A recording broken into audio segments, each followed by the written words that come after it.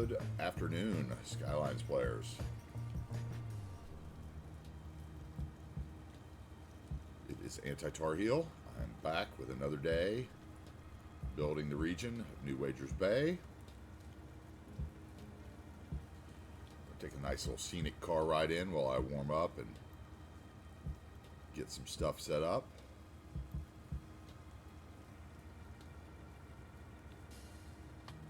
Hey bro, what's up? In the grocery store. Well, some news since last night. We got some stuff set up. We got the Discord set up.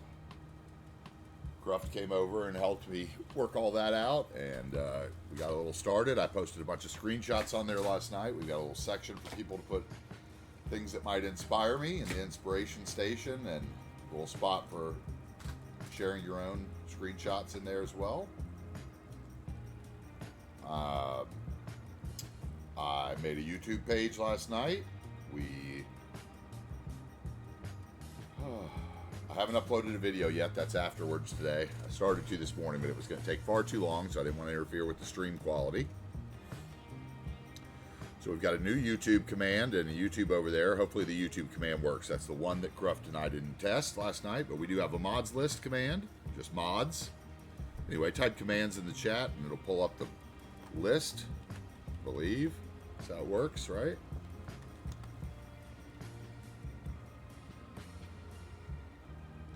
There we go. That'll give you the links you need.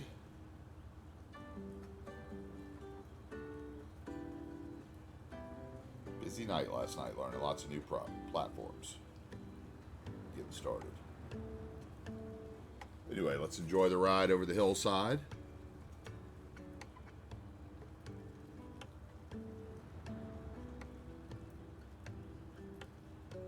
We're going up the back way here, past the lake, over the highway viaduct, through past the back entrance to the National Forest. We should go across the bridge that we're hoping to get open today.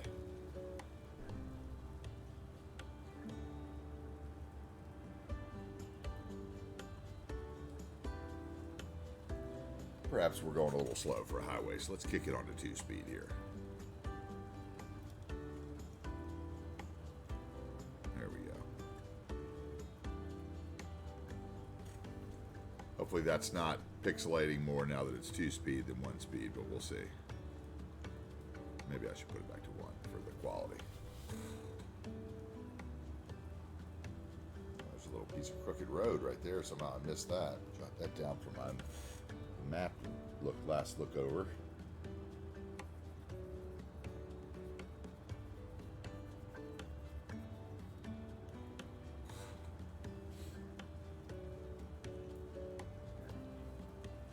Important to always take these trips on every road if you can and see what it actually looks like at the ground level. Don't just play the game up high. Hey man, great. Nice to see you back. It's Zarin Naraz, right? That's how I pronounce that? Naraz. Cool, man. I'm glad you're doing that. That's what we're here for, right, man? So also, feel free while you're playing your own game, if you have questions about one of the mods I'm using, which you can pull up with the mods command.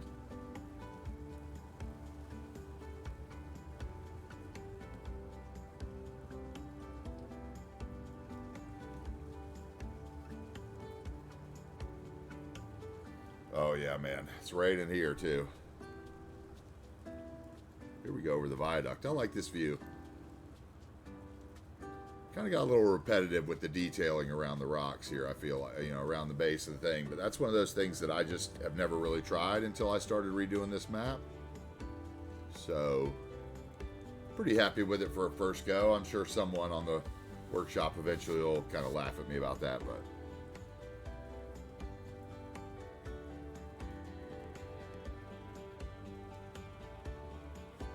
mix of trees really works through here. The shore pines, the western red cedars, filler pines, the pine forest collection, mostly all by gray flame. These are pretty much all gray flame trees, I think, through here. There might be a few of Mr. Mason's Norway spruce mixed in. Yeah, there's a couple I see. I think there's 3 different sizes of that one. Ooh, a Midwest build. Lots of flat land, huh? Grids and flat land. That's awesome. Feel free to show some pictures of it in the new Discord that we have. Under the inspiration station, there's a spot for what I call our build, which is screenshots of my build that you guys are free to comment on. And there's another channel that has us, right below it, where you guys are free to post your own stuff. I'd love to see what you're doing, especially if it's anything inspired by what we've done here in the city. Love to see that. Maybe that, guy that I pushed over the edge for the Bob mod. Show me a before and after of how it changed something good. Oh, you're good, man. I just did the Discord last night, so, and the YouTube, so we have nothing really on there yet except for I've got some screenshots of the build. I'm going to post the VODs from Twitch onto YouTube probably first because I know that those are DMCA free. Because anything that I streamed on Twitch, obviously I had my Epidemic Sound going, which I'm free to post on YouTube, and so we're going to put those up first. My concern is that the first 5 days of the build, when I was recording for YouTube, my thought was YouTube, so there may be other streamers on in the background, or other music, or TV shows, so I may just have to post those without sound. But eventually you guys will be able to see how the city started, the stuff that maybe, the guys that tuned in those first days didn't ever get to see. Pretty much the downtown of Bridgeland, the university, the medium high density in the shopping area, and a few of the, under the bridge over there, a few of the neighborhoods. So I think that could be interesting. Yes, I am near 50. I'll be 50 this December, so... I know exactly what you mean. Croft, luckily, is, he said he was into the computer stuff. That's what he does, I guess. So he took some time and really walked me through setting up the Discord last night and the privileges and this, that, and the other, and how to get the link for the Discord onto my Twitch page and how to do the schedule on the Twitch page, and he did a schedule for me there in Discord. I believe he got that finished. I'm not sure. He said he was still looking at some layouts, but we're going to get it all organized. I think it's going to be good. Oh, you're great, man. Like I said, no rush. We're going to be here all day. We don't have any members yet. There's really nothing there, but I'd love to see pictures of what you guys do and, what you're building in your City Skylines adventure.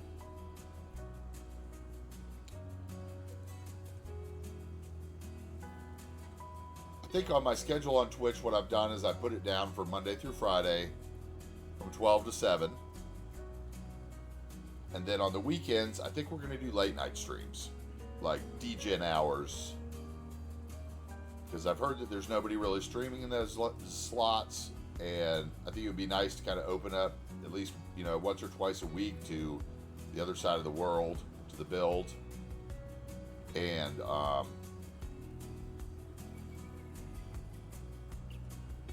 plus I think DGen might actually be easier for me to manage with my personal life, than kind of rearranging lunch and dinner. So, we're going to see what goes on in this wonderful City Skylines streaming world. Probably not this weekend, because I think this weekend, after 14 straight days of, or I guess at that point it'd be 12 straight days of 7-hour streams, my voice will need a break by then. I surprisingly think I'm holding up pretty well at this point. So, man, I love this Epic Lurker cantilever bridge. He's got a single cantilever. I'm waiting for somebody to make another double cantilever that looks like this.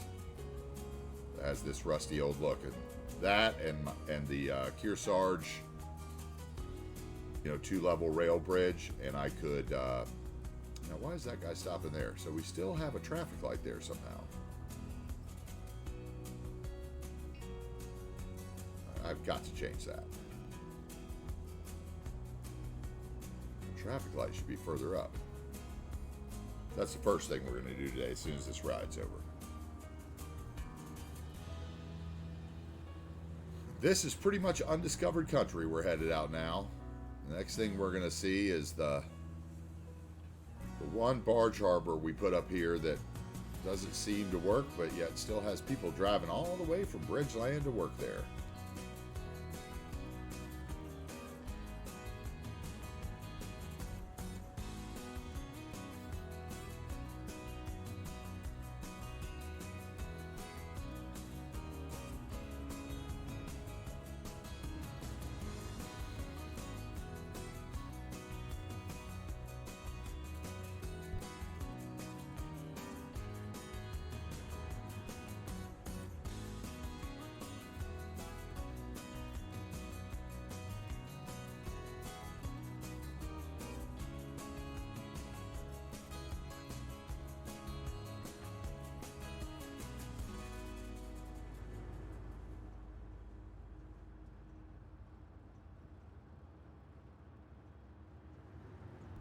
Right up here is where I think our prison or our power complex will be. Somewhere right about there. I think that'd be a good spot for a prison.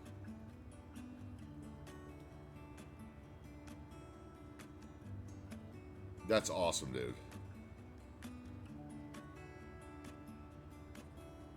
Dude, man, you're the best. And of course, if anyone's interested in helping mod the Twitch chat or anything like that, some of you early guys, I want to make sure that if you want to be involved, we get you involved. I have no idea how that kind of stuff really works and how taxing it is on a person, so, whatever. But we're going to do some stuff. I told Croft last night that, I think I'm going to give this at least till the end of the year. Good morning, Stretchy Beard. Good afternoon. We are just finishing up our car ride across the map here to start the day. About to come up on what I believe is our last. He should get up on the real highway here soon. Yep, there's our cargo harbor off in the distance. The barge harbor that doesn't seem to work yet. We're going to get that working today. We're going to build some houses. Stretchy Beer, we got all the commands up and running, so we got a YouTube page up, although there's nothing on it yet. Feel free to go over there and give it a follow, and when we start posting the old VODs later, you'll get notified. We got the Croft helped me get the Discord up and running last night, as we were just talking about. There's I put a bunch of screenshots up there last night of the build. Some of the earlier ones that nobody ever saw are on there as well. There's a space for you to show me stuff of your builds if you're into it. If you want to share, or if there's somewhere that you've been to in the Pacific Northwest that you think would be a good feature area for the map that we could do something like. We got a little spot for that. What else?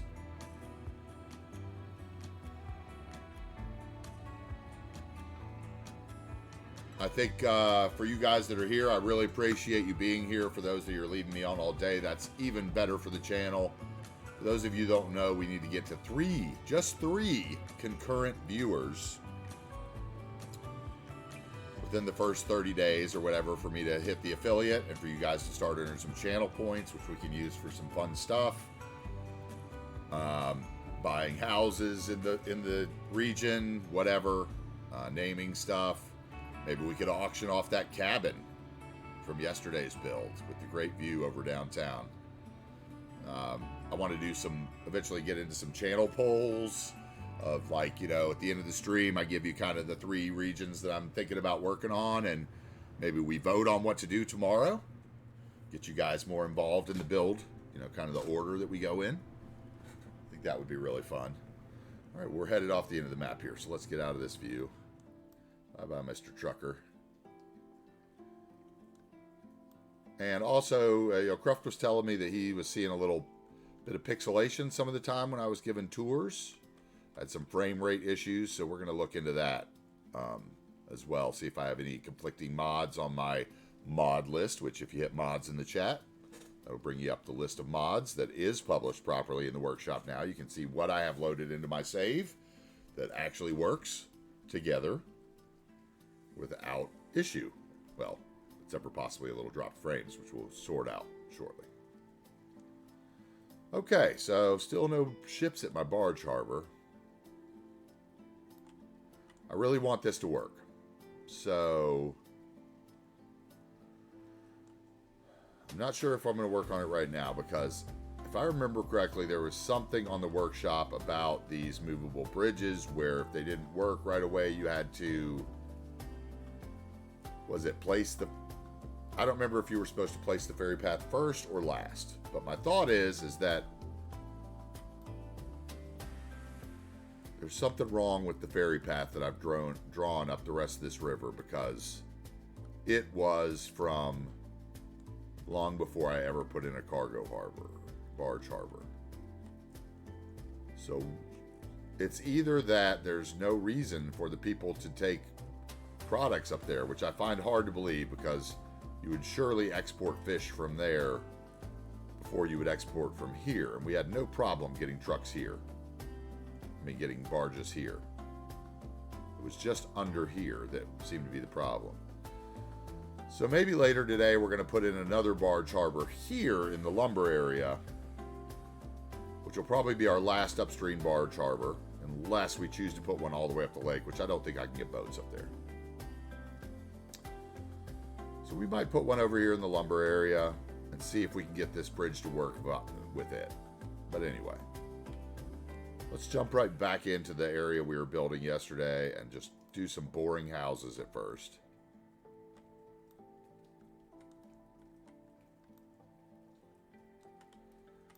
And start off the stream by getting a little population in this area. Okay, so I still haven't decided exactly what's going up here. We're definitely going to need a park and a little school somewhere over here, whether it be across the bridge. What do we think about the police and fire services being across the bridge in Lewis Crossing? Clarke being more of a commuter bedroom community.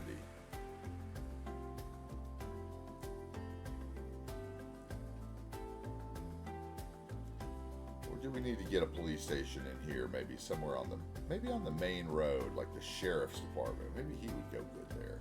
We can have some sheriff's vehicles out here in the country.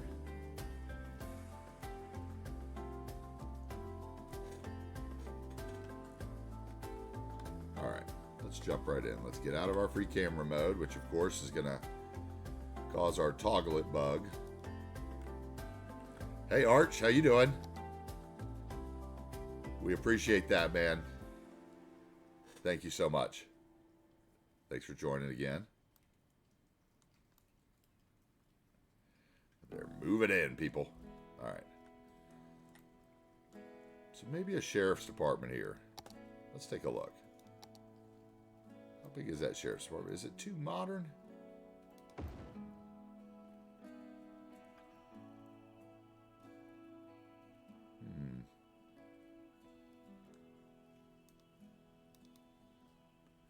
It's a really nice sheriff's asset by Combat Medic.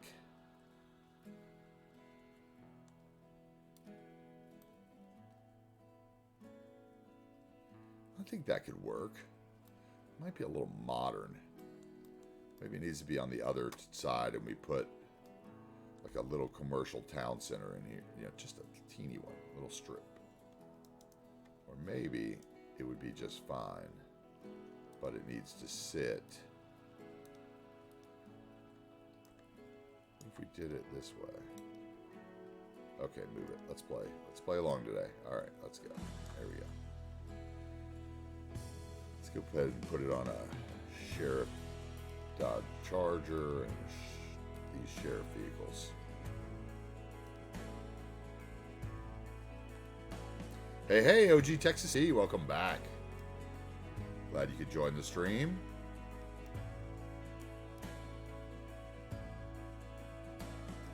We do something like that, where he shows from the highway. Well, he's not really going to show from the highway there, is he?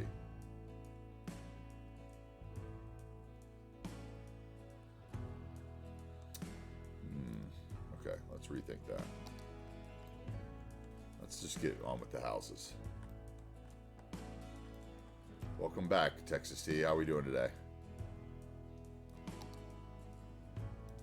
We're going to come into our Rico 2 mod. We're going to select our low density houses. I believe we found the keyword being college.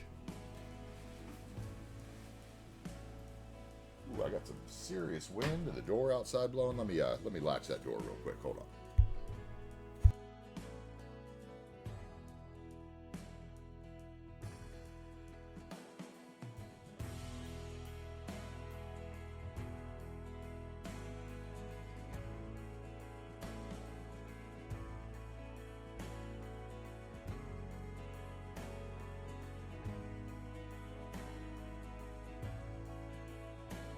Okay, hopefully we won't have that issue again.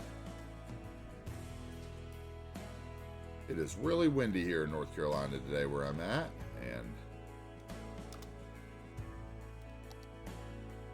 we are feeling it. Windy and rainy. It reminds me of a nice Portland day, actually, when I woke up. I almost turned the rain on for the stream today because it was so rainy and gray out, and I was like, man, this is exactly what I'm trying to recreate outside. It's the same one I just put down, wasn't it? Nice job, Auntie. There we go. That's the one with the bushes. That's what I wanted.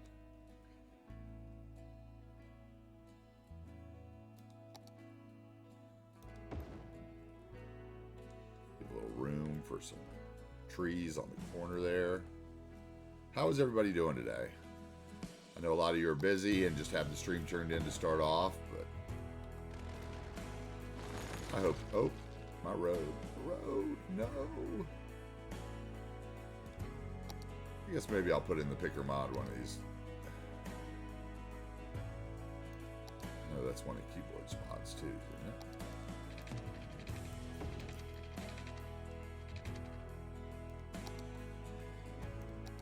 I used to have it. I used to have the picker mod, and there was some reason it kind of made my game jump or something at the time when I would select it. It might have been just my laptop not being strong enough, but at the time it scared me when the computer would freeze a little bit. We've all been there, right? When we hit the parks button or the landscaping tab, your computer kind of doesn't respond right away, and you think to yourself, is this the one? Is this the crash? When's the last time I saved? It's really what we're all thinking half the time we play this game.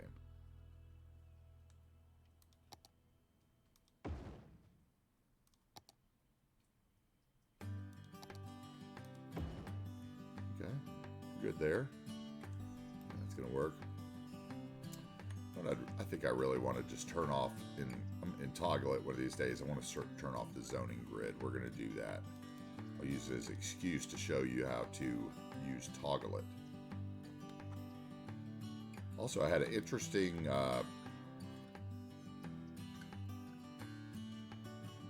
going to say it wrong again. It's Caves Gaming, right? I had an interesting chat with Caves Gaming last night on his stream, where he was talking about that instead of using Bob, he had already hid all the billboards with his loading screen mod. And that is one of the things, the skip file for the loading screen mod is one of the things that I have never had the guts to tackle. And I'm willing to bet there's a bunch of the rest of you out there that feel the same way. So I am thinking it's going to be a great opportunity for us to maybe all learn that one together.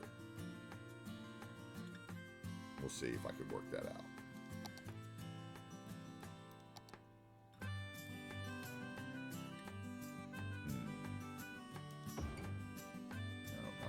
Not with the big tree. That's not going to work for what I want.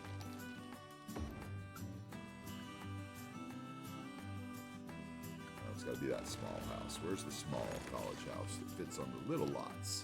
I want the one with the tree already in it. There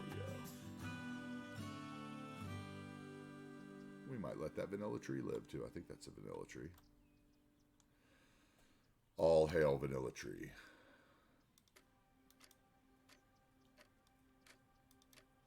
Yeah, anyway, those of you that haven't seen Cape's Gaming's build over there, I guess, you know, he's, I'm going to guess Australian or New Zealand, somewhere over in that time zone from the accent, obviously.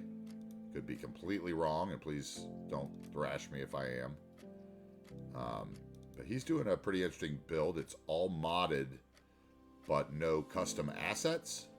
So he's using all vanilla assets, which the roads are obviously going to be the challenge, I think, for him, from what he's used to. But I kind of giggled and said, I guess you're going to use lots of Bob then if you're going to use vanilla assets, because I was thinking about all the little octopuses and everything that I would have to hide if we did that. But I thought that's pretty interesting. So those of you that haven't been over to his channel, go give him a follow. And if you're up late night in the DGen time zone, he'd be a place you could hang out a little bit, which is what we're all kind of looking for. Move that house back a bit. I think today is going to be a fun-filled day. We're going to build a little residential. We're going to build a little industrial. We might play with a little barges harbor. If I can get all that I have planned in that area done, we'll get back up to the top of Mount Cooper, maybe get in those bike trails or the guardrails around the road, probably one or the other, as both might be a little too much nature reserve for me after yesterday's, 8 hours of windy trails and log cabins. But man, I was very happy with the end result, and I hope you were too. I got to get some screenshots of that up on the Discord, because those were some I didn't really take up close. Like I said, feel free to hit commands in the chat, or, you know, exclamation point commands in the chat, and it'll show the commands that we do have in set up in the Nightbot. And if somebody wants to, you know, let me know if my link to YouTube actually works, to the YouTube channel, that would be really cool, because that's the one thing that, like I said, I did this morning and didn't have the chance to test out with Croft last night. So, like I said, no videos on there yet. I'll be, as soon as I get off stream tonight, I will upload the first video onto the channel, which will probably be the first stream, because as I've already discussed once, I think I'm going to have to do either voiceover on the first builds that were not on stream, or just put them up with no sound at all, play a second audio track over them or something, which could be kind of boring, but at least you guys would get to see it, the stuff that I never showed anybody.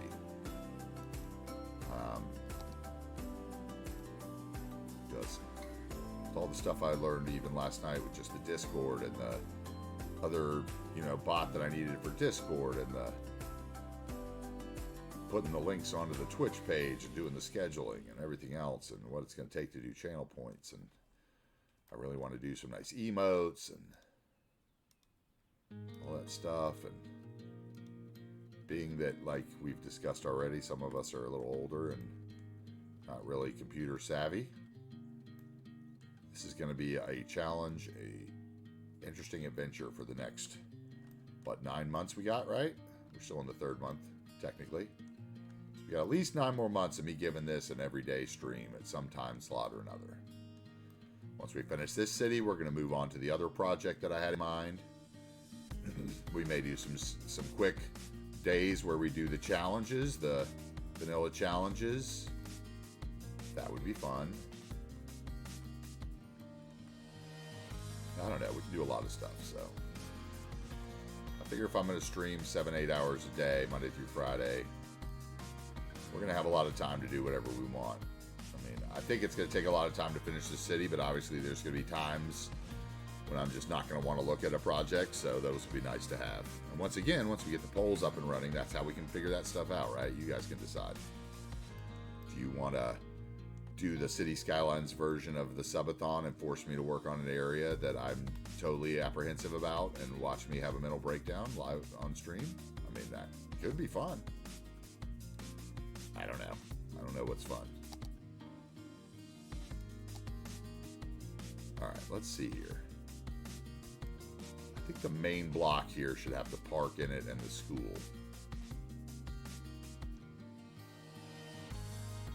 Okay, so let's go to parks and watch the computer, like, stop. I don't want to touch the parks. Thank you. Just touch them. All right, we don't want the big playground. That's way too big. We're going to go with the... I don't even know if we're going to go with that one, honestly. You know what I like to do here is... Okay, so little tip, if you look at your parks, this one is cost $1,250 and upkeep 24 a week, and the entertainment is $100. I believe if I come down here to this one, the climbing frame, which is a prettier park in my opinion, it costs more. The entertainment is 1.5 times. The upkeep is the same. So that's the one we're going to put in. Because you can put it on a road. You don't need park area as long as you have a road for those park assets. So you put the cafe everywhere in your city. Okay, I want him, we're going to put him on the top, I think, where the traffic is not coming in so the kiddies don't get run over. And that is going to take a little terrain network most likely, or something else. Maybe the buildings next to it will pull it up for me. Let's see if we can get it to the height, if that'll actually work. I believe those parks are more terrain conforming on the edges. Or, yeah, okay, we're good. Okay, now let's get a school. Like I said, I have fallen in love with this Jorge Puerta school asset. It might be a little modern for this zone. Let's look. I also have this nice older school. But I was thinking that for more of a town center in one of the smaller areas. Or maybe we just do a park here and I put the school and a little town center right there. Or that could be the school and town center over here.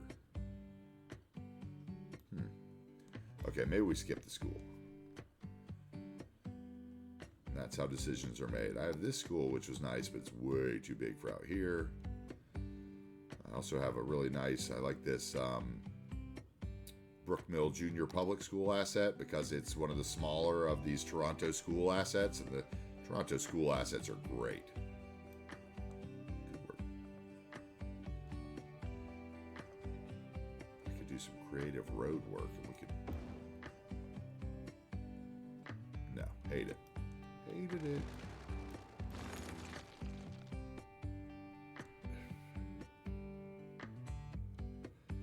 So for those of you guys that don't know about me, let's see. I am, like I said, I'm near 50.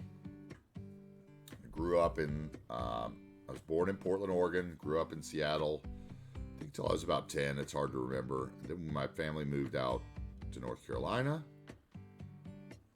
In my early 20s, I went back to Portland for culinary school, and I worked for McMenamins Pubs and Breweries up and down the West Coast, the I-5 corridor, for the next, I don't know, it's probably 5 or 6 years, before having to come back out to the East Coast for a while and take care of some family issues. And I used to run bars and fine dining restaurants, so that's kind of why I think the degen hours wouldn't bother me that much, being up super late. I could probably pull it off. What would that even look like? I don't know. Maybe that is what I want here. Maybe I'm just going to abuse this school some more. I love to skateboard. Been doing it since I was a kid. Obviously, anyone my age probably did. The Rise of the Bones Brigade and all. Do this. I am a certified executive chef from my time in culinary school in Portland, which is how I got involved with McMenamins. I did a lot of their menu expansion when they were trying to get away from just the burgers and fries and start doing a little fresh seafood and stuff. I lived in Corvallis, Oregon, Lincoln City, Centralia, Washington, Chehalis, Washington, Seattle, Portland, Aberdeen, Washington, Astoria, Oregon, little time in Eugene, all up and down there. I've lived a lot of places in the United States. I've lived in St. Thomas, St. John for a little while. And that's the one beautiful thing about the restaurant business is you can pretty much go anywhere and work anywhere. But of course, the awful thing about it is that you don't have time for family and stuff. So that's why I have the time now to spend with you guys. Work until 4 a.m. in the morning isn't really, 6 days a week isn't really conducive to what most people would call a real life. So a few years ago when the pandemic started, I decided that, it wasn't really worth it. And I wasn't going to, expose myself to a bunch of minimum wage, co-workers every day in the environment we were kind of in. And also wanted to take care of my aging mother. So I moved back up from Charlotte, which is where I had been, which was, kind of it and Raleigh are the most decent places you can kind of get in North Carolina as far as, I guess, things to do. And Greensboro's nice too. I guess I shouldn't badmouth Greensboro, but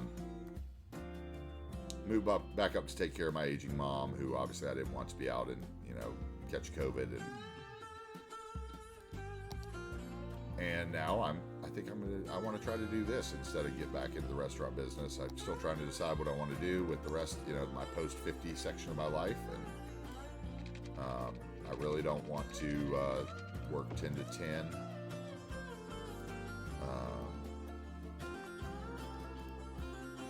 6 days a week anymore. Maybe I'll, I have a nice size vintage skateboard collection from the early 90s, which is what I used to be on Instagram for. Although I've kind of hibernated that page. I've been thinking about maybe selling off that collection, maybe opening up my own little lunch and dinner spot, or breakfast and lunch spot, so I didn't have to work nights anymore or whatever. But honestly, I don't know. I'd rather whatever. I'd rather do this, or maybe do some cooking streams would be fun. That kind of stuff. You can do all kinds of stuff. I'd probably rather open my own landscaping company, honestly, than go back to the restaurant business. And that's just no shot against, whatever. But, and it's one of those lives. Luckily, I have never been one that drank a lot. And I think that's kind of why I survived in the restaurant business so long. Because I think a lot of people, when you're young, you fall into that, going out and partying after work till, you're working till 2, and then it can be it's a lifestyle choice. Let's just put it that way. So, it's not for everyone. I managed to get through it with most of my sanity intact, but here we are playing video games at near 50. So, I guess that's all relative, right? Anyway, I'm sure some of you have also, over these last couple of years, had some trying times in your life and had to make some changes to the way, you're operating. And I think I really want to move this road down a little.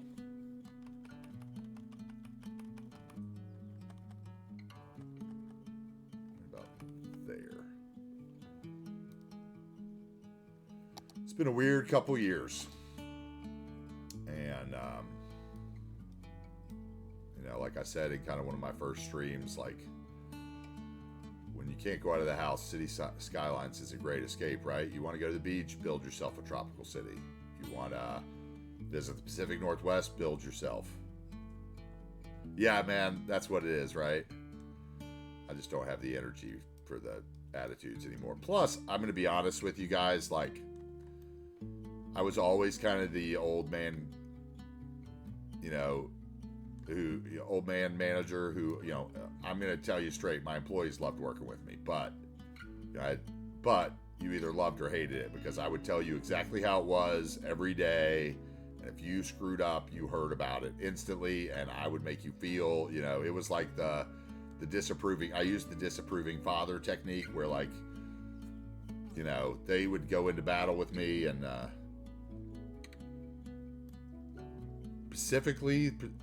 originally Pacific Northwest, but like I said, I spent 10 years Pacific Northwest, then 10 years in North Carolina, then another 10 years Pacific Northwest, and then I've kind of been back in North Carolina since then, and, you know, all over since then, I guess you could say. Originally Pacific Northwest, born in Portland at Providence Hospital. You know, most of my formative memories are from either I think it was Northwest 17th Street or Avenue in Seattle, rather, and a house we had on Browns Point Boulevard. I know we had another house in Seattle, but I was too young to remember it. And I don't mind getting a little personal. I'm not whatever. You know, I'm an open book. Anyway, my employees loved me, but I, was a little harsh, and in these days, I don't know that I would necessarily get away with a lot of things I said without some serious backlash, you know. I mean, one of my most famous days was baiting one of my cooks who I wanted, the owner to fire, to punch me in the face because he was such a bad cook, and it worked.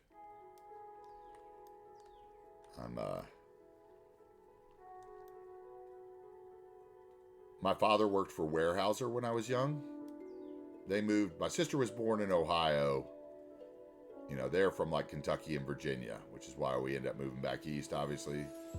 My sister was born in Ohio before me, and then we moved to Portland right before I was born. My dad we didn't really spend that much time in Portland then, because my dad got a job with Weyerhaeuser in their advertising and they wanted him in, Seattle. So then we moved up farther north. Like I said, that's what I remember. Probably one of my last memories as a kid of the Pacific Northwest was Mount St. Helens erupting, because we were living in Browns Point Boulevard that time, and I remember you could see the ash plume all across the Puget Sound down onto the, our house was up on the hill overlooking all the shipping docks down in the harbor, and you could see the fireworks. And I have a picture as a kid. That's probably why I remember this, of some fireworks in the harbor, and I remember that Mount St. Helens ash plume coming up over the skyline, and just thinking it was the end of the world as a kid. We moved to the East Coast shortly thereafter, if I remember correctly. And I remember there was a theater in Tacoma somewhere that my mom, now this just shows how much times have changed, right, for those of you that have kids. My mom used to drop me off at this theater in Tacoma, and I would just sit there and watch, it would have been, I think it was either the first or the second Star Wars. I think it was the first. And I must have been like 8 years old. She would just drop me at the theater alone, and I'd get a large popcorn and sit there and watch it like 4 times, while she did what she did all day, which was pretty hilarious. Thinking about it now, you would never do that, with an 8-year-old. And I remember, I think the last time she did that with me was I got bored of the Star Wars movie, and I stuck into Stripes in the theater next door. And she came back and couldn't find me, and I was in the Stripes theater. We moved a lot too, man. I mean, we moved because, like I said, in that, I think 8 years or, 9 years in Seattle, I think we had 4 houses maybe. We moved around a lot too when we were younger. My parents used to love to renovate houses and sell them. Our first house in North Carolina, was one of those they bought for nothing on a big hunk of property and redid it and sold it for, 10 times as much 10 years later, kind of thing. But they wanted to move to the East Coast, when I was getting older, because I think they were a little worried about some of me growing up in the Seattle area. We notoriously, I remember when I lived on what I think was 17th Avenue, we had a little Irish, neighborhood gang that ran around, and one of our first days in the neighborhood, they picked me up off my green machine and, beat me up a little bit, and right in front of my parents, and told me, now he's one of us or whatever, and it was pretty funny. I remember I used to get chased from one of the schools as a kid. used to get chased from one of the schools, and they would like beat up the kids chasing me as soon as I hit the neighborhood. It was pretty funny. I think they were a little concerned about that, and they wanted to start their own advertising agency, so we moved to North Carolina, where property was cheap, and you know, at the time it was a very growing area.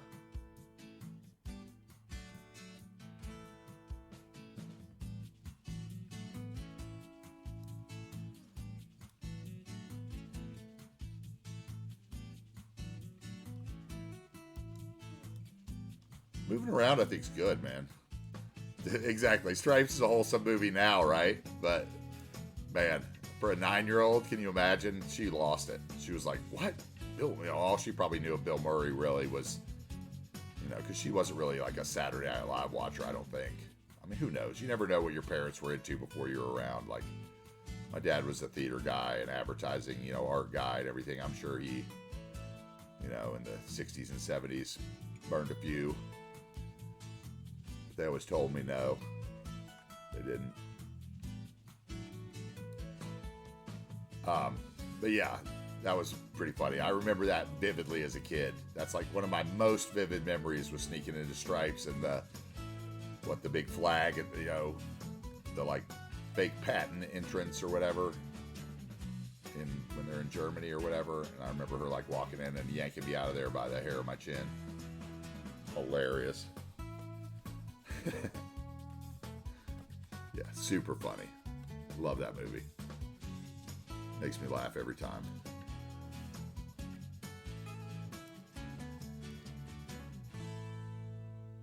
You know, I love movies and music. I'm a big, you know, I don't know. You guys can kind of tell by the music I've chosen, I guess, that, you know, I'm a kid of, you know, like I said, I was born in the 70s, grew up in the 80s, so I'm a big 80s, like I like 80s punk music, 80s progressive music. Smiths, New Order, you know, I did my 9th grade term paper on REM when I was here in, you know, the South, as they were just bulging up,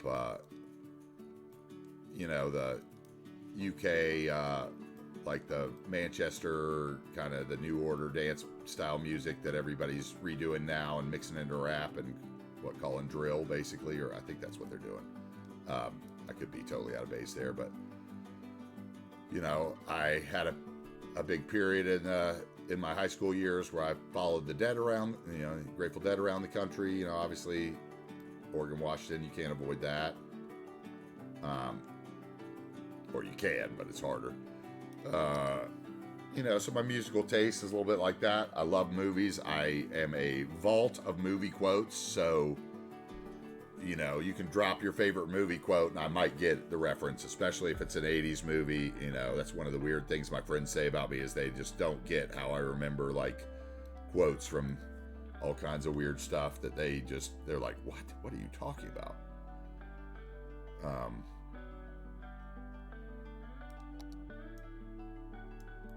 You know, like I was never, I guess, you know, I was skating when everybody was doing the anime thing. So I wasn't like, my version of anime was probably Star Blazers, if anybody remembers that. The old, you know, MTV animated kind of anime series they did with the, you know, battleship that floated around I think it was a battleship that floated around in space, if I remember correctly.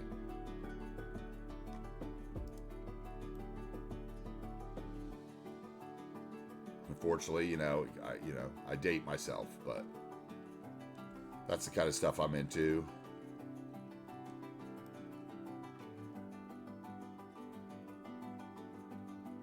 I think that looks just pretty good, right? We got fire station, police station, school. That is the fire station, right? Or was it the clinic I put in? Okay, yes, it is the fire station. See, those assets right there, like, they're the size that somebody needs to do a whole series of schools and police station in. For any of you content creators looking to do like something, because that just, you know, like the other schools, a lot of them are just too big to do small towns with. It's like a kind of a hole in the asset structure in the game, you know.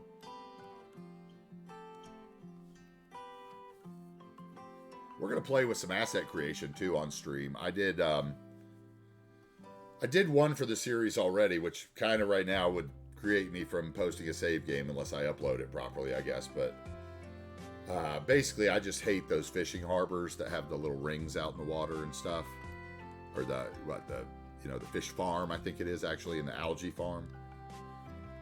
So we took the one off the fish farm, and somehow between doing that and an hour later when I tried to do the algae farm, I forgot how to do it. So we're gonna do that together on stream one of these days so that I can place a few of those algae farms around, because I really like to have the harbors looking full and active.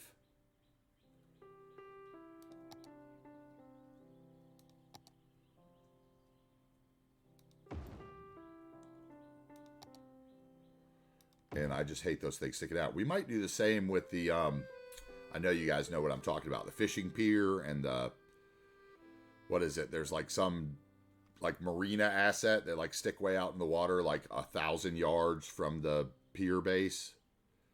I think I can do the same thing with that, where we just scoot that thing towards the, I don't know.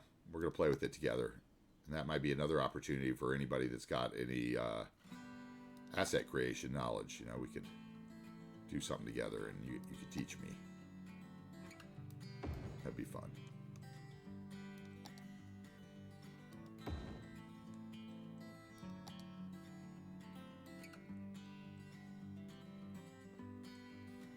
Dude, like, if you looked at my playlist in my car on my iPod, it's like New Order and the Smiths, and those guys are probably, New Order being my favorite, obviously, but, even as far back as like General Republic and, Mirror in the Bathroom is probably one of my most favorite, big tracks, and, all that stuff. I wasn't as much into like, Imagine Dragons and, the Factory place or whatever that the guy that used to run Joy Division bought. Some of the later stuff. By then I was living in the Pacific Northwest and obviously more into local stuff like that, and a little later.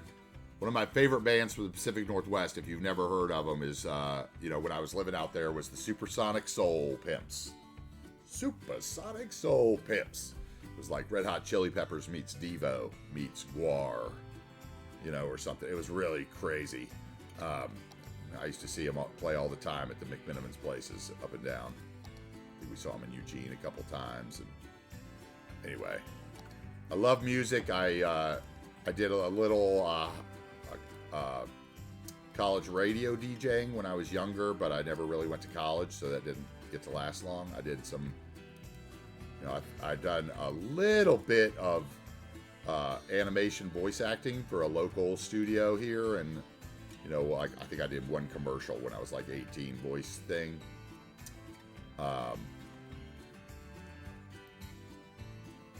We used to have a little indie progressive band that, when I was at boarding school here in my later years, when I got in trouble and got sent to boarding school, we had a little band that traveled up and down the East Coast playing the girls' like the girls' boarding school circuit, which was a lot of fun. And we used to play all that kind of stuff.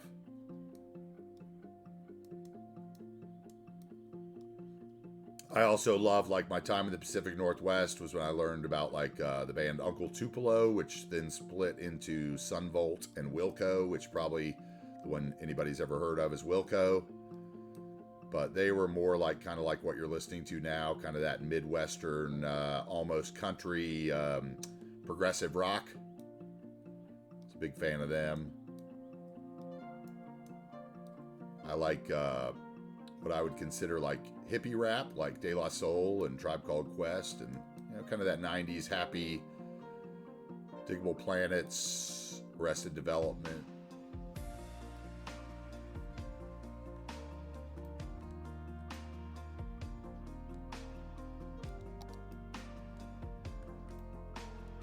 Anyway, I have a very diverse movie and musical palette, pretty much movie-wise, I like everything.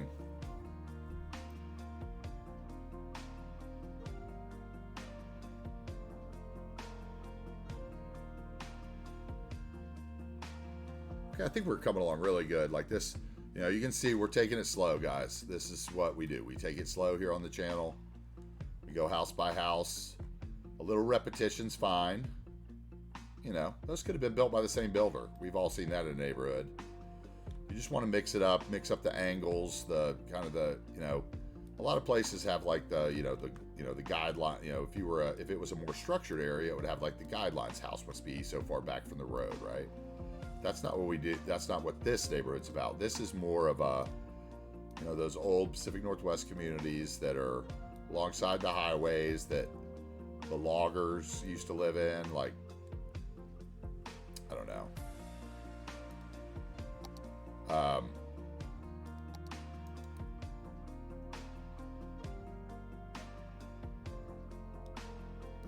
Once again, we're going to make it flat from the bottom and then work out the problem. What is the problem here?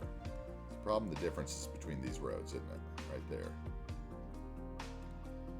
Okay, so you need to come down a little bit.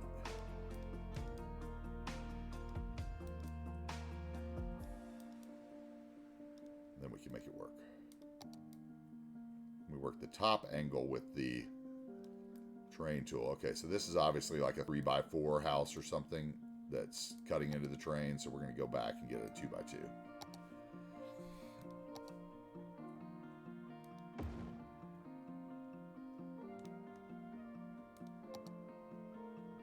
For those of you, if there's anybody in here that did grow up skateboarding like me, I used to the town here in North Carolina that I went to high school and really started skateboarding and everything. I remember buying my first skateboard in Charleston at Kevlin's on Folly Beach, and kind of here in town, we had our little crew, and we had one guy that ended up going pro, kind of, that was a little younger than us, and that's the skateboard brand that I collected, which was called New Deal Skateboards, for any of those guys that remember that. And any of you guys that are in the LA area that remember that and went to the opening, that's kind of where I met Chicken Knuckles at, and I met him once there, although he wouldn't remember it because he met 1,000 people there. I flew my collection out and had all my boards and art on the wall. I had the largest collection of those skateboards. I've recently started selling them off as they've been reissuing them. Which is what I bought my nice computer with, was, I sold one of the boards, and we may do the same and buy a second streaming computer if the community really picks up.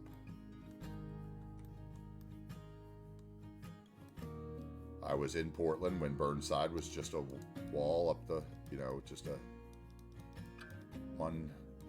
wall with a little bit of cement on it. Remember that? I think that's when I was working at Raleigh Hills Pub.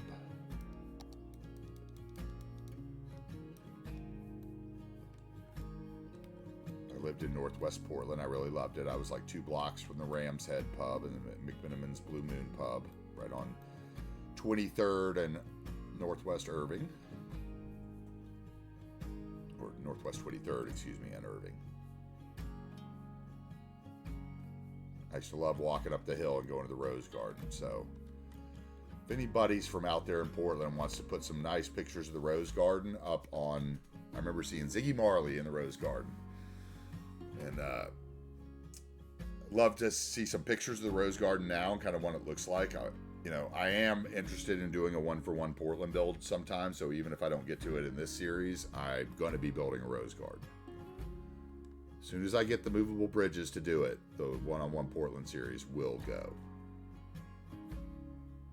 Because that would be like building a diorama of my, 20s.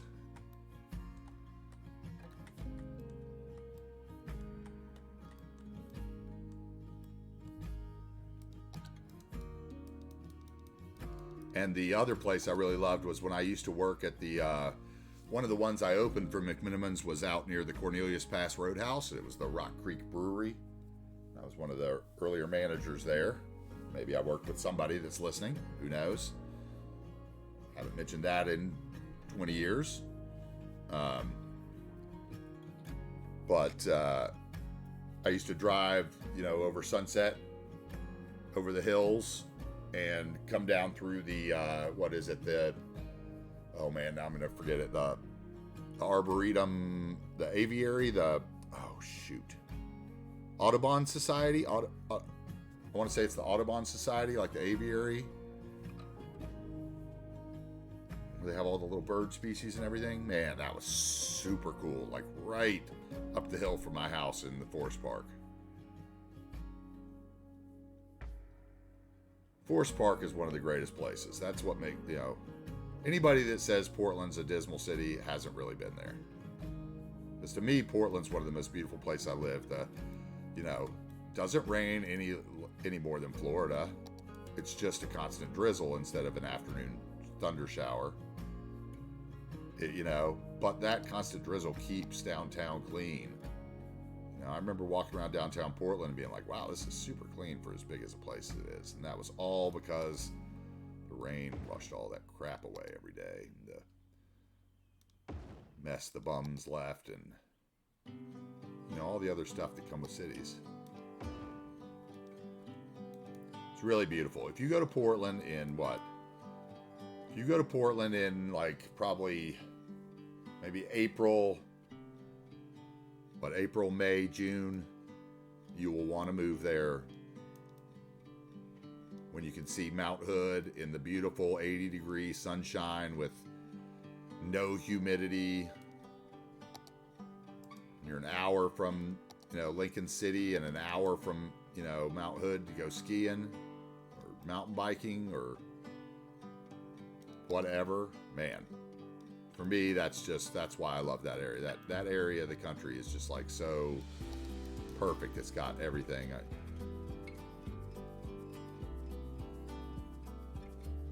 Crystal Ballroom, yeah. I opened the Crystal Ballroom. I was there. That's one of the places I saw Supersonic Soul Pimps. I was there for the first show at the Crystal Ballroom when the employees only could get in. That was when I was working in Centralia and opened the Olympic Club in Centralia. Crystal Ballroom is great, man. McMenamins knows what they're doing. They really, it didn't hurt that the guy's dad who owns it is a lawyer and was the one who passed the microbrewery laws in Oregon to where you could supply one other microbrewery besides, where you brewed it without using a distributor. So they were ahead that's why they were the first, microbrewery in Portland. They were ahead of it, and that's why they have them everywhere. When I was there was 40 in Portland, and that was the 90s. So I'm sure there's even, probably 80 by now. Have you ever been to the Edgefield? You should make a trip to the Edgefield. The Edgefield is out in I can't remember exactly which suburb, but it's the old Poor Farm, Multnomah County Poor Farm. And McMenamins bought it and turned it into like a brewery with like an English style, golf course, and they have one of their movie theater places out there, and they have a winery and brewery and their wine tasting room, and you can take brewery tours, and they turned it into like a hostel type bed and breakfast, and you can rent a room. It was really cheap there, and spend like the weekend. Yeah, exactly. That's how they do it, and they were ahead of the curve. They were really cool. They were a really cool place to work for. Really great, to their employees. We, had like a week-long employee party every summer, where like it was week-long, so that people from every pub in the chain could come different days. Like half the pub would work one day when one band was playing, and half the pub would work another day, so that you could get up to the. We did it up near the Multnomah Falls, if I remember correctly. Man, it was such a good time. Some of the best times of my life out there. And my girlfriend at the time worked for Coffee People. So I don't drink Starbucks.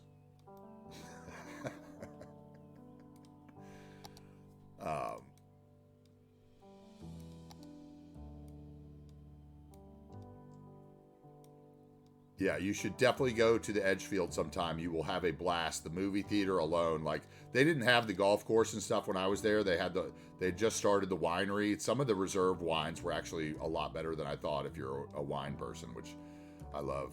Being a chef, that was a big thing for me. But yeah, I basically went from, I went out there to go to culinary school at Western Culinary Institute in Portland, which is now, I think, Bon Appetit or something. Somebody bought it, like Cordon Bleu or somebody. And I worked, when I first got out there, I had to work at this place called Sammy's in Northwest Portland, and I twisted pretzel rolls all day because nobody would give a kid in North Carolina. That's one thing I learned about Oregon is until you have a job in Oregon, people don't want to hire you for a job in Oregon. So just take a job. So I got a job at Sammy's twisting pretzel rolls like in the middle of the night, and then I went to culinary school all day, and then I got a job for the Oregonian delivering newspapers, if anyone remembers newspapers. And I would do the newspaper route from like 3 a.m. till 7 a.m. in like rural Portland, and then I would go to drink a bunch of coffee, go to culinary school, drink a bunch of vodka cranberries at lunch so I could take a nap when I got home at 2:30 or whatever, and then I would get up for my night job and go twist bread, pretzel rolls, which was like the most monotonous thing ever. But I still loved Portland, man. Should definitely go to Edgefield, dude. Definitely go, though. Seriously. I did, if you like beer and you have friends, and now that there's Uber, it's a lot easier to do, but we used to do the pub crawl, the McMenamins pub crawl, where you'd go to Portland and try to see how many you could have a small beer at, the small 8-ounce beer at. And one time we did a weekend pub crawl where we went all the way up to Seattle and, down to Eugene, and tried to hit every McMenamins that there was at the time and have a small beer in everyone. That was pretty funny. I miss McMenamins beer. The one I really missed, which they just started distributing out here, is Deschutes Black Butte Porter. And just recently they started distributing it here in North Carolina. I don't know why. Maybe they finally sold out like Widmer. Yeah, Mid Ale Trail, yeah, exactly.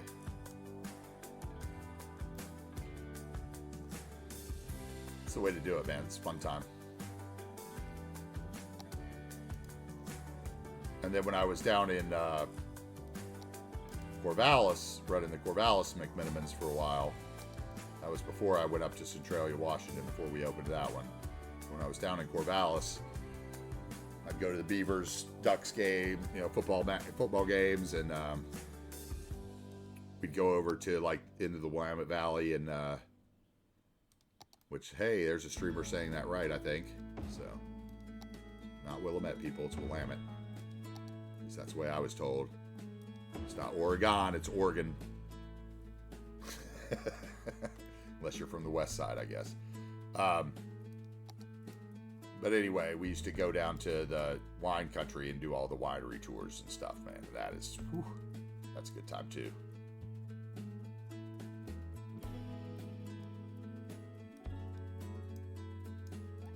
Like I said, I had a friend that worked was going to school at Oregon State for fishery and wildlife, and we used to go down to Tillamook and Goose Bay and Lincoln City and stuff all the time for the weekend, and all the different salmon fisheries.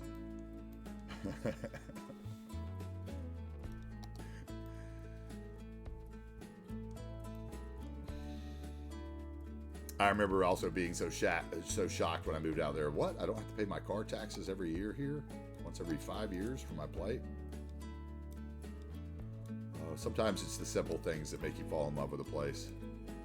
But for me, Oregon was definitely for me, moving back to Oregon in my 20s was more about learning where I was born, because having not lived there so long, and most of my memories being from Seattle, it was hard to say I was born in Oregon, And so it was more about an opportunity. That's one of the reasons why I chose culinary school there over going to Vermont or something, which I could have done, or upstate New York.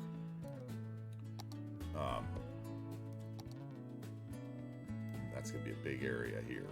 Might need another road. But I wanted to kind of see where I was from. And it was so great for me. I really enjoyed it. It was I could totally see, after moving back from Oregon in particular, is when I understood why my parents kind of chose where they did in North Carolina to move from when we moved from Seattle. Because the section of North Carolina that they chose has a lot of parks and greenery very similar to Washington and Oregon. Yeah, I think that'll work right here. And maybe we'll put a cul-de-sac right here. Let's do that.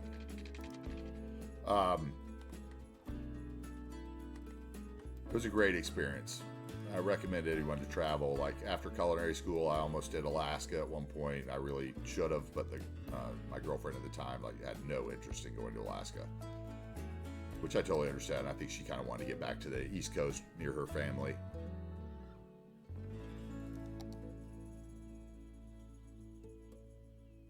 Oh, dude.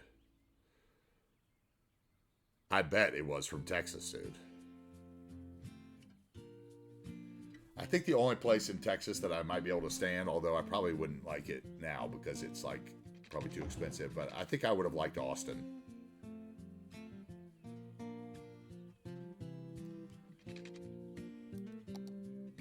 All right, so we're going to make another one of our little cul-de-sacs here. This is my trick if you haven't seen it before. With the 2-lane grass with median, I have, this is the one with no parking by Urbanist. I have taken the streetlights off this asset with Bob, and I'm just going to draw out the smallest section I can, and then I'm going to come in with move it, and we're just going to move this. We're going to hold down control so that we can fine-tune with move it. We're going to drag the mouse to the side until, as you can see, the little island turns into a circle. So that's the end of our cul-de-sac.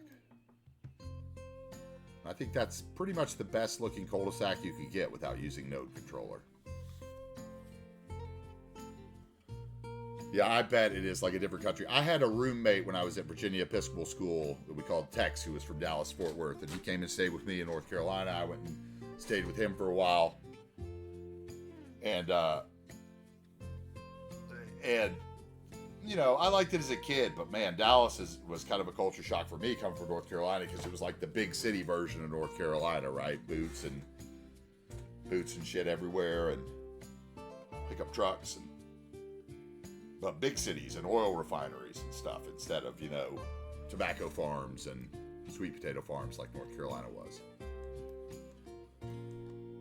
But yeah, moving around I think is great for people. You know, I moved around a lot as a kid, and I think that really helped me, you know, switching schools and stuff really helped me socialize a lot and kind of not become a wallflower. You know, it was kind of the adventure, right? Like, of course it wears thin, but it's also kind of cool sometimes to be the new kid, you know, that nobody knows. And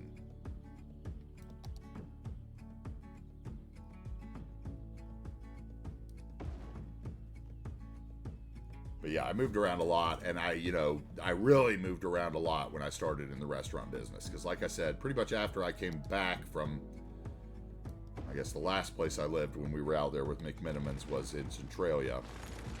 And my mom had some issues, and you know, my sister called me and told me that I needed to come back, and so we came back. And my girlfriend at the time, you know, decided to go to school here back in North Carolina, and I got a job at that time. I was having a hard time finding a decent chef job here in the area, and that was when Fox and Hound, or some of you may know them as Bailey's Pub and Grill, came to the town that I was here in North Carolina in, and I got a job as like a kitchen manager with them just because I couldn't find a good fine dining job here, and I wanted to be able to pay the bills, potentially like buy a house and stuff later. So I took a job with them thinking, you know, well, I'll see how that turns out. That tree, maybe. You're too big. So I worked for Fox and Hound for a while, and, you know, besides my experience in the Pacific Northwest, moving around for McMinimans, opening up pubs and kind of being the guy that would go to the places that nobody really wanted to go to just because I wanted to advance in the company. You know, I did that again with Fox and Hound, where I became kind of the hatchet man that flew around and fired fired employees. I used to run the Fox and Hound in Chapel Hill. The Sports Authority called us the only neutral ground on 15501 at the time when I ran it. As a Duke fan running a sports bar in Chapel Hill. That was the Bailey's Pub and Grill, I guess, because there was some other place called Fox and Hound in Cary. So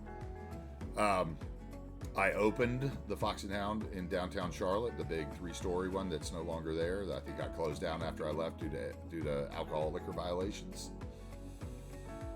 But I used to travel around for them, so I went to Johnson City, Tennessee, Omaha, Nebraska, Denver, outside of Phoenix. I spent a lot of time in Cleveland with them. I was kind of the guy that would fly in and run the bar until they found somebody that they would trust again to run the bar, or I'd be the guy that flew in and did inventory with you, realized you were stealing from them, and then we canned you the next day, and I was stuck there for 3 weeks until we hired a replacement, kind of thing. So I was kind of a traveler, I kind of liked that, floating around and meeting all the new people. Let's see, I did a little stint in the Lubbock, Texas Bailey's. I think it was a Bailey's there. Maybe it was Fox Hound there. I can't remember. Got robbed at gunpoint in Montgomery, Alabama, where you couldn't have draft beer at the time. Draft beer was illegal because the old mayor had owned the bottling plant. I thought that was an interesting tidbit about Montgomery, Alabama. But yeah, I got robbed at gunpoint there by a worker that I had fired the day before, who came back in with a mask on and didn't think I'd recognize his voice, which was hilarious. Luckily, he didn't shoot me or anything, but got a nice vacation for that. But basically, I worked for Fox and Hound until they offered me a district manager job, and at that point, I was going to take a huge salary cut from the bonuses I was making and stuff, and they wanted me to take the Phoenix and Denver and new region they were building, and that would require being on a plane all the time, and I would have rather had one where I could be on a car and drive to my stores. So then we moved to Charleston and ran a fine dining restaurant on the Isle of Palms for a couple years, and to St. Thomas after that, and worked at a couple bars in I can't even remember, Frenchtown, I think it was what it was called, the little place on St. Thomas. A good time too. Highly recommend St. Thomas to anyone who's never been there. I know after the hurricanes and stuff a few years ago, it's not quite what it used to be as a destination, but man, beautiful. So I've been around, I've seen some stuff. I think that's why I kind of didn't ever stick with the North Carolina accent. That in my formative years kind of being in the Pacific Northwest. I think I have a little bit of a southern drawl, but compared to most people in North Carolina, I think they think I sound like a Yankee. So, anyway, that's kind of my life story on stream today right there. I mean, the Cliff Notes version. I like to move around. I'm not necessarily happy about being back in North Carolina taking care of family,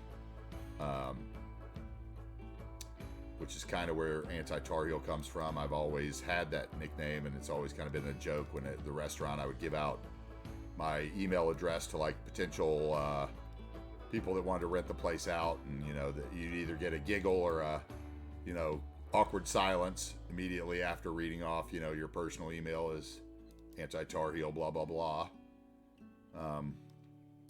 So that's hilarious. But it would be funny though. You get people right away that'd be like, Duke or NC State, which one, But, and if you want to know the real reason why I'm anti-Tar Heel, it's because I used to be a Tar Heel fan when I was first here. I was a big Tar Heel fan when Michael Jordan played for the Tar Heels, right? I mean, who wasn't? Or afterwards, who wasn't, right? Who didn't have a pair of Carolina blue and white Jordans after Jordan left Carolina? Well, I had a pair when he was there, like when he first made the shoe. But interesting story. I had this caricature poster of the '83 North Carolina Tar Heels. And that was the team with Brad Doherty, and Michael Jordan, I think, was a sophomore that year, and it had Sam Perkins as the center that played for the Sonics.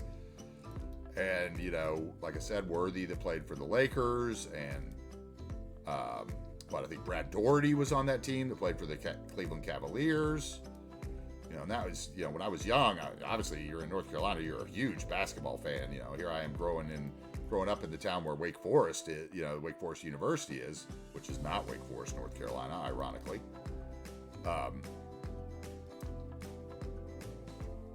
But so the ACC All-Star Game came around in '84, and I had this caricature poster of the '83 team, and I had signatures from Brad Daugherty and Sam Perkins and everybody else on the team from the year before, from the All-Star Game in Greensboro, I think it was the year before.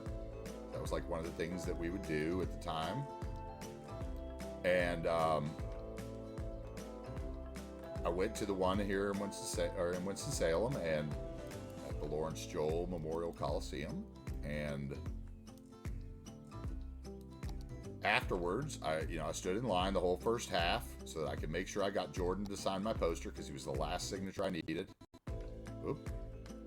A little lag there. Sorry, guys. And got Jordan to sign my poster. You know, basically missed the whole game so Jordan would sign my poster. What's up, Iker? Welcome in today. And then in the parking lot on the way out, I got mugged and beat up by a bunch of kids twice my size, and they took my Tar Heels poster. And I decided right then and there that I couldn't stand the Tar Heels, and I was a Duke fan for life. And it wasn't until about 6 years later that I realized, ironically, that the Duke fans were the real townies and the real kind of stuck-up jerks, and it wasn't the Tar Heel kids who I maybe went to school with, and parents maybe bought them a building so they could get into school there or whatever, kind of thing. It was kind of an irony of my middle years that I learned that maybe I was the asshole that I thought everybody else was. But that's what fandom does, right? If you're a Manchester United fan, you're going to hate Manchester City.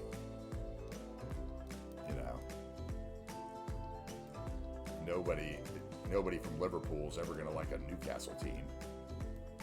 But I admit they like. Anyway.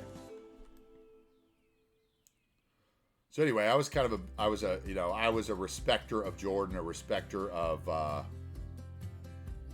Dean Smith. The same way I think that Carolina fans have grown to respect Coach K, even if they don't like him. So, whatever.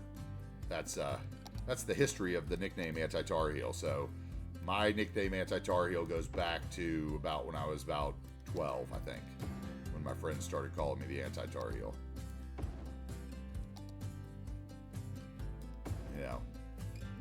My two favorite teams were Duke and anybody who was playing Carolina, as they like to say.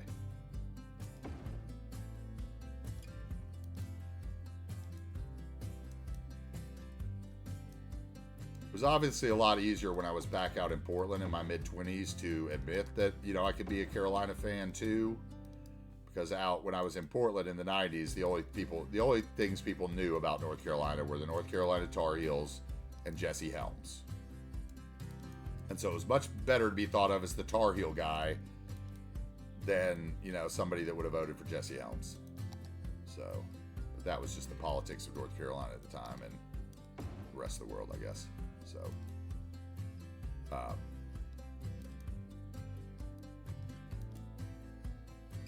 but so when I was out there, we could watch Carolina games and maybe cheer a little more come March Madness time than we did when we were running the sports bar in Chapel Hill and we had to be the guy who liked Duke.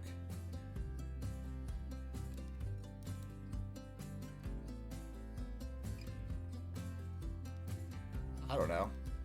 How you guys, if you like sport, you either love or hate sports, right? So, if you have a sports team, you love them. Like, I was a big Seahawks fan from when I lived in Seattle as a kid. We used to go there. I still have like the little Mariners ice cream helmets and Seahawks ice cream helmets from their, I think, like the Mariners. I think I was there for the first season of the Mariners baseball, and bat nights and everything. I was in Seattle when Bosworth was drafted by the Seahawks. was really happy when they got Russell Wilson and finally did something, and I could be a proud Seahawks fan for a few years. And now it looks like, you know, granted, Russell's a little old and maybe not the player he was when he was young, and made us not be able to afford the team that would win again. But it's still going to be sad to see him playing for the Broncos.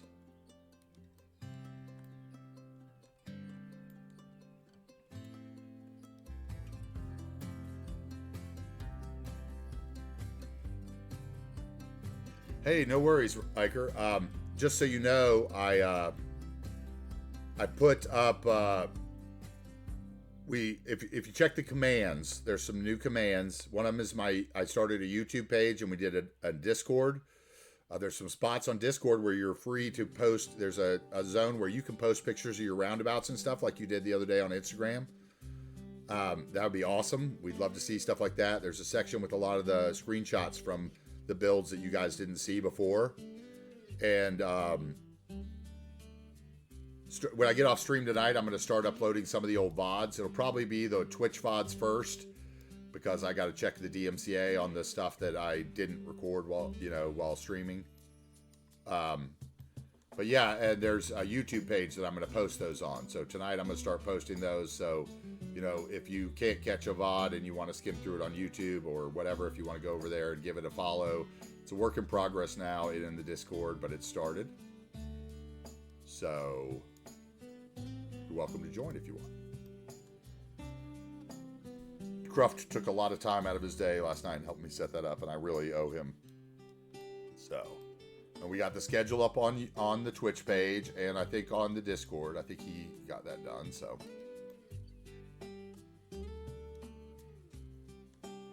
far we haven't had any of those little spammer bots. So, I think that my little permissions in Nightbot, my little word banning, might have solved a little bit of that for us. So we're moving into the next century of, you know, the next realm of the streaming. We're going to get organized. We're going to get the stuff done. We're going to try to grow a community over the next year and see where it turns out. The way I figure it, if City Planner Plays can grow his community as big as he did on YouTube in the last couple of years, you know, we're going to give it a try here.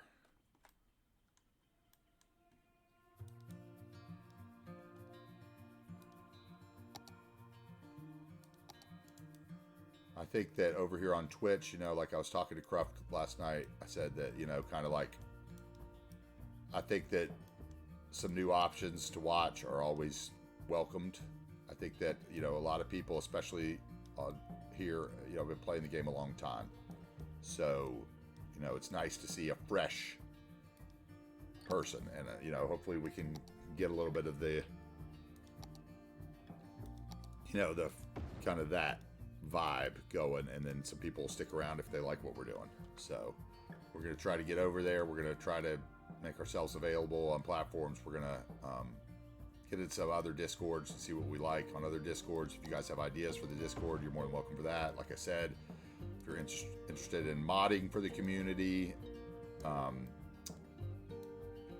know, for the channel, please let me know. I don't know what that entails really, but at some point we'll need some people to do that, especially if you're somebody that maybe likes to edit videos and you want to do some help and maybe, you know, take a role in the community, that, you know, maybe we could do something with any potential commercial advertisement on YouTube or something. If you edit my streams down for me or whatever, I could voice over them. I just don't think I could edit an 8-hour stream, then do a voiceover for it and stream 8 hours a day.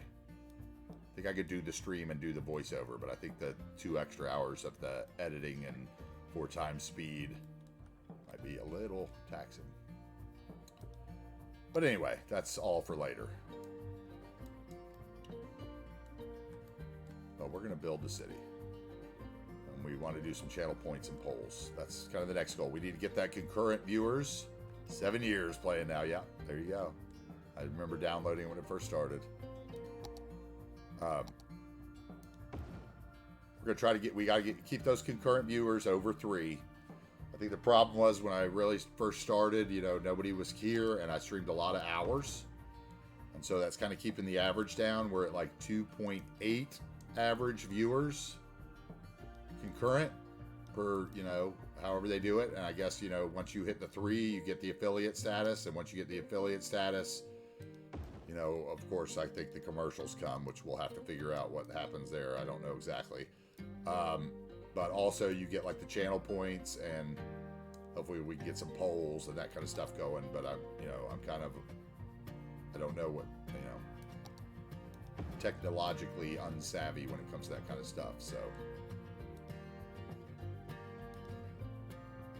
if you want to be involved in the community, that's great. If you don't, we just appreciate you being here along with us. So that's involvement enough. Just give it a follow. That helps more than you know. I can tell you that from the raid the other day that we had when Caves Gaming gave us the raid, and the recent influx of viewers to the channel, the views per video have gone up a lot, and that I think has helped. I think that helps a lot. So, I'd like to get us to the point where we're not at the bottom of the list when people are scrolling, and maybe we can find some people that are like-minded.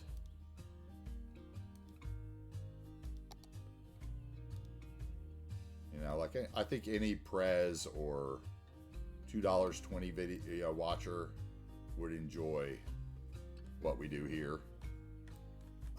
Anybody that does the detailed streams where they kind of gloss over what they're doing, I think we kind of enjoy every once in a while to see the process unfold rather than just kind of the time lapse of it happening.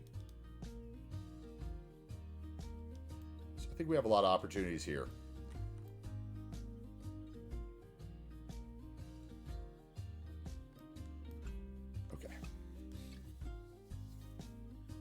Yes, exactly. That's me too. Like I said, I started on laptop, couldn't make it work really, so I kind of gave up on the game. And then when the pandemic started, I started on a laptop again. And actually my first city I was doing with just as many assets and mods as I have now on my little 8 gig RAM laptop. Used to take me 45 minutes to load into the save. If I crashed, I would be, in tears and just go eat dinner and load the save. And that's why, when I started thinking about doing YouTube content, I was like, okay, well, first thing I have to do is get a new computer. Which, if you hit system, ! System in the chat, Nightbot will tell you what I have going, so you can see what I'm using. That way, when you look at my mods list, you'll know if you have an idea of kind of running the same thing. That was another command we put in last night.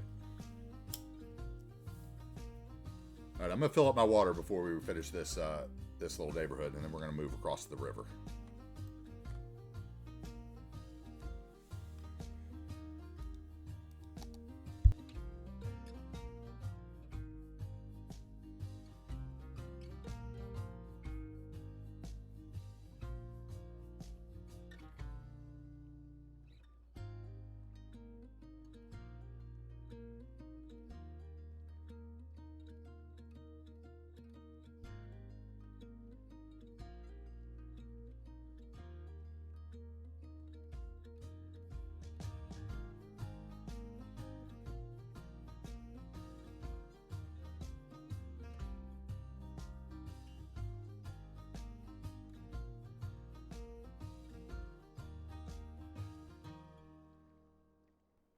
Yeah, so here's a funny story for you. So I got a company here in North Carolina that's like a computer place called Intrex.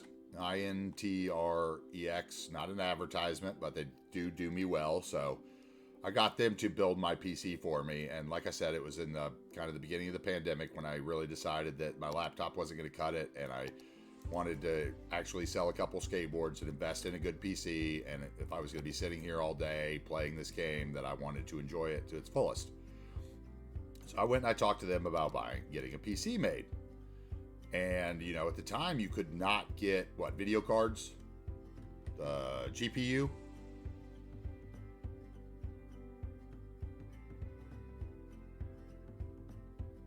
Yeah, the GPU, I think. So they told me that they'd be happy to build me a computer, but they couldn't get any GPUs. The price that they could get them at, they were providing them, but they were doing a special that they usually didn't do, where if you found your own, video card and brought it in, that they would, still warranty the whole build as if they had bought you the video card, because they obviously didn't want to lose business the whole year of the pandemic when you couldn't get video cards, right?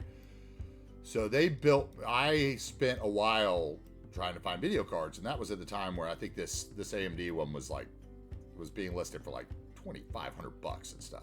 Crazy.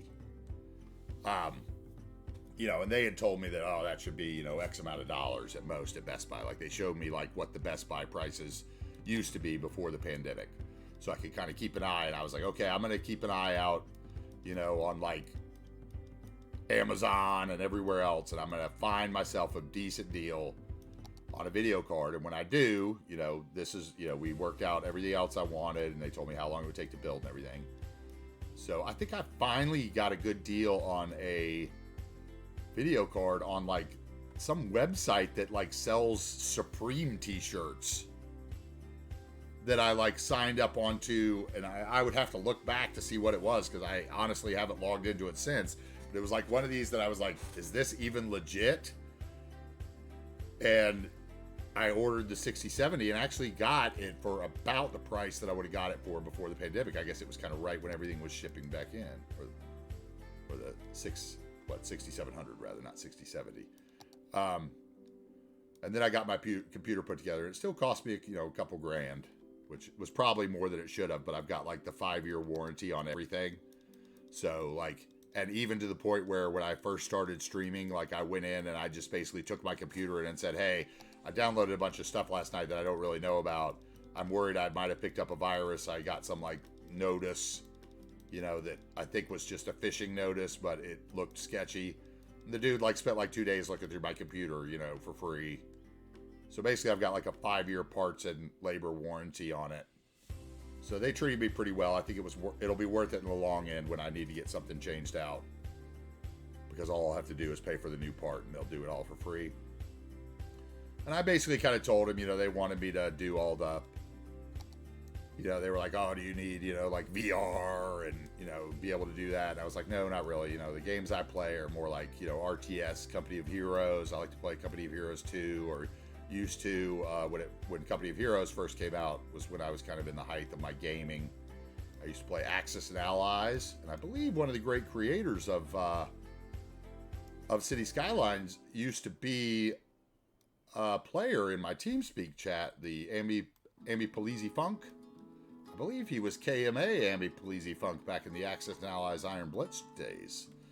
But I could be wrong about that.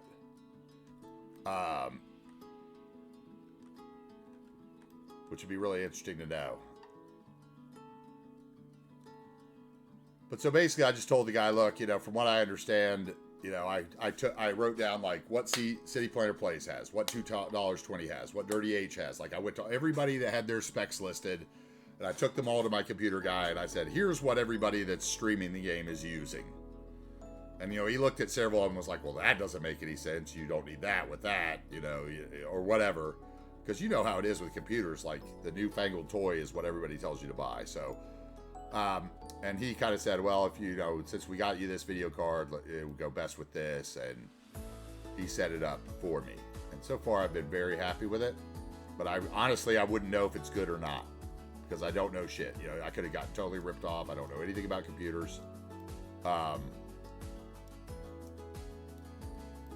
So I don't know, if it's decent or if it's crappy. I know that it runs a lot better than the laptop I used to try to play this game on, and it's working to stream on, but there's probably some settings that need to be tweaked in here to cut down on maybe a little bit of the digital drag in the stream, and I'm not sure if that's a Twitch setting issue or something within my computer, but we'll get there, and we're going to fine-tune it, and sooner or later this will be like watching any of your other favorite streamers.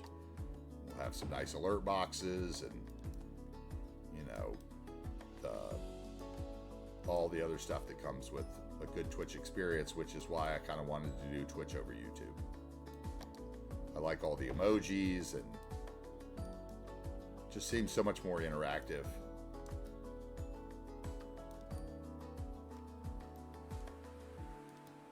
You may say, like, what others, you know, I watch other games. I watch a lot of no pixel GTA content. I don't know if anybody else does, but I'm kind of addicted. It's like my stay-at-home soap opera these days.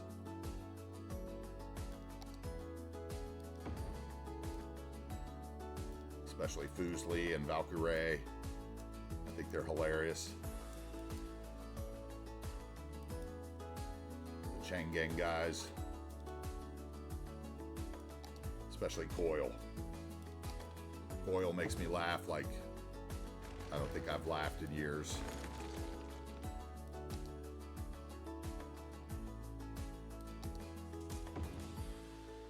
VR version of Cities would be pretty neat, but I bet like the Cities is taxing enough, right? What's a VR version going to do to my computer? Man. I just don't know, like, okay, I'll be like, I have a hard enough time wearing the headphones. I don't know if I could wear a headset all day. Like, that's one of the things that I'd love some suggestions for in the Discord. If anybody has a great set of lightweight, non-make you feel like you're squeezing your head headphones. I don't need a microphone on my headphones. I have a standalone microphone. I just need a nice, like, mesh that doesn't have leather and sweat, you know, on my ears and all the old people problems. So if anybody's got a set of those or laying around, then send me a picture or a link. I think you can post links in the one. I'm not sure. I think that's how we set it up.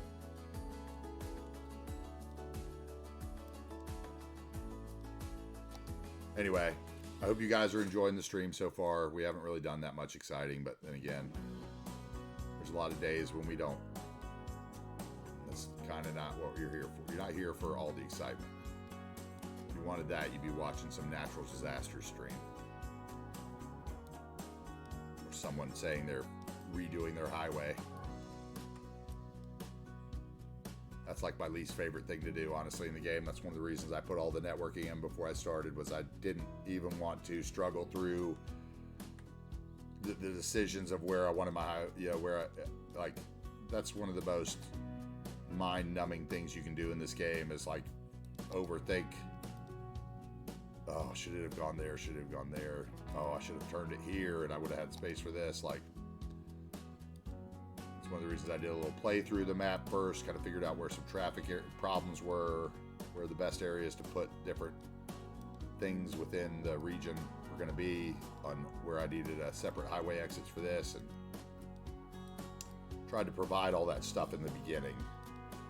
Because I know that could be one of the real intimidating things about City Skylines. Like, a lot of people love to build the maps, but get totally intimidated by the networking.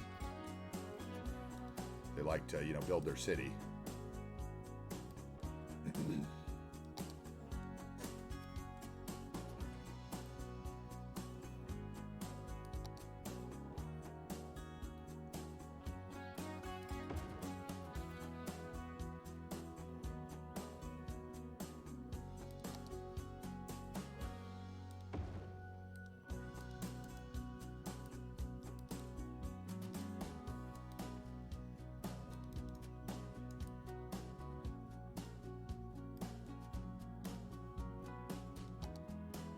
Oh, thank you very much, C. Brooks. I think the autosave might have done it by once by now, but yes, I should save. I will. Put down these trees, then we'll save. Thank you, dude. That was scary yesterday when I realized I've been going like 5 hours without saving.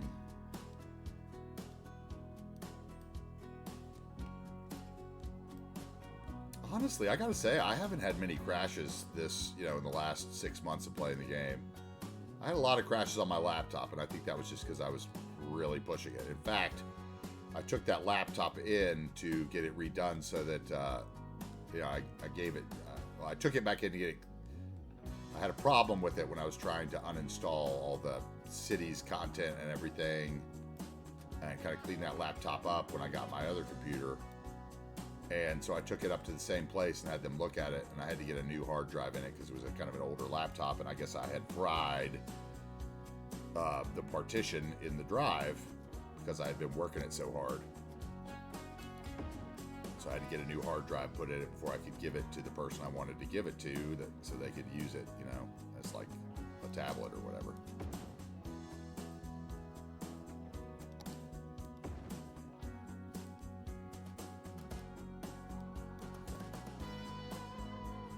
Couple more trees and then we'll save.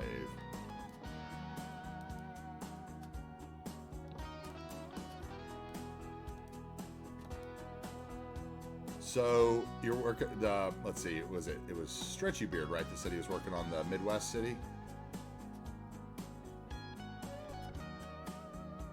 Or was it? No, wait a minute. Who was it?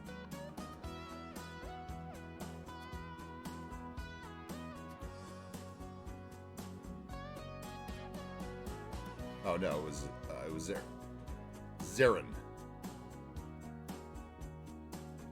Zareen. I'm gonna pronounce that wrong forever. I was gonna say, what are you building in your Midwest build there? Please forgive me for the mispronunciation again. Zarin. He said it had an R in it, so I'm assuming that's what he meant by that.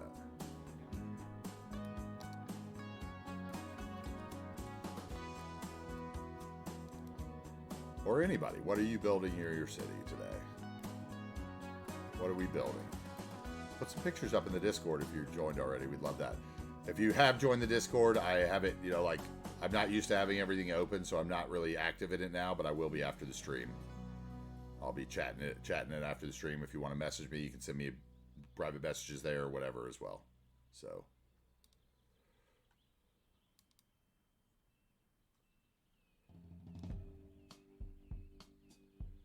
But I have it deafened because I wasn't really sure if the noises from Discord would come through to the stream. Does that make sense? Maybe somebody knows the answer to that too.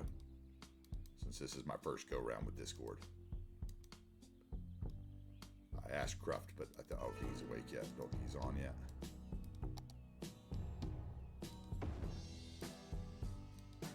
Lake Michigan. Nice. So it's not all flat then. You got some water. You're not doing like a Kansas City build or, Omaha.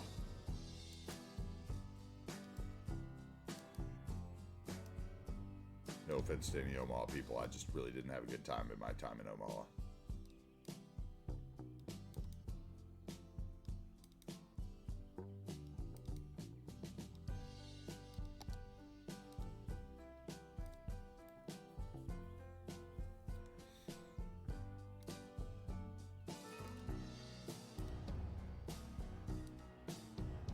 Copy.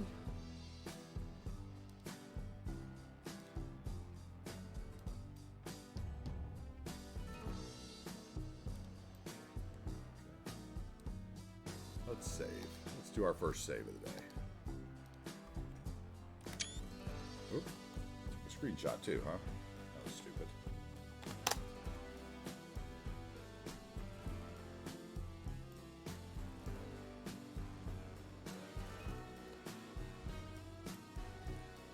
Yeah, I'm curious. Like, I want to do. We're gonna do a map that has like something weird, like either no outside road connections or no, no shipping and rail or something. I want to do something that's a little different, like one of those maps that people don't play because they don't like that it doesn't have all the connections. Like, although I have seen a couple people do like the Seven Lakes map lately. But I always wanted to do something on that after doing there's one of the challenges that's on that. I can't remember which challenge it is. One of the built-in, standard challenges.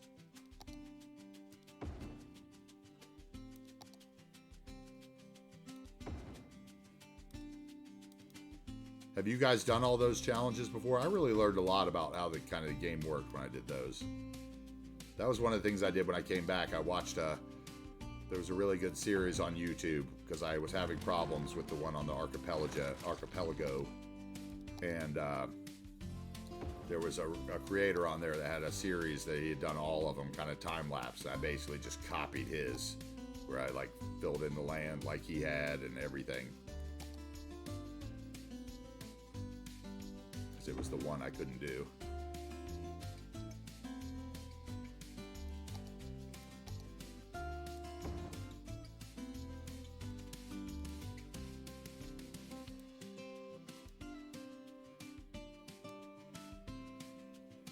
Amtrak style transport, which is next to nothing in your area. So yeah, okay. So you couldn't do the area that you were thinking because you wanted to have more extensive transport options, right?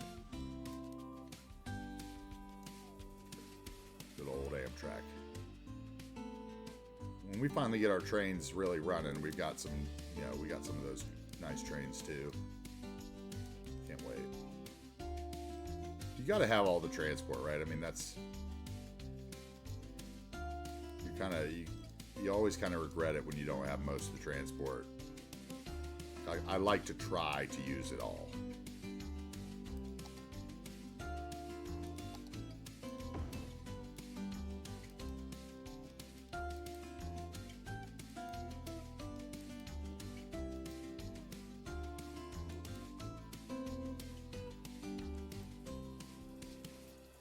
Only cargo rail. Yeah, see here, I don't even think we have cargo rail coming through our town. I mean, our town used to, where I am is where RJ Reynolds Tobacco, used to be, RJR Nabisco. And I mean, they're still here, but really they do most of their business overseas now. So, we had extensive rail lines through the area. One of the main roads that, my little kind of neighborhood is off has like 3 rail lines that run alongside of the, kind of the old state road. And none of them have been in use, when I was younger in my teens, they were all in use. And you would have to wait for the trade, to get to into the McDonald's entrance or whatever. And now there's not a single one. I don't see a single train come through town anymore. It's kind of sad. Now in Charlotte, when I was living in Charlotte, I lived kind of off Independence Parkway, and I could hear the train that came through there every night. I kind of liked it. I did a little bit of time in Chicago. When I did, I lived near the L. So I had the elevated train kind of sing me to sleep every night for about a year.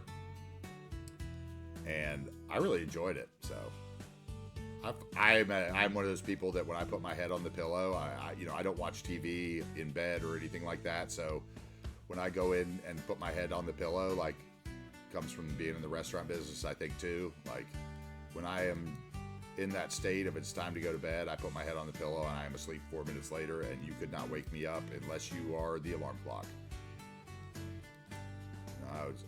When I was in Seattle, Portland, I slept through many an earthquake, and I slept through many a tornado on the East Coast.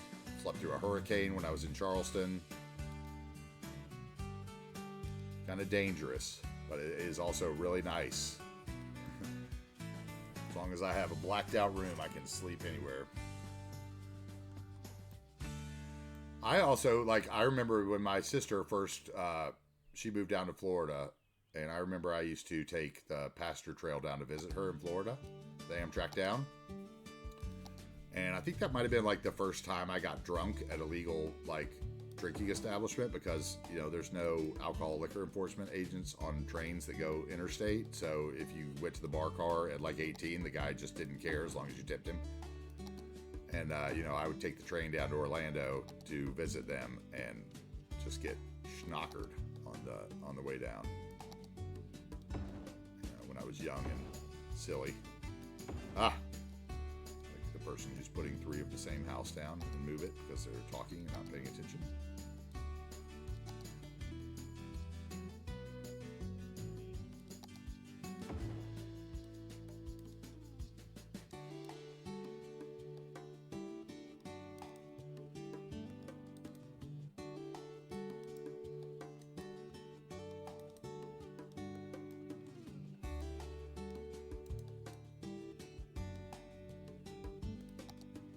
Anyway, I think moving around's good for you, and meeting new people, and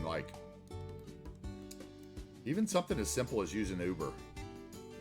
Like when I was in Charlotte, we had a little tram line that they put in that went right to work, and I would take that a lot. But I would also use Uber a lot because I liked to get out and meet new people and kind of, have a conversation with somebody you haven't met before and have that experience of, that breaking that awkward silence. I feel like, in the time where all of us are walking around with our phones in our hand and looking down, and those are those connections can really, pay dividends. So just saying have a nice day to the Uber driver or whatever can be the, the interaction you need to keep yourself from becoming a homebody. Talk to people. Say have a nice day. Open the door for people. Today, in the times we're in right now, like everybody's a little stressed out and uncertain, and a little bit of politeness goes a long, long way. Tip the drive-through restaurant worker. As a restaurant employee, I will tell you that I usually don't tip on to-go food, but these days I tip on to-go food. Those people, especially in North Carolina, where those guys, for those of you that don't know what it's like to work as a restaurant employee in North Carolina, a tipped restaurant employee here makes $2.13 an hour. So we're basically the new indentured slave, cotton picking labor class of the South. So tipping the guy who hasn't had a table because nobody wants to come to the restaurant because of COVID on your to-go pickup order, $3 makes no difference really to you, but could make them paying their bills difference. Yeah, dude. And I tell people too, I used to work in the restaurant business. I know what it's like. That's why I say thank you. And when my order's not right, I don't go all Karen on them. And, take care of people, man. You got to be nice to people today. That's what's missing. Like I said, that's the common courtesy and common niceties are what's missing in today's society. Just a thank you when somebody opens the door for you.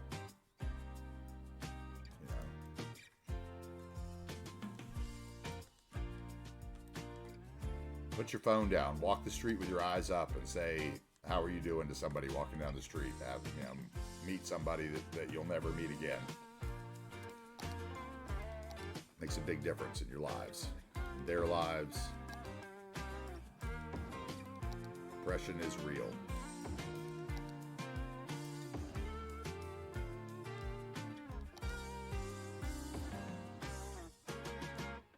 That's my public service announcement for today's stream.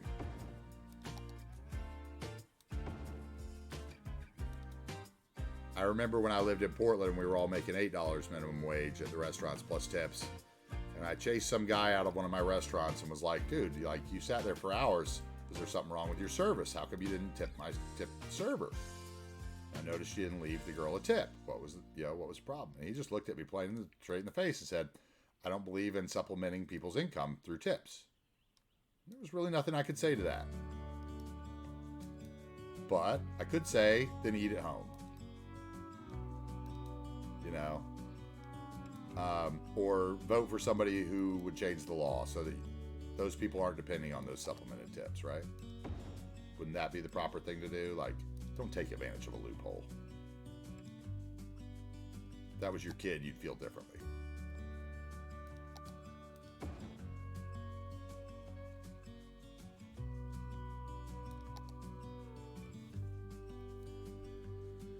Yeah, dude, you gotta. It's good for you, man. It's good for you to meet new people and people that you've never talked to before. It gets your, it gets your brain working, It's got to be better for you than Wordle.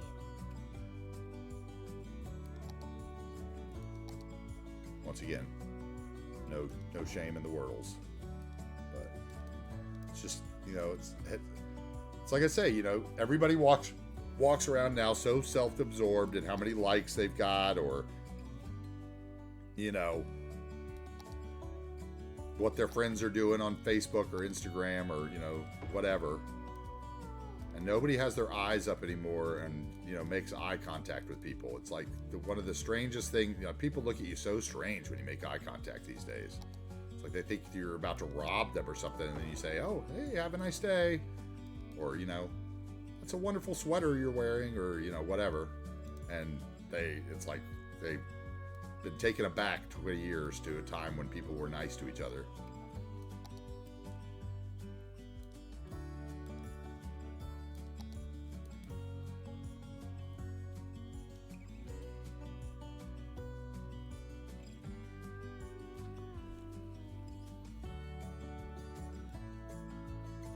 Right. Right. See, that's the way it should be. Like, I mean, I'm fine with that if that's the case, as long as you take care of the staff. It's when you get to the East Coast and all these rules are written to where, so a restaurant worker is, on the East Coast is we have to fill out like our own tax thing. We're basically a contract worker in some cases. You really want to do like the quarterly taxes, kind of like streamers probably do, I would imagine, because if you don't, you get stuck with a huge tax bill at the end of the year because all your tips are non-taxed. So anything you've made in tips over the year is not, they're not taking the taxes out of that, but they're taking the extra taxes out of your hourly wage, and you don't really get a check for the hourly wage, so you never really see that, and they don't have any benefits, you don't have any health insurance, or, any of the common decencies that any other, people in the world have. It's really an underserved class. It's like, like you couldn't eat without them. A lot of people could not eat without someone making their food. I know people like that. My sister is like that. She could not make, maybe, I don't want to be a total, jerk, but she probably couldn't make a box of macaroni and cheese.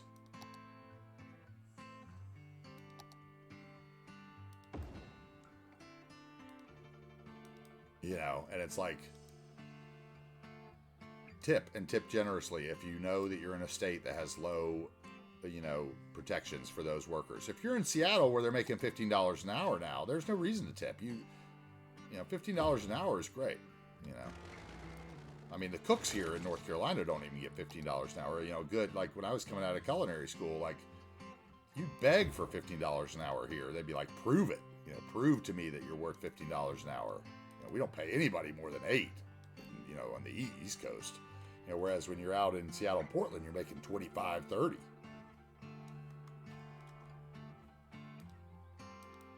And all that means is that the owners of the restaurant are sucking up all the profit. Now, I remember when they raised the minimum wage in Seattle, and I think it was the restaurant association was trying to fight it, and saying that it would mean mass layoffs in restaurants and stuff like that. And, like a year later, it was like, no, the average price of food went up like a quarter per meal, or item. And the people are living a taxable wage. And all it really meant was that all those people are putting all that money. Because let's be honest, restaurant workers are usually at the bottom of the economic food chain.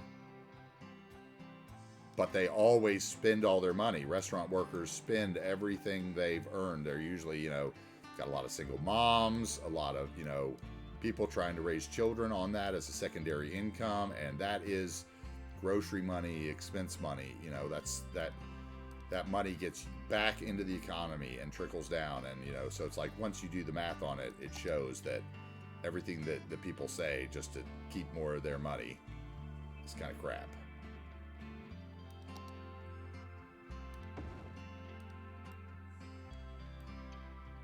Yeah, because of like Amazon and everything buying up all the property raising. Yeah, that's another thing. Like I thought about trying to move back out to Seattle, and I was like, I don't think I could afford it.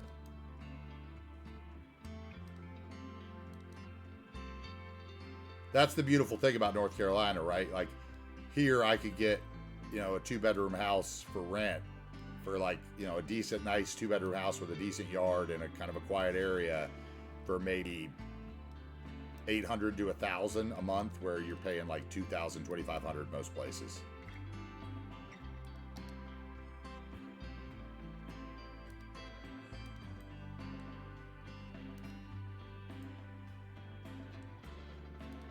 Like I thought when I went out to California for the New Deal thing for the skateboards, I was thinking about moving out there. So I had some friends that were like, dude, you should move out, you should move out, you should move out. And I looked at it and I was like, dude, I'd have to live with like 6 different people and sell my body on the street every night to be able to afford your, studio apartment.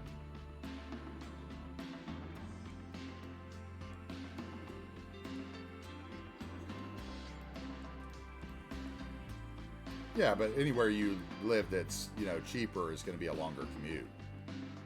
So you're going to pay it one way or the other. Like, you can pay it to live close, or you can pay it in gas and parking. Hey, Harris the Schmuck. I am doing a Pacific Northwest modded build. You can see some screenshots over on the Discord if you want, but I'll kind of give you, we'll move over here a little bit. We've been working on this one little area a while. This is kind of what we got now. It's a Pacific Northwest modded build with lots of transit. Heavily modded, but no procedural objects. I posted some pictures in there last night. We just started the Discord, so it's brand new, so it's a growing place, but there's some pictures there, and there's also a place where you can pick pictures of your builds or inspirational places in the Pacific Northwest. We've got our nice park that we were working on yesterday up here at the top with the observatory. There's some nice screenshots from yesterday's build up there. We just started the YouTube channel as well, and we're going to post some VODs of the older builds up on there as soon as I figure out the DMCA limitations. But you can see here we've got a lot to build. I build pretty much every day. We're going to skip a few weekend days, but for the most part, I'm here 12 to 7 weekdays, maybe 8. And then on weekends, I'm going to try to do some nighttime streams, some DGen hours. I'll give you some close-ups, but a lot of them are in the screenshots, and since I see you hit the Discord link, you're probably seeing them over there, but this is one area I didn't put a screenshot of on the thing, so I can take that now. How about that?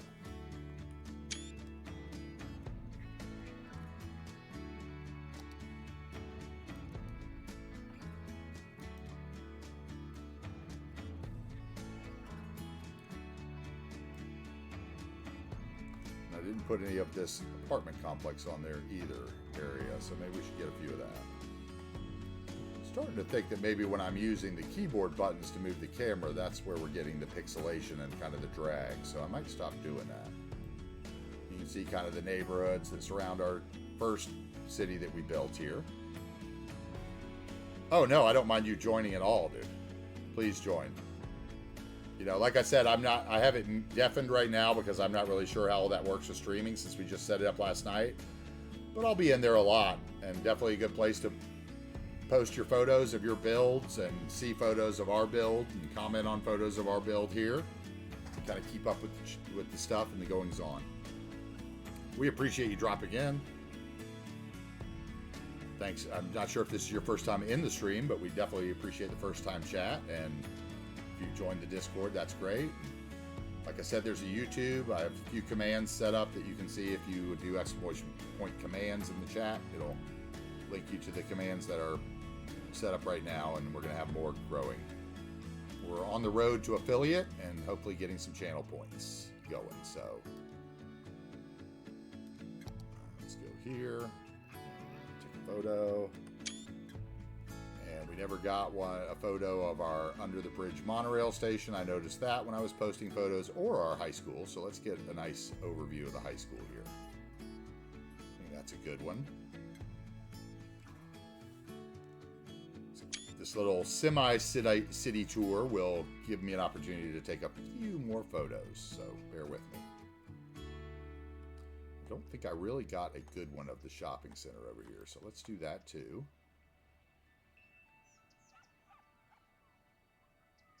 Try to get both rows of lights in there.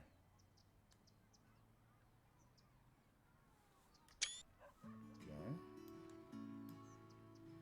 And then I'll get back to what I was getting, which was the monorail station.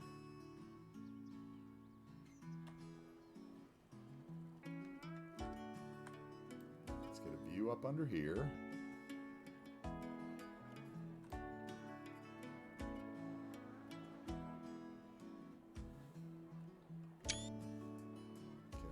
Get a good view. I didn't have a good picture with all the murals and stuff at the other monorail station.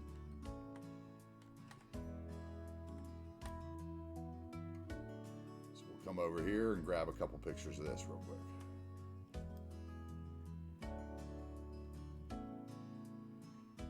Now that the boat ramp's finished. I think the one I had that actually had the murals in it didn't have our boat dock.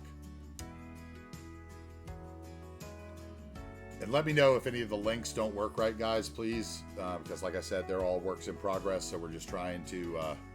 I'm brand new. I started streaming, a week ago Monday. I've been playing City Skylines for about 7 years. So I am brand new to both and learning it all as we go. Learning Nightbots and commands and all that stuff. Basically, I just got kind of inspired. I was recording on my own to maybe do a YouTube series, and I realized that I could not edit, and that's building is kind of my limitation, I think, and editing was not it for me, which I've been told I can learn if I've learned how to do this, but editing was not working for me, so about 5 days into my project, I just hit the live button and just went for it. So here we are. So welcome in.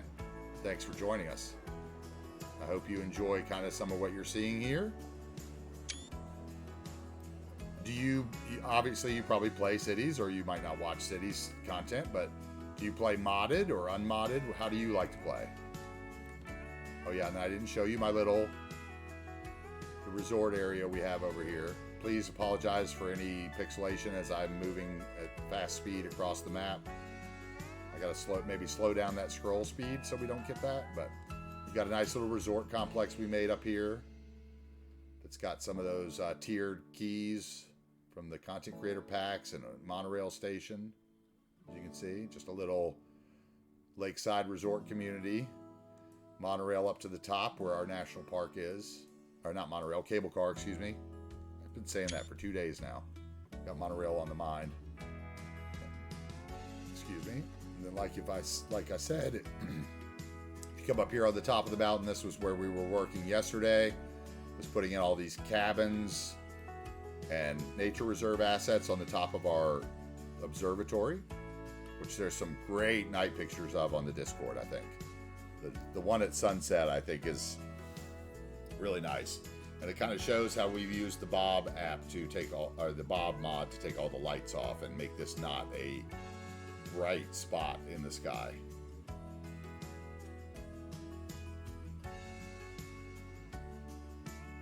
East African build. Now that's interesting. Please post some pictures in the Discord. I'd love to see that. Do you stream as well, Harris, or is it purely for your private use?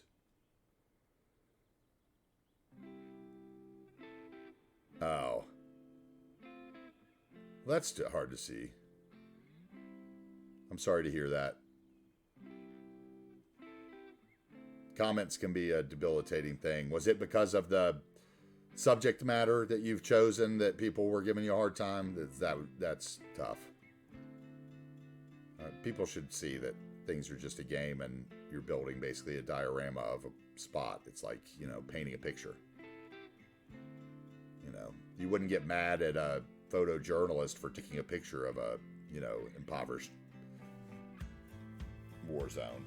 They would get a Pulitzer Prize. So why can't you? No, well, okay, I'm not exactly sure about the network skins Bob things. I think really you don't need it.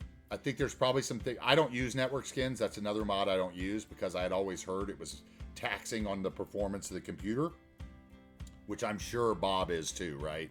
But I'm not exactly sure if, all the streetlight changing functionality.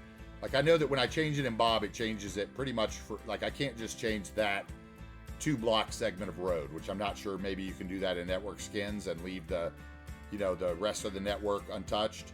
So what I've done is to get around that is this road up here. This inner ring road is the same road that I'm using for my cul-de-sacs. So I took the street light off of it with Bob completely, so it doesn't show on my cul-de-sacs and also doesn't show up here. So anywhere I use this street won't have lights. This one here, I took the lights off of this 16 millimeter old parking lot network, and I left the lights on the new one so that I could come along and upgrade. I build the road with the one that has the lights on it, so I know which side to put the parking on, and then I upgrade it to the one without the lights. And I use this one I use pretty much underneath bridges and stuff for parking lots underneath bridges so that the lights don't come through under your highways and stuff. So I found that kind of a nice use. And we might do that to another road here But thank you very much for saying the city looks nice. I appreciate it. If you've ever been to the Pacific Northwest of the United States, hopefully that's kind of the feel it gives you. We've got a long way to go, though. We're not going to get to downtown for several months, because I'm one of those guys that feels like once I work on downtown, I kind of lose interest. So we're going to be working in all the surrounding communities. So like I said, when you joined in the stream, we were working over here, just kind of building in some housing, trying to get the population up before we work over here and put in some more industrial. Oh, not been to the U.S. Okay. Well, if you've ever seen pictures of Seattle and Portland in the United States, that's what kind of we're going for, is the dark green forestry vibe. A little hazy, maybe it's rained this morning. Nice rocky coastlines. Lots of bridges. And lots of green spaces. But yeah, thanks. Welcome to the channel. Yeah, I don't really think you need network skins if you're using Bob, honestly. Now, when Cuboid pops in later, I'm sure he could tell you what the exact, things that you might be able to do with network skins are, or, one of those other guys that you can't do with Bob. But to me, they kind of look like they're growing into one mod eventually, like, hey, he's here. Hey, how you doing? Cuboid, I don't know if you heard me say, but we got Discord commands, and I started a YouTube page that we're going to start posting VODs on and stuff, so feel free to be involved as much as you'd like. If you'd like to be a mod on the Discord, we'd love to have you, but, I know you're probably doing that for 70 other creators. But we appreciate you being here. I have it all deafened now, so I'm not really in there, but I did post some screenshots of the earlier builds that we didn't do on Twitch and stuff like that, so enjoy. We got the playlist up, and I've got my system specs command going, and the Discord and the YouTube command, I think, and the schedule done, and we're working on maybe making the page look a little nicer on Twitch when I get there. One step at a time, right? We'll upload some YouTube videos tonight after I'm done streaming so I don't break my content. Yeah, Cuboid has been here for since Sunday, I think, pretty much every day, and I am so happy to have him. It's been a joy. And, I'm happy to have him here, and him being here so often, even if it's just, even if he's got 10 streams open and I don't know it, having him here makes me feel like I'm doing something worth watching, so I do appreciate that.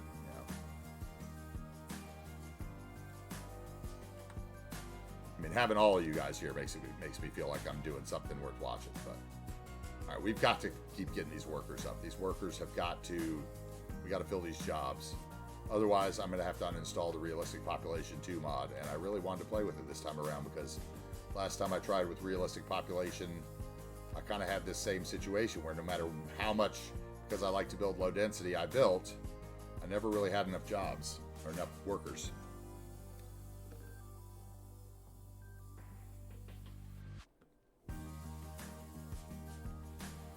Cuboid, of course, like I said, in my Discord, we've got the one page where, if you have a screenshot of something you've built that's neat and you want to show it or something you're working on, we'd love to see that too. Everybody, that's open to everybody, of course.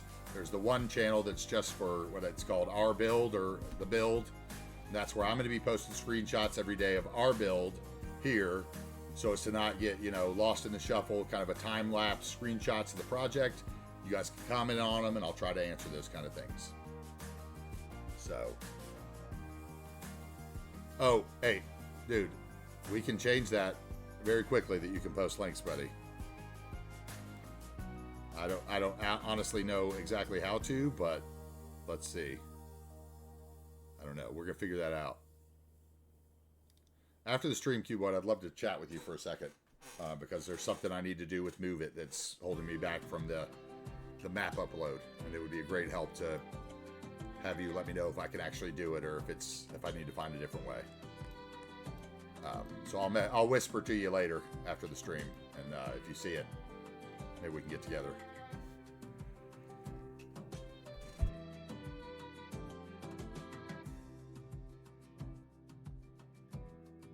Will do, for sure.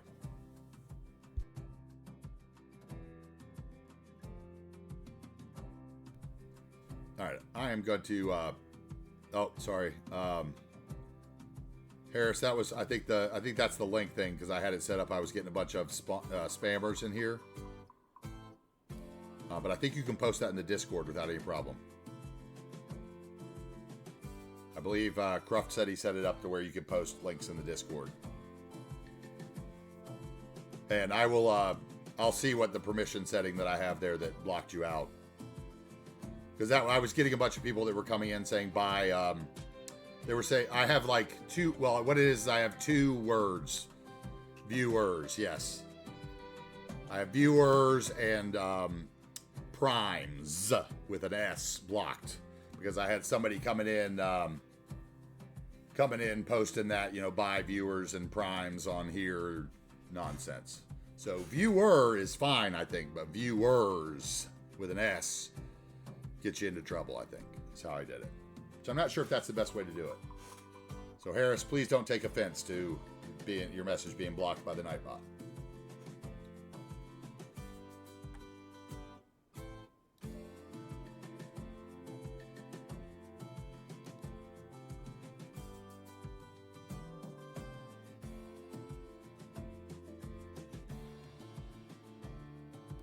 Oh, thank you very much for that. I appreciate that.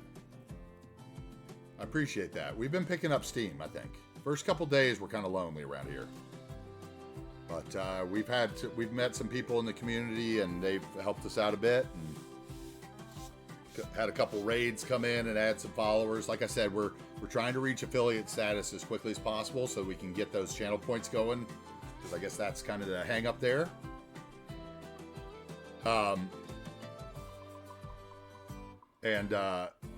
You know, once we do that, we'll get the channel points. So, you know, basically I have words blacklisted like that because I don't have any mods for the channel yet, obviously. And, you know, for me to move back over from screen to screen and try to, you know, I was having a big problem with it the other day where I got like 6 or 7 messages over the stream and it was kind of irritating. So that's why I put that in there last night to block those 2 words, viewers and primes. Yes, thank you very much for that. Maybe I could probably just block primes and it would still block that guy's message because I don't see any reason that someone would say the word primes in chat. They might say, can I give you my prime? But they wouldn't say primes, right? I don't know. Tell me what you guys think. You guys are probably in a lot more chats than I am. Like I said, like I'm a lurker more on YouTube of City Skylines than I was on Twitch before I started streaming, but I've been a lurker of GTA Twitch content, no pixel content in particular, for a good while. Because those guys trip me out. I think I could have a lot of fun on there if I could ever get whitelisted.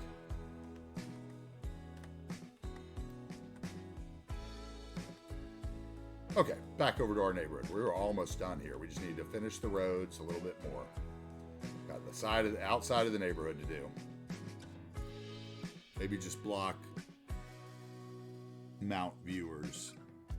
Oh, okay. That's what it is. Because it seemed like I was getting a bunch of different users. Okay, but I could just block the site that they're trying to link you to. Okay. Okay.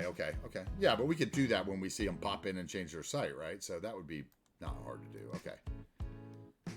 That may be another thing I mentioned to you later when we chat so that I can, this man, doing the Discord stuff last night, like when Croft was walking me through it, I felt like he was wanting to cut his head off trying to tell me how to do the stuff. He said I picked it up pretty quick, but I felt like I was, you know, learning how to use the Atari for the first time again. Yes, he is a moderator on quite a few channels, which is why I would not, you know, beg him to do it here. But if he wanted to and found the time, we would love to have him and any other people that want to be involved in the community. So we're building a small community, and I want the people that are around from the beginning to be a part of it if they want to be. And, you know, if they want to be just viewers, then that's great too. That's what we do. Oh, I would definitely trust Cuboid. You know, I trusted Croft last night. Like I told him when I gave him privileges to the Discord server, you know, he was like, you know, I was like, you know, just don't sell my data to, you know, the Koreans or something or whatever, you know, like I don't know you at all.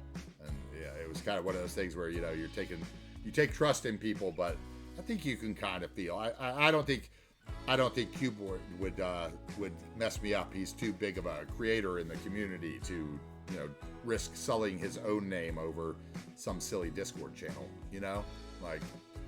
But some other troll just might. You never know.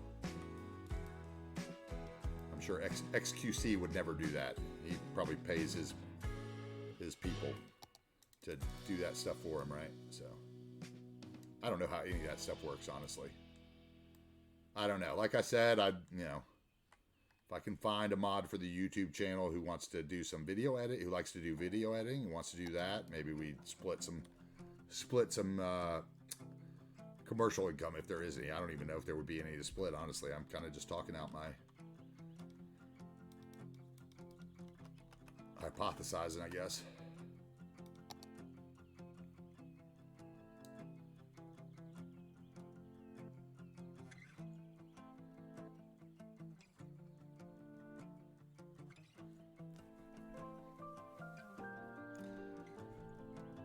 We like them chatty. I don't like to be bored. I mean, you know, whatever.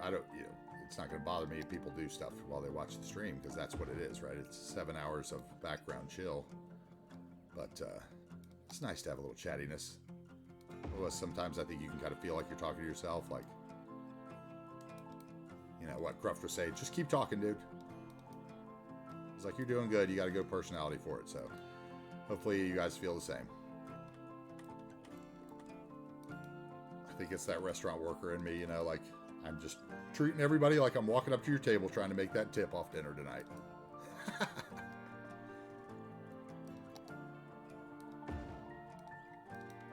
Maybe afterwards I go in the back and say, can you believe that person ordered their steak? Well.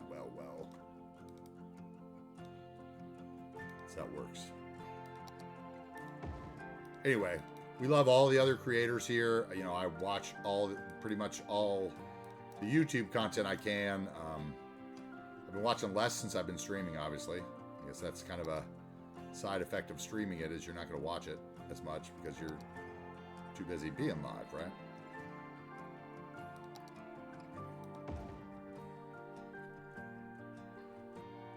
Oh, thank you very much. I appreciate that. Hopefully it's not too loud in the sound. I have noticed that, like, when I watch my VODs back, and like, let's say I'm watching someone else's Twitch channel, and then I like pull up my VOD on a different thing, like I can't hear myself at all. So I kind of wonder if maybe all my levels are too low.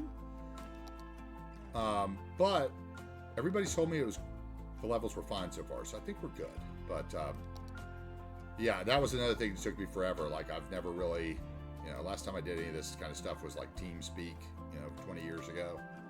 So I really, you know, I just basically made some recordings of myself with the voiceover, me playing the game, and the sound going, and tried to figure out, okay, can I hear the game? Can I hear the sound? Can I hear me? And that's all I went with. My stream is quieter than most others. Okay. I'm wondering where I would adjust that. I wonder if it's just that I have my, you know, like, because on OBS I have my audio input set a little lower, because I didn't want them to get into the yellow. And maybe that's it. Maybe I'm trying to stay down in the green a little too far. But that is definitely good to know. These are all things that I've got to learn, you know, like I started to hook up Streamlabs, but I don't know if Streamlabs or Stream Elements is better. I'd heard other streamers like kind of complain about one or the other. And because I wanted to get the alerts coming across the screen when people followed and that kind of stuff. And I don't really know how to do any of it. It's just so intimidating sometimes. I think like I think that's the hardest part about the streaming, not the clicking go live, like many people have said. Oh, you can't? Okay. It is, I am AntiTarheel on YouTube as well. Same way as it's spelled here. Luckily, there's no one that's been committed to the name AntiTarheel as long as I have. So for 30 years, I've dominated all email sites and all, Instagram and all that kind of stuff, even though I don't really post there anymore. Except for Twitter, I don't do Twitter. So you can pretend to fake me on Twitter if you want, but I'll never know because I'm never going to install Twitter and I'm never going to open Twitter because as far as I'm concerned, Twitter is the root of all evil. So please excuse me if you're a Twitter junkie, but that's my old man coming through. I can't do it. So I draw the line. We play on all the other platforms, but not Twitter. Anyway, I hope you got that. It's AntiTarheel, the YouTube. There will very soon be a link like there is to the Discord on the About page here on Twitch. That was one of the things that we did last night for the Discord, and I didn't get to the YouTube link today. So we're going to get that done tonight, too. When I'm off stream, I'm trying to get the stream better so that we can grow the community a little. Looking up at a tree, I remember how it started. Cool, man. See you in a bit. I was lost in I'm going to have to make myself a sandwich here shortly. I didn't get any lunch before stream today because I was trying to set up the YouTube. So at some point, I'm going to pause, or we're going to take a little car trip across the map while I run upstairs and make myself a quick sandwich.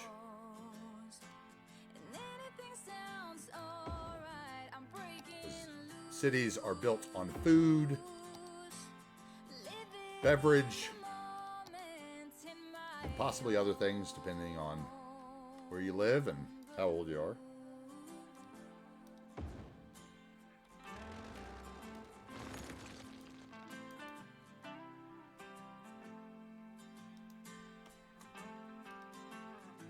Also, I think later on there might be chances I might try to do some collaboration projects with some people.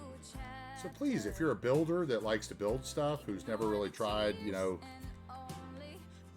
to do this kind of stuff like I've tried to do in the last week and a half, like show me some of your stuff on Discord. Let me see. Maybe we can find a place in New Wagers Bay where you could build a little something. Or a project later on down the line, or a collaboration video on how to use one of the mods, or lots of things. Like I was saying, when I was in Caves Gaming's stream last night, he mentioned that he was, instead of using Bob to hide all his billboards, he was using the skip file on the loading screen mod, which is something I never dared to play with. He offered to, if I pop by his Discord, to show me how to do it sometime. So I think we might do a stream on how to do that, because I think that's something a lot of people would love to know how to do. Obviously, if I don't know how to do it, I think there's a lot of people that don't. I mean, not that I know more than anybody else, but I think that, that's something that it says it can do it in the loading screen mod description, and maybe there is an old video on it there that I just didn't click the link on because I'm a lazy Generation X streamer.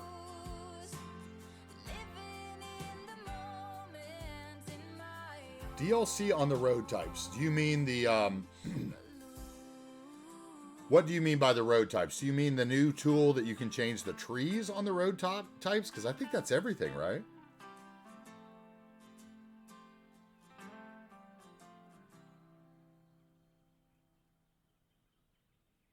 Upgrade on the road types.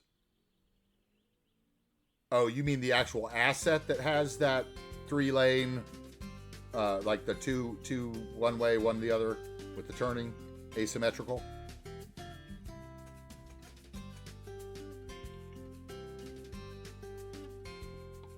If so, I do believe those were all mass transit. Yes, they came with all the 2-lane, 4-lane highways, National Road.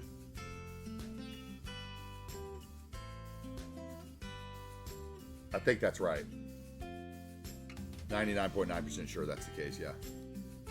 But you can also download a lot of those. There's, you can just pick up the one asset instead of the DLC if you really wanted to, if you're looking for that. There's Delta 5.1 has a great collection of vanilla plus roads that has a couple of those in there. He has a bus one, he has a bike one, he has a one with grass, one with trees.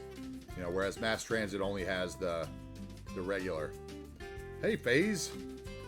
I just saw a sticker pop up on my screen that you sent in the Discord, so we appreciate that. That's the first time I've seen that happen.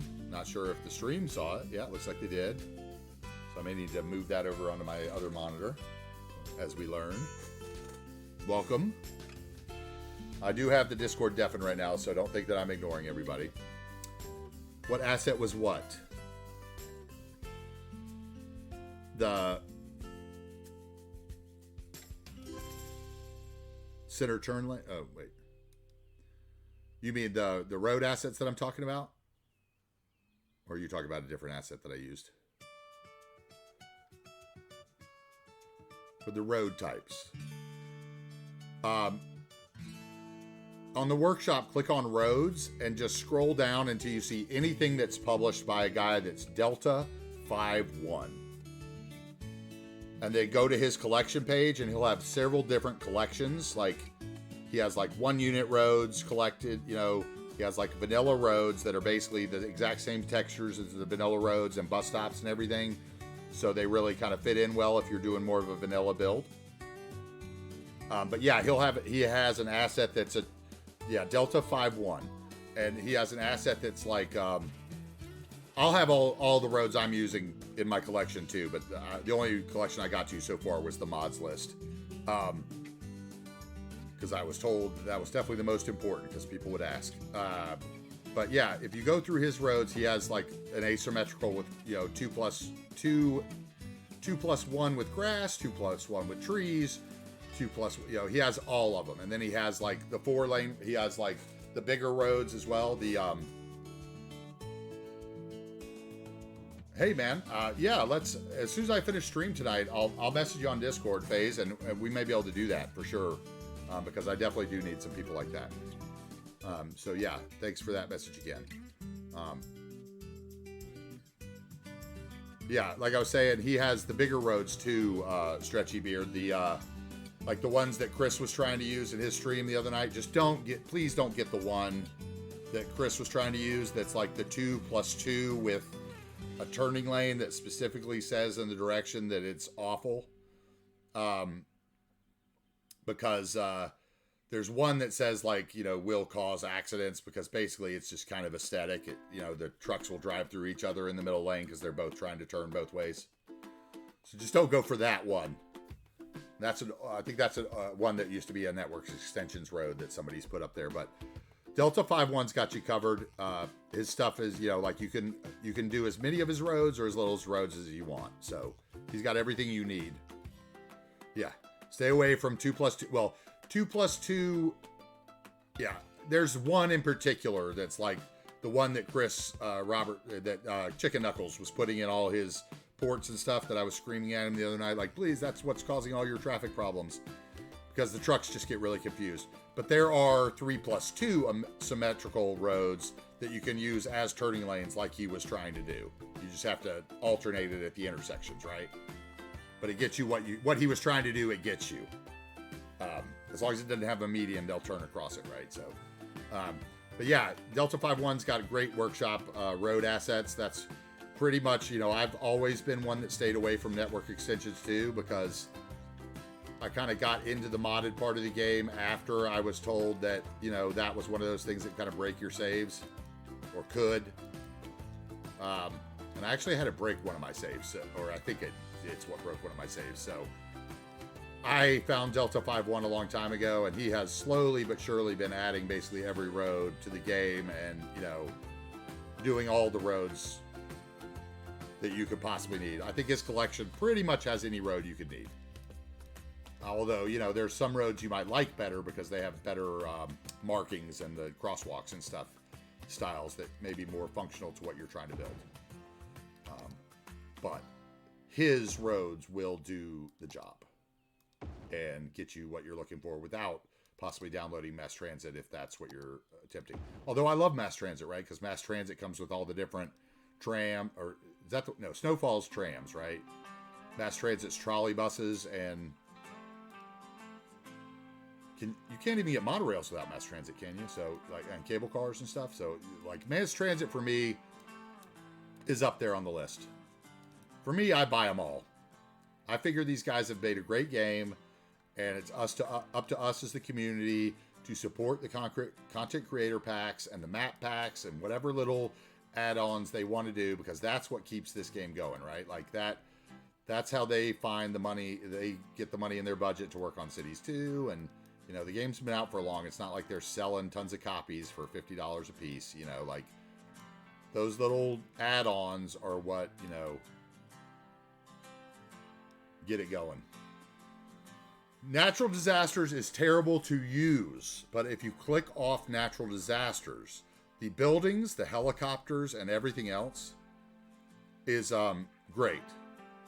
Yeah, I don't have a lot of the radio stations DLCs because there's a bunch you can't even play, and honestly, I don't ever use the radio.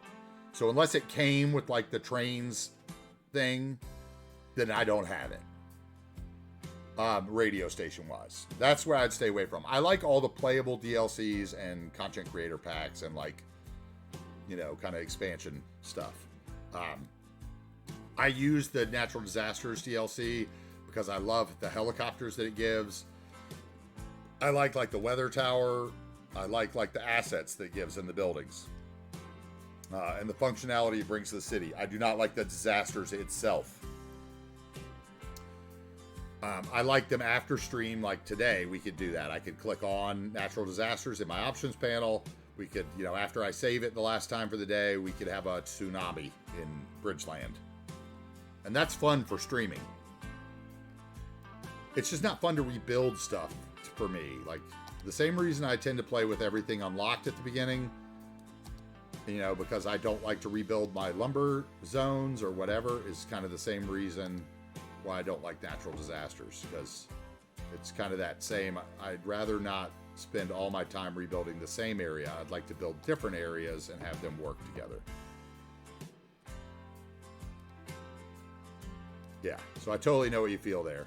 But as far as like the bridges and piers and that kind of stuff, dude, man, those roads are so good, and the keys and the train stations pack and Green City, you know, I love the Green Cities buildings. I love all the stuff that Sunset Harbor brought with the fishing, even though people, you know, bag on Sunset Harbor all the time. Like, my cities I would not do what I do without the fishing, without Sunset Harbor, probably, because the life in the harbor is, to me, like, you got to have that in a city by the water. Has to have boats in the harbor.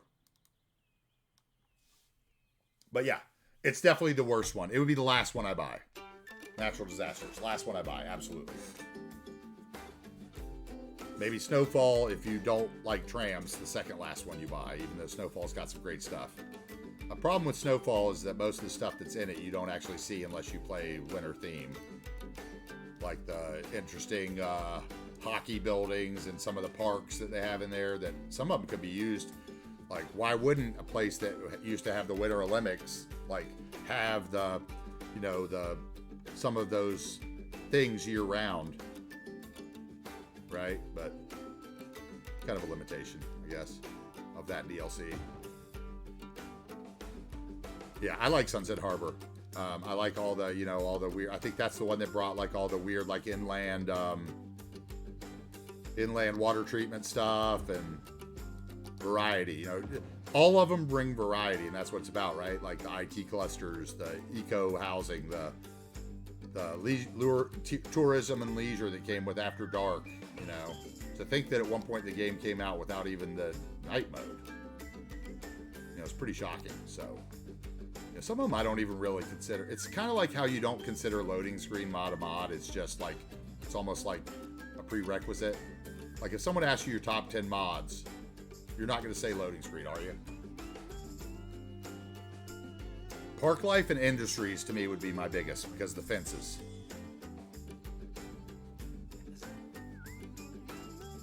Park life, industries, then probably mass transit, campus mixed in there right together. But park life and industries, absolutely, for me, like the fencing and the different types of industry zones and stuff. Yeah, industries is, I would probably say industry is my favorite, maybe. I love the industry road. It's probably my favorite road in the game. Yeah. For mods and assets, yep. yeah, it was one of those things that I bought them all in the beginning, and I'm happy I did, so I don't have to make those choices because I just get to use them. And it's kind of cool too, right? Because if you're somebody that doesn't use those DLCs and you see me use one of those things in a city that, you know, a couple of those items maybe that you hadn't given a second look to, and you see me use them and like them, then you're going to go, you know, try them.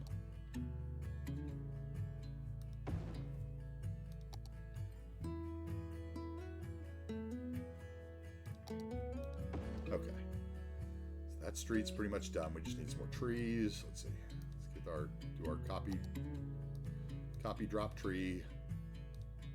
Try not to get them in the houses. I hate when that happens. That's why I don't tree line roads a lot. Because they shouldn't really, like, I don't like it when they kind of clip through the houses. A lot of people don't mind that, but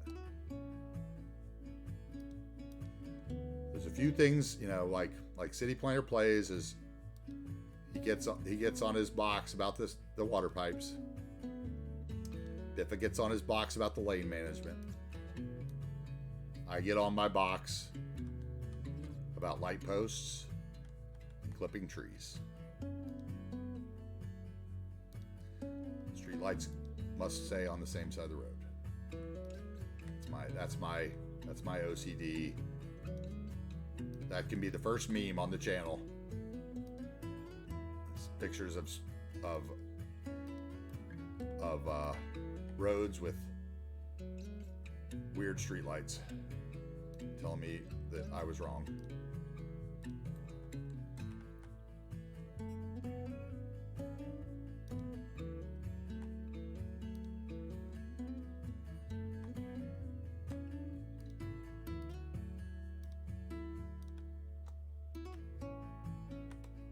But yeah, in the Discord, please feel free to post pictures of your own builds. I'd love to see what you guys are building, especially if it's something inspired by, or, you know, that could be inspiration for something we could do here in this Pacific Northwest city. Okay, yeah, power lines. I am one of those people. I love power lines. My problem with the power lines has been the node count. And, like, there's some places I don't like them where, like, I feel like they would be buried under the ground. So I wish there was like I have the no power lines installed right now purely because of, this is the first time I've ever used it though, by the way. But we are going to put power lines down as, you know, not necessarily functional power lines, but aesthetic power lines. Because if you look in cities everywhere, realism, there are power lines. And I definitely agree with you there. You know, it's one thing that I haven't done in this one that I really, you know, I think it was based on kind of, I didn't want to run power lines across the river, and at the start of the map I would have had to, and I think that's more than anything why I kind of clicked it. And just I've hit the node segment a few times. This is going to be a big project. So I did no power lines and no pipes. Because pipes I knew I'd just delete. Dude, I love that. I would love to see some pictures of that, absolutely. Because I love that kind of stuff. Because I'm bad with them too. So I like to learn how to work with them better. So please, post some power line pictures in, you know, inspire me to build some power lines, please. Please, please, I beg of you. Because it needs to happen, especially when I build whatever power complex. Like, I even downloaded like some, the substation assets and stuff, because I was gonna really, you know, give that a try this time around. So, please, if you want to.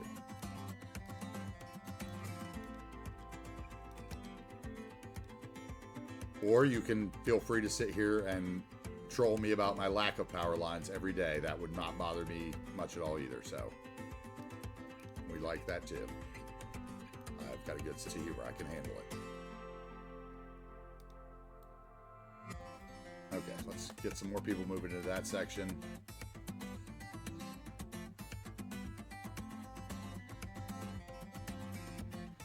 Let's let's see. Stretchy Beard said, never looked at the workshop section before. Oh, dude, there's more there than you could ever know.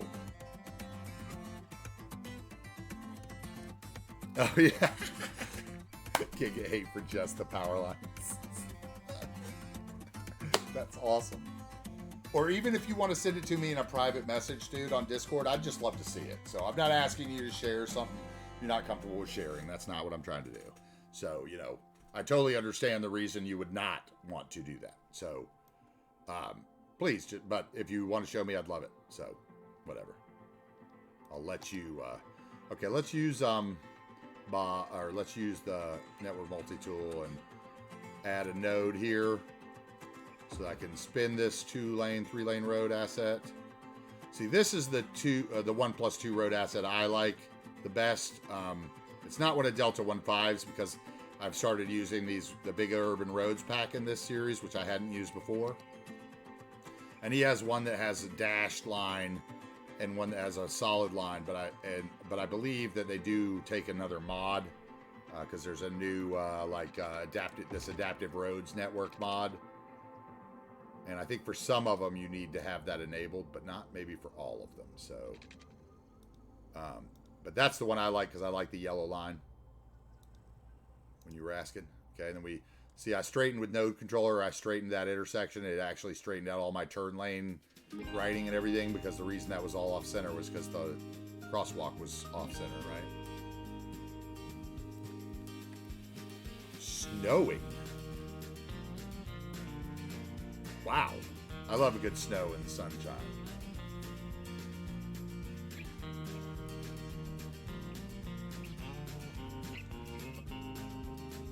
I'll enjoy the weather for sure. Okay. Now, do I finish this? Should we finish this block here? And then decide whether we want a school? Well, no, we already did the school, so we don't need that. So we can fill it all in. All right, let's finish this area here. This should take maybe another 20 minutes or so of that. Let's get all our houses down. Now that I've decided I want to do all the way up, let's just do it. Let's get a house here.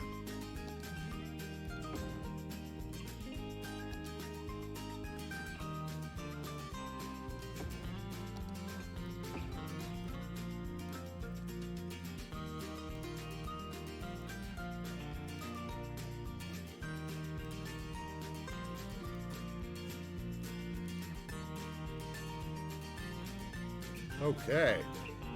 So how's everybody doing today? I mean, we got snow someplace. What's everybody else doing? Who's doing laundry? I've got laundry going in the background. Somebody's probably doing laundry.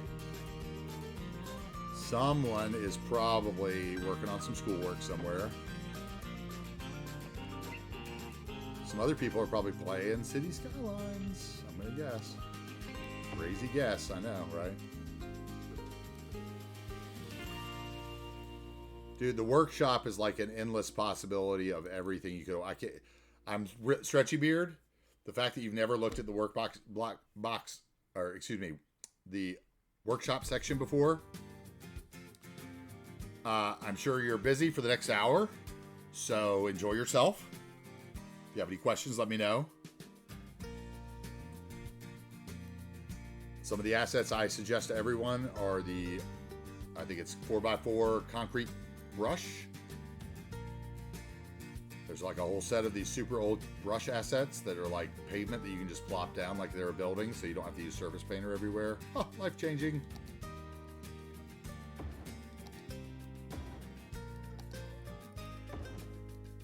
And of course, all the wonderful trees. You've never seen all the wonderful trees. Oh my God, you are in for a day. You're gonna be like, what?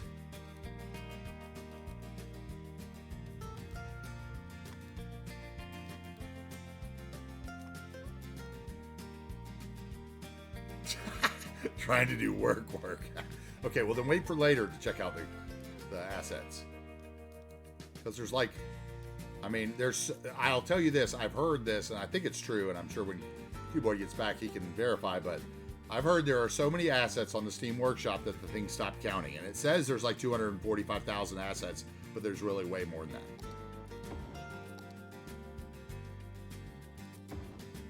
Has anyone else heard that?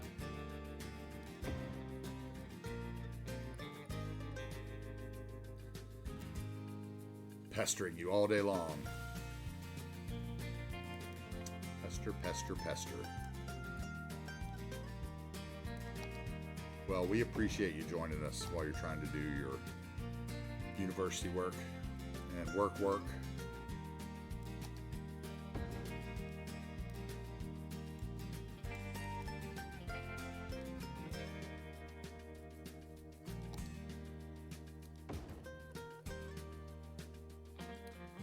Let's bring the trees back in here. Let's bring our brush back up. And I don't believe I have my collision. Oh, yeah, I do. Okay, so let's see. I want road collision on, right? That's what that means. I always get those confused, and then I leave it off for the rest of the day, and I have trees under my roads, and it angers me. Let's just test it. Okay, yeah, that's right. Okay. Didn't want to do that part yet. Sorry.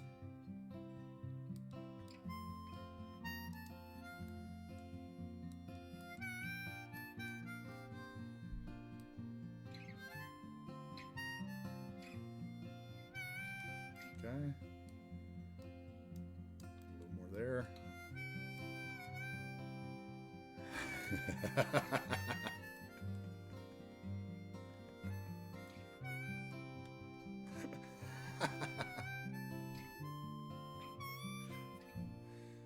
Oh, man. That's funny. Gotta love it.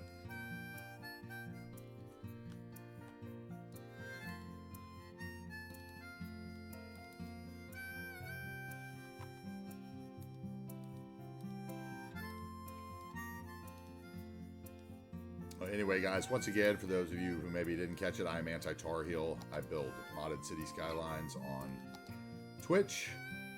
I've been doing it for about 10 days now. We're going to go Monday through Fridays from noon to 7 around. And then on the weekends, we're going to have some secret streams that'll be posted on the Discord and stuff at weird late night degen hours. So we can all have some fun. Oh, look, we got a little... So I've got a little glitching here with the network. This is one of the things that can happen when you use like node controller and move it, right? So basically we just got to come in here. You can see the grass kind of poking through, and that's something that I hate on the map. So just need to arch that back out a little bit more and stretch it out. And then maybe if we bring the curve back, maybe we can get those line markings a little straighter looking. Something like that. Still don't like those line markings. They're still not perfect. Ooh, and that turn is way too sharp now, so let's bring it. Let's try to find the happy medium here. Hate to have to redraw it, but we will if we have to. Maybe bring this in a touch. So you don't get any texture tearing. That's one of the things that can happen when you're playing with the highways and stuff. Okay, there we go. We're good. See, now there's no grass showing through. I don't really like the way this road marking is lining up, but we can maybe change that later or straighten it out. I don't have it straight, so we'll play with that later.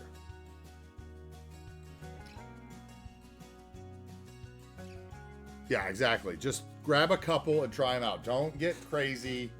The assets really aren't that taxing, except for on RAM, though. It's more the mods, but don't get crazy. You know, pick one out, find a guy you like and try them. There's so many great, like there's different expressway sets. There's like one of my favorites is the North American Freeway NAF by Gray Flame, the same guy that did all the trees for this, you know, that I'm using on this map, or most of the trees.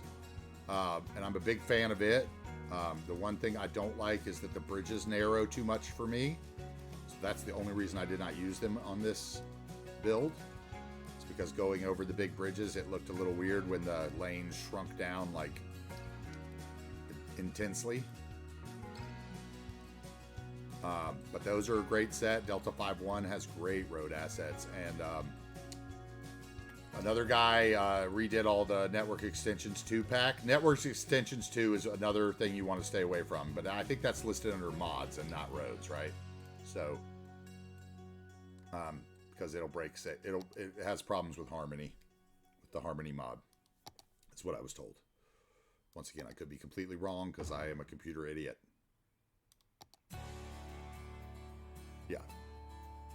Yeah, exactly. I say that too, as I every day scour the workshop and add another 50 something.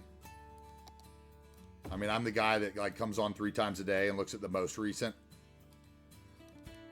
That's me.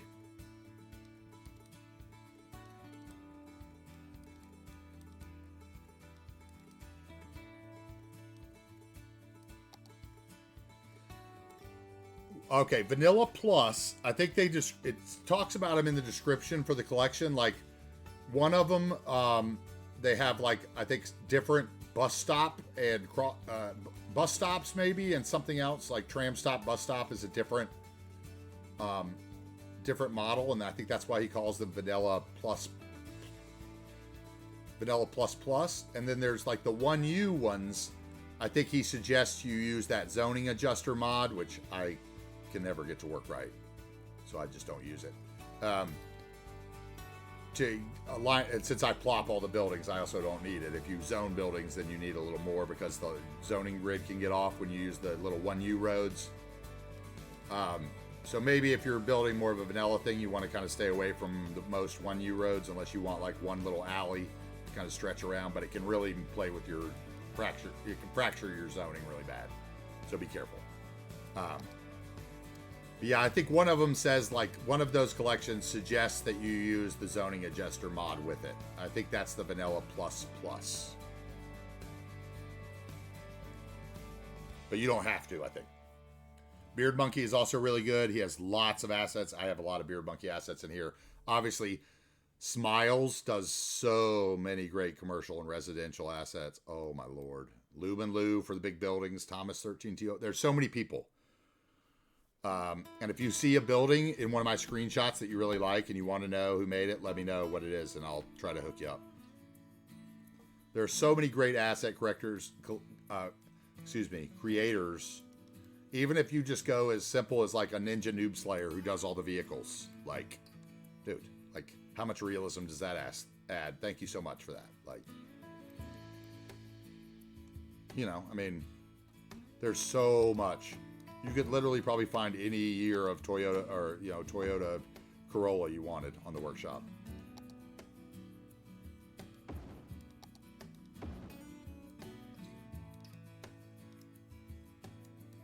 All you got to do is click what it is you're looking for. You know, if you want parks, that's where I get a lot of my park assets for.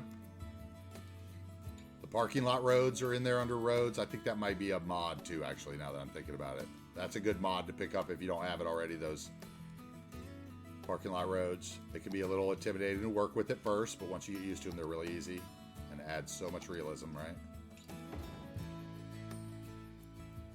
Canadian Moose, yeah. Yeah, they're all great. Stretchy Beard, you came over from Chicken Knuckle stream, right? Am I correct in that? I'm going to get so confused because as we grow the community, I'm going to forget that stuff because I have 420 memory.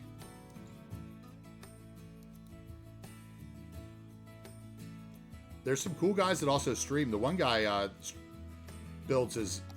there's a couple guys that I think stream on Twitch, right? Or no, wait, maybe one of them's YouTube. Titan, I think he makes his assets and streams on YouTube as he's making assets, like once or twice a month at least.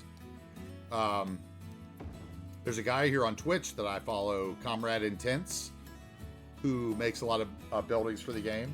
And it's fun to... oh, cool. Oh, cool. That's right. Okay, great. Cool. I wasn't sure if you came from Chris's stream because I knew that, you know, he was playing with a lot of the mods and assets. I didn't know if you'd seen them. He's, you know, for those of you that don't know, Chicken Knuckles also plays City Skylines every once in a while. He is one of the hosts of the 9 Club, the skateboard podcast that's on YouTube. 9 Club with Chris Roberts. And he plays a lot of City Skylines and a little bit of Grand Theft Auto. So check out his stream sometime if you want. He's still, you know, he's still learning the game, so it's a little more vanilla looking, a lot of zoning, but he's trying to do some interesting things. And I'm over there a lot, kind of giving him tips on Move It, since I think that's probably when Cuboid's asleep. And it's a fun place to hang out, and good stream as well. Fun time, lots of good people. He's got a good community because the 9 Club community is really strong. So if you're not familiar with that, feel free to check him out. I'm sure he'd enjoy it as well. probably raid him one night when I do like a weekend stream, because he tends to stream late at night, being that he's out in California. So,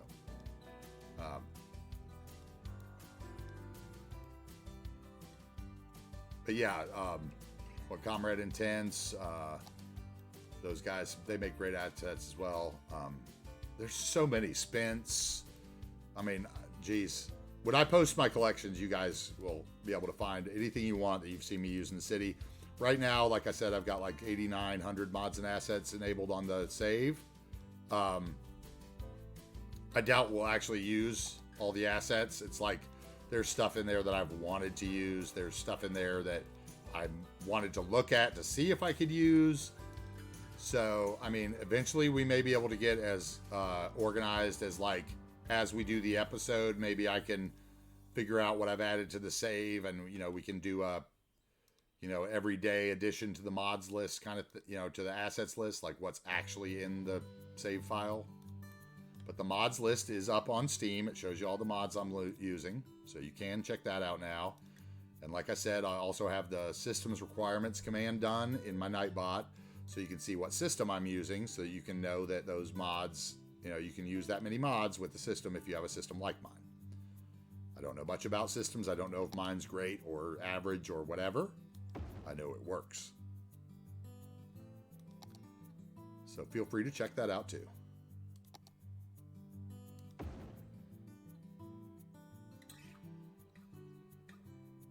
Thank you, man, thanks for the love on the channel description. I was trying to kind of give people the idea of who I was without too high of an expectation. Not that half the people on Twitch would even know what Gen X is, right?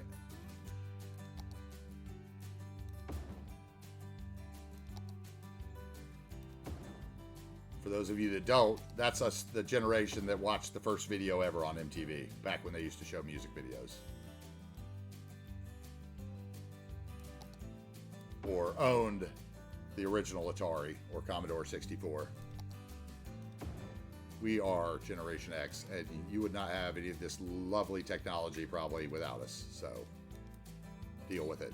Get over it.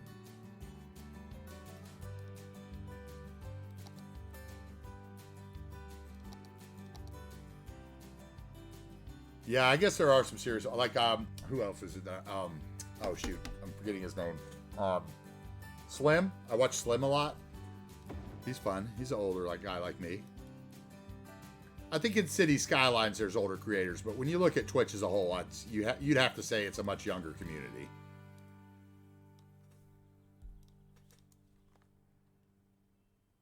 I mean, like 30-year-old streamers on Twitch and, you know, the big popular categories are a lot less than they are in the lower in the lesser categories, obviously. FPS shooters and stuff. I don't know, man. I played with a lot of great gamers when I was young and used to do a lot of RTS gaming back in the day. I'd like to find some of those guys again. Unfortunately, I lost touch with a lot of them. I was kind of hoping that some of them I'd find on Steam still. One guy in particular that used to come down from DC named Steve, who we used to play Axis and Allies together. He was Mason, and he was like one of the best. His name was Mason. He was one of the best Axis and Allies players out there. We were in the triple threat clan together. Some other great players. And he used to come down to North Carolina. We would always go out to like fine dining places and, you know, do all kinds of real life shit. And I changed phone numbers and lost touch with him somehow. And I've never been able to find him since.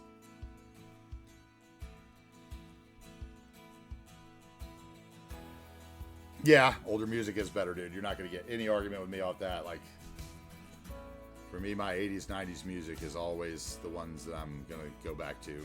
I mean, I'll listen to some newer stuff too, but that's the ones I'm going to listen to the most, because I think it's like anything, right? I think kind of what you grew up listening to, or what you know, is what you think is cool. It's like, I like to tell people, you know, a lot of people ask me, like, you know, like I said earlier, I used to do a lot of skateboard collecting of the vintage skateboards, you know, from like the 80s and 90s, Tony Hawk boards and stuff like that. Go to yard sales and garage sales and find them and sell them on the internet. And people would ask me, like, dude, why? What do you do? And I'd be like, dude, find something you thought was cool as a kid and buy it. And sooner or later, when those people that age your age or whatever get their disposable income in their 30s and 40s, they're all going to be wanting that. Because it's going to remind them of the time when life was simple and they didn't have responsibility. And, you know, like if I had only listened to, you know, if I had only had somebody tell me that advice when I was younger, and I would have like bought 2 of every Lego set I had, or 2 of every G.I. Joe, 2 of every Star Wars action figure, I would have never worked in my life. And that makes me sick, honestly. Yep, 60s to 2000s. Yep, 60s is great music too. All the old great 60s music. I love that stuff too. Can't go wrong. Once auto-tune became prevalent in actual music that was on the radio, music fell off, right? I think that's what it is. Like now, in order to be a musician, you have to be pretty and be able to make it on your video, has to be able to get likes and your album art. Whereas, you know, Pat Benatar or Steve Perry, you know, somebody like that, could survive back in the day because they had decent music, and even though they looked awful. That's crazy. That's funny. Maybe if he's 103 years old, maybe he just doesn't remember any of the older music too. You know, like my mom's older, and I would argue she maybe doesn't remember what is older and what isn't, what was great, what she liked. Sometimes, sadly enough, that's what it comes to, right?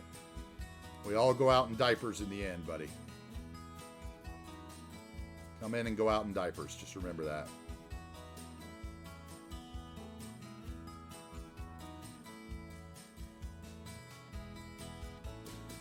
All right, so we finally finished this side, I think.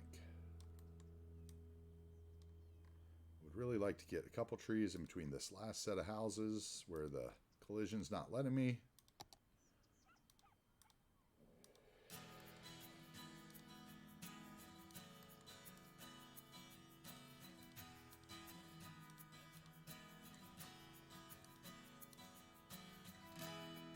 Anyway, guys, I want to do some fun stuff on the channel. Like, I want to make sure we have like interactive polls at the end of the episode. We'll give options. You know, we got to get there. We're going to get some mods on the channel. We're going to get everything worked out.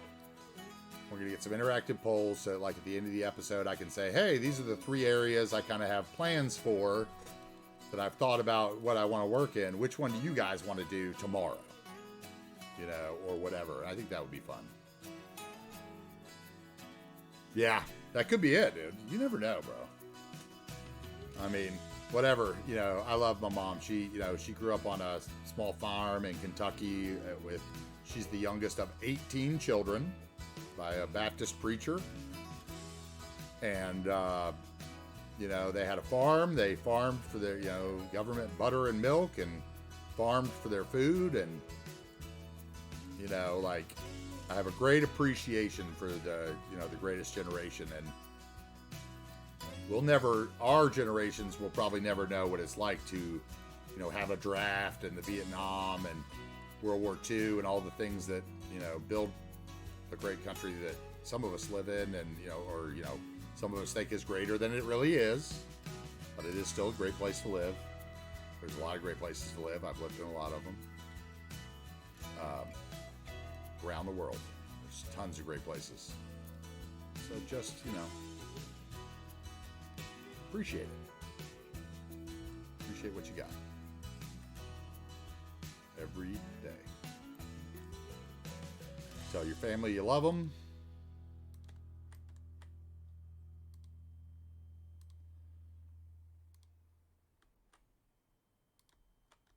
Just stay connected. That's all you can do in the world. Stay connected, keep yourself challenged. Even if it's playing City Skylines, right? Okay, I think we've over-treed this area now. I think I'm good. Now maybe we can work across the river. A little bit. All right, let's get a little screenshot of our neighborhood we built today for the Discord later. Nothing special. Showing the growth.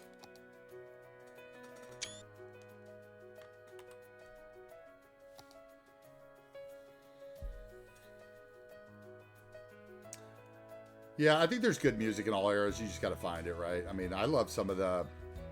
I even love some of the old '40s like big band jazz music. Some of that stuff's great, man. Count Basie, Thelonious Monk's earlier jazz stuff, Coltrane. Pretty much for me, like when it gets into the militant rap, like the real, like the super gangster rap, it just doesn't do it for me. I'm more of like a Tribe Called Quest, De La Soul, Digable Planets, you know, goofy rap.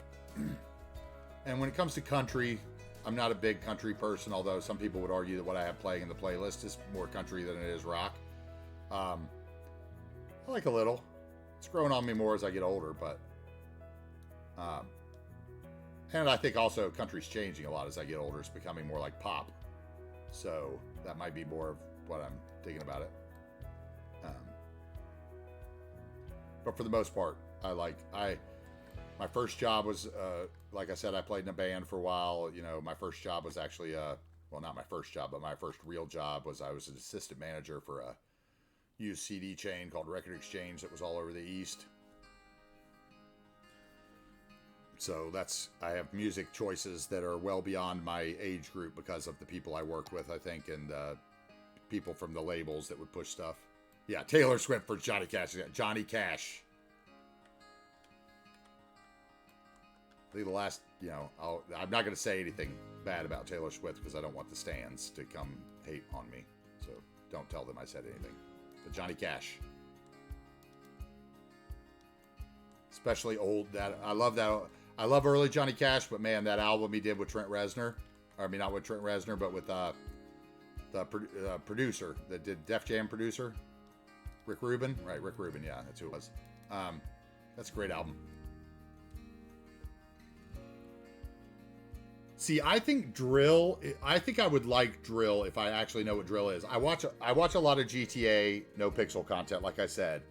And like P Money, and there's a guy over there that's Big Toe or whatever. I think their music is technically called drill. But what it reminds me of is like rap with that 80s progressive Manchester, kind of dance synth music mixed into it. So it's got like the melody of that 80s Manchester, like New Order, Jesus and Mary Chain, Joy Division, that kind of stuff, mixed with the rap beat and the rap, cadence. Yeah, but it doesn't have a little more melodic, like a little more hooky kind of stuff in it. I don't know. Maybe I'm wrong.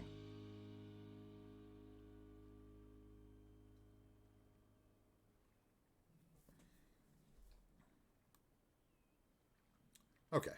I think that's good for that. Okay, where next? Let's take a look at our utilities and just make sure we're okay. Still okay, water. Getting there on power. We need some garbage processing at the top of the mountain. Otherwise, I don't think we're going to get garbage pickup at our observatory. But we'll do that when we finish the bike paths, maybe tomorrow. Health, we're fine on. Crime, we're fine on. Noise, we're probably fine on.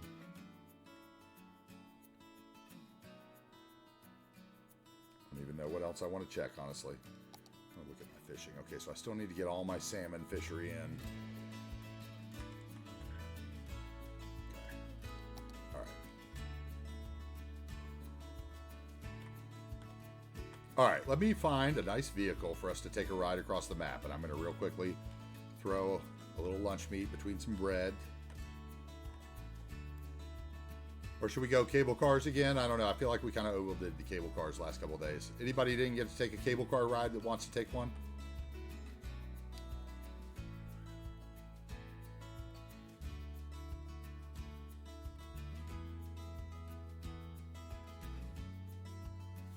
What's up, Cruft?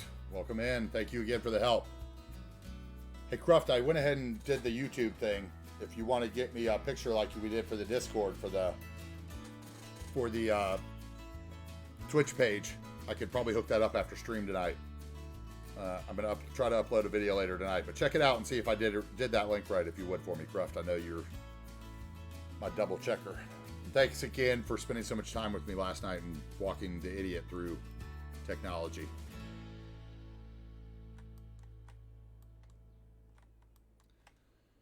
But yeah, I got that up, and the system commands are working. Everybody's been using the commands today, so it looks like everything's good. I haven't been in the Discord since people started joining, so I don't know if there's anything we need to do in there. I know you were kind of taking care of that stuff last night. There might be some new people in there. Maybe we may even have some new activity. I sent you some questions, but I have it deafened right now. Yeah, it's the blind leading the blind. No worries, dude. Dude, you helped me so much last night. Like I would have not gotten half the little things that we accomplished last night done if it wasn't for you mentioning it and me going, okay, let's do it. You know, so that's what it takes. Otherwise, I would just sit here and build aimlessly and not worry about that other stuff that could really help. So I do appreciate you thinking about it for me. All right, let's move over across this side. We need a train. We need some commercial rail. Freight rail rather. And I'm thinking it should be on this side because why not? We'll build some sidings off here. We can build a little road that just has a few warehouses and maybe that terminal on it so that it's not too overly used. And then we can fill this maybe in with a little more of kind of a town center, like maybe one of the unique building tax office or one of those. Basically, you haven't missed much craft. All we've done is kind of finish those houses today. We just finished that, so. But thanks for joining the stream, as always. Okay, so before I build this, I just started to tell you what I was going to do when I told you I was going to go make a sandwich real quick. So let's find a car that we want. Is there any cars at the top of the mountain maybe that we could take the ride down? We haven't done that yet. That would be fun. Ooh, we got some cars. Okay. Where are you going? Are you leaving? Driving to the drugstore. So where are we going? We're not going anywhere. There's no drugstore up there.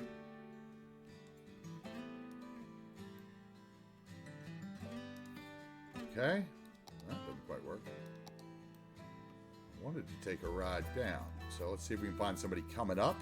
Is there anybody driving up?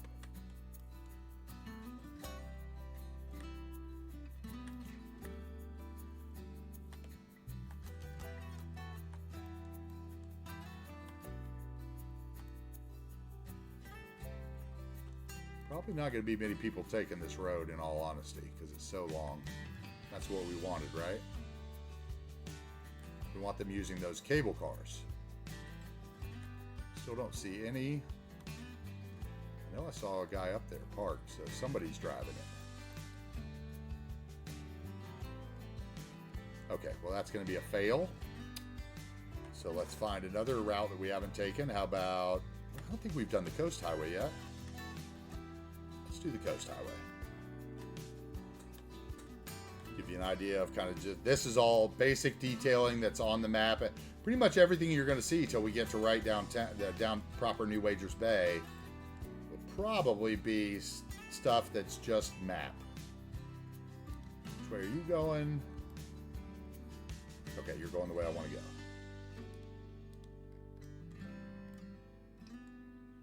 All right, enjoy the ride, guys. I'll be right back.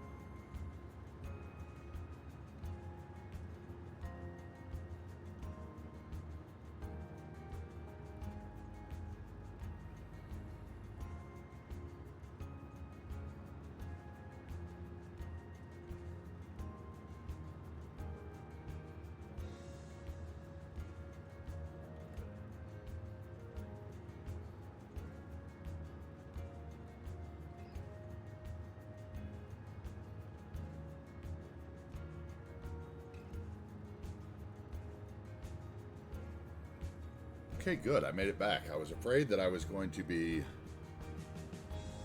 coming back to the gray end of the map. How's the trip been so far? Everybody coming through downtown. What's going to be downtown? Get an idea of like the length of the downtown. It's gonna be huge.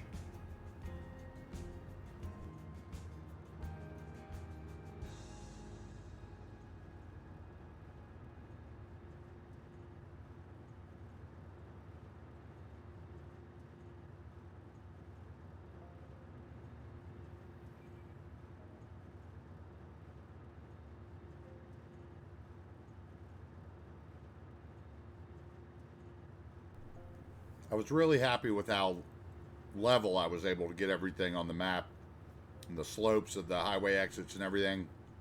Took a lot of working with.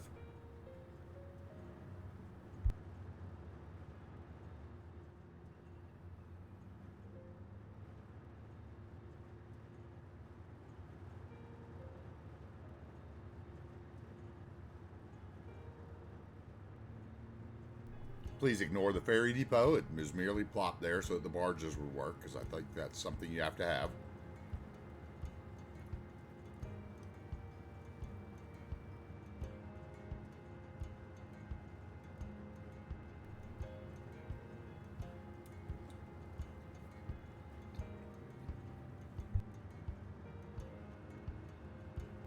What's everybody having for lunch today? Or I'm having a nice pastrami and Swiss sandwich.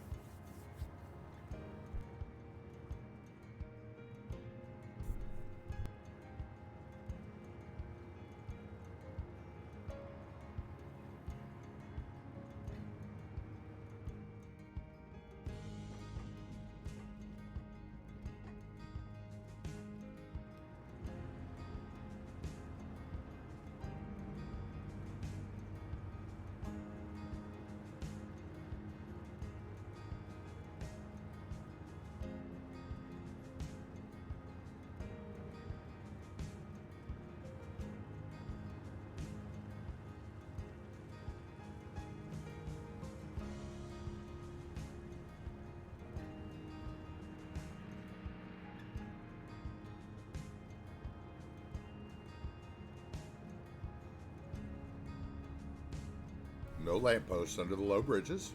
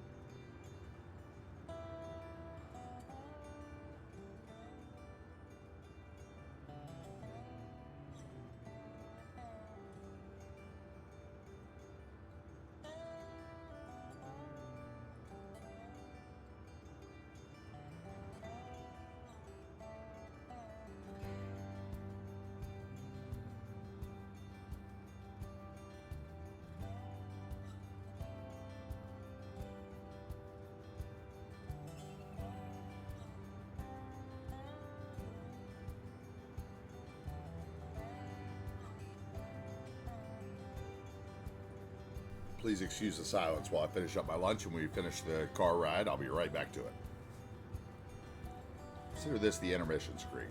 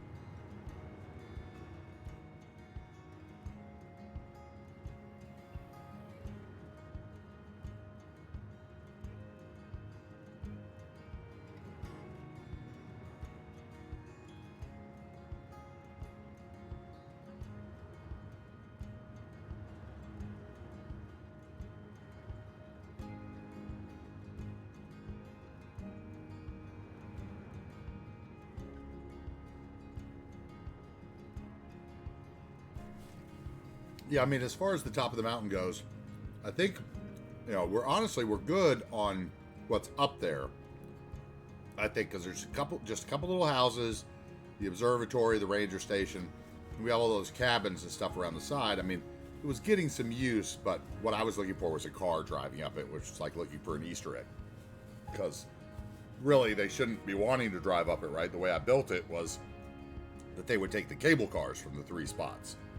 So looking for a car was probably a little ambitious on my end. As for the zoo, I think we'll probably do some zoo stuff. That's the one I'm not 100% sure about in this, just because of the animals. I think we could definitely get away with like the reindeer and the antelope enclosure, maybe.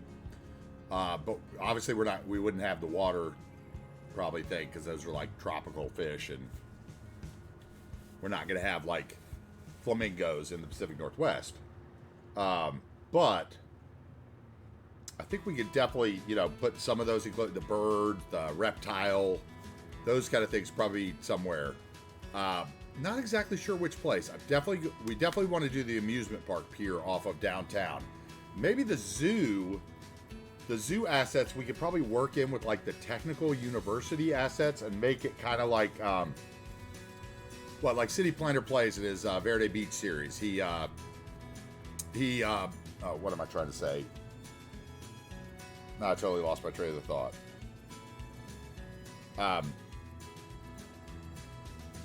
He combined them with a college. He kind of made like a university that was zoologically oriented. So we could probably do something similar to that in the downtown university and get a few of those enclosures in there and the actual zoo without building the whole zoo. The amusement park pier, though, is going to be a monster. Because I want that to light up the harbor, Still no boats here. That's really bothering me. And I do mean really bothering me.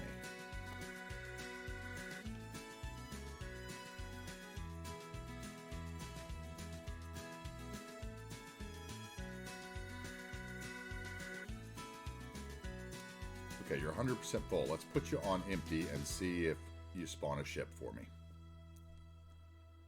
Or are you just going to do trucks? I still think I may have something. I may have a node disconnected or something in my ferry pathway. So we may just end up having to rerun this ferry pathway up to this dock. It is April Fool's tomorrow. Isn't that crazy? It's already April.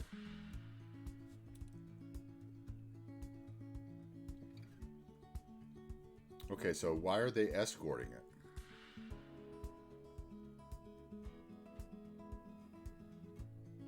Why are they doing it by truck? They're taking all the stuff out by truck, but they didn't use the boat.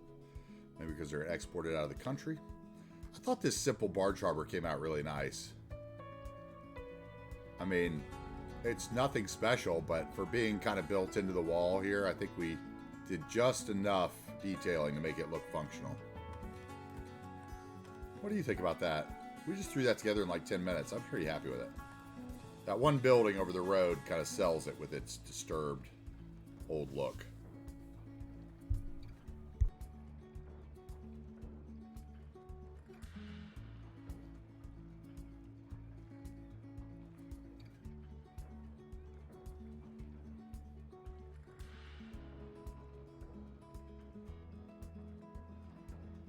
Okay.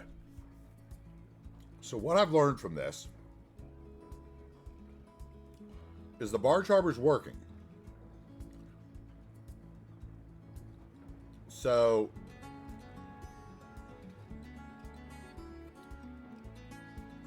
I mean, I don't think that it's a problem with the route. I think it's a problem with the distance, right? I think they're using the trucks to get to Bridgeland because it's quicker than taking the river all the way around.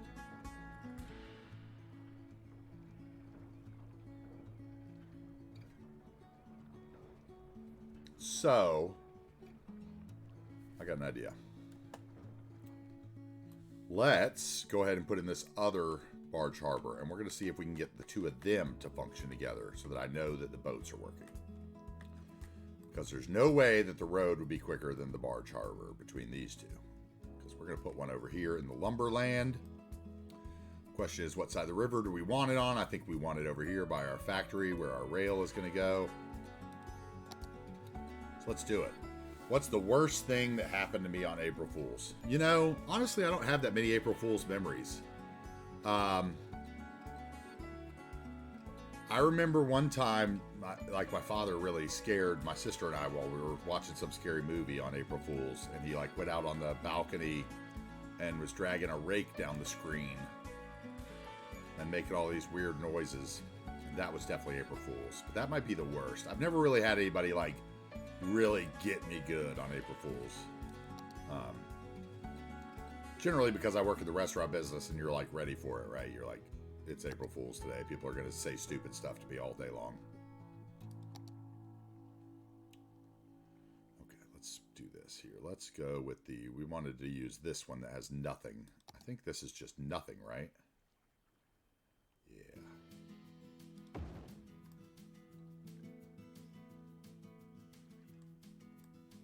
We're going to detail it. For now, I don't even have to do that because I can just see if you work.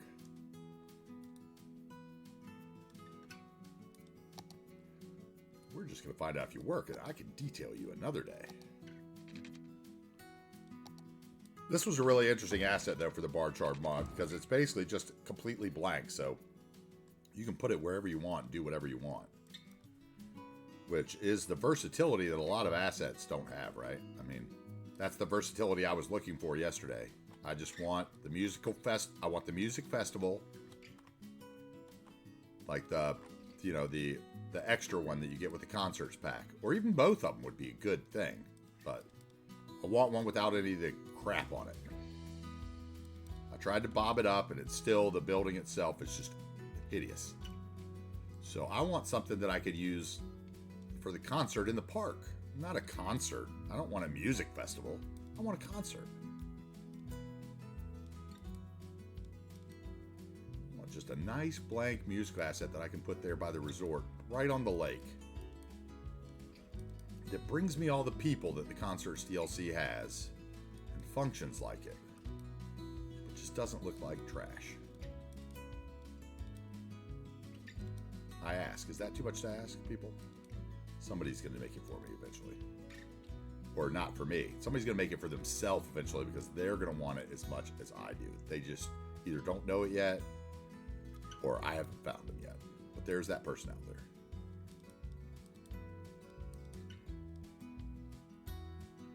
Okay. So that's got a road, so it should function. I think it already has ferry path too. Let's double check that. Got to turn our whiteness back on because I had it turned off. Yeah, I already have a ferry path in here. So let's put it together with a little more one-way ferry path. Oop, whoa, hello, sky. Let's get that in here so we will have the outgoing to here.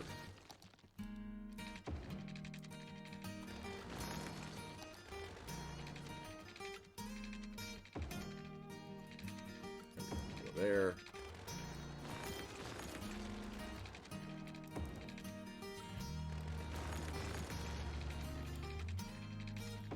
That sucker turned around. That'll look a little awkward because the boats might be a little big for that turn, but we can always tweak it in with move it once we see that it's actually doing something.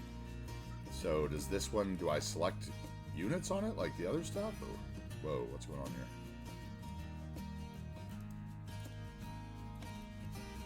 Where are you? Okay, I can. All right. So let's make him fish and fill, and that should really want the fish to come from that other one that I already have full. Alright, you gonna work for me? I'm dying to see this bridge in action. Hey! Razor baiter. It is not. It was originally the Pink Shrimp Harbor map, and I have redone all the trees and road working on it. But that Embrae map is very nice. I looked at it. At the time, I wasn't using intersection marking tool, so I think that might be part of the reason why I stayed away from it. And I wanted a little something that I could spread out a little more. If I remember correctly, the Embrae map had like some really defined mountain ridges on it, and I wanted to build a little more rural community.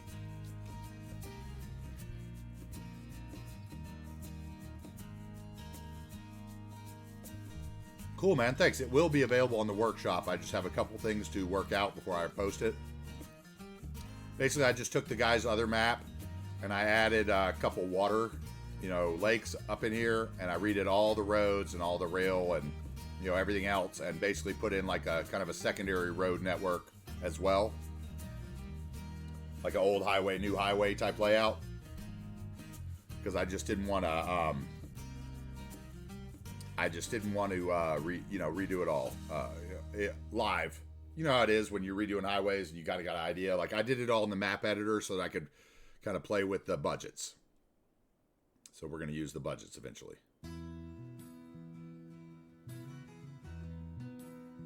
I do not use tunnels. So that's one step better than having to make them render.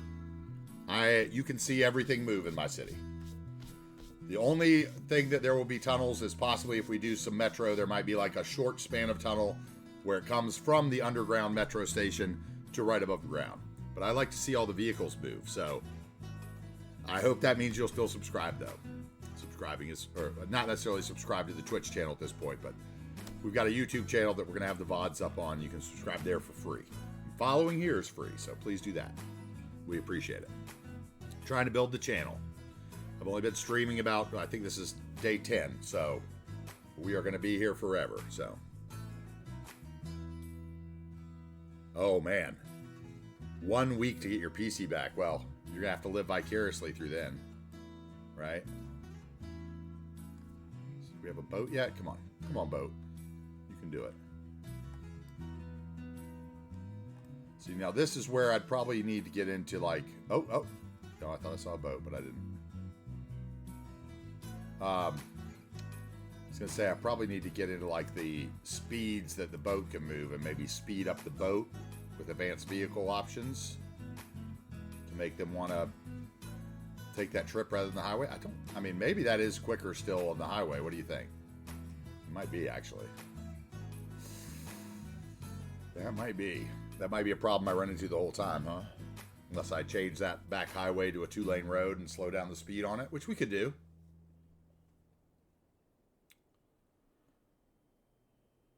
So maybe I'll have to put a regular ferry in to see my bridge raise. Ugh. Okay. We can do that. Not what I planned on today. But I planned on seeing that damn bridge raise. So let's just put a ferry stop down here for now and see if it works. And then we can always take it out.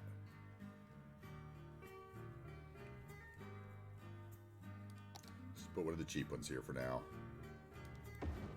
Yeah, that's fine. Thank you. You can just hook right into that. That's perfectly acceptable for me. Because I really don't want to redo you anyway.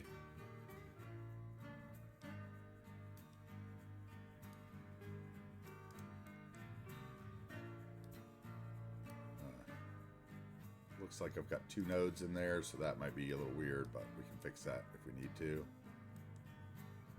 I think we can fix it just by doing that. No, there it is. There's the one. There we go. Anyway, this is just kind of a space for like a high detailed city. That's what I'm trying to do here is high detailed, no procedural objects, no network skins, are the 2 major mods that I guess I'm not using that some people use. We're taking our time. We're not doing the kind of the time-lapse builds that a lot of people do on YouTube. I'm kind of taking the opportunity to show people what's up. And, yeah, dude, you got to have hills that go over roads. I mean, you got to have hills on the map. Like this, like I said, this is supposed to be the Pacific Northwest. And the one thing you can say is we've got mountains everywhere. So, mountains and trees are something that I've got. Let's just hook up that road briefly. Kind of like I did the other thing. And let's hook a ferry line. But yeah, you got to have height and layers to your city, man. That's what the city's all about, bro. Got to have the height and layers. Let's just do a route and see if I can get my bridge to open. See if there's anything I have to fix on this sucker. Because that's really what's bothering me on it. Is it's another thing that I haven't really tested yet. So in order for me to publish the map, since the bridge, the movable bridge is already on the map, I want to make sure that it works, you know? Call me crazy. So let's, I mean, nobody's going to ride that boat, but let's see the ferry go. Probably come from the other direction, I'm going to guess, because the ferry pier, or the terminal is over here or whatever, so let's just see. I just want the harbor. Yeah, exactly. Once you start with PO, you can't get enough of it, and that's why I stay away from it.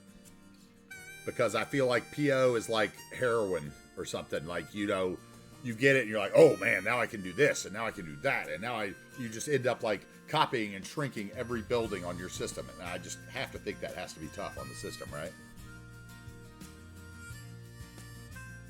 It is a drawbridge, yes sir. It's one of the movable bridge mod bridges.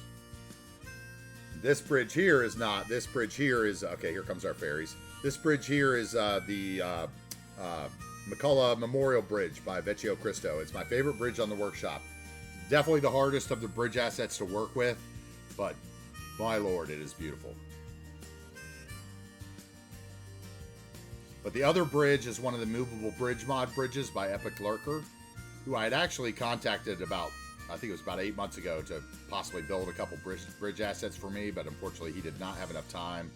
He's working on his own Amsterdam bridges and stuff for his own build, which I totally respect, because, you know, we should feel really lucky anything you get from Epic Lurker, because he is just building his own recreation of Amsterdam, and anything he puts up on the workshop is just stuff for you guys to use. You know, like, he could easily just not ever put that. Oh yeah, drawbridges work. There is a mod, movable bridge mod. There is about 4 bridges that work for it at this point. I think there's 4. It might just be 3.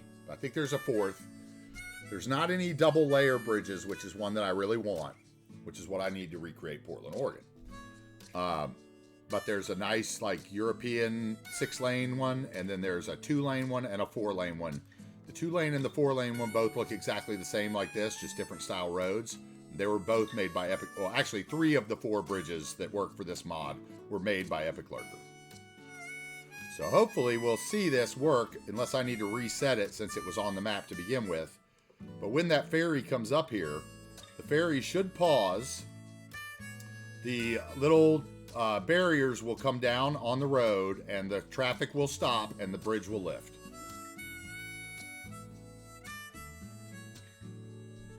And I have used one of the other movable bridge mod bridges, because when I saw it, I was like, oh my god, I've wanted this for years. We must do this immediately. And I used it in one of my other builds. So I know that that one works. It's the 6-lane one definitely works. But I wanted a more industrial work here, so I went for one of his newer bridges. And it should work too. It says something in the description about you might have to like redraw the ferry paths or something. I can't remember exactly what it says. So that's why we're testing it right now. I want to see it lift so that I know it's working right. And then that's one less thing I have to do before I can publish my map. So yeah, it's super cool. It's something that, you know, like, it does so much for your city, because you no longer really have, in certain spots, you can have a harbor without having to raise, you know, the highway so high to get the cargo ships under it and stuff, you know, because now it doesn't always work perfectly. I've seen it, you know, I've seen the thing run through a bridge before, you know, because like any, you know, I think this was a pretty hard one to do. To like, you know, fake an intersection to where the traffic actually stopped. And like I said, you'll see these little barriers will come down and stop the traffic, and the traffic will sit there until the road goes up, is what should happen. So are my boats not coming, or are they just coming super slow? What's going on here? Do they just go to the other one and stop? Are they all lined up? What is going on? Okay, here he goes. Where is he going? Okay, let's follow him.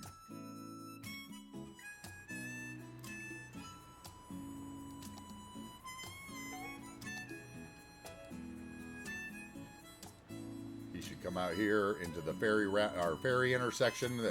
I used there's a pack called the More Ferry Components, and it's got one-way ferry pathways in it, as well as smaller canals for the people that want to build like Amsterdam and stuff.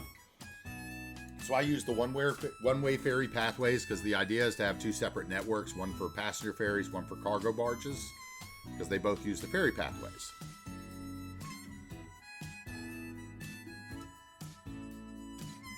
I have, yes. Yes, I've seen him on YouTube many times. Yeah. Dude, that's great. That's what we're kind of trying for here. He's a little more, you know, that city is Philippines based or Thailand based, if I remember correctly. So it's a little more Asian in style, but it's the same kind of, without the if you take out the PO, we're going for kind of the same thing here. Highly detailed, slow build. Whereas he's going to do his stuff on time lapse, and there's going to be a lot of stuff you're not going to see. I'm the guy that you're hopefully going to be able to come over and, like, if it's a mod you may be having problems with or not know how to use a certain aspect of, I can kind of do, as I'm doing things, it'll be more opportunities to actually explain things, unlike a lot of the YouTube content. It's a good one.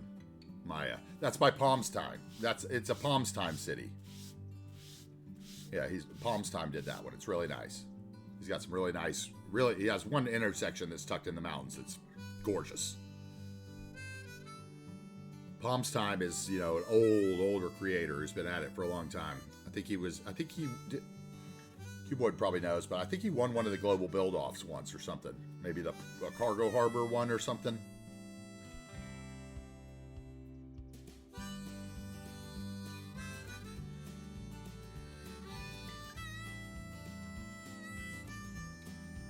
I am almost done with my lunch as we watch this guy go. I'm going to speed him up a little.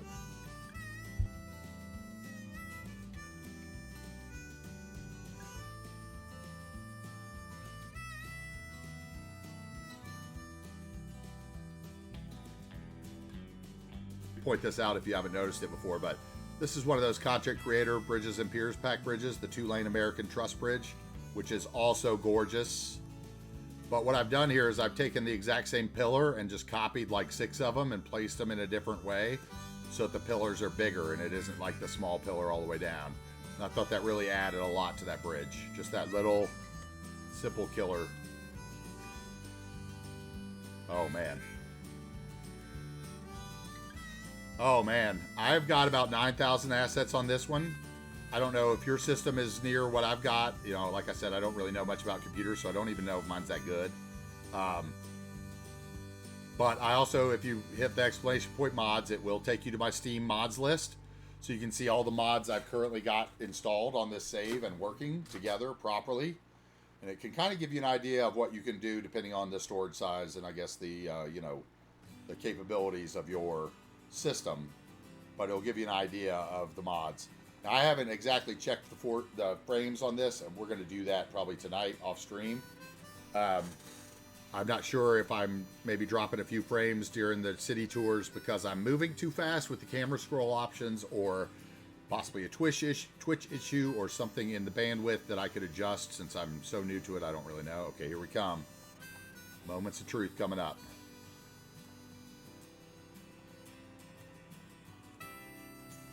Get over there and watch the bridge because that's where the real action is. We're close. Let's see if we work right today or if I need to reset you or reset the ferry pathways. For those of you that haven't seen this work, this is the movable bridge mod. Basically the thing that makes building some cities possible. And this is a recent mod within the last year, and probably, even though it's not half as used as Bob for me, I am just as happy with it. Am I going to go right through it? It looks like I'm not stopping. Oh, no, he's stopping. Yeah, there we go. Now the gate should come down. The light should change.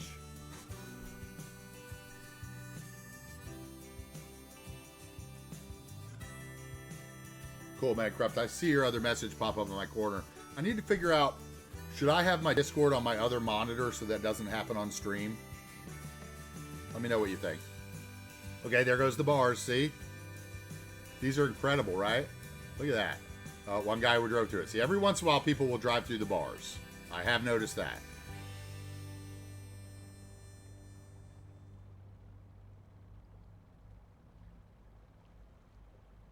Come on, bridge. Let's go.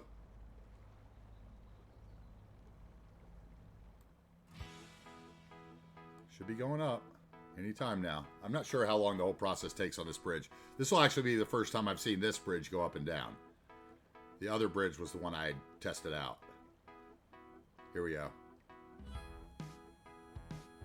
Yes, I am losing a lot of money. It's the reason I'm losing a lot of money, Harris, is because the first build we did in the series was the university. So obviously building a huge university with every building first starts the drain immensely. We started with the 700,000, but I'm basically kind of using Move It to trick the system where I copy a building and then sell it so I can get the money back until we get the budget straightened out. But we are going to be playing with the budgets because I like to see eventually that the city works. So rather than playing with the, see that guy floated across the thing, that's every once in a while that happens. So it's not perfect, the bridge. But it's still so much better than we had before, right? It's beautiful. It's gorgeous.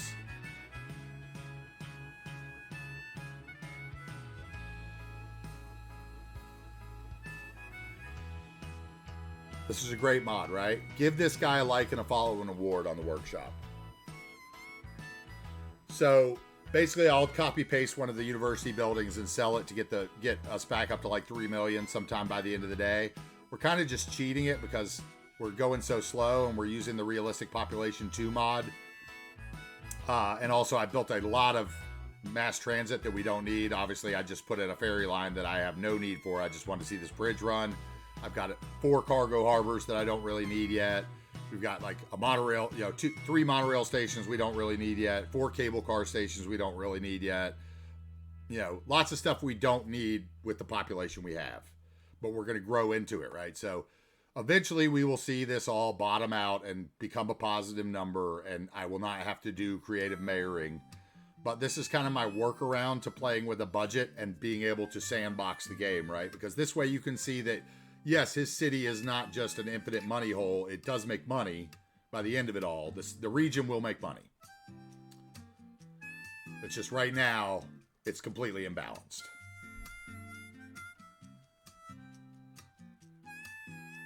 Yeah, the floating cars, I don't know. There's some mechanics that I just don't, like. Here's my feeling on it. When City Skylines comes, hopefully we're all super thrilled with it, right? Hopefully they take the time to do it right, to incorporate some of the modders and the mods into the project so that things like Move It and, even like Bob and those kind of things maybe get worked into City Skylines too, so that the console player can have such a better experience, right? Because let's be honest, like the reason that people don't make the big 4K video games is because consoles won't play 4K, right? Really, So until the consoles catch up, the graphics won't advance too much, so on and so forth. So we really need the console players to love this game if you want to see Cities 3, Cities 4.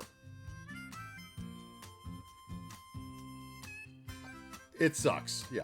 I wouldn't say it sucks, but it would surely hold it in its mouth till the swelling went down.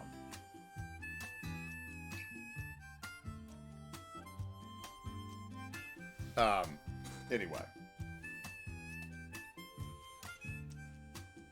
So hopefully they take the time to put a lot of that functionality into the Cities 2. And so for me, if it takes 5 more years for Cities 2, I'm fine. There's so much content out there. So many people putting out content every day for this game. There's no way I couldn't be entertained. So, like I hid my donut vans and all the other stupidness. So why not? I'm fine. I'm good. It can be kind of cartoony at times. Like I hate that ferry, but we're going to use a different ferry, right? I don't think you'd ever get them to do console modded support. I think the best you could hope for is that because we've modded this game, I would think honestly, if they're really looking at it, they say that the limitations of this game are what the Unity framework, which I know nothing what that even means because I'm not a modder, but I've heard that said many times. And I've heard many people say that if they really wanted a better simulation game, they need to build a new kind of, framework for the game. So let's hope that they take the time to do something like that, do it well, and include what we think of as mods into the base game to where when you put on the base game, you just think of it as a finely polished, well-tuned console game, right? Like, you know, it doesn't necessarily be modded support, but those mods need to be built into it the way they built Propline Tool into the console, but not into the PC version, so that the console players have a better time. That's all. Because console is kind of the gateway drug anyway, right? Okay, so we've seen this open. Everybody happy to see it? We should get see if I can, I'm going to try something tricky. Okay, there we go. Delete that boat. Let's switch over here to where we see the barge coming. Wait, now is the barge going to come? Now I'm confused. So the barge wouldn't come all day yesterday. But now it's coming to the new station we built probably, right? That's where he's going, I bet, if I click on him. Yeah. So but the ferry path works because these ferries went there. So that trip is shorter by road. I don't know. I mean, your phone's a new drug if you look at it that way, right? I apologize. Anything that takes your attention is...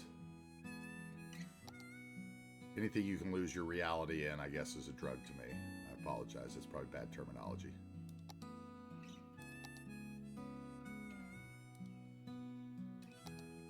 Oxygen, yeah.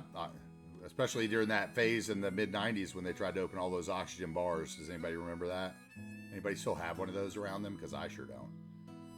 Okay, let's get that bridge open in the picture here for today. So we can show some other wonderful people that there's a movable bridge mod. Because obviously we have, like I thought, we had a bunch of people that don't know because nobody knows. Anyway, check that out. Movable bridge mod. There are, I think, 4 bridges for it. They're all great. All great. Good night, Razorbaiter. Thank you very much for coming by. Hope to see you again. Thank you. Glad to see you got to see the bridge. That's cool. See, now I wish this bridge was a raisable bridge. That's one that I want somebody to do into a raisable bridge.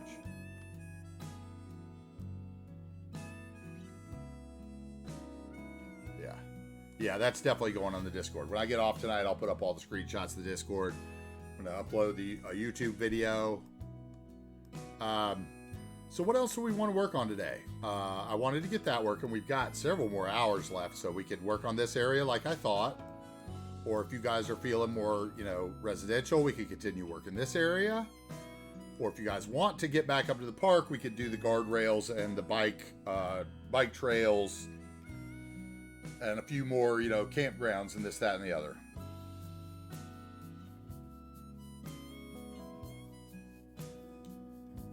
So I'll give you guys a minute if you guys have any ideas. Some more residential for Harris, he says. Residential is always fun. All right, hold on one second. Let me, I'm going to fill up my water, take my last bite of my sandwich. I'll be right back.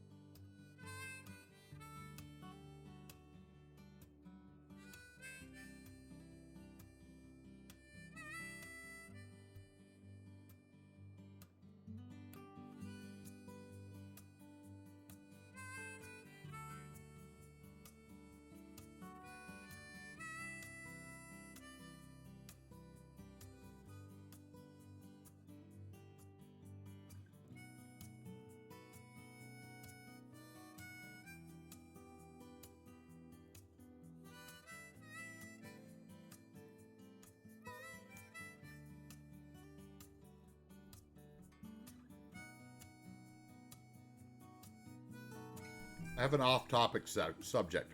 Excuse me as I swallow my sandwich.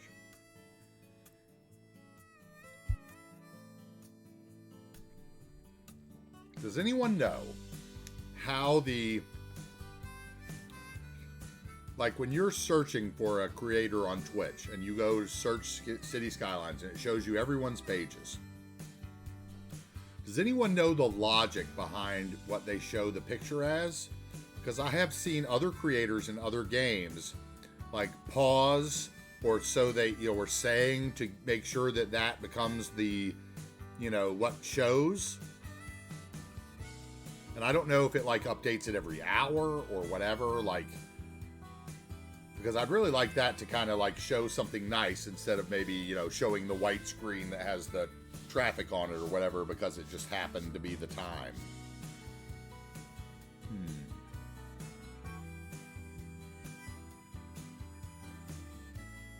Yeah, like I don't know if it's necessarily called a thumbnail, right? Because it's not something that stays the same all the time. It's like the feed from your screen.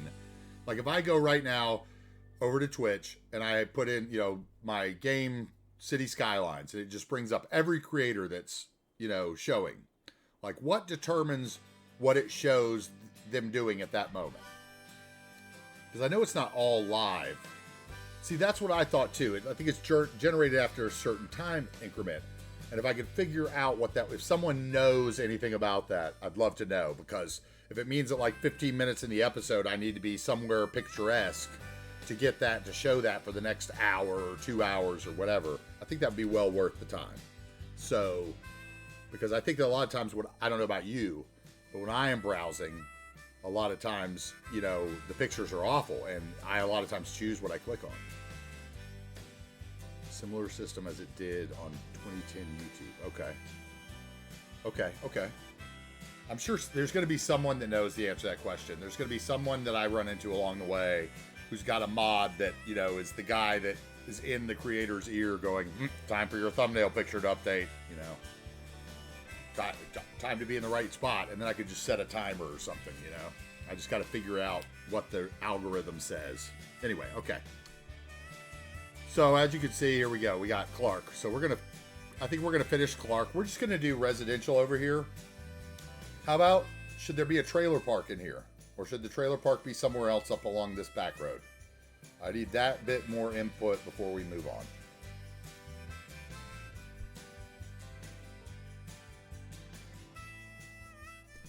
Yeah, see, I look at the tag things too like that, but I also look at the picture because I can tell whether it's kind of a vanilla city or a modded city based on what I see them doing in the picture. But what bugs me is when you like the picture is like the white screen, you know, because the fishing or they're looking at the traffic view. So you think, okay, so maybe truck stop trailer park in Madison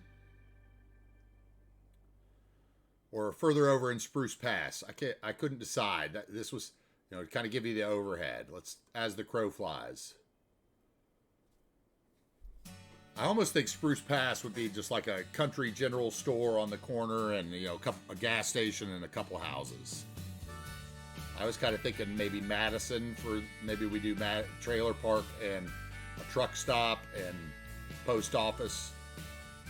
You put a trash thing up there that would service this exit too, probably.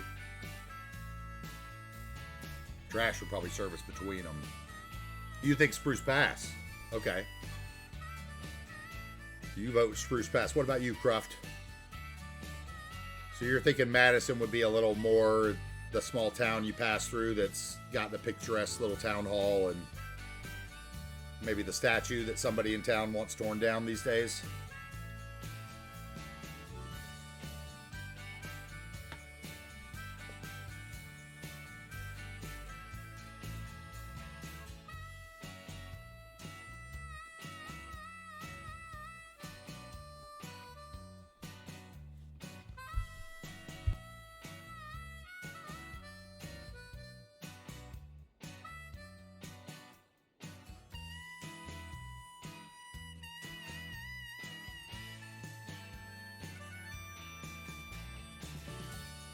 Yeah, there's like, as you drive by on the road, there's like two trailers that you can see through the woods.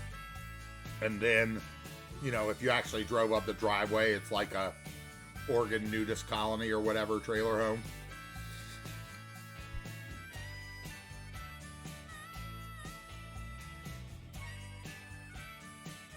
Or they're near airports. That's another big place you see them, was like off the runways of airports.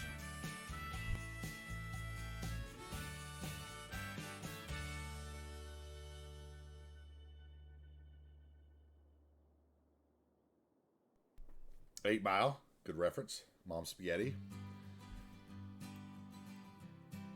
Okay, let's do this because I'm thinking about it and I just realized let's just get rid of the line because we don't need it.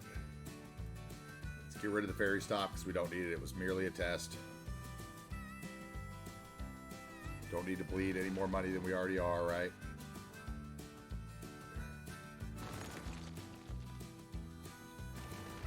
Okay. All right, let's finish this little residential here. Let's see how quick we can get that done. And then maybe we can get even up here and the trailer park done today. If we could get this little section done, that would kind of tie in the drive. Because a lot of the traffic gets off here and goes this way to catch this highway, because that's actually shorter than this. Even though I played with the speed limits to try to make it not, they will take the old highway, a lot of the freight traffic. So if we did this and this, we'd have another good section done visually. And then that, of course, would lead me to want to work on that in the rest of the week, probably. Yeah, you're probably right. Spruce, to me, the Spruce Pass is like, you know, the only reason that really exists is this back road, the old back road in from Jefferson. Which I still think we have to change the name of that, so. I think I'm going to have to swap Jefferson for something else because I realized that one of my train station assets has Jefferson written on it as well as one of my downtown assets that I want to use. So wherever I have the small town of Jefferson needs to be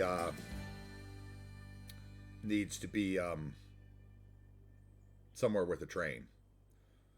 So really almost like this should be Lewis Crossing, except for it's not a crossing. It's like this should be, you know, whatever, Lewisburg or something. This should be Jefferson because I'm about to put a train station in. Or I could do Jefferson. I'll do Jefferson over here and we'll use that train station there. That's what we'll do. Okay. All right. And from far above, I think you get a good idea of how big that path network is that we put in there. And the cabins down the side. Really interesting. Some things you see better at distance. Okay, let's get back to it. Unpause a minute, let those ferry boats go away. All right, where are we coming? So do we want to do the trailer park first then and then come back to this? Are you guys feeling the trailer park? Oh, the forestry industry is going to be deep right in here. That's what this town is, forestry all back in here. We're going to have lots of farming and ore and oil over there. But definitely deep forestry industry. That is what the Pacific Northwest was built on. Trailer park is your vote. Word. We can do that. All right. I'm not the best at trailer parks, but we are going to make it happen. So, first decision, which side of the road do we want the trailer park on? I think trailer park will be a little further away from town, so I'm thinking up here. We could have a little gas station and maybe a couple convenience stores or something right here on the highway that you would stop at. And then the trailer park can kind of wrap in behind up on the hill, maybe even. I think there's a little... Okay, let's flatten out a little bit. And let's start with the gas station.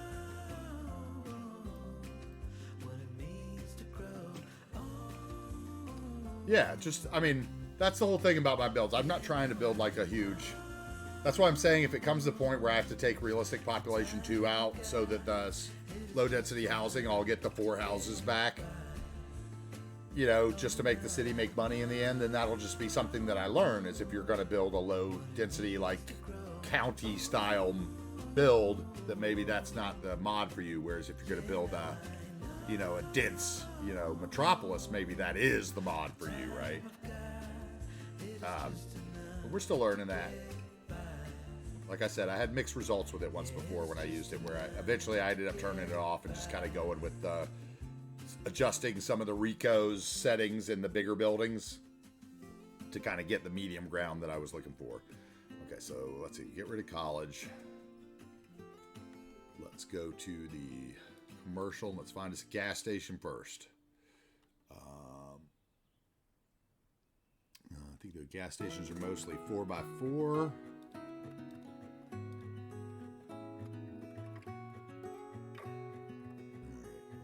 we got a Shell. What's the nearest one I put in town? I think it was a Texaco. Yeah, there's a Texaco right there. And there's a BP right there. So probably a Shell would work. Or even cheaper one. Do we have a trashy looking one? What do I have? Oh, I think I have that abandoned one. I think I have an old one too. This would be a good shout for here, I think. Okay, so we're going to have to get a road in. To at least place buildings on. And then we can move it. Sinking in the ground. Control H to that height.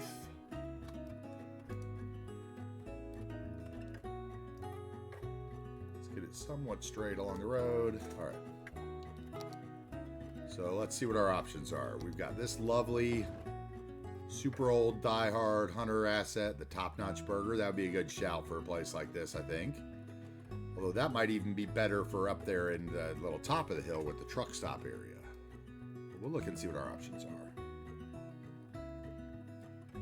Let's see, maybe a farm equipment dealer. We don't like the color of that one. Let's see if we can get a decent color to generate.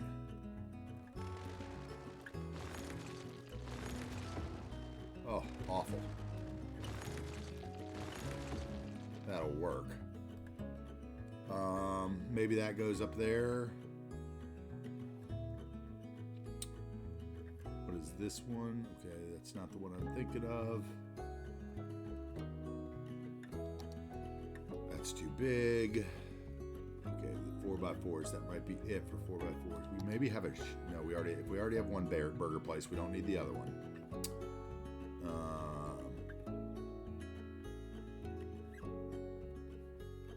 Car wash, no, that would be up near the highway. Maybe a Sonic up near the highway.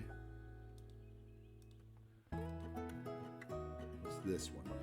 Okay, Village Pub. Those need to be in a mountainous-like region if we use them. This might be the gas station. Maybe that's a contender. City Fuel. Oh, we could definitely have this here. I love this one. Oh yeah, that's our corner store. Brothers Grocery. That's such a great building. King Leno makes some fabulous assets.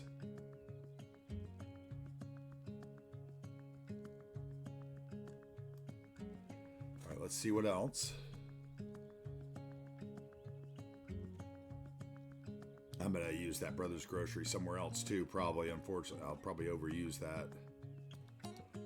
This vanilla building always kind of looks like a... See, somebody should take that and model it into a bank. We might put a bank logo right on the roof of that and call it a bank. Let's see. We have an IHOP. Pancakes, pancakes, pancakes. I think that's probably a little too lighted and fancy. We have this other gas station. That's the vanilla gas station that's been bobified to be tolerable. Got rid of the ice cream cone that sits on the roof for whatever reason.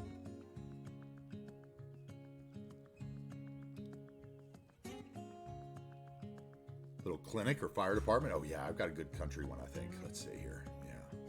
What about a Harley place? Those are usually kind of off the highway and the...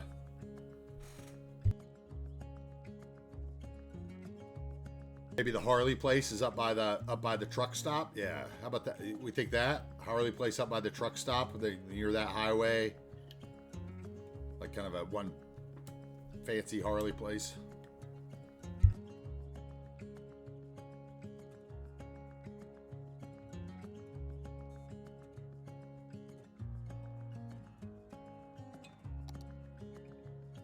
Go ahead and plop the Harley place up there so I don't forget that I might want to do that. Okay. And then what else? I said I wanted a Sonic up there. We can kind of work both places at the same time. How about that? Okay, here's one that's kind of a risque choice that I'm going to need a little help with. So, okay, what was it? Okay, that's another one. Okay, so here we got the That's the Sonic. That's the car wash. We'll have an Arby's up here on the hill. We'll have a Shell and a BP.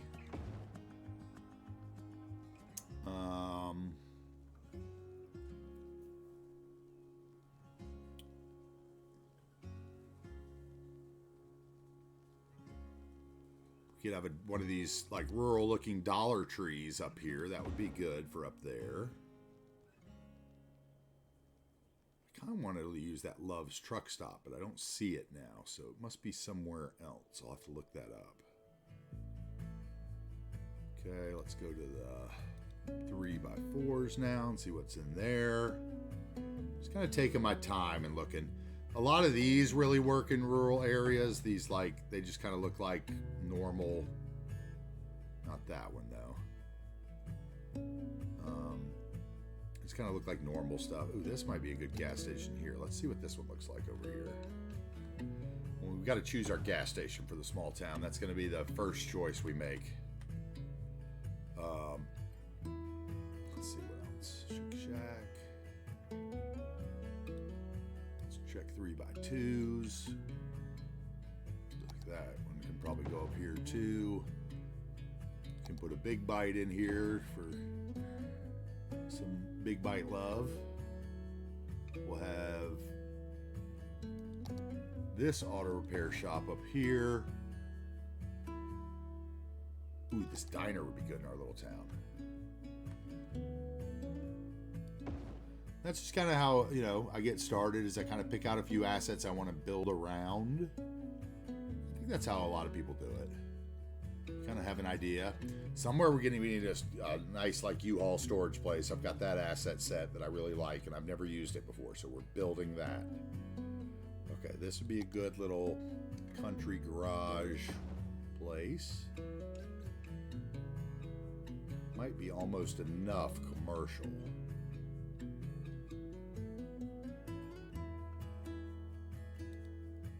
Smaller ones. Yeah.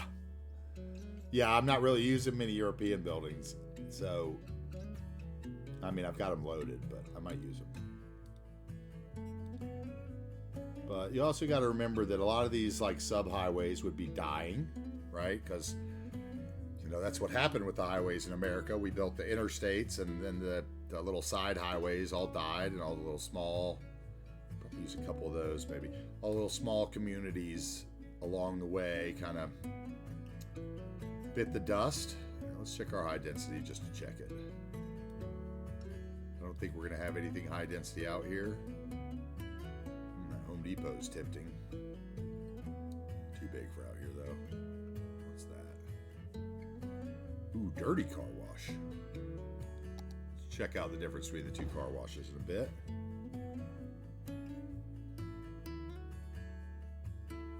Super cheap auto.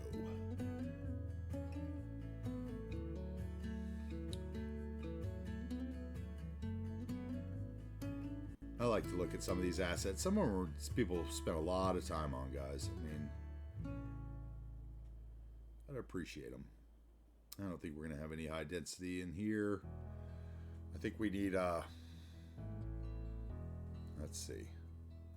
Up there, we're going to put this, where was it? This school. That's kind of the focus of the town, I think. Down here will be no school, so let's go see what we got. See what our choices are. So let's talk gas stations.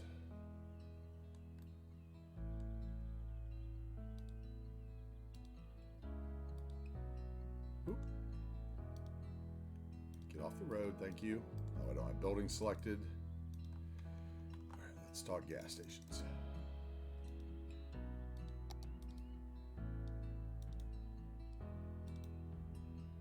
This guy goes up the mountain. You have an IHOP up there near all that stuff that we're going to figure out later.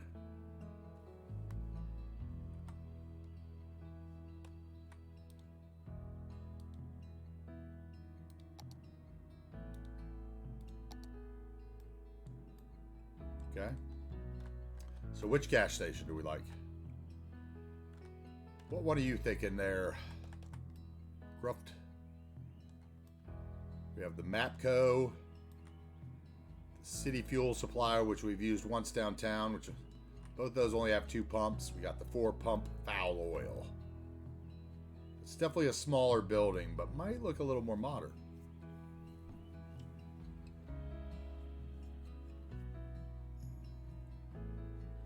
Yeah, see, I don't want to put a car wash for this one because I don't think that the gas station that was here would have a car wash.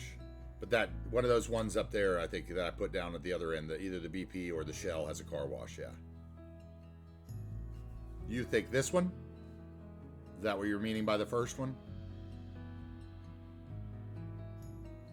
Or this one? And you're saying the middle one, this one.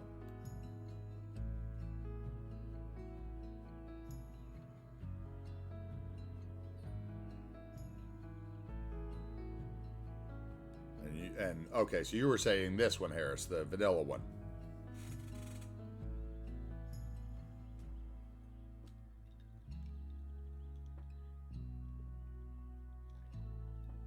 Maybe we have 2. Maybe they have 2 competing gas stations in town. That's perfect. I mean, a lot of most towns do, right? Guess we'll get rid of that one. How are we feeling about all of these? I think this is good. I think I've got some more. We're going to get rid of this one because I think it should be more in the farming area. There's that fuel. I don't need that. Okay, so if we're going to use both gas stations, then this guy's a little too nice for here, I think. Well, maybe not.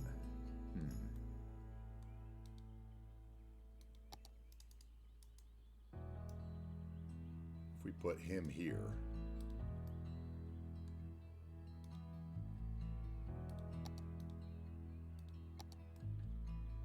Okay, and then we got top-notch burger with the drive-through. Drive-throughs are always on the corner where you can see those stalls, right?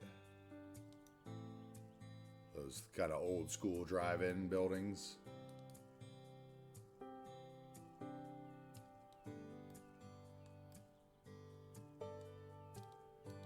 Okay, so maybe top-notch goes there.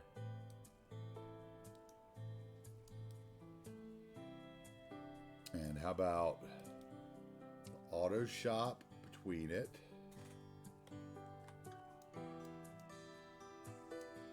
We have a little garage in here.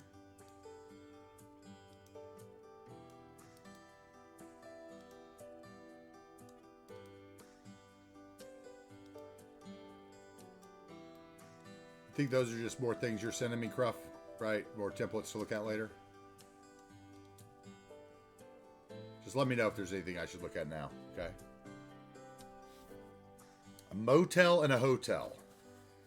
Typically, the American difference is size, capacity, and motels are like, like the motel is the place that most people wouldn't stay at on the highway. Like the Motel 6 is like one row, you know, it basically looks like a big, you know, trailer complex with, you know, doors down the side, and they're like $19 a night, where hotels are, you know, $69, $79 a night, and you've got the room service options, and I'm sure there's something in there too. It probably has a lot to do with the amenities offered. There's probably a classification by the hotel and motel, you know, association of East, you know, Bumblebee Land or wherever. Okay, so and I think this one I like.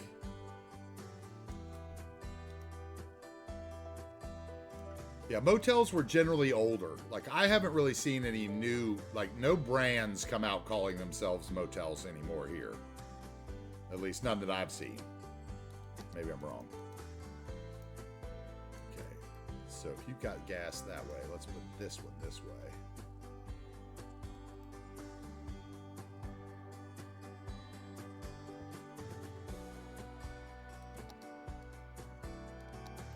A motel is more like me as an older male.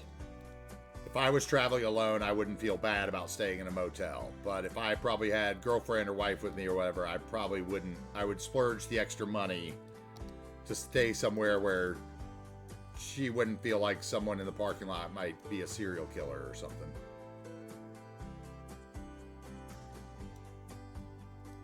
Okay, and then we need a post office, because every small town has a post office. And I've got this little guy here. We're just going to use it. Maybe we'll make this the post office. So this is one of those cube services I was telling somebody about. If you don't know about them, they're fabulous. So it's basically just a little cube that acts like a post office. So I'm going to click on it here, and we are going to just pick the regular post van, because I didn't download any like American postal assets. The reason is I did one of my cities before, and I did that. And I had like the USPS actual trucks like anyone that America sees every day. And I was super happy with it until I put down my post sorting facility near the airport and realized that you can't change with Bob any of the crates inside of that facility to not say PPL on the side. And at that point, I gave it up on having a realistic post office. And I just decided that the blue vehicles were fine for me because I wanted the post sorting facility.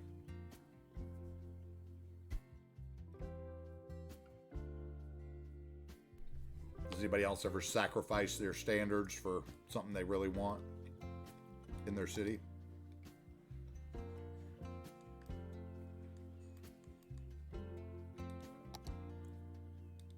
Okay, this is definitely going to be a 2-lane road. Unmarked.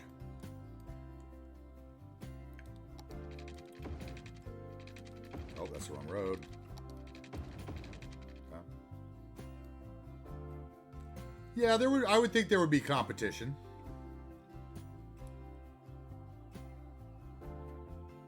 I don't know. Maybe this one maybe this one is a little too strip mall-y for here. I haven't quite decided. I just kind of want to look at the options. I want to get the road structure in first and see what we have to play with. So I think that the diner here would be a good shout. We have 2 food options on the corner. They both have good visibility.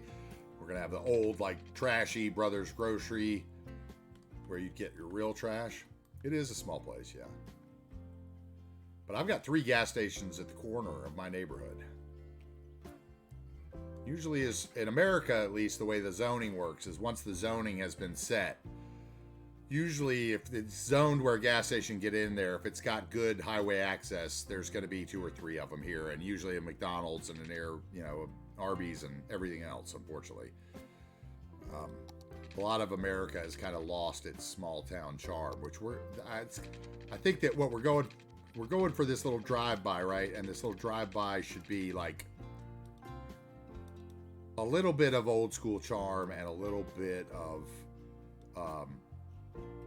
like a little bit of business trying to creep its way in.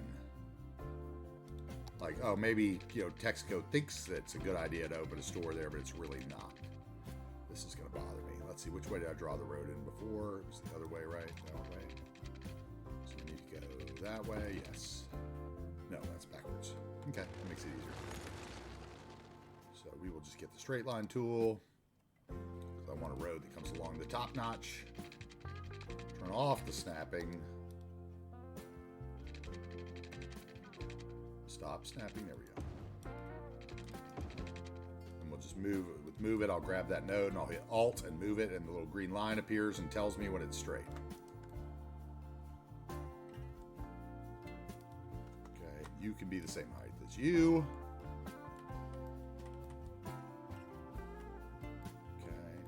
Have a little parking lot and maybe a little dog park or something here. Need to get the road back over to the other side, so the road will come out here as well, probably.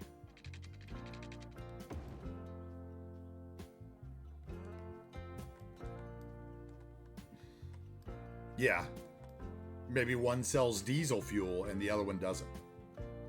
In my neighborhood, that's a big thing. Like, I drive a diesel Audi, even though it's awful for the environment. And, I have to go, like, there's only, 2 gas stations that I can go to near me out of the, 6 that I could get to, probably, that I can actually fill my car at. So that could be another reason one of them may have like the pump big enough for the semi truck to pull into, and the other one doesn't. There could be lots of reasons, but okay, let's see. I feel like that the Trixie Diner will have a parking lot, right? Let's get that in. A lot of this little town before we get to the, I promise we're going to get to the trailer park here in a second, I promise. So let's grab our lighted one. Let's come up here and then there. We're just going to go all the way around the Trixie Diner and then we'll stretch it out.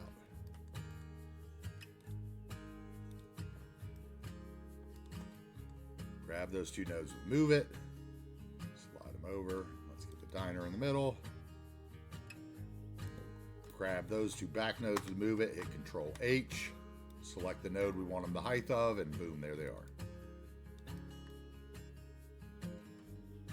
Okay, the light should be towards the inside on this. I know everyone can agree with me on that. So which way do I have to draw it? The other way.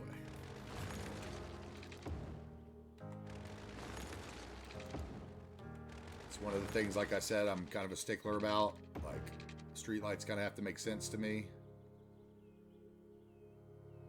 As a matter of fact, I think in this place, because it's so rural, I'm going to use the road that I've taken the streetlights off. And that way, yeah.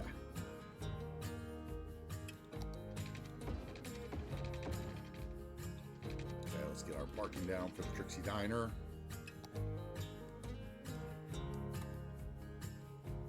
Is he going to have a handicap spot? Are we going to be able to fit one? There'll be at least one set of handicap stalls. In old parts of America that we built, you know, there's not enough handicap parking. In new parts of America, there's far too much.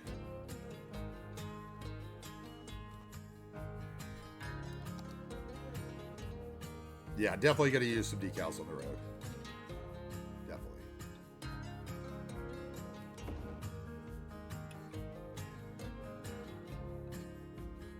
That's usually the last thing I add once I've got everything in place, because it's so hard to move the decals until, you know. Let's get rid of the segments. Get that lined over. Okay, and then we can just should be able to just highlight those, and let's see how mirror the objects to that segment.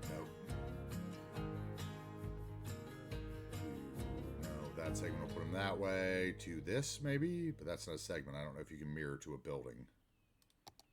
No. If I do that, at least that turned it around for me. Whatever. That works. I like to use that tool and move it when I can, especially if like I've drawn a good grid, because then the grid, you know, it'll just go right over. You can draw a little road in between your runways and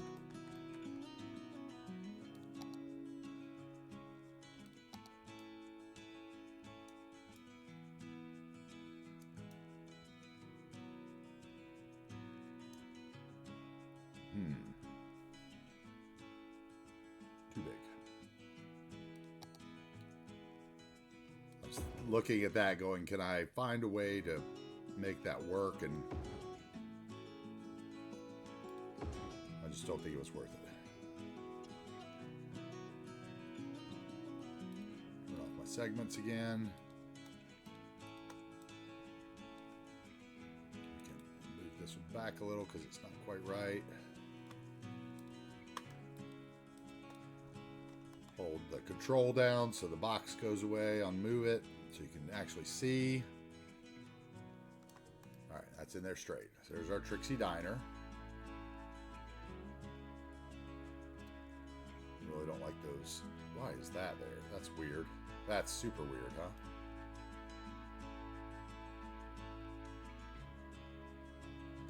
Okay, well, let's do this. How about, because I don't like that street lamp in the middle of the road right there, I want to try this.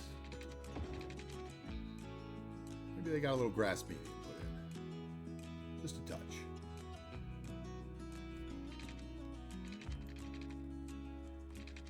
That used to be the nicest place in town or something. And then we can foul it up over here. I need something between the foul oil and the Trixie, like just a little, maybe industrial building. Let's see. What do I have in the forestry set? This one. Too big, way too big. This one.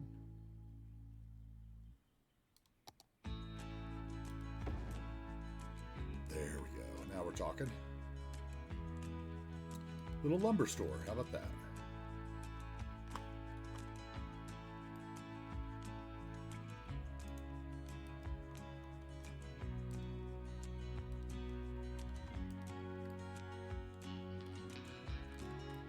Okay.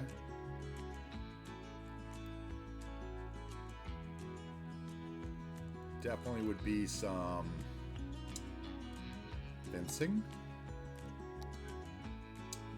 Thinking we go with that nature reserve fence again.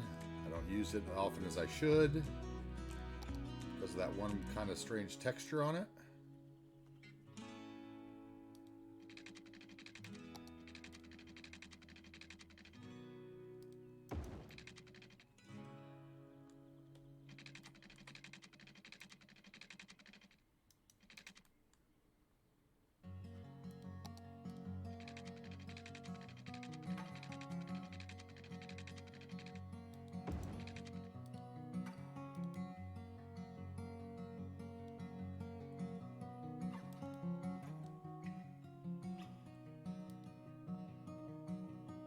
Come on.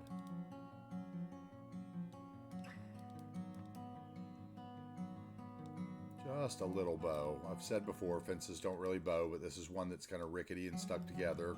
The way it, you know, that's how they kind of designed it. It's supposed to be kind of a lean-to post. So I think that's fine. And then let's get our road attached. So we can have an entrance here. That's far enough away from the intersection to get away with it. Okay, but don't want that road. Let's use the...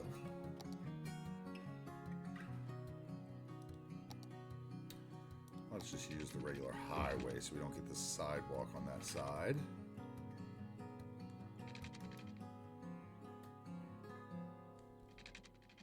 And maybe the same thing over here, something similar. Kind of, this is a little like frontage road shopping center. I don't know, they have tons of those where I am. We've got the little road that really should just be, you know, the road.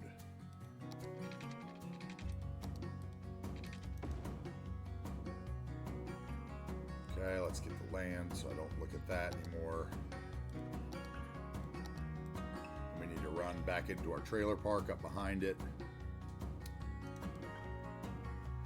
Okay, so I've got another asset that I don't know where it would be. Actually, it might fit well in here across the street behind the Brothers Grocery. Maybe we'll put it there and then you guys can tell me whether you like it. Let's see here. Let's get that. Draw out a little. This leaves a little room for maybe a road with some parking on it behind there. We need a police station still. This is where the lack of little police stations is really gonna use this guy.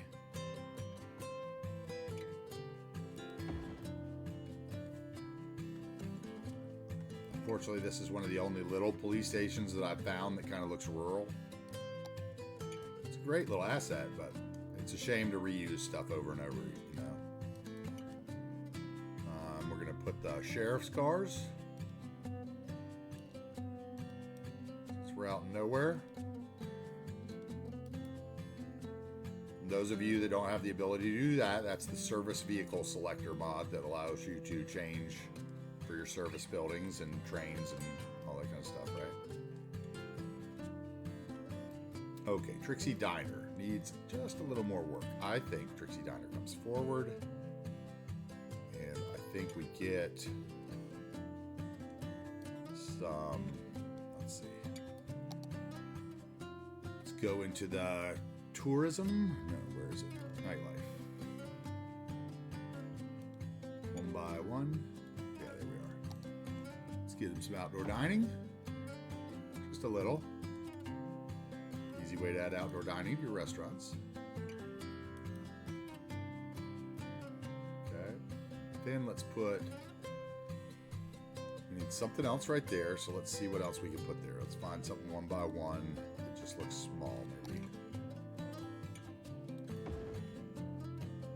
No, that doesn't work. That's not what I want.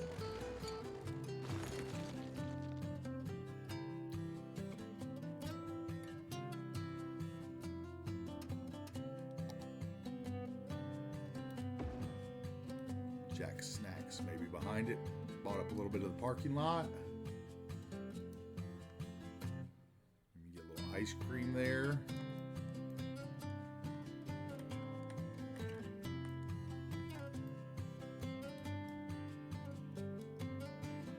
I don't know if I like that building, honestly. Maybe this little...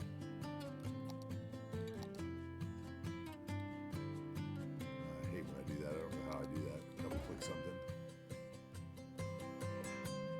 No, two cafes on the same block wouldn't work.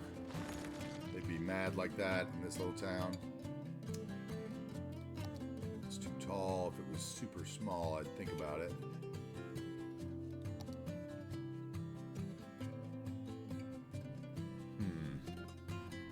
I use that way too often.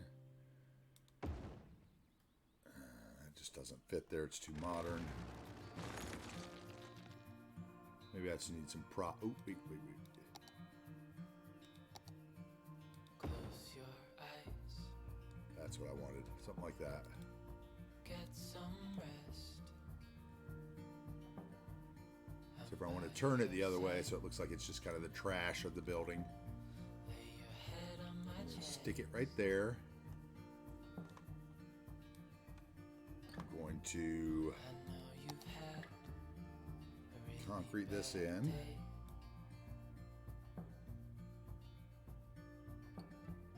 But I'm right here. It's gonna be okay. Okay, I like that. And then there's going to be something here that hides that from them. So they're going to get a planter or something.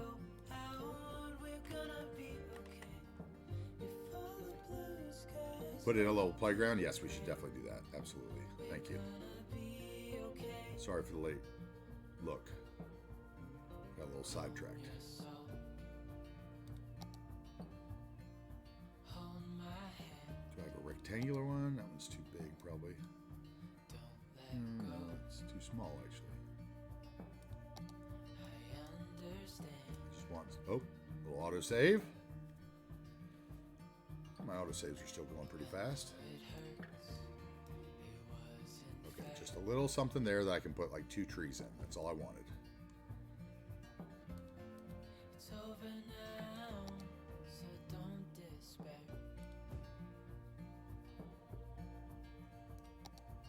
Ooh, that's way too tall. Maybe just 2 of the same.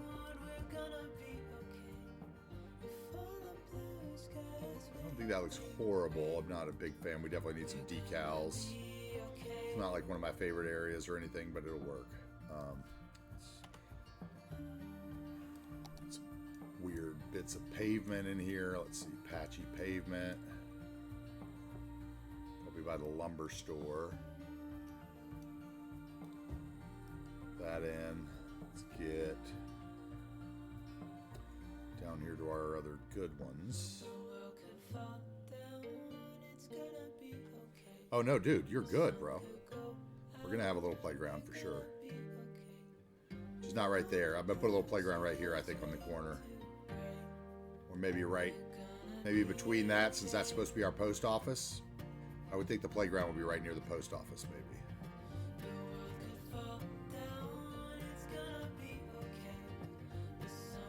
No parking.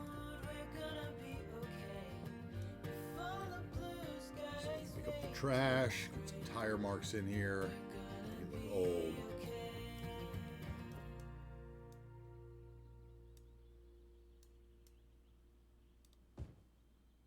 Some cracks and the like. Some cracks coming out of that patch. More tire marks, lots of turnaround. This place, this little Trixie Diner's been here a long time. So more cracks, not that one.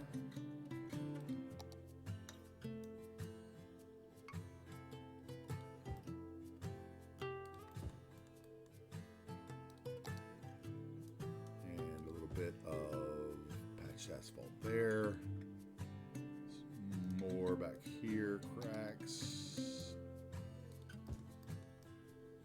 Let's get some road wear. Where's my road wear? Some dirt. This place is dirty here. Some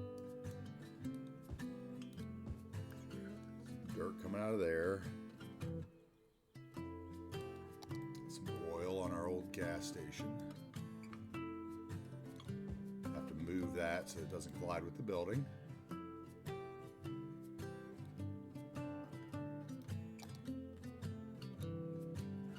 Get some broken glass out here.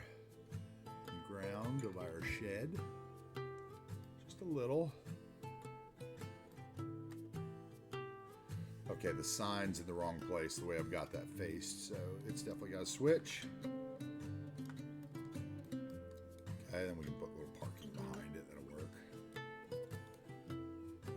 Okay, so we need little side roads between all these going to the back road here. And where's the good stains? Here they are.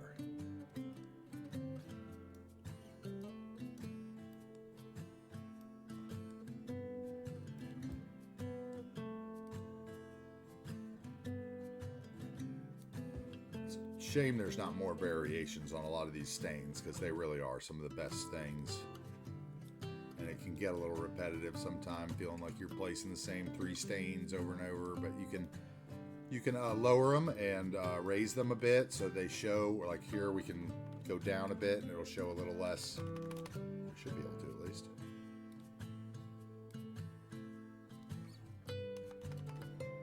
There it goes. See it disappear. So you can show as much or as little as you like. And that's something I learned from Slay in one of his tutorials on decals. It's really good on his channel.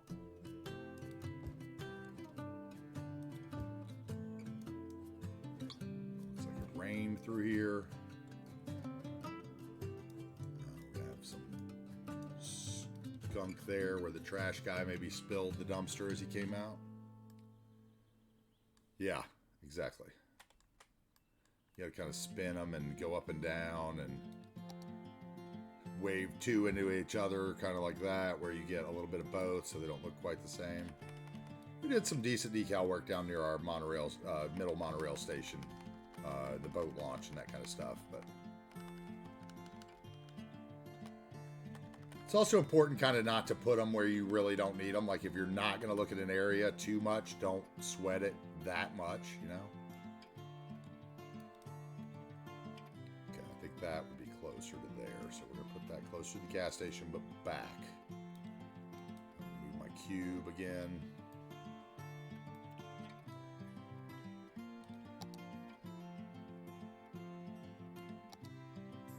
2-lane road.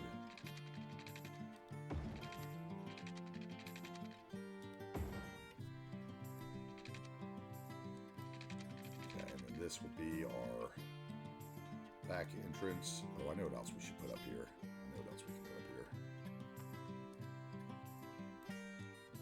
Okay, so this is a little car shop. We'll turn it so that it faces that way.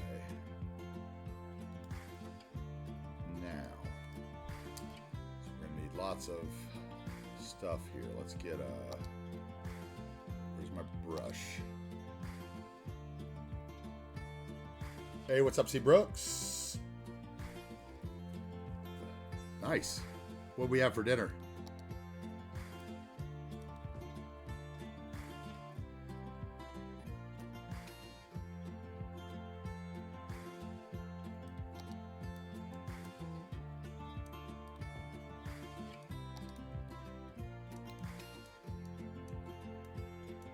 Tire marks, just a few. Try to line them up so it looks like somebody turned around and spun out into the gas station or vice versa. This set that has the 2 sets of marks is always good for like in between your gas stations to kind of just give a little tire mark there.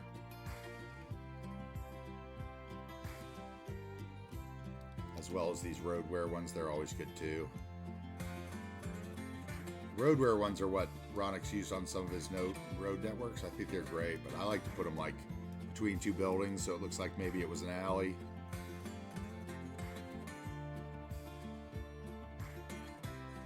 Okay, let's see. So I need my brush.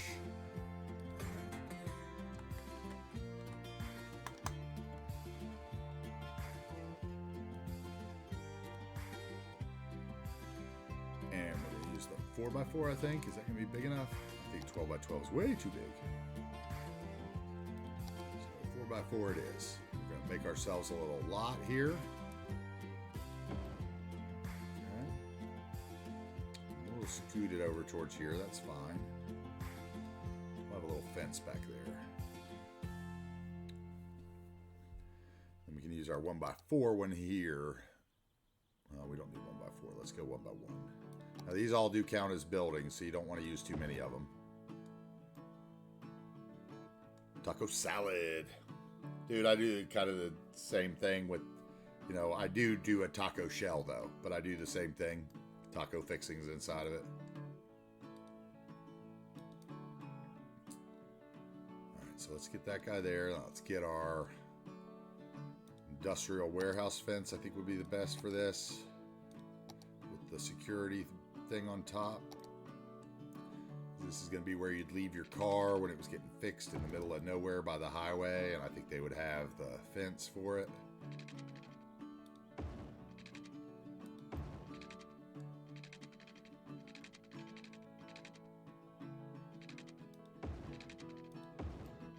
Okay.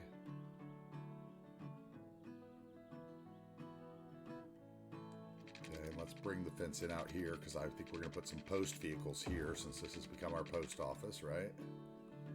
Get rid of the surfaces so that I can move the node.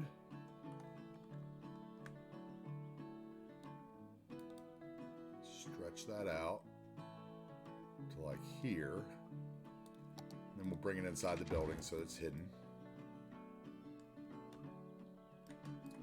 And you can do all this with prop fences too, of course, you know.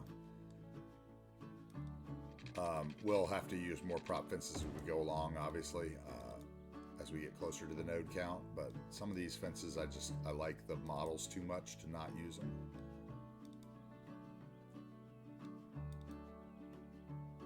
Okay. Now he would probably come down to like there. Then we would come over a bit.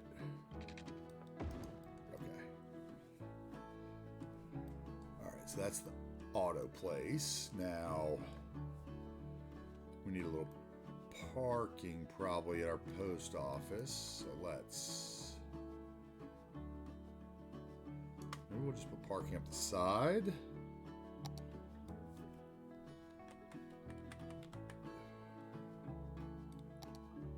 It's too long.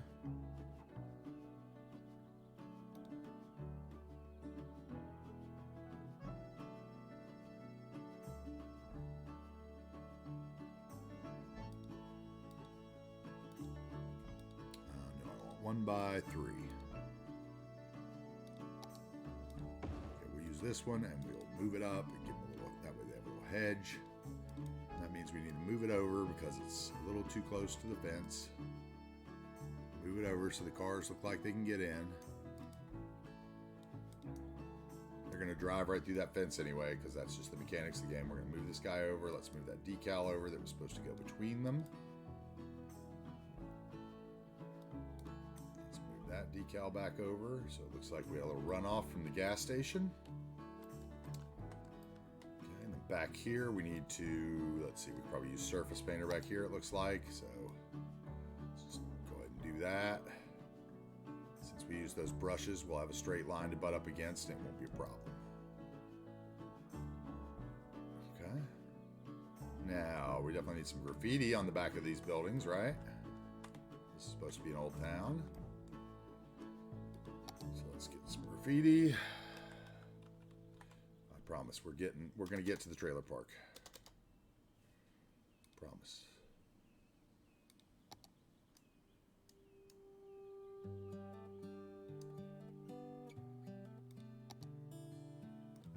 work.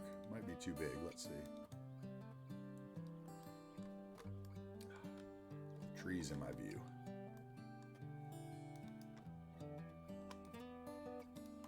Like I said, you can kind of turn it, angle it side to side, and when you see it kind of disappear into the wall all at one time, then you know you've got it straight. See how that kind of disappeared half and half? That means it needs to be angled backwards a little bit. So now I'll move it towards the wall again, see if it disappears. Same time it's closer. There we go. Bam. Straight. Flat. Bring it back out. Now it's a little the other way. You can really fine tune them and get them on there where you want them, okay? And then let's go down. All right, that works.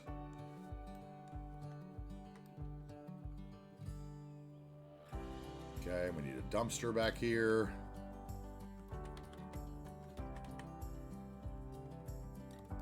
So let's put one.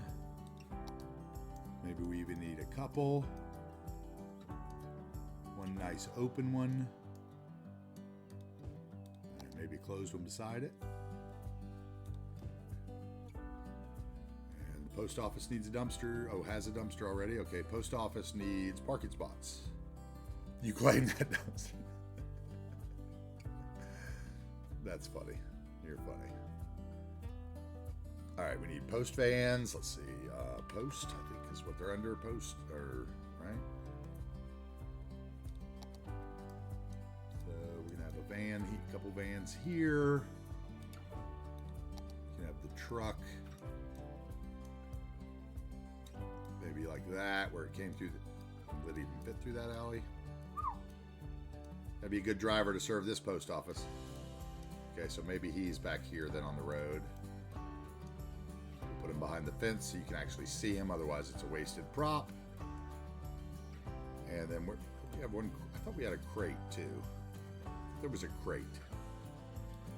Let's see if that's under PPL or something. No. Some boxes back here, maybe. Okay, that works. We need a decal back here, at least one or two, because it's too clean.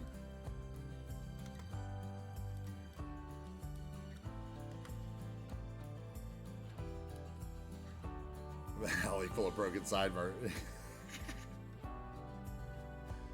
Absolutely.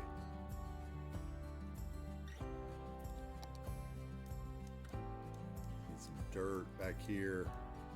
That's bark though, isn't it? I guess that's supposed to be for like spread bark that's spread out over the concrete from your park or something. I haven't really figured those out yet. Some decals, but you have to be a lot more creative with. We have cracks. Oh yeah, that's the good cracks too. So let's put some cracks here. In the parking lot and cracks in the back. Definitely need cracks here. Lots of cracks. We're gonna do some layering here. Now, luckily, our texture also looks like it has cracks. So let's put a little wetness coming out the door there. Lots of tire marks in this place because it's gonna be an auto shop. So lots of tire marks back here, please. There we go.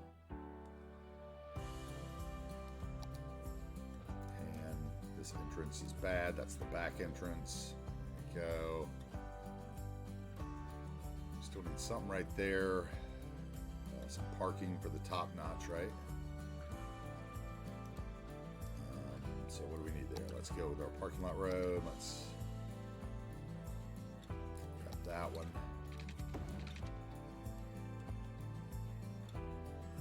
And we'll straighten it out. Like I said, hold Alt. Bring up the little green line. Tried to do the work for you.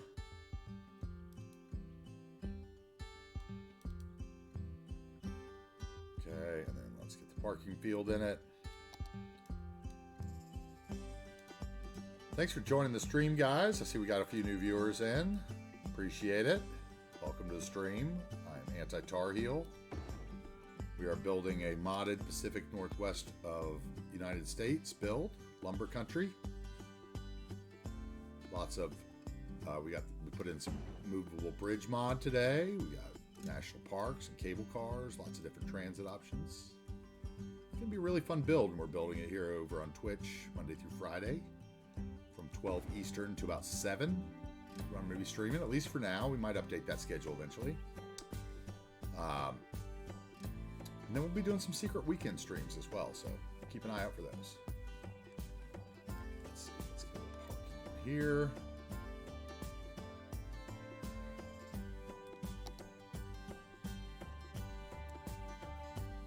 Thank you, man. I appreciate that. I kind of figured that that was needed. Like, you know, me and Cruff were talking about that last night. Like, a lot of these guys, and I don't mean this as a slight in any way, so please no one take it that way, and no one post clips saying that I'm dissing other creators or whatever, because I'm not. What I'm saying is a lot of the players have been streaming this game since day one, so it's nice to see other people takes on cities. You may have seen some people build 20 cities. No one's ever seen me build a city, so it might be fun for a week and boring thereafter, but, you know, it is what it is, I guess. We're here. We're doing it. We pushed live, and you guys showed up, so we're here, and we're building it together, kind of. All right, that's better. Now it's even, right? Yeah, now that top notch is even. The thing looks right. Okay, so we have our top-notch hamburgers. Let's turn off the topography for a minute. Let's see how we're coming together. Just kind of the... So we have a police station. We need a fire station. So maybe he is right about this gas station. Maybe it's not the right place for it. Maybe it's not the right town for it. Maybe. No, I like it though. I like the graffiti though. Okay, maybe the fire station goes right here. Or right there. We need a park. Let's see what we can do about that. Maybe the park here. Let's see. We want to use a vanilla park today. Probably the dog park is the most rural looking of the vanilla parks.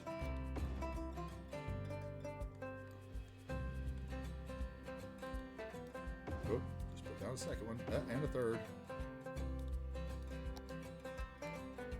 Change the red one for a clinic school fire station. This one.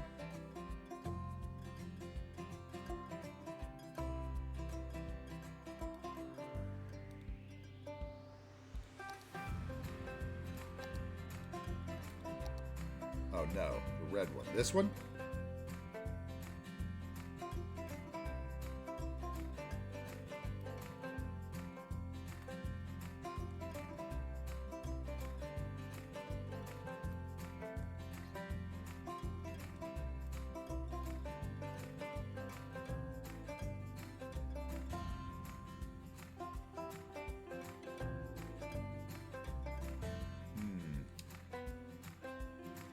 I don't know. I think the rest of those services might be up the hill here. At this end of this little town. Maybe. I don't know. I'll come back to it. Think about it. I gotta think about that. I like that building. I love that model by Beard Monkey. I think that's or Die Hard Runner. It's one of the two. Beard Monkey thing. Just looks so old, and I think maybe the one that's getting me is this one on, if I'm honest about it.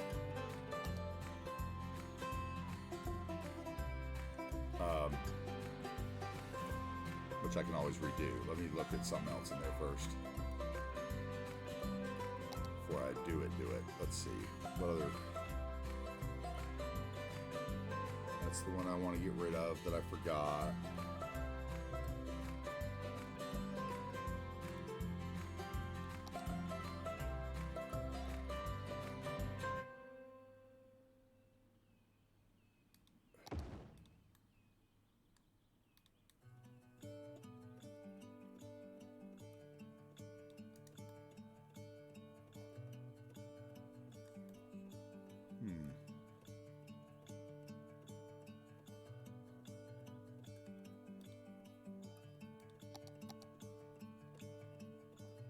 I don't know. I'm torn between what I want. Whether I even want the fire station here, if it's just going to be too big, maybe it would just have one of those. Like right there or behind the police station. Just like a one bin. Or we can get one of the bigger ones up here, which this one would be good for up here, maybe the volunteer one. It's just down the road. Maybe the fire station is just down the road. I think the fire station is going to be just down the road. But something about that other building wasn't right for me still. So let's see what else we got.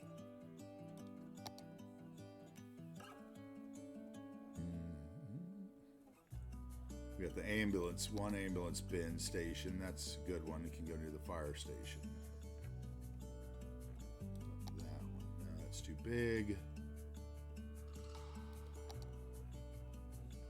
That's a baby. That is also a baby, right? Kind of matches with the brick building next to it, though.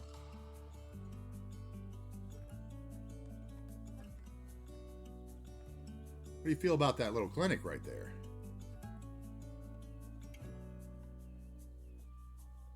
It could even go maybe. Probably take some of these decals off now. Move them. And I have the one prop billboard still in there, I think. Or mural, rather. We need to get rid of, right? Yeah. The dumpsters. Sorry, dude. Your claimed dumpster, I think, is leaving us for now. I'll get you another dumpster, though. Promise. Okay, that gives us an opportunity to have the alley a little bigger. Yeah, it's a good little clinic. I don't think I've ever used that one before either, because I think it was kind of, I think I didn't like the texture before, maybe when I had it on my laptop.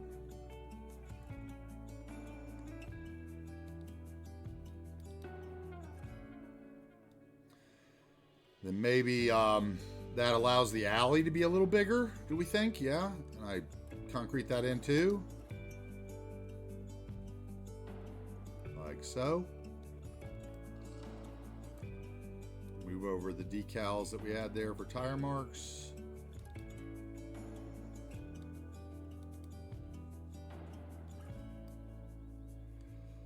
I think the only thing I don't like about this building is the tiles. What do you think? Should I take them off with Bob? Yeah, you dude, you want this as Harris's clinic, bro?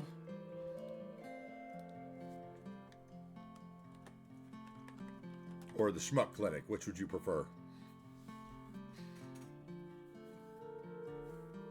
Harris's clinic or the Shuck? Yeah, see, I feel the tiles don't work. We can maybe even change them out. There might be something else, like a concrete tile that would work, but I think those tiles are...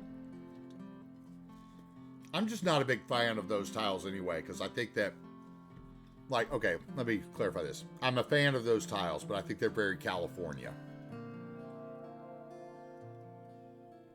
The brown sandstone tiles.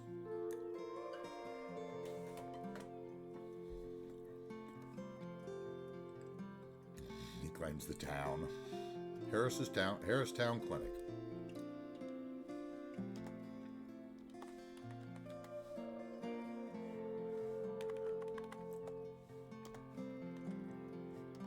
You know what, Harris? Since you're the first person who's asked, I'm going to oblige. We are going to use the... Which ambulance do I want to use? Flowers ambulance. No, Flowers paramedic. That's what I want to use. Okay, and let's go ahead. So Spruce Pass can change names. I'm fine with that. You can become Harris Pass.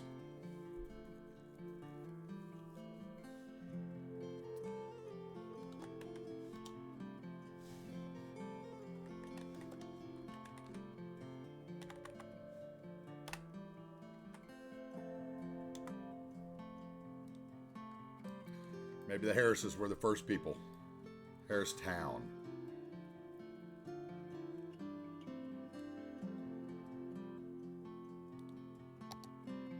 Harrisville. Would that work? Harrisburg would work. I could do that.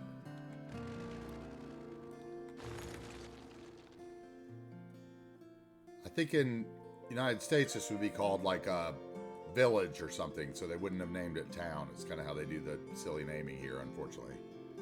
Harrisville, that'll work for you? Okay, that works for me too. We can meet in the middle there.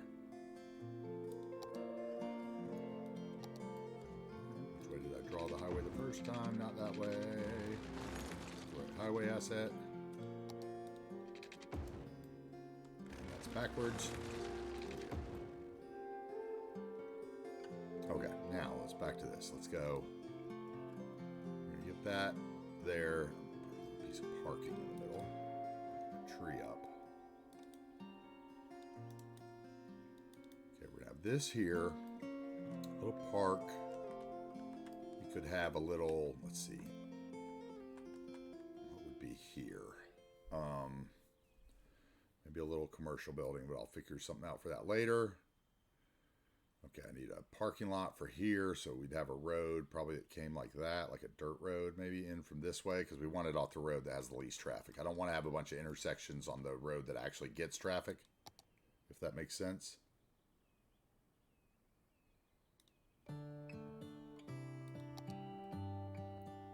So let's come off here straight just to start so that it doesn't make them do weird things.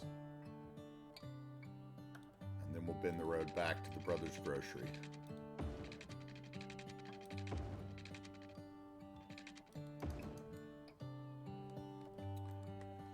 Because it was there before that highway turn got put in, and they lost their access and got cut off from the other side by expansion. And this was just a little logging town, and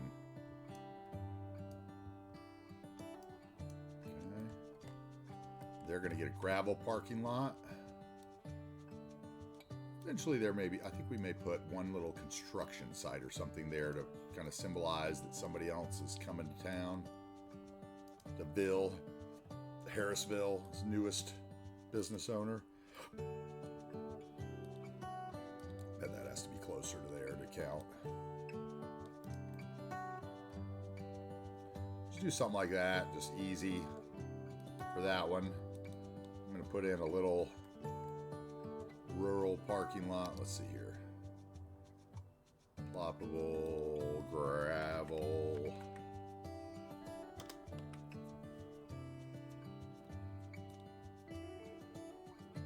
As long as you're getting paid. Gotta get them tax dollars, bro.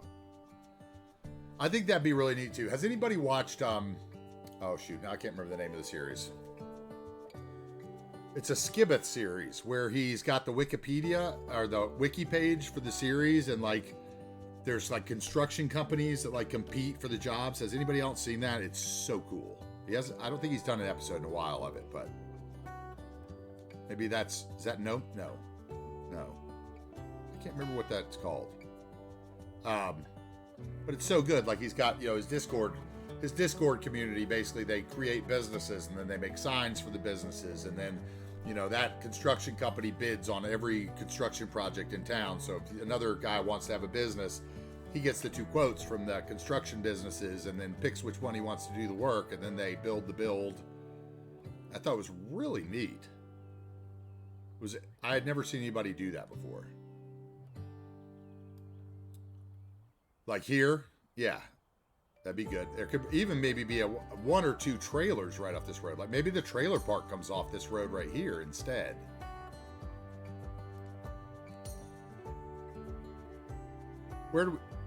It would be easier to build here, honestly, than this, because this is going to be a little steeper of a hill. I think that would work good. Kind of the old gravel road across town. Why am I not? Okay, that's why, because I'm in this. So I wanted the gravel parking lot.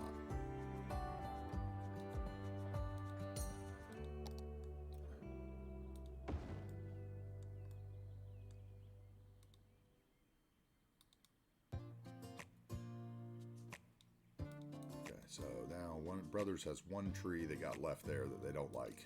That they're like, why is that 1 tree in my yard? Okay, and then they've got their parking lot.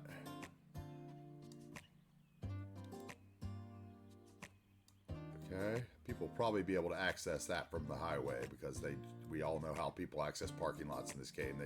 They'll drive over a frozen lake to get to your parking lot. So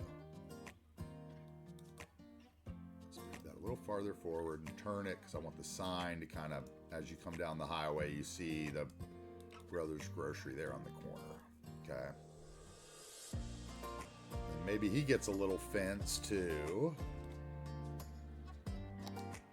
And maybe he gets the farm fence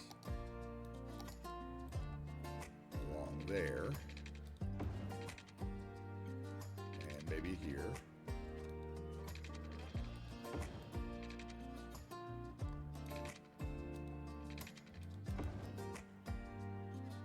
Something simple to kind of give him a property line. But they probably couldn't do a fence any. Let's see if we can get it into the building. I'd like it to end at the building is what I'd like. That would be cool. So let's bring it back.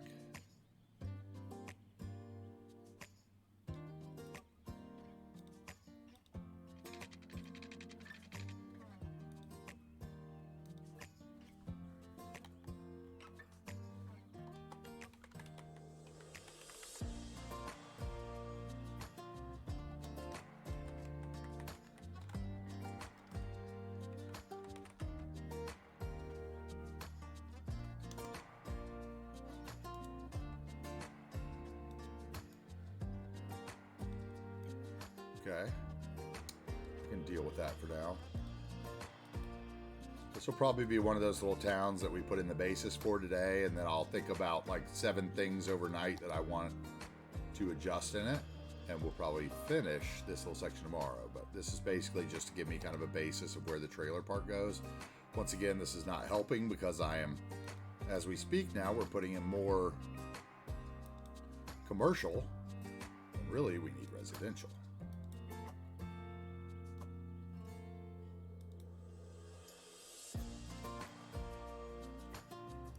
No littering right by there. Littery, love that. Boarded up window. And that's an air conditioner, right? Okay, I thought it was a pickup window for a minute there. That's the door on that side, huh? This was the road access, so we want a path. We need a path around to it. Let's get the gravel path. It works the best in our theme, I feel like. Let's just give it a little try. There we go.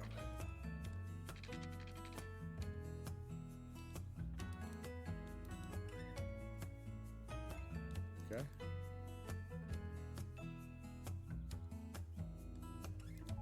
How about one tree? What's going on? There. Okay. And then maybe there's one more of these gravel parking lots across the street because at one time everybody got their groceries here.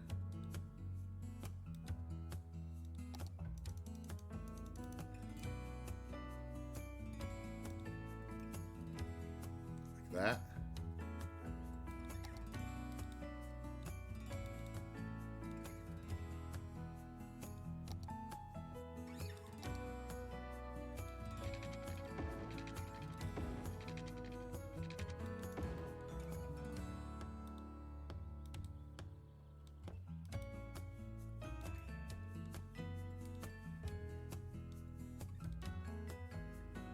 All right.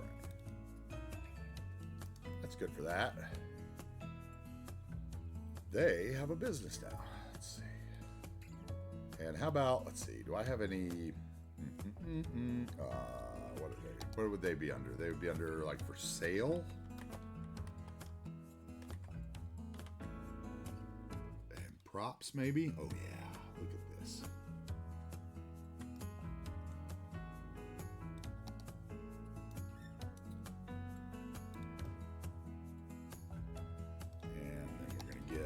More fencing.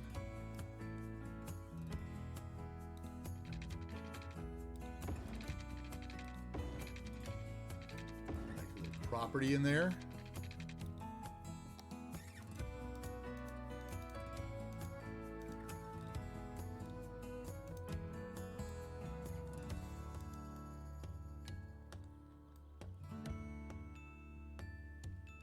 Let's raise that sign up if we can a little. I don't think that... Is that a billboard sign? Or okay, yeah. Okay, good. I thought it had signs, like a stand.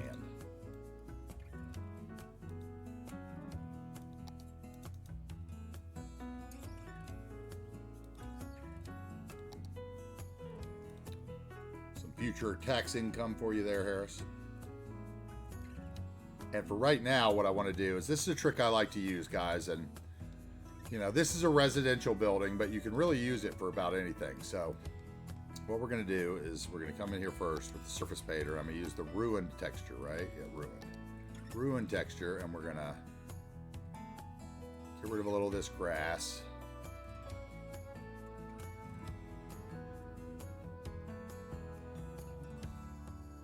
Gonna make it look like a lot, right? And then maybe we use a little bit of the ore texture here. Make it look a little not so pretty.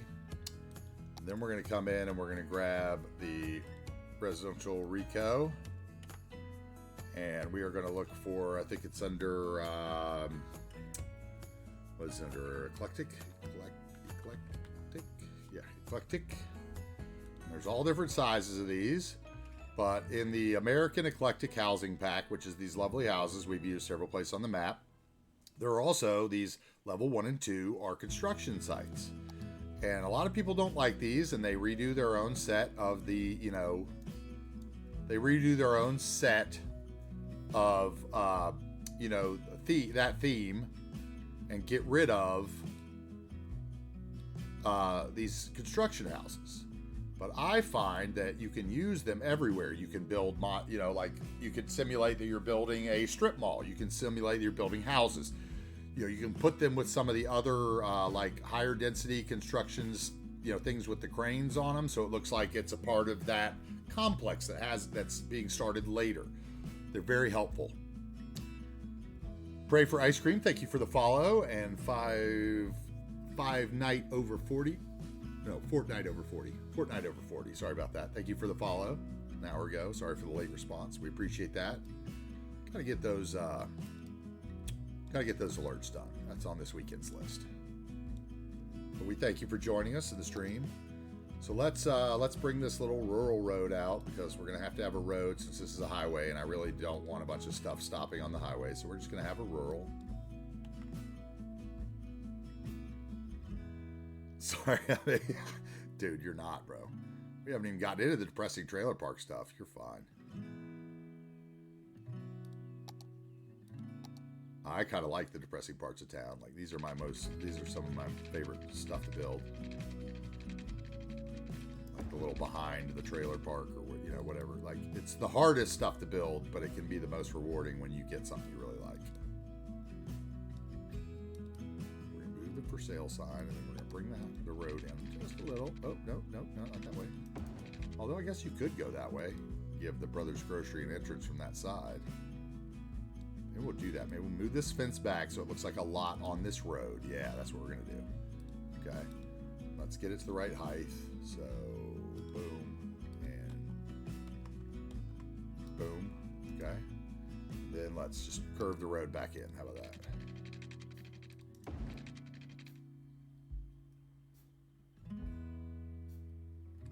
And then we'll put one of these construction houses here, like we're building a little shop or something. A little future.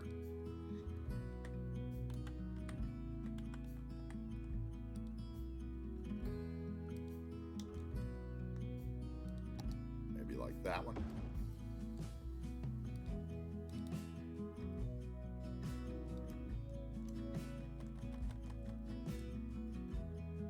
Yeah, some sprite issues. Do I have I thought I had the sprites turned off in the theme manager. Did I somehow mess that up?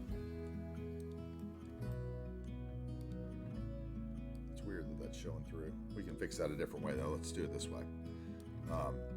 You could go to Surface Painter and you could go, see, it's coming through because I don't have any. There we go. See, if we put a little cement under it, then the grass goes away. Let's put a little gravel under this side and maybe the grass will go away. There we go. All right, good. So we got a little construction site on the highway. That's another little something we haven't added any of yet, so that makes me happy. Get trees set up. See, so somebody might be building a little shop there.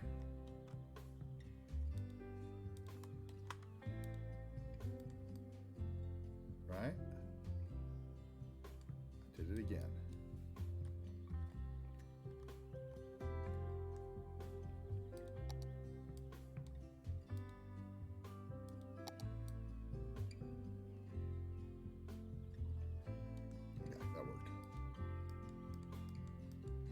Okay, now let's run the road for the trailer park. Now, most trailer parks are pretty modular from what I know, unless they're really like a natural road where people just built trailers, which I wouldn't really consider a trailer park. That's like a, you know, just someone using a trailer home, right? Like a trailer park is like same size lots. Sometimes they can be fancier. But for the most part, you know, lots facing the same way, just kind of a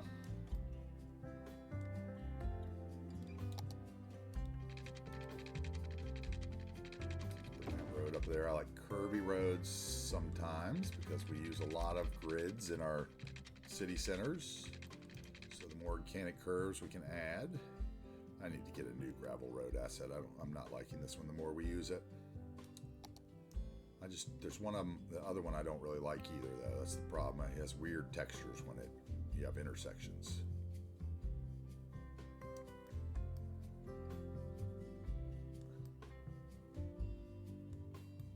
Okay, and I think the trailer park could probably go like up into here.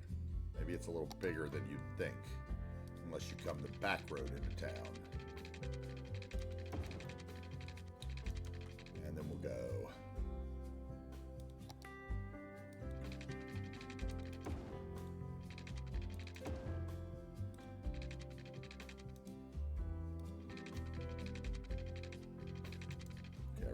Get those straight, so we're going to turn on the road line guidelines and grid. We'll try to line up with that. Let's have 6 and 6. Yeah, there we go. And again, 6 and 6.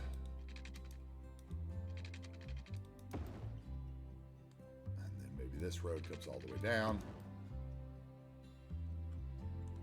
And then we have a couple spurs off of here.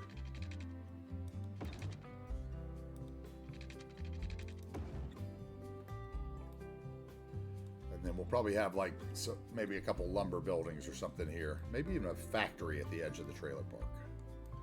So let's clean those trees off the roads. Like I said, I always like to draw trees over the roads. Draw roads over the trees and then take them off afterwards, because if you just use the collision and you do that, trees still count against your tree count, and the noob in me wants to think that that would be harder for your computer to try to process all those trees that are underneath your road. Now, I could be completely wrong in that, but I'm guessing that it's still, as you fly over it, is trying to, see if it's supposed to do something with those trees. So I like to put the roads in, and then you can use the roads as your guide to take the trees back out and put back in what you want. Little tip that I've found helpful. Let's get rid of the trees from the end near the road, because that's where the trailers will be. As a matter of fact, maybe we just take most of this out in between here.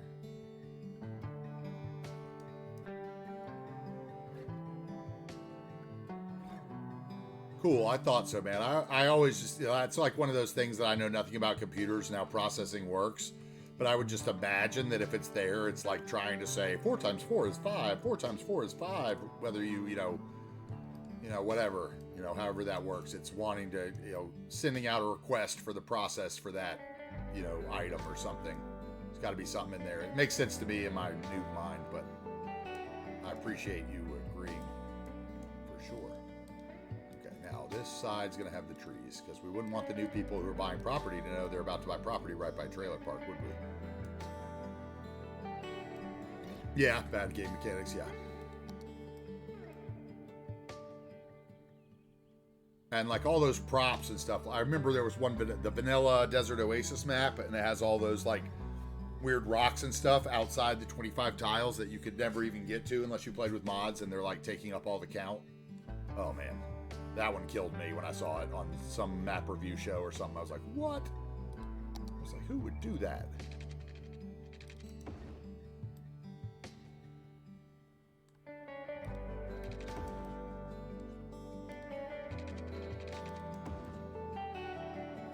Okay. And maybe they have a little watering hole here. What do we think about that? Do we want a little... Should they have a little, like, swimming hole?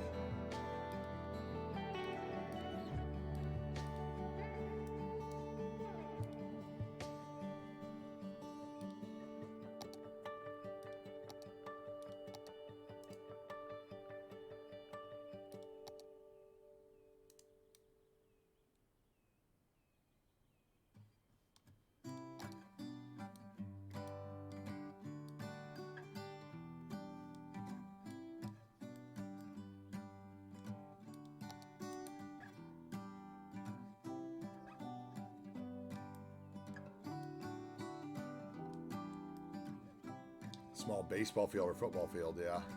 That would be good too. I think there's a small baseball field asset I might be able to pick up. The only one I have is the King Leno like high school baseball field, and it's probably too big for out here. I think there's another one that's like a rural one. I could obviously probably make one with lines and surface painter. Maybe I'll just do that. Might be more of a challenge that I'm willing to bite off today though. May end up like the golf course where it gets put off for a bit. The golf course is just, man, thinking about it gives me anxiety. Thinking about the golf course without PO. Alright, that's good. Just a few trees. Can't have them in the water. Alright, now let's try not to mess this up. I haven't done this in a while. Okay, water tool. Ooh, first of all, I need to move this out of my way. Let's not dump the water tool on something while we're doing that. How did I do this before? I know I can drag it. Why are you not moving?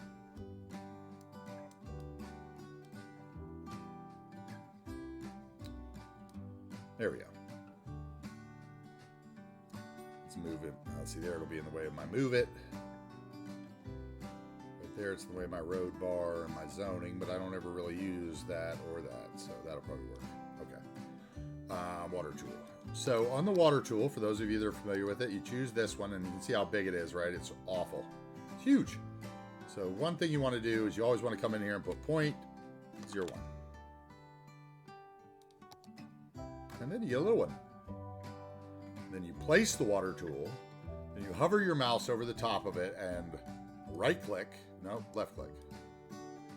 Left click, and you just move your mouse like down or up until you get the water level where you want it to be.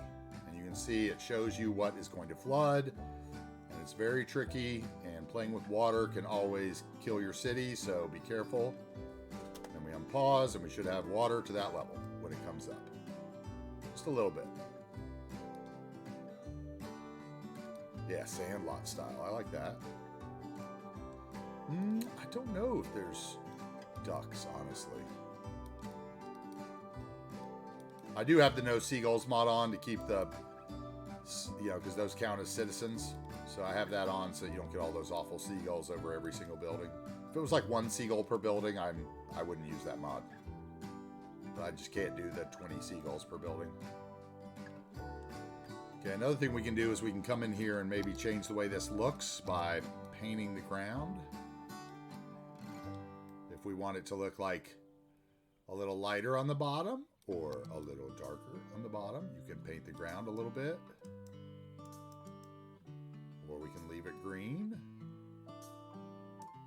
Or you can do a little bit of both. Kind of give it a little texturing in there. Maybe it has a little, little schmegma life growing, a little algae, a little bacteria.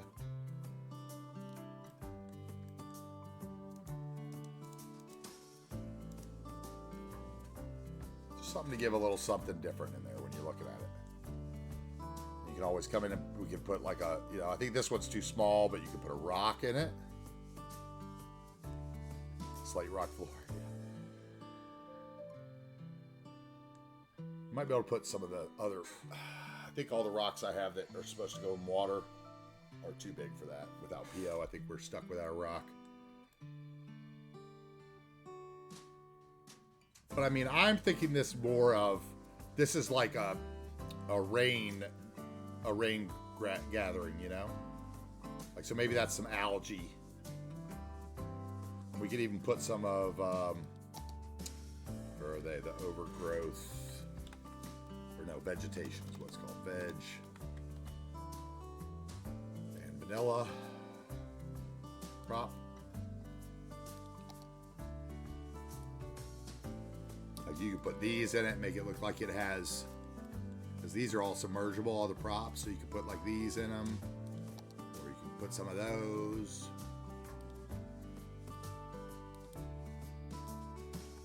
These are all the props off the top of the self-sufficient housing.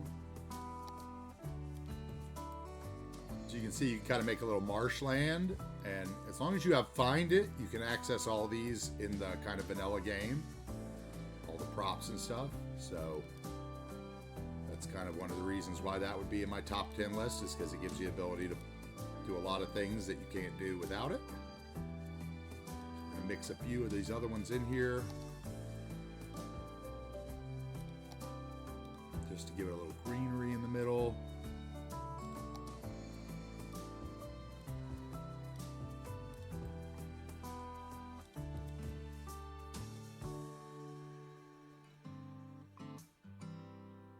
I like how the elevation even kind of helps that look like a little marsh pond. If I had one of those, there's those prop trees for water. I could put like a nice weeping willow in the middle of it or something. That would be good. We can move those down, see, as you can see, so they go under the water surface and look more submerged. They do disappear as they go under the ground, so it's always good to make sure you just move the ones you want to move down. Like in this case, I want the lighter green ones down, I think. Yeah, that one in particular. Yeah, there we go. Just something simple like that. I mean, I'm not saying it's great or whatever, but it's a little different. You can do it easily, and you can always copy paste a little more. And see, just the different color from the surface painter under it makes it look like that's something else, right? It's like, and then we can go two more of those, maybe, or three. You want the floor gravel.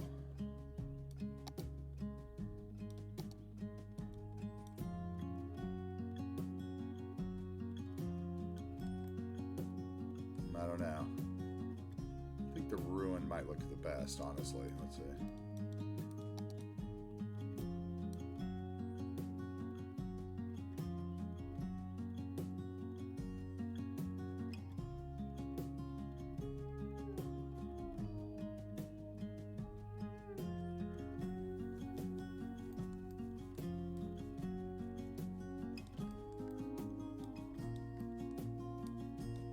Surface painter is really hard to work with, and I don't really like the straight lines it gives. Sometimes I need the straight lines, and sometimes I'm like, man, straight lines just look stupid. Okay.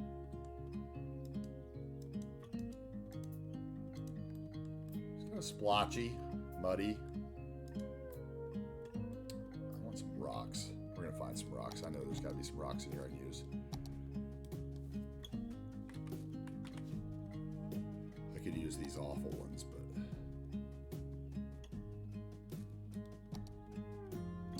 those are awful.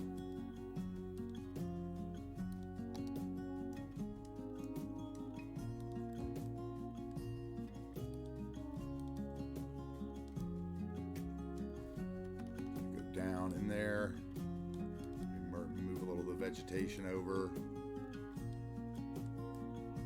Doesn't look too bad.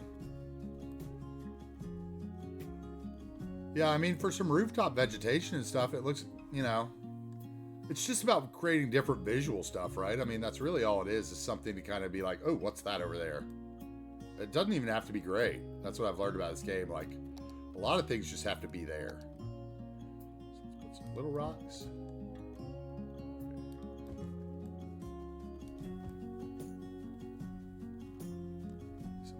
here.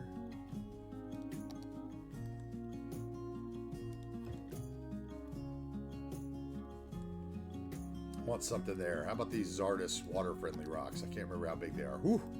Well, that might actually work, though. Hold on.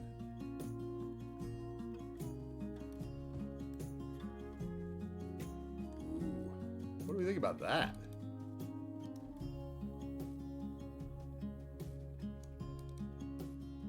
Makes it look kind of quarry-ish, huh? Is that too big of a rock thing? What do you think? If we put a couple more of these little rocks down here, can we blend it?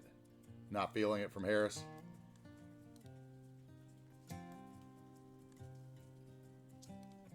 Maybe a little too big. I like these river rocks, but they have kind of strange colors. I don't want to get too repetitive with them, so let's see if we can work some of the other ones in.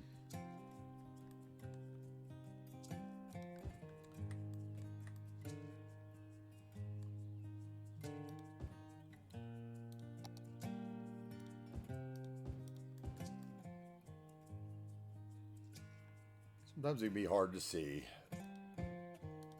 but really these are just texture items, right? So you're just kind of going with what you feel. There is no right or wrong, really, you know, like. So we're going to add some dead logs around here, maybe. Okay, that's starting to look like it's rocky in there, right? Just those couple made it look like the bottom might be a little dangerous.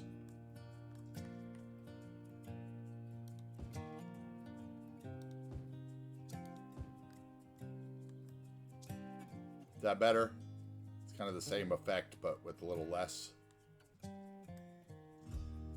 Something like that. A couple more over here.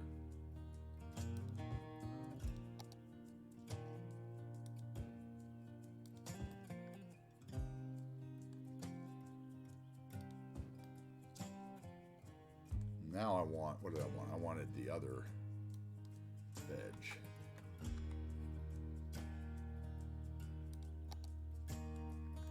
Now we'll put one or two of these down under the water. These are great because they also submerge. These are also a vanilla asset, the vegetation. They look great underwater. And they work great on hillsides where you can bury half of them because they go up and down since they're props. Maybe that's what we needed right there.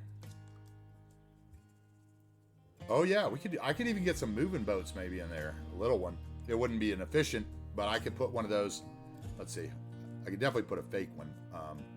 Or we could put one of the, I've already used them a couple times, but we could use one of those fishing huts from the nature reserve stuff.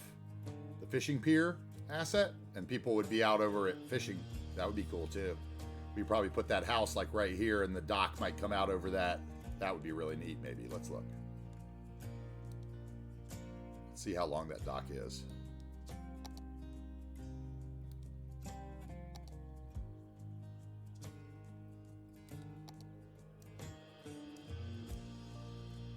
Something like that. Hey man, thanks for the raid. We appreciate it. Thank you so much. If this is the Pacific Northwest, there'd be some trout in there probably. And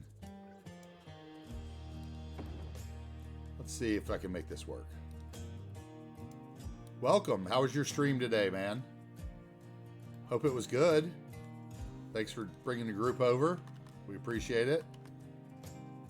For those of you that are new to the channel, I am AntiTarheel, and I stream modded City Skylines 7 days a week from 12 to 7. And we're going to do some secret weekend streams, late night DGen hours along the time too. But we are building a Pacific Northwest themed city of New Wagers Bay. Doing it with lots of mods except for procedural objects. So if that's one you're afraid of, then you might be in the right spot, because I am one of those people.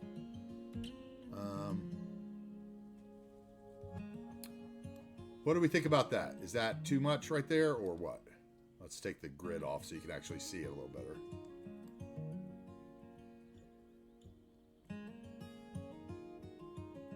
Good evening. Thank you for the raid, Raiders.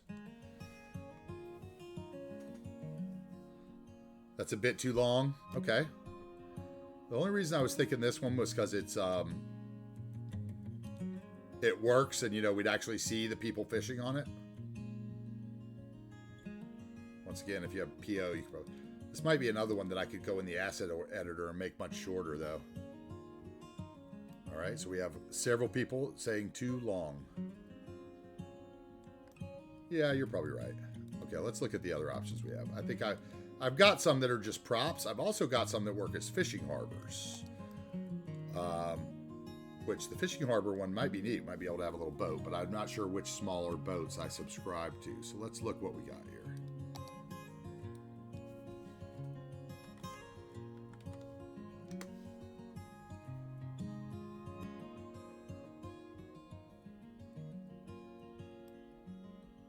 Wait, so you liked that? Hey, dude, it worked, and I appreciate it. I know exactly what you feel. Yesterday was my second raid, too, so I really appreciate it. Thanks for bringing you guys in. It did work. It took me a while to figure that out, too. It can be interesting. Okay, so ploppable dock. What do we have here? I have a prop dock. I have these that are actual fishing ones, right? Let's see. Which there's no way I can get a little fishing route in there. This one that's the flat version, once again, can't get that in there. I think these are, okay, I know there's a prop version of that.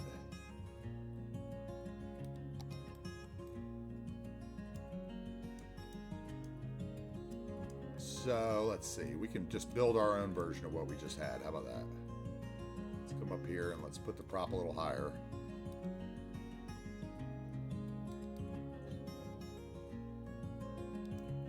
Pros and cons to the house, you mean? Is that what you're saying? Yeah, I loved the little hut, but I would agree that the pier might have been a little too long. What if we had put the hut back here, though? Would that still be too long?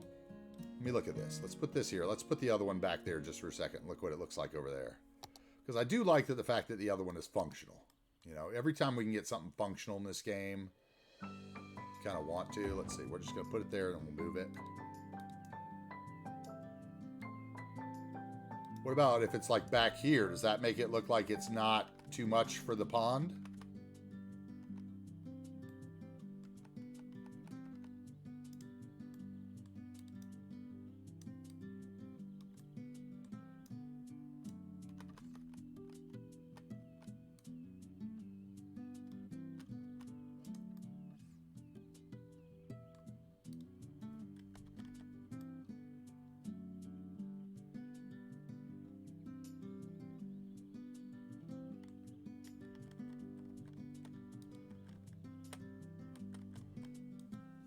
Okay, what's going on here?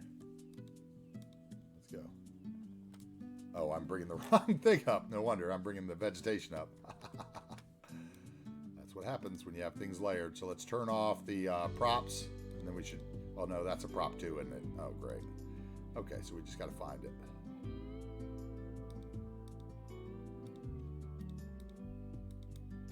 Yeah, there we go.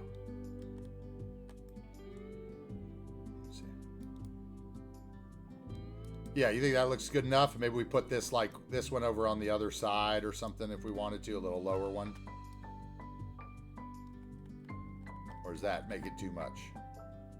Maybe we put something like there.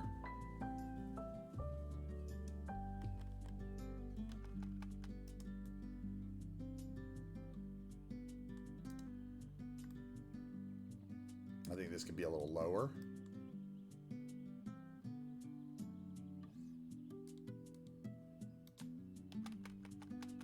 I like to work these in just because you do see the people fishing on them. It's you know, it's worth it. Let's put it like that.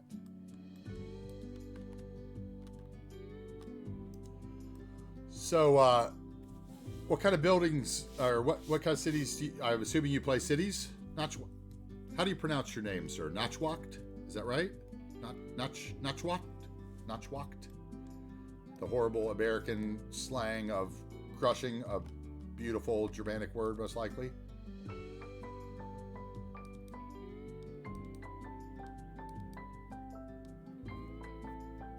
Call you Dan. Got it. You got it, Dan. Well, welcome to the community. I've been doing this about 10 days, streaming that is. We just set up our Discord last night and started setting up YouTube, and we've got some alerts set up. Just kind of getting into it, learning how to do this whole streaming thing. I don't know about you. It's obviously your second raid ever, so I'm guessing you're in the same boat as me. So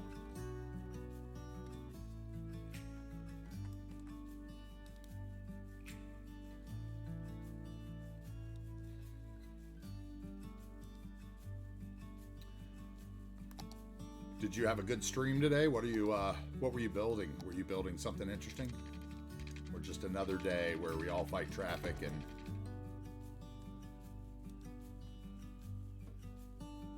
American influence build? Okay. And are you from, I'm going to assume with the name Germany or another Germanic speaking country? Probably.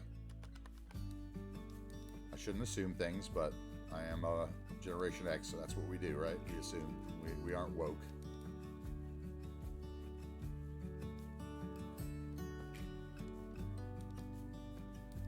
Cuffed, I really appreciate all the work you're doing over there on the Discord. I can see all the little notifications. As soon as we get done with the stream, I'm sure you're gonna have to give me a little tour around what we've done.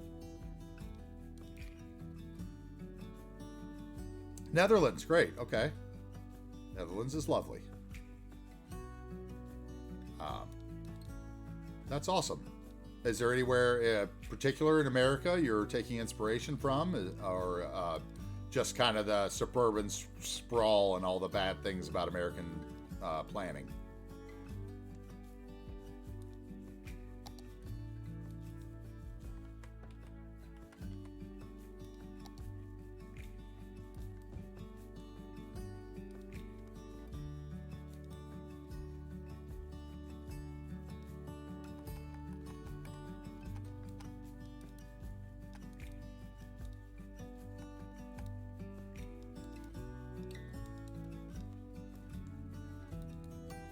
Won't you move? There we go.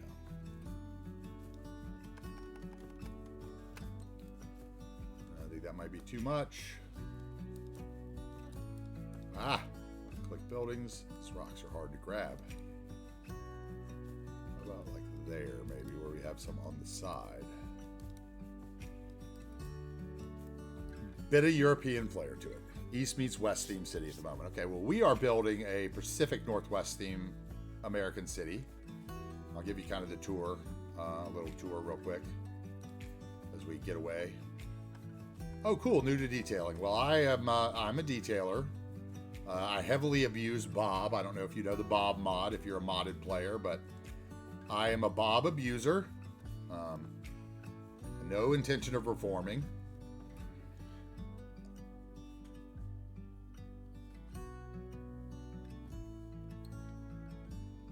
Can I make the tour 60 seconds? Wow, how would I do that? Oh boy. Man. You'll clip it. Oh boy. Okay, let me think about that. All right. Okay.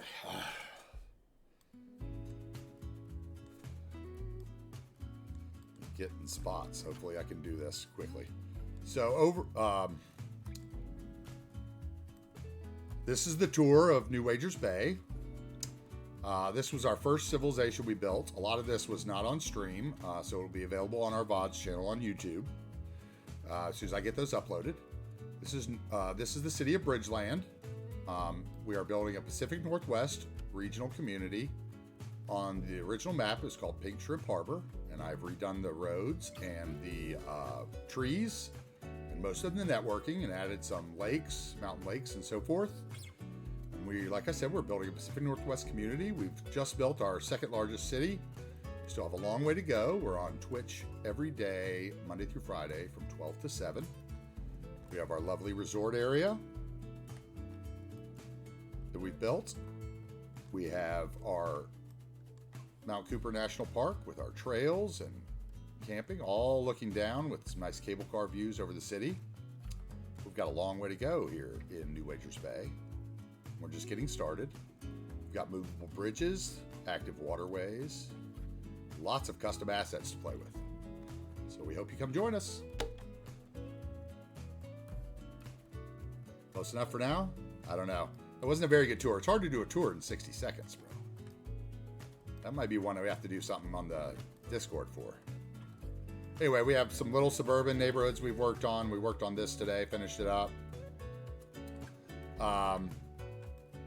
You know, here's our movable bridge mod, which we made sure worked early this morning, which I don't know if you've used any, but it's really nice. The bridge opens, the traffic stops while your boats go under it. So if you haven't tried that mod out, I highly suggest it. This is my first go round with like intersection marking tool and lots of the mods. Node controller renewal, network multi-tool. So we're learning a lot all together on the stream. But you can see we've got a long way to go here. It's kind of a large community that I've got mapped out. The map will be available on the workshop as soon as I work out a couple bugs with uploading it. With credit to the original creator as well, of course. And I've got a new Discord that's got lots of pictures from the build we're going to post every day. And like I said, the YouTube's going to have the VODs as soon as I get them listed. But we've only been doing this since last Monday. Okay, perfect. And now if I want to do more detailed areas, you'll break it up. Okay. So now we can kind of do, like, after I finish an area, we could do a tour of that. And okay, I see what you're saying. That would work. Okay. Let me catch my breath. I'm running out of voice today, I think. The what? The 12th day might be the charm?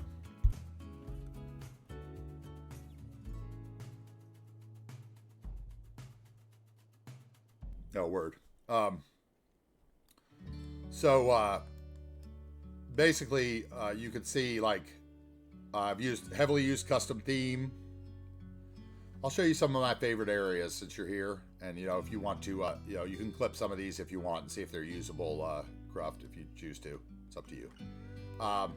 This was one of my favorite areas. Unfortunately, this was let me get it close before I start talking. That way, if he clips it, it's at least a good visual.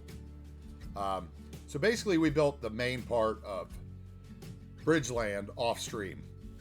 This was when I was considering doing a YouTube series before I learned that I can't edit. So these VODs in particular, I think you guys will find interesting once they get up onto YouTube, because you'll get to see how I did some of the stuff I did before I started streaming. This section here is one of my favorite. We've got kind of our convention center hotel area with the bridge, some of the Painted Ladies assets by Seabud, some lovely Gray Flame assets. We've got a nice little church park that I built in here, proving that no park is too small to be pretty. It's all about just coming in here and taking your time. Each one of my streams is about 7-8 hours long, and I usually don't accomplish that much. I'm a very slow builder. I place every building. I don't do any zoning. You can see here, once again, I've heavily used the Bob mod to change all the trees in just your standard, friendly little park and make it a tolerable place to be.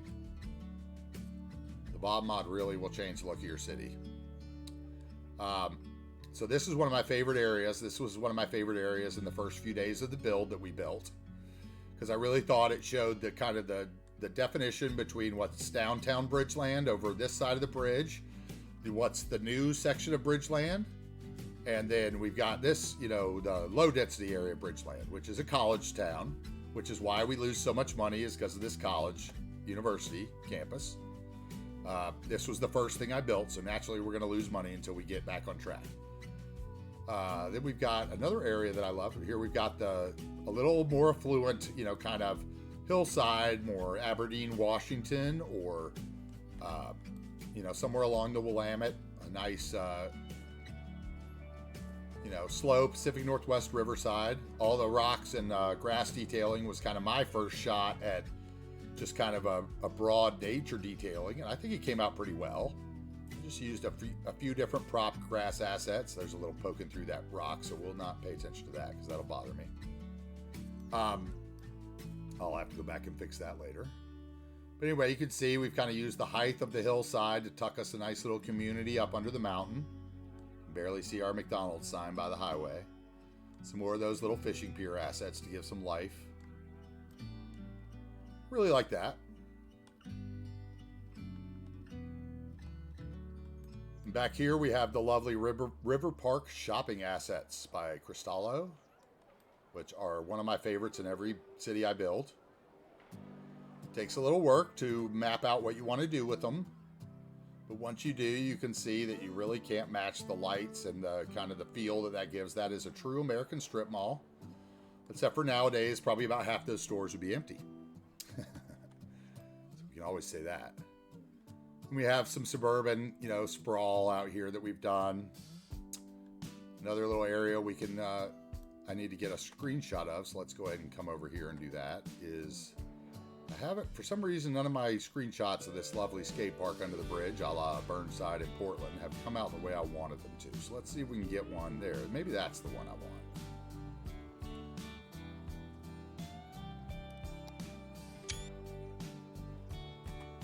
Now we can see all my workers' warnings when the... There we go. Gotta have those workers. Okay. Anyway. And we have a lovely suburban sprawl over here, using some of the big suburbs pack houses. Okay, I've definitely done something to my theme. Hold on one second. Because I now see grass sprites through all my driveways. Where's that in here?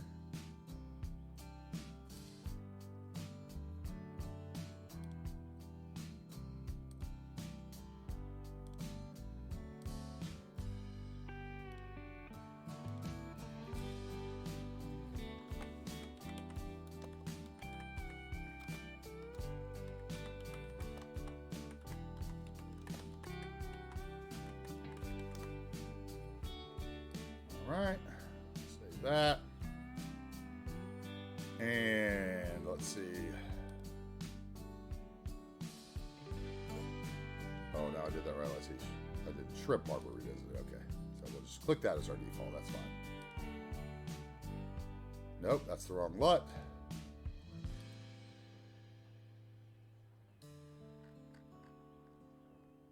That's why LUTs matter, people. Let's try that one more time.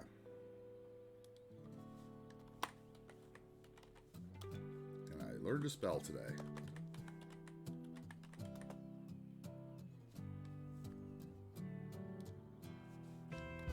Pig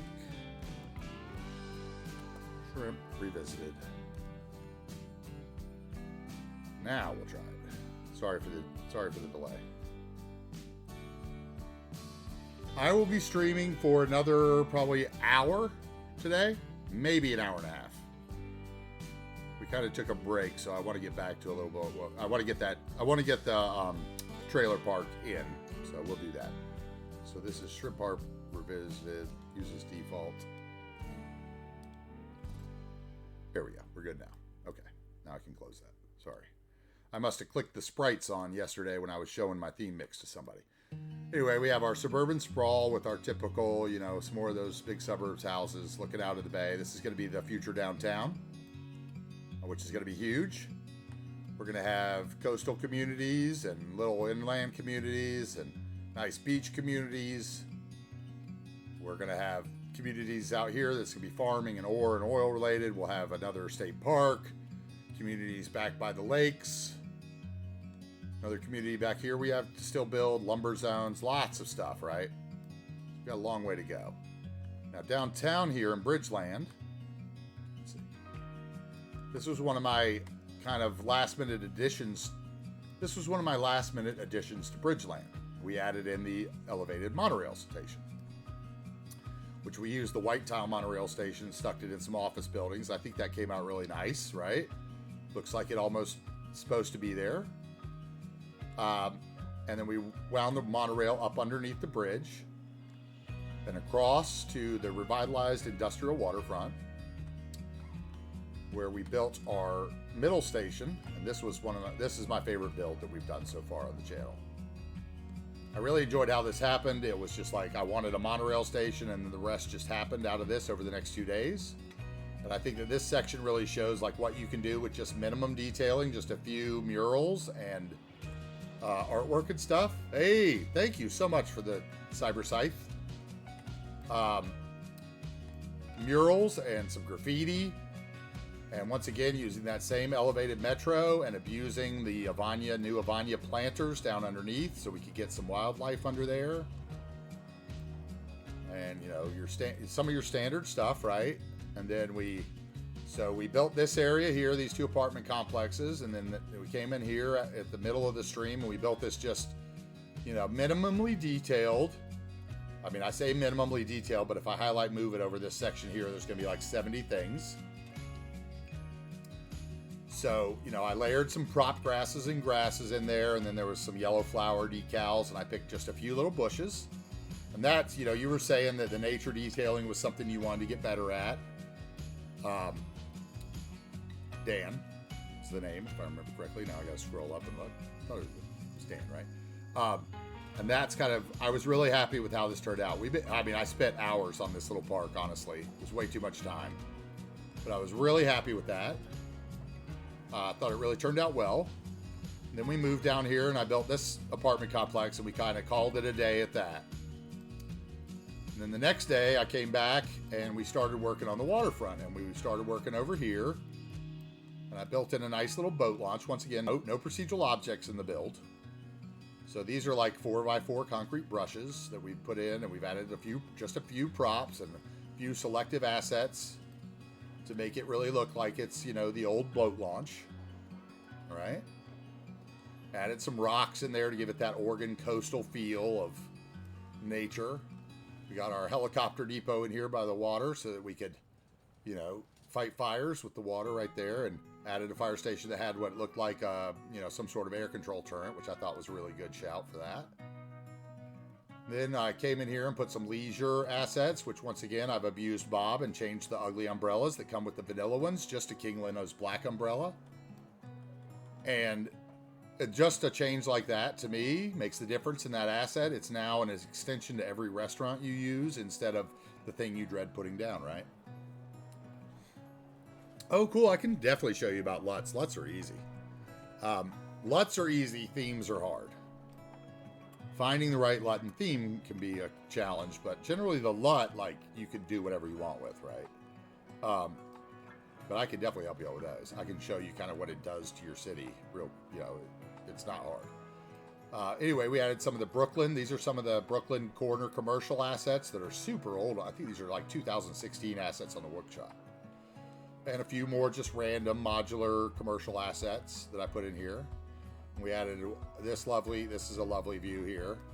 This industrial building that's for lease. All we did was add the for lease sign on the back of it, and just a few props around the other side where a little bit of mulch here where these bushes were, I put underneath there.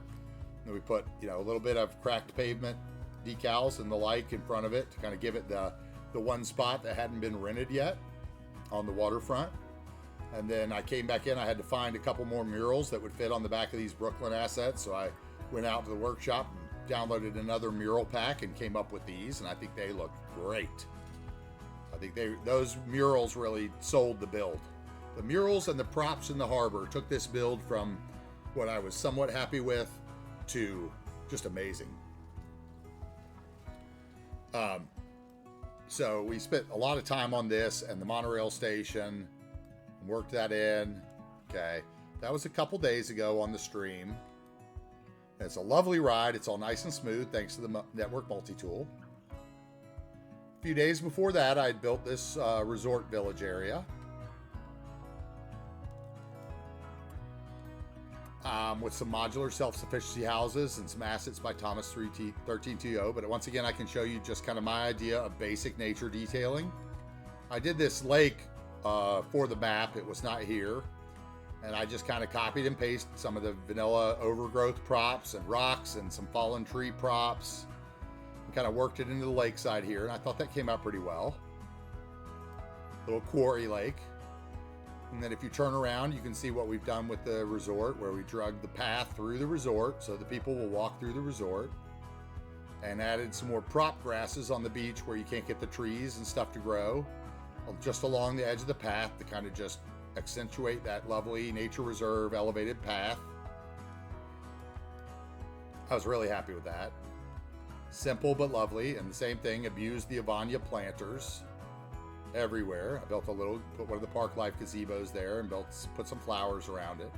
Just simple, you know, block by block is what we like to do here.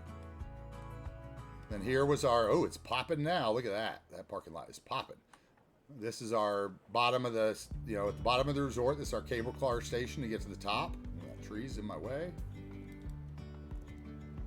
I really enjoyed this build too. I like to work the cable cars in the build wherever you can. So you can see we did a little clear cut, and then you know, use the tree brush. I have a different brush for kind of lower scrubs that I used on like my gray textures on the mountain sides, so that you wouldn't have the big trees growing out of the mountains. And I painted underneath the paths network and everything there. And we go up to the top here, and you've got some nature reserve assets. Once again, lookout towers, fire towers. We've done a nice path system. We can zoom out so you can kind of see the whole thing. But this is a big park that we're doing. But the road comes in here off the back road. So they pretty much have to take one of the 3 cable cars. There's a cable car there, and here. And the 3 cable cars all lead up to the observatory. And, you know, as you can see, we've done just basic detailing around the observatory. Just a little bit of trees, a couple different varieties of trees, and then in the green space, I used the more trimmed looking junipers to kind of make that look like it was a little more manicured. And the parking lot roads. And these are the special parking lot roads that I took the lights off of. So when we go to the night view, the observatory doesn't light up the sky, which is just lovely. Which once again, I did that with Bob. So if you're not a Bob user, it's the one doorway, you know, one mod I would push everyone into, besides like the ones you've all used for the rest of time, right? It's a newer one, that, the movable bridge mod. Then we have just the basic kind of Alpine Village. We used a few of those Tomcat, Mr. Miyagi chateaus. Just put a few houses up here just to have a few people walking around. Like I said, the road is a long trip. This is more about taking the cable car up. We have our ranger station. We have some ranger assets. This is just like the weather assets from natural disasters. This one's a custom asset, and the firehouse is a custom asset. But this is a European suburbia house that I've taken the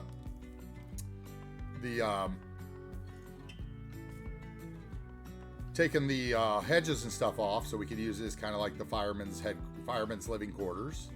And we put a helicopter stop up here. We're going to put a helicopter stop down the mountain over here.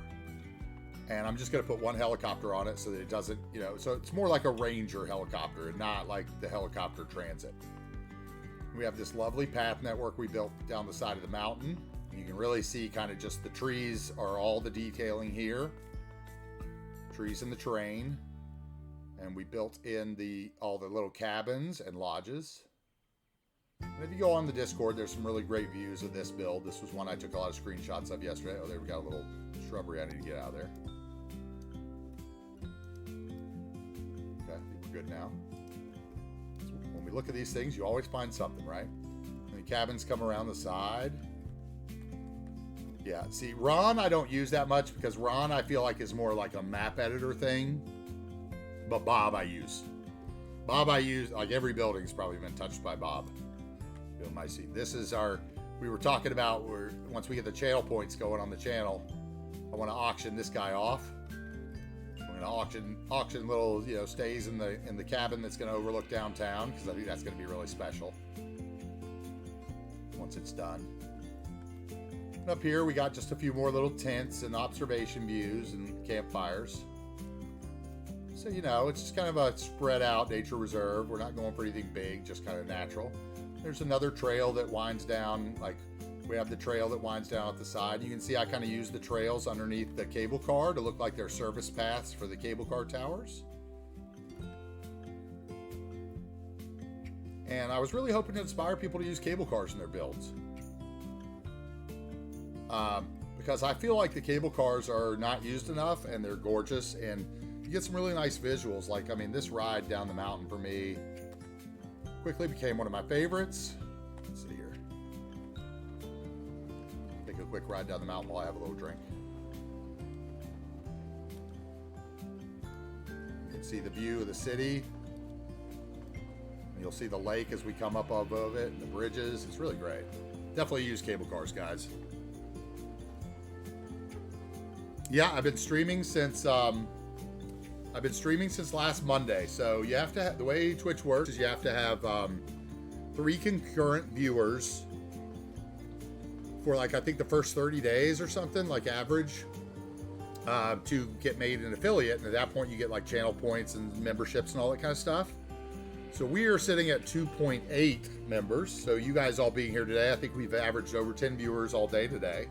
So that should really help our average, and maybe, who knows? I don't know how it works. Maybe by the end of the week, we'll have those options.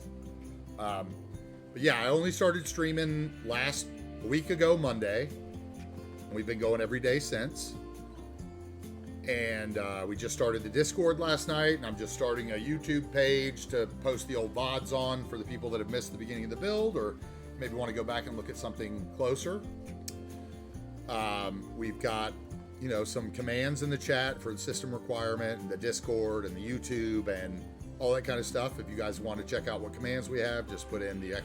commands in chat and you'll see them. Oh, you got the affiliate a few days ago. Good job.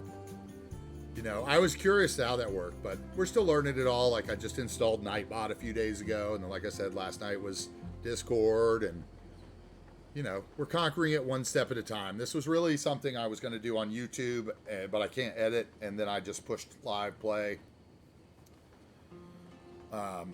So, you know, we're here, and we're going to do it, and we're going to try to become part of the community over here.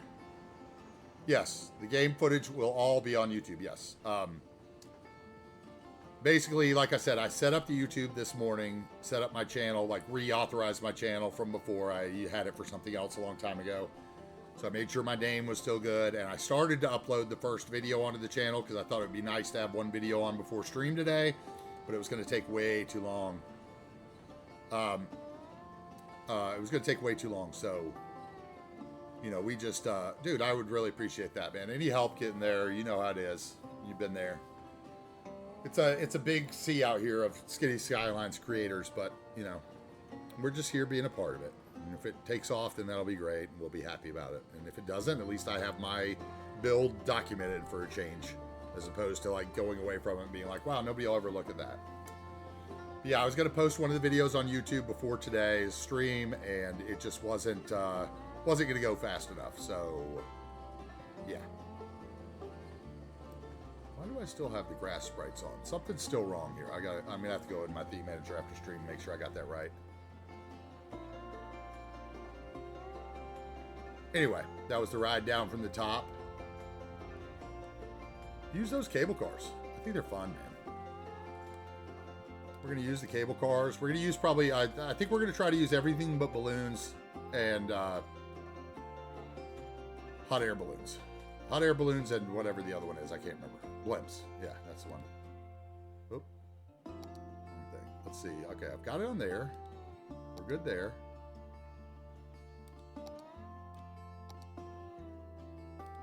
Let's make a new save. Oh, thank you so much, man. Thank you so much. I appreciate that. Yeah, it's kind of what we've been up to. So you can see I'm a slow builder. Like that port build, for instance, this area down here was 9 hours. 2 4.5 hour streams in one day we did this in. So you can see I'm a slow guy. I won't be rushed. That's what happens kind of when you're placing every building, right? So I also think that it's kind of cool to do on Twitch because a lot of people see people build like I'm building, maybe even more advanced with the procedural objects, and you don't see all the tricks and stuff. So being able to do it on Twitch and have people be able to like come in and ask questions about maybe something they saw me just do or an asset I'm using always helps. Okay, so we've got, all right.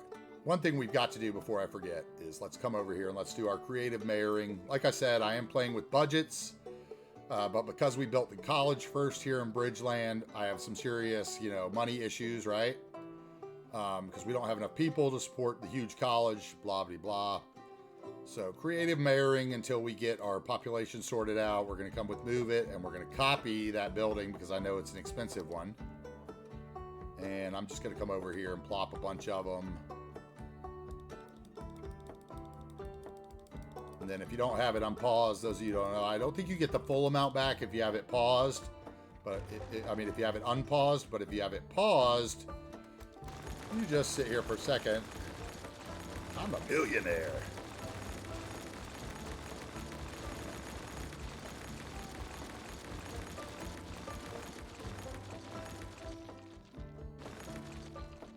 Oh, 3 million. Hey, Harris, thank you for joining us for so long. Yeah, I don't know if that one will be up. Maybe I could go ahead and start with that one. I was going to try to start with some of the ones that have already come down off of Twitch.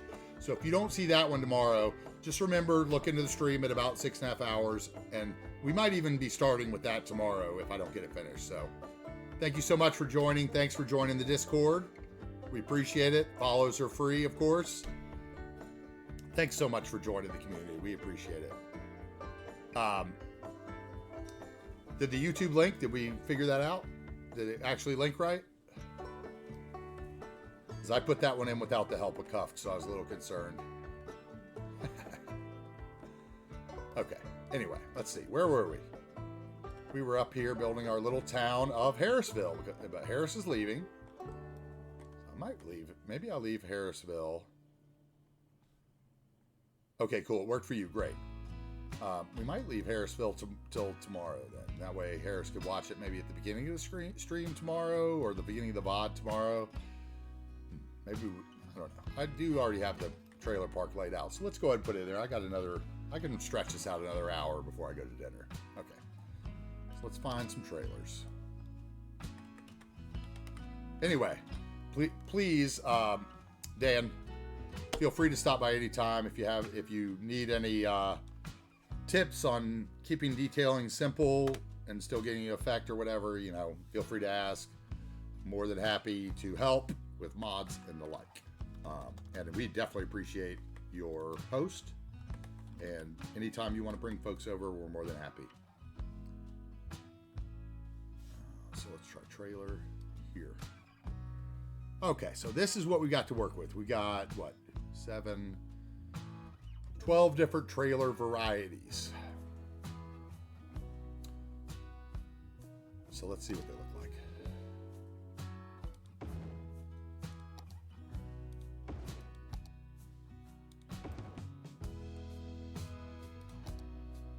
Some of these are bigger, have bigger lots. I remember that. These are the old DK.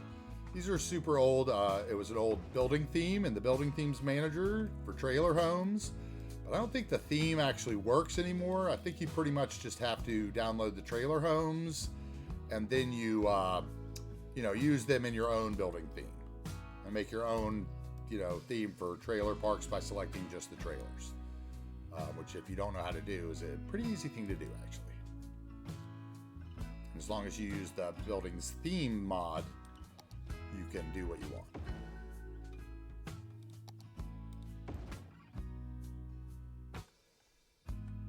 Yep, they're great, man. Yeah, these are great assets. I really like the 3 new ones that Bungalow Man added too, because they're not quite as white and bright. Like these are the colors can be a little shocking. But the bigger ones, that almost look like, an American school extension or something are really neat. And then there's these older ones that are in the pack that are like the guy that has already moved his off the wheels, which is pretty cool.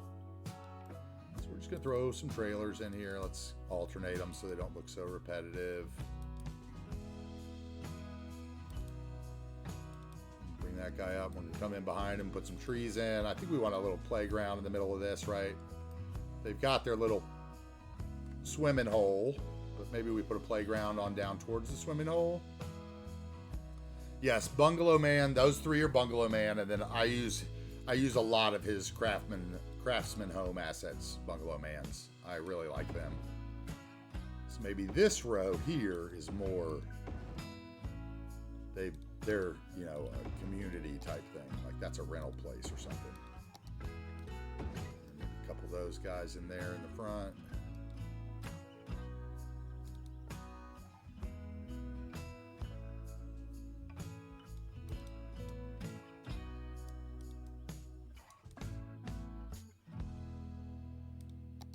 Oh, also, Cruft. I think Cuboid, if he's back from dinner yet, I know he was at dinner earlier, but he said he'd be happy to help out.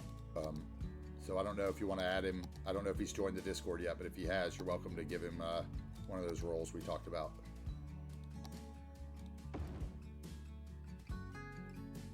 Yes. Yes. Gray Flame, King Leono, Smiles. Yes. I think the only creator that I don't really use that that builds a lot of buildings out there is I don't use much DARF stuff. And that's because I think I got scared away from it once. I loaded some in and I was using that extended mesh, viewing app mod. And I got scared away by some of the meshes in his assets. And that was when I was using a laptop particularly. But it's a shame because he has some beautiful Detroit assets and, these others. And I don't know if that's something that I'm just being too hypercritical about. Does anybody else use those DARF assets and love them? Am I being stupid?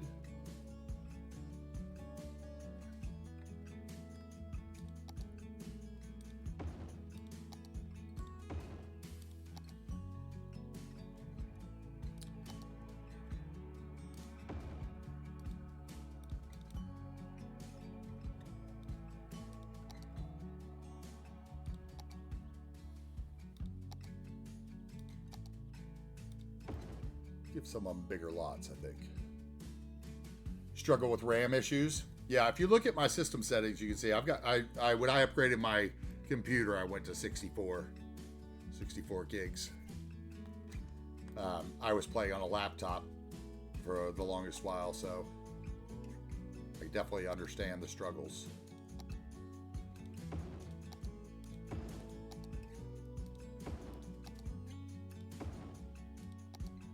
We're about to bobify here because I can see these vanilla trees scaring me already.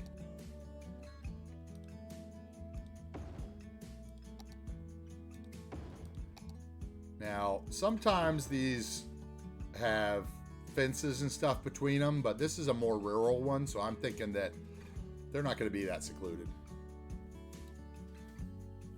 Oh, 128 gigs, wow.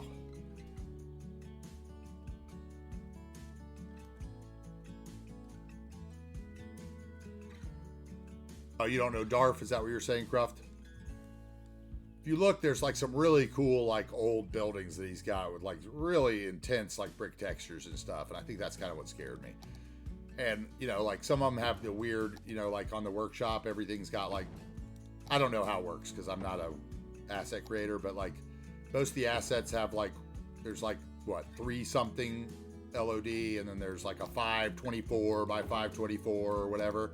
And his had all these weird different parameters, and so you would get errors when you load it in, but apparently they worked, but the errors scared me away. That was before I realized that just because it says error doesn't mean your game is broken.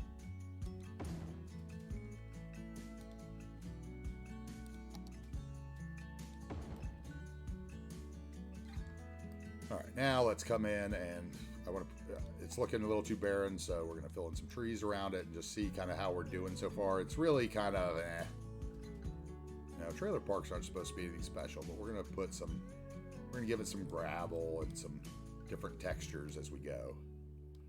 We're just trying to get assets in place right now, get some housing done. Let's just put in some trees. I'll move them around later. How about that? Because time for this. So let's move them in.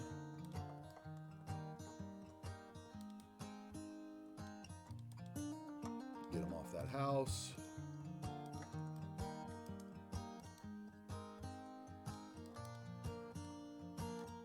All right, and that's, see, this is triggering me, the bob tree, the green tree number 2. I think that's number 2, or it might be tree number 3 variant, or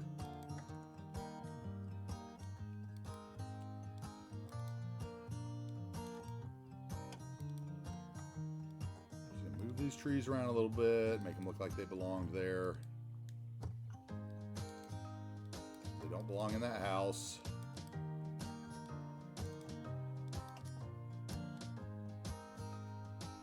SSD, huh? Okay, I've never done that. I think I have lots of SSD room too, so. Huh. See, that's why it helps to have somebody that knows computers around. Even if you don't know Twitch streaming, dude, you still know more about computers than I ever will, probably. So.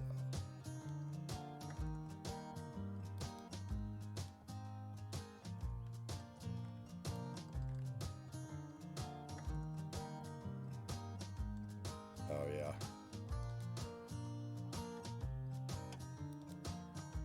That's another thing. Like, I don't stream in like 4K or anything. I don't know that even my rural, North Carolina internet would support that, honestly. I kind of wonder if that's one of the limitations of my stream going to be, because, Time Warner is notorious for throttling people's internet back, especially in rural areas where they don't think that your business class internet really needs to be business class. And I have a lot of problems with what I think is that issue. So,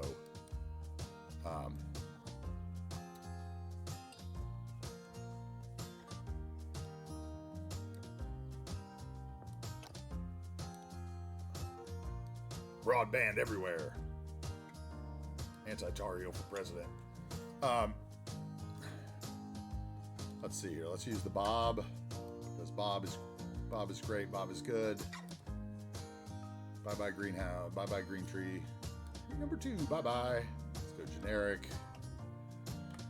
One of the tips I gave yesterday is when I'm using Bob, I like to try to change a lot of my stuff to like one of the smaller tree packs, so that if I choose to update my settings, carry these settings into another build, maybe I don't have to take all the tree packs with me or change everything, and it's just like the generic tree pack. I find that is a safe way to go. So we're just changing all these trees. You can see how easy it is to use Bob right here. It's just that easy. Just select a tree, change a tree. Get rid of a trash pile. Oh, we never got rid of those tiles in that. Okay, I've got to get rid of these. I'm being triggered right now. I apologize. Where is that? Because for some reason, why didn't it take that? Go away. Okay, do I have the right LUT on? Yes.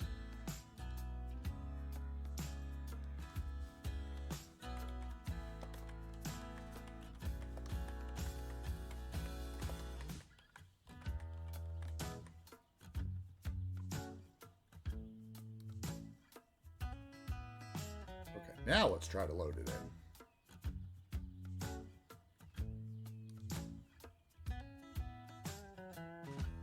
No, that is not right. Is that the wrong one? There we go. Okay. All right. That was when I was playing around with themes and LUTs and looking at some other themes and LUTs to possibly use when I was trying to get my color palette.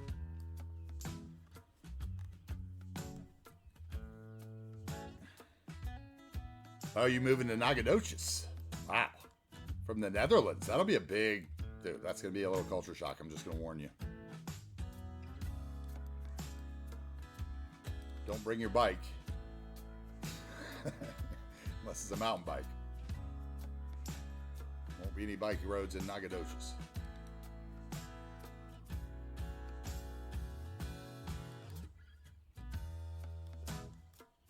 Okay, so just a few trees here and there. I think that guy could use one more, maybe. Just that swing set kind of bothers me. I could hide that swing set, but really what's bothering me is just kind of all out there alone. Okay, and then I put a tree in that house, didn't I? Let's see. Okay, I see another green tree up here we're going to have to get rid of.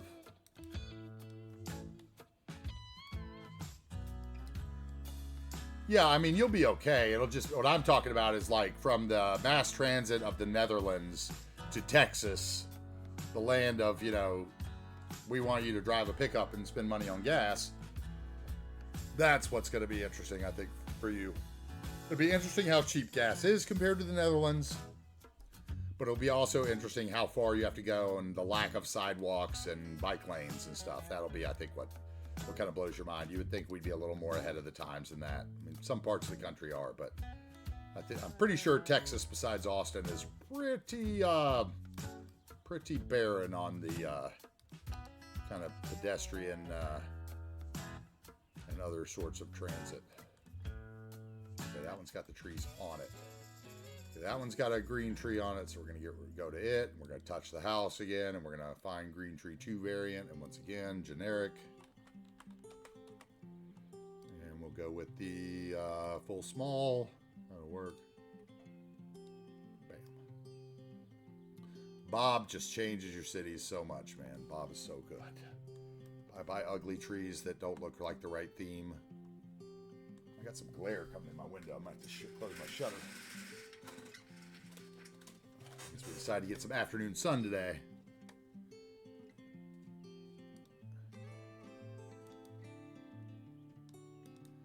Texas is a cool place, though, man. It's just, you know, like I live in North Carolina, so I can't really say anything about it. But if you were going from like New York to Texas, it'd be culture shock just as much as Netherlands to Texas. I mean, it's a little different, slower pace.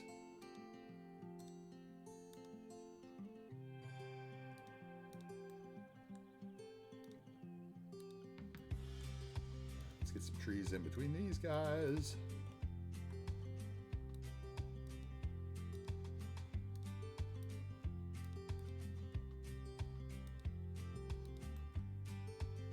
Also, I'm not sure if I like the dirt road here. I almost think it might need to be paved. But maybe not. I'll probably leave it overnight. That's what I like to do a lot of times with the roads, is I leave it overnight and see if it like really bothers me. Like maybe I'm fixed on it now for 5 minutes and I could totally tear up everything and start over. Like that's how you can get in your city project, right? But I think kind of the secret is when you step away from the project overnight, or you know, take a weekend off or whatever, when you come back, is it still bugging you?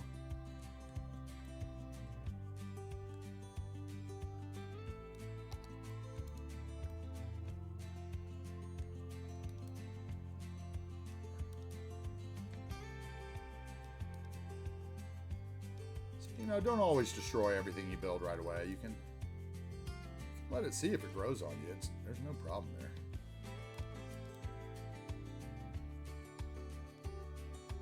Because, I mean, I've definitely come back to builds and be like, nope, scrap it all. And I've come back to builds and I'm like, wow, I hated that yesterday. And today, it works. Maybe we put an alder tree in this one. One of Gray Flame's lovely alders. Give a little fullness. Maybe that's what needs to go right here, too, huh? Nice alder tree.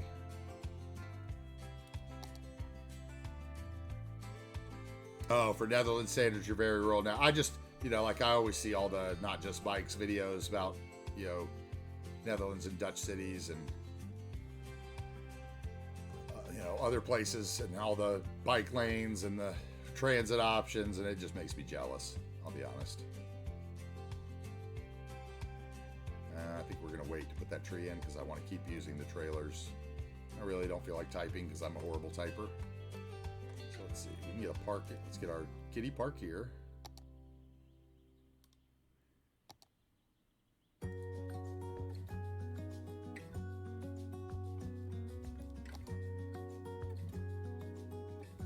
Yeah, I think Croft grew up in the Dallas-Fort Worth area, so he could probably... I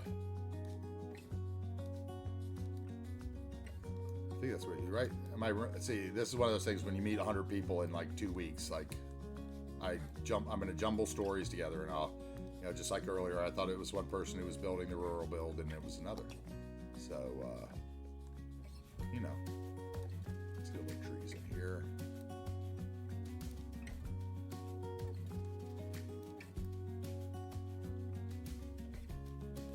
And I think maybe a walking path from that street to that street, since the park's here, wouldn't be a bad idea.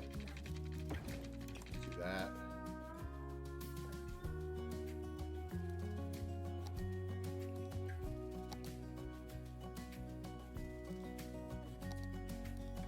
I'm gonna build like a KOA campground sometime. That would be fun. But I don't know what I'd do with like all the bathrooms, and it'd be hard. It'd be a cool build though.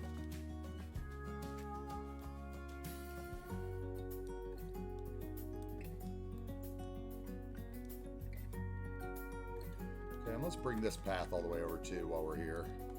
'Cause it looks silly ending there. Path to the watering hole, which, man, I think that now that I see, we looked at that 20 minutes ago and I thought it was overdone. I almost thought like I should take some of that out, but I'm looking at it now and I love it. It's just simple. Those roof vegetations really did a good job in there, didn't they? And the different textures from the surface painter, just kind of just a little bit of fertile, a little bit of ruined, a little bit of gravel.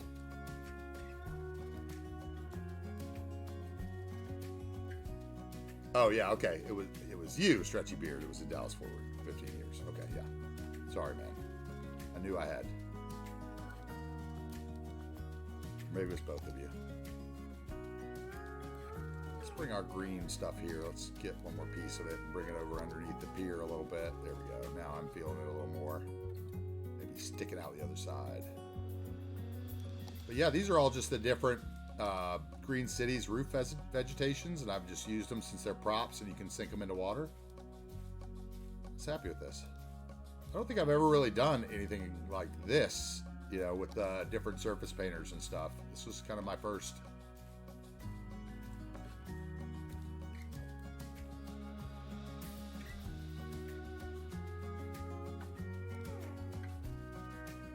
I think we need one piece of overgrowth right there.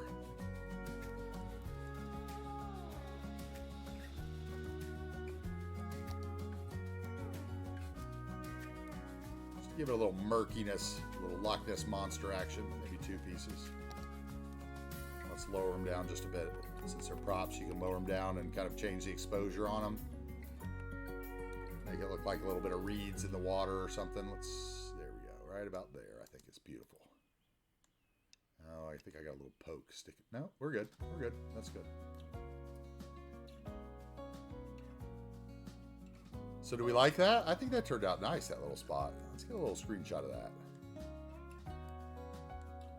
Maybe I should wait till the trailer's in around it. Yeah, let's do that. Back to the trailers. Don't get sidetracked.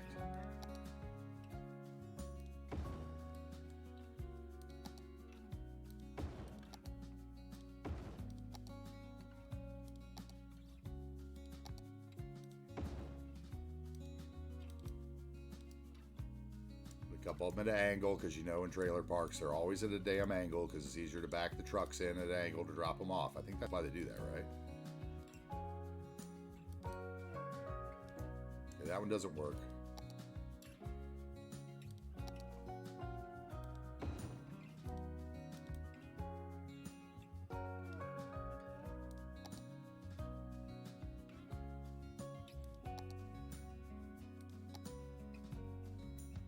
Come on, let's snap to that road, why don't you? Okay, we'll snap you to that one and I'll move you. How about that? Want to play mean? Can't get me.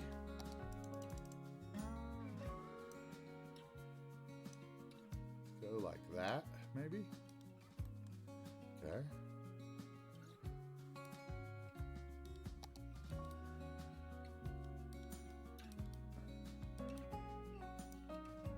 He lives right there on the corner, even though nobody else kind of lives on that block.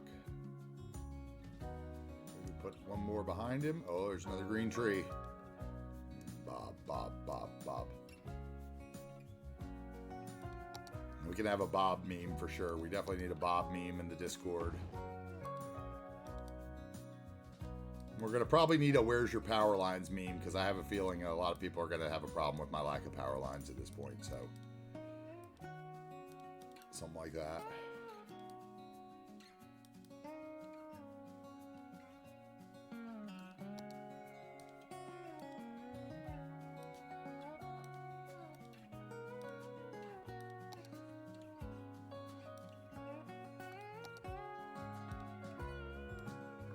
We could have like a Narcotics Anonymous, like Bob's Anonymous thing or something. That would be hilarious.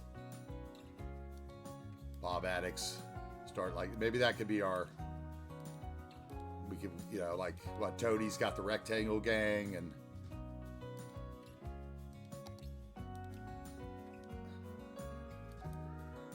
maybe we could be the Bob Addicts or something. Bob Abusers.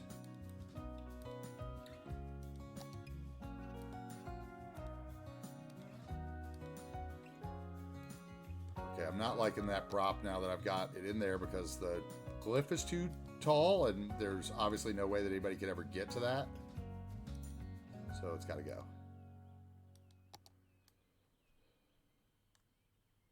Okay, where's my scrubs brush? I need my scrubs brush.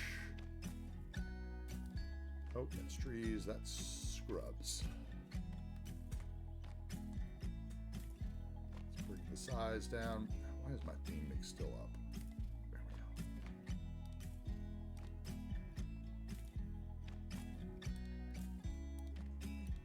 A few scrubs around the edge.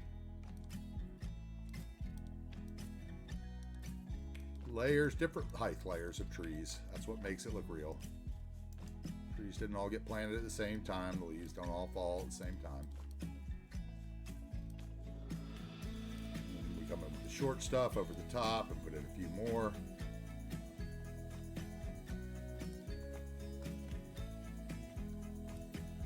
Some short stuff there. Oh, it got a little too close to the road for me, so we'll just back it out. There we go. Look at that one.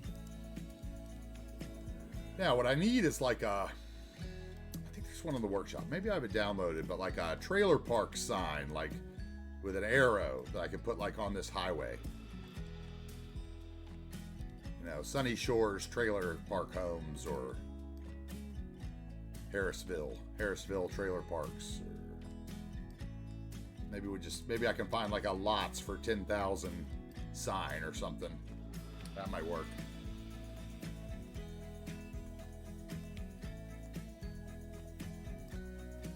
Bob's Anonymous. Yeah, that'd be totally funny, wouldn't it? Like, you know, just like, or mother, what can you do with like Mothers Against Drunk Driving? You know, like something like that, like Rad did with like Rockers Against Drunk Driving, but like, you know, Skyliners Against Bob or something, you know, like something like that. It'd be hilarious. Be a little cult group. Those are the random thoughts that pop through my mind sometimes. I like how this one block kind of has lower trees. I don't like that one trailer though. That one trailer does not fit for here.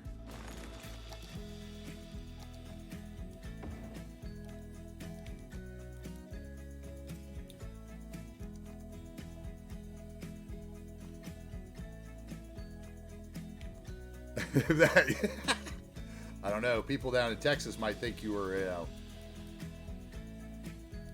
some kind of strange. You a city boy. Strange, and who's this Bob you're writing about on your car? It'd be pretty funny though. We could definitely do that though. That would definitely be hilarious. It'd be our first piece of merch is some Bob's Anonymous stickers. I could send a pack of them to the creator of the Bob mod. Like, you've done this to me.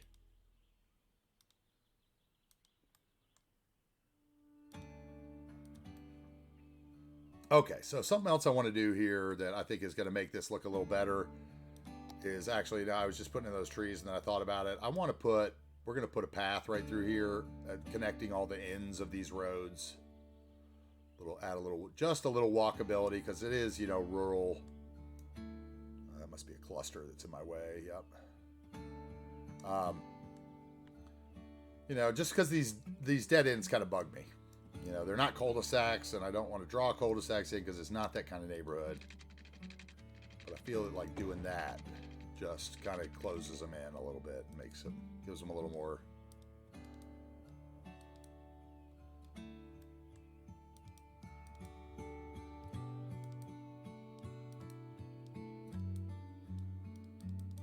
You know, like I said, guys, my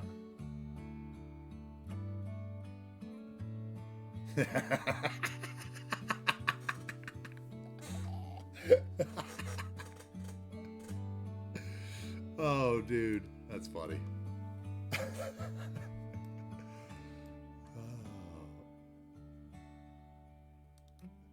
I like that. Who's that crazy European redneck?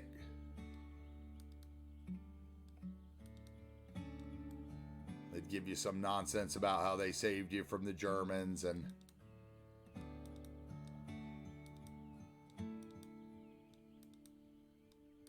America.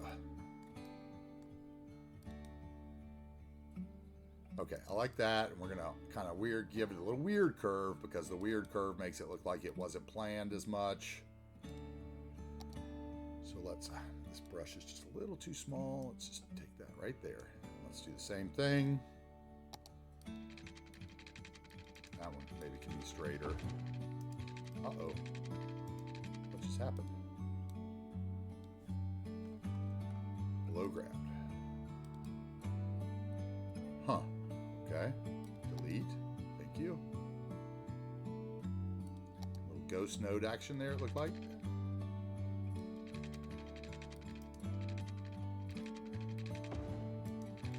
Okay.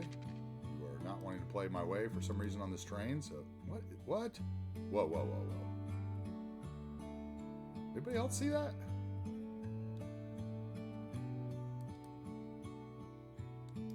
Okay, alright. I guess it was under the texture of the house. Never mind. Lost my mind for a second there.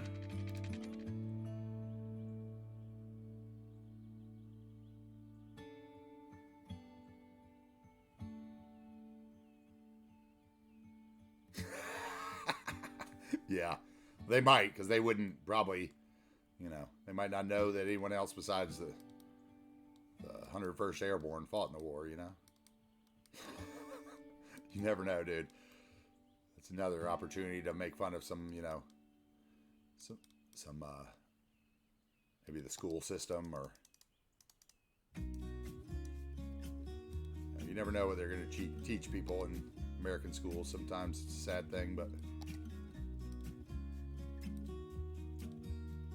I don't want to sound like a crazy conservative or a crazy liberal. We'll keep politics out of it, but let's just say that American schools can vary state to state what they teach.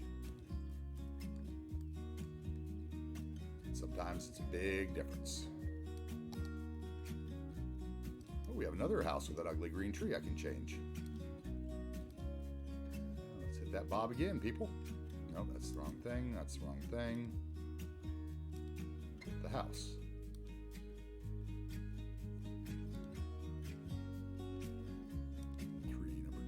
Go generic.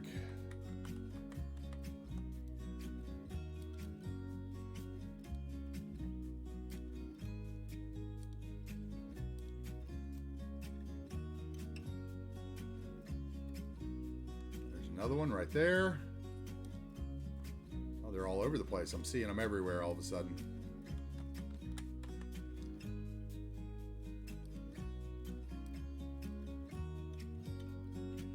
See, where did I see the other one? Right there, right? That's not the right thing. That is.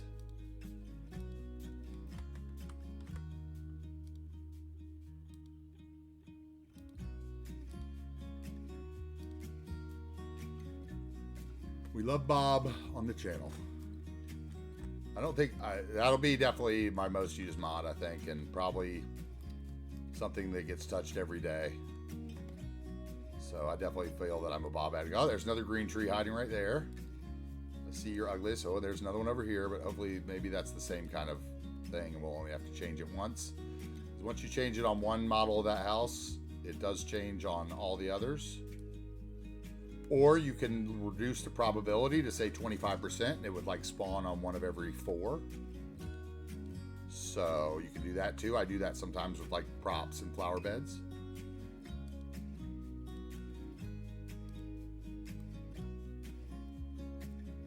Do we see any more hidden green trees?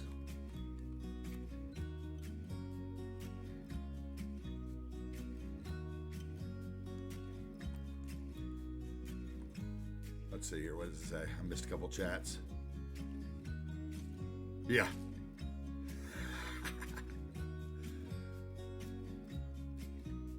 Yeah, you're right. I mean, yes, you're very right. Euros aren't that uncommon in Texas. I'm not trying to scare you.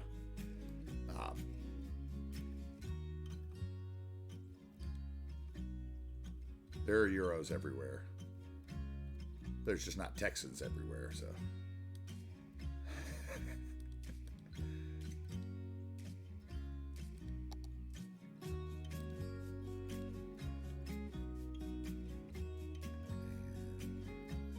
Cover his swing set. I just don't like his swing set. cover it. I can hear the kid in the yard next door. Hopefully that's not coming through on the stream. Let me know if anybody hears it. Yeah, exactly. Little Bob Ross. It's Bob Ross time. What do you think, C. Brooks? Could we put you in the Bob's Anonymous group?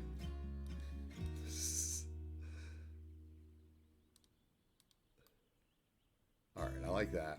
Okay, we're getting there, right? That looks like a rural trailer park, right, for this little community. Most cars are trailer. Maybe we'll have a couple houses this side, but I think that most of the houses are going to be up here and then down in the valley where the other city is. This is going to be kind of like, hey, I couldn't afford a house over here. I couldn't afford a house over here.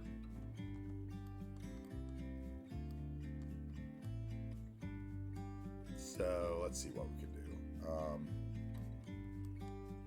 Let's take one of the bigger blocks and see if we can just, oh, didn't mean to do that. Let's just copy that. Let's go over here. Let's put that in here. Okay, that works. And then we will control H to the road in front of it, since the roads might be at different heights in the different areas of the landscape. And then let's do, we did that one. What other one's going to fit? This one. Maybe I need to do that part by hand. Let's capture this one then. Just a little trick you can use sometimes. You don't want to get too repetitive. What I like to do sometimes is I'll drop them in the way I'm doing right now, and then I will go back through and take out like 2 or 3 houses and change them with other ones, so they're not completely the same if you happen to notice. But if it's not an area you're going to spend a lot of time in, like up close, you're probably not going to notice, and it's going to help fill it out so much faster, right?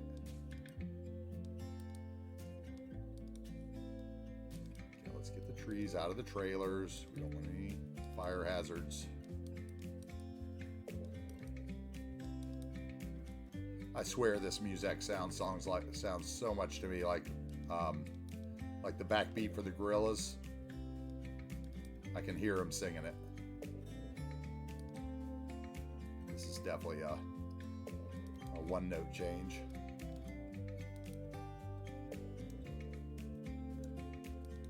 I can hear them singing all the other kids. I don't want to get DMCH. Okay, so we're going to need a road that goes down the middle right here, but I'm going to bring it off the back because I want to do something that looks different in here. So this is a little gridded. So where am I going? Where am I going? I'm going here and here, there. That's not what I want. 2-lane roads. Isn't that where the rural one is now? 1U. One way. I get so confused by the massive road toolbars these days. Here we go. There's like so many different ones, and I just get confused. Okay, so we're going to take out that corner shack. So you're gone. You get a little angle. Over here. Oh, not about what I got. What did we write, that dude, 809? Because it shouldn't have... the only 2 words I have blacklisted, guys, are primes and viewers, and I do apologize. I don't know if that was an actual message or if that was, you know, one of the spammers or not, but I don't really know how to tell, honestly. So I do apologize for removing your first-time chat if it was an honest chat and not just buy followers or primes nonsense that I've been getting a lot of. So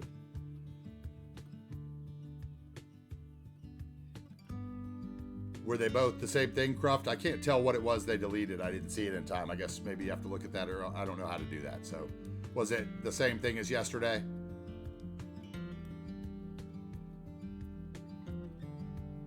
Yeah, okay. All right, good. I won't have to apologize then.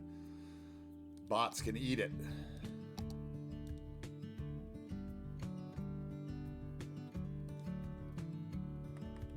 Oh, I'm surprised that it took that long. That's the first 2, right? That we've had the whole stream. So, I mean, considering yesterday I had like 10 of them during my stream.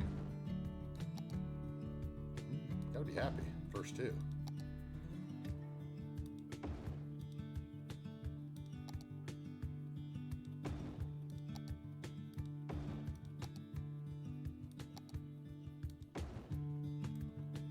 Okay, that works. I like that.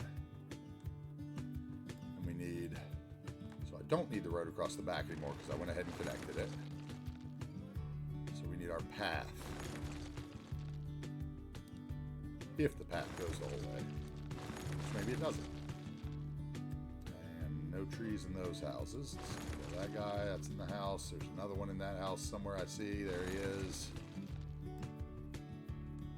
There, looks like another tree on a house.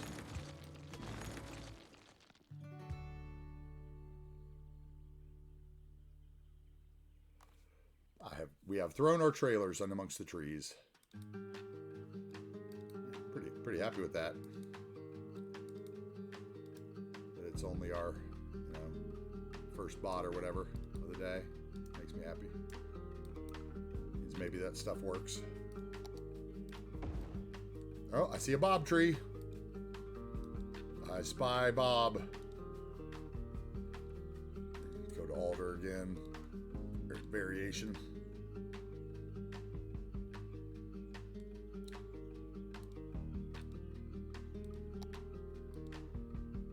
I spy a use for Bob.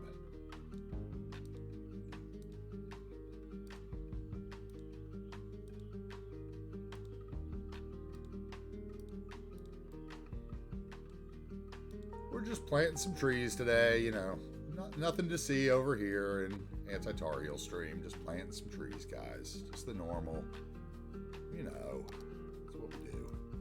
That trailer's way too big and has tiles. We're gonna get rid of it. We're gonna put in a smaller one.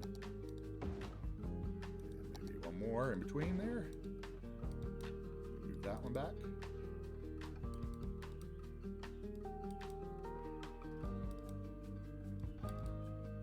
Just planting trees.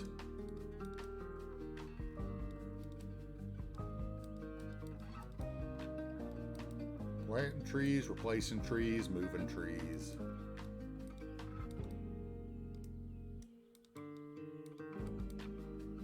Okay.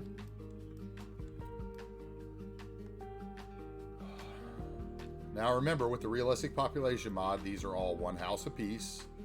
4x4 or 1x2, so the smaller the better, honestly. As a matter of fact, what we're going to do is to give it a little break, I'm going to put a road right up here again. Oh, do I have to do this every time? Okay, we're going to put in the trailers first. I need to save some of those. Let's see. We're going to have a road that comes down the middle. So we're going to have trailer that way, trailer that way. Other trailers can go this way. And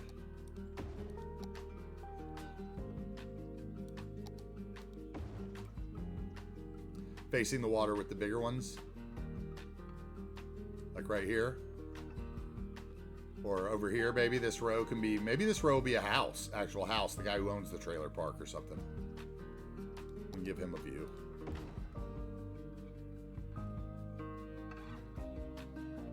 The park. Hey, at least they got a park, man. Nobody else here gets a park view. Everybody else here gets to look at somebody else's lot.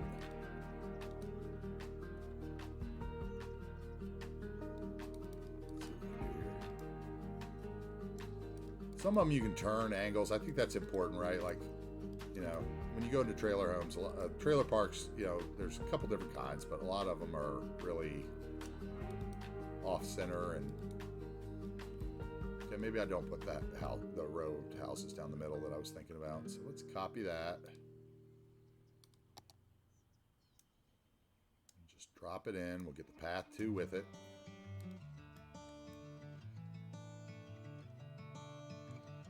Okay, they don't want that Douglas fir cluster over their trailer because that would be really dangerous. You can have one in the middle.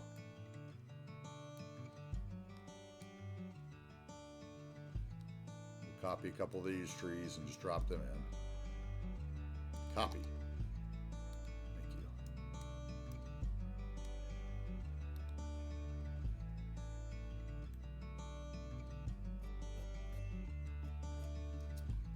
See, now we probably should have a road right there and a few more trailers on this. Right? I mean, they wouldn't just give up that.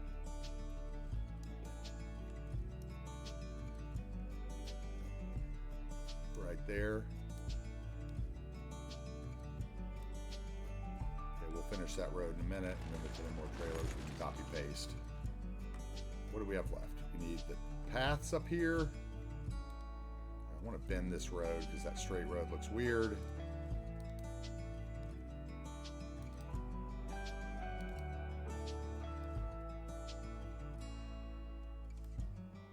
Oh yeah, that could be Harris. Harris could own the trailer park. He could get we could build him a house out here. Yeah, let's do that. That sounds fun. Be interactive too. So I'm for that.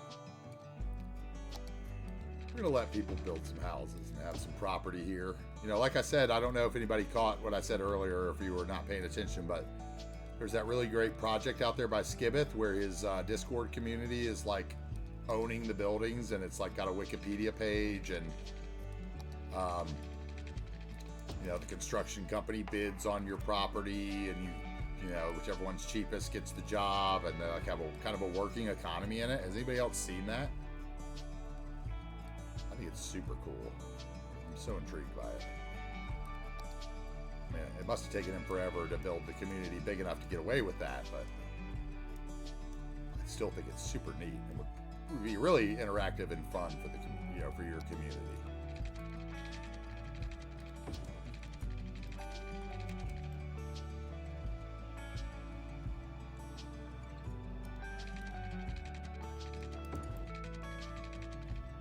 Now we need to go back to the roads.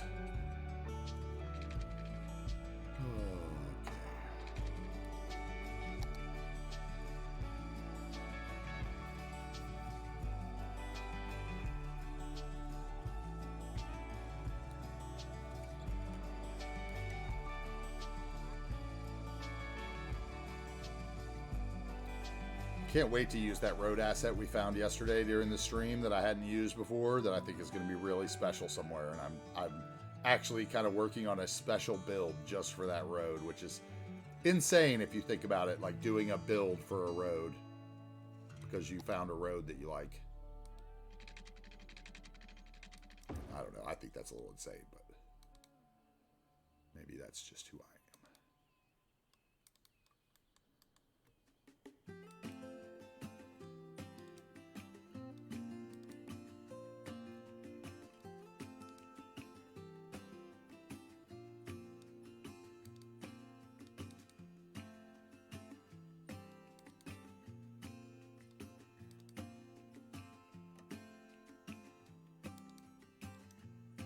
Move stuff around, make it fit. What's up, arcades? Yeah, we're doing a little trailer park today. I'd be happy to show you around. We got Discord up and going, so you're welcome to join that. We got some commands up and going. I started the YouTube channel last night. We don't have anything posted on it yet, but please go over and give it a follow so that when we do get stuff posted, you'll get notified when, especially some of those older builds that maybe you didn't get to see go up. The Discord's got lots of photos. There's a room for you to show your photos. I've got a system commands requirement if you're interested in what kind of system I'm running on. We got the mods list fixed from yesterday that wasn't quite working right. So we've made some progress. We're becoming a professional streamer. Ooh, scary. Okay. I almost want to give Harris like a nice house on the hill, maybe over here or something. Maybe he gets the hill across the road. No. Maybe that's just trees on the other side of the lake, and that's why the swimming hole kind of exists. It's the spot between the trees and the...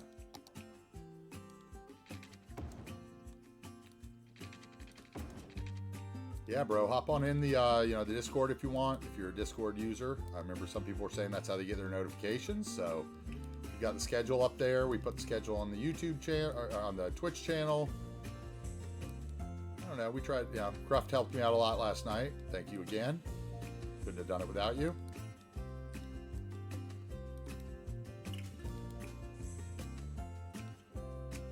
It's part of that house, isn't it? Okay, so that can go there, and you can go there. You get turned, you can go there.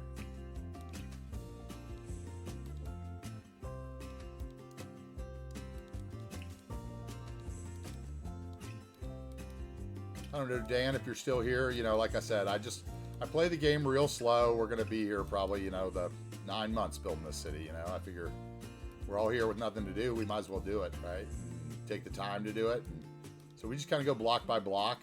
It's just kind of your first time in. And plop in the houses. And we're hoping when we get it all together, we end up with something we really love. And it seems to be working out. Might be able to fit one more in right here on the edge of the whoa. The edge of the parking lot. How about that? Go with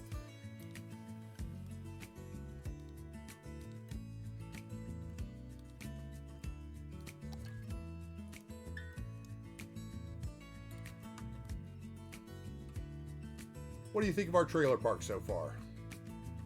Nothing special.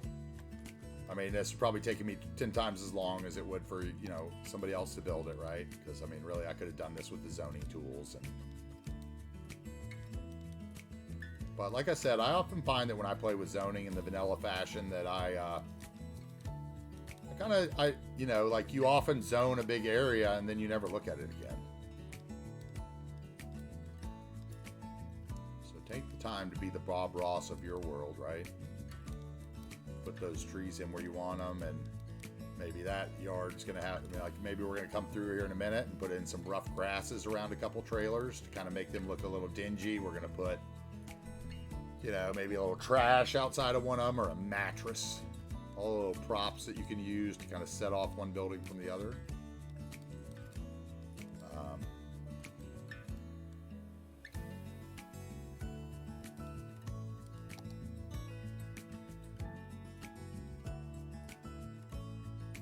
Thank you so much, dude.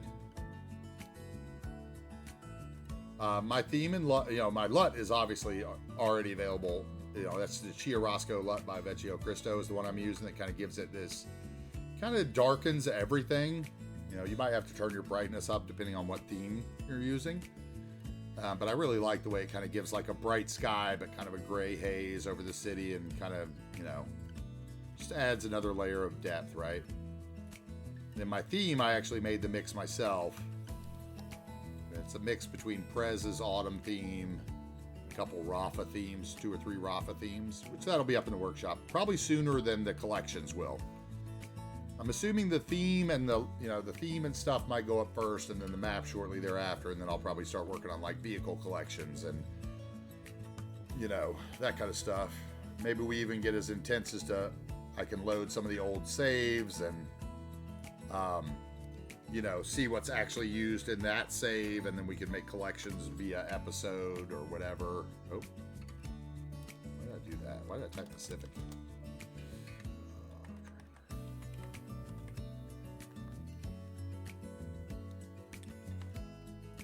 Yeah, I actually was surprised at how quick it was for me to do my mods collection. Basically what I did was I went into the collection page, right?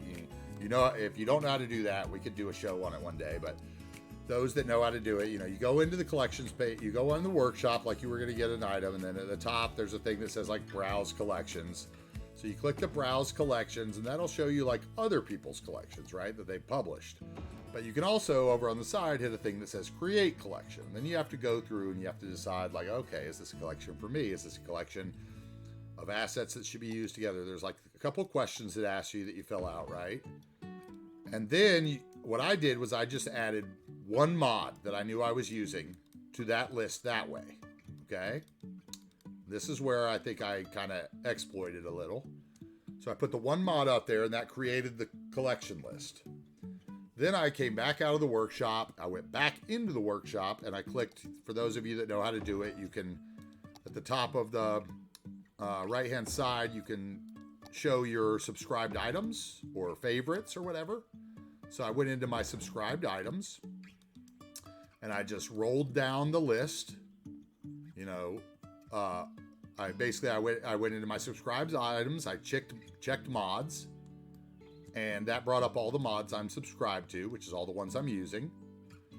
And I just went through and added all those, you know, 2 clicks each, add to collection, found the collection I had just made, added it to collection. Rather than having to do that in those that have tried it before, there's like a big list that the computer generates that's really hard to go through. So I think that was the easiest way to do the mods list, you know, honestly. And will also probably be the easiest way for me to do the map collection, because I can just load the blank map, look at loading screen mod as to what I needed, and then link it. And then I might, you know, there might be a couple that I miss doing that because it'll, you know, there might be dependencies or whatever. But I think that'll get me a lot closer to start with than, you know, being intimidated by the process to begin with. So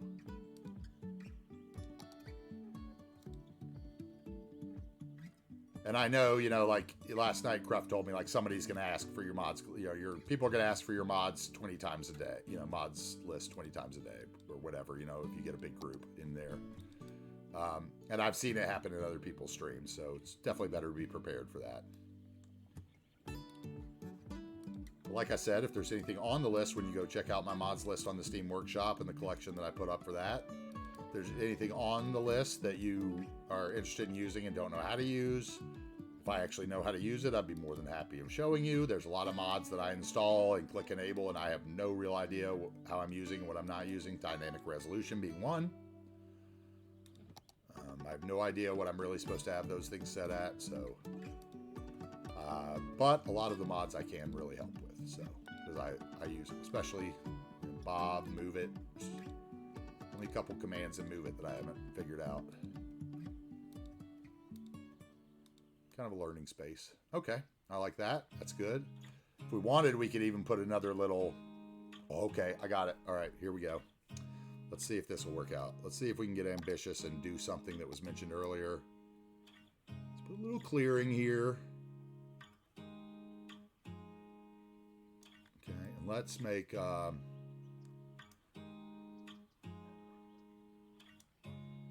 maybe a little... How can we do this? I got that brush. I could probably do it in.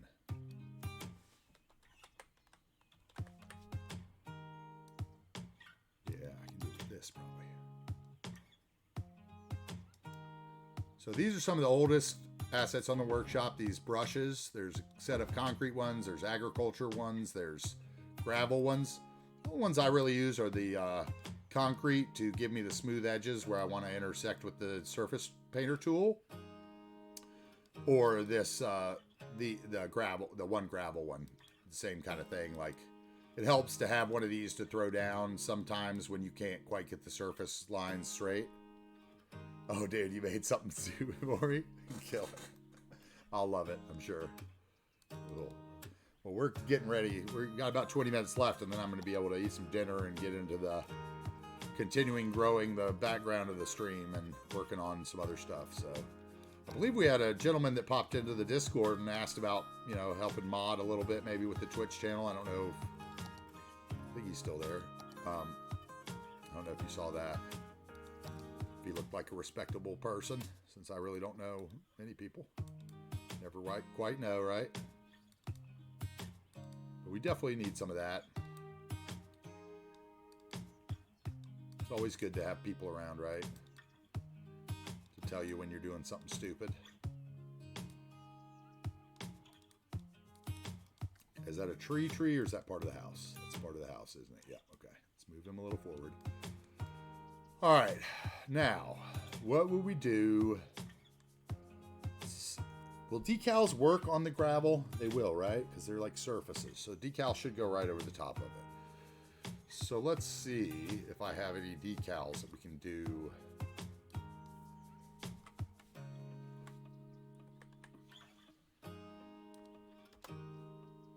I believe I looked at most of these yesterday and they were really bright. And that one might work. It's kind of thin. Do I dare try this? Yeah, whatever. Okay, we're going to blindly go where I've never gone before, and we're going to try something. Maybe I delete it all, but maybe we don't.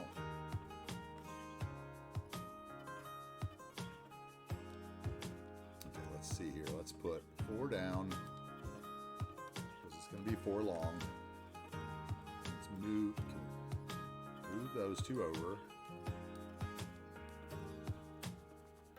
Hold down Control so you can move them. Let's get them to the edge of the gravel. Okay, and angle them a little. Let's do the same thing here. Hold down Control so the little blue box goes away and we can move it. Okay, now we got our white lines, right? Okay, let's get our 4 white lines again. Copy them.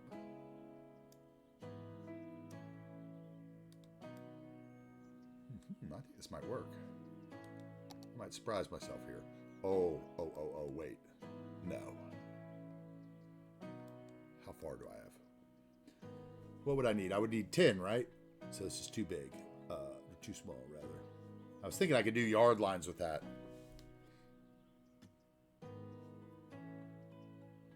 No, it was somebody named...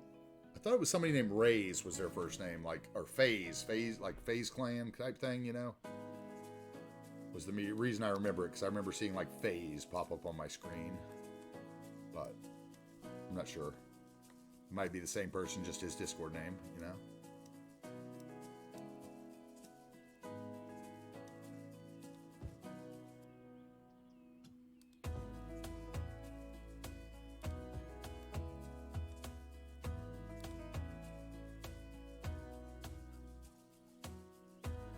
So what do you think of my little homemade athletic field I'm trying to build?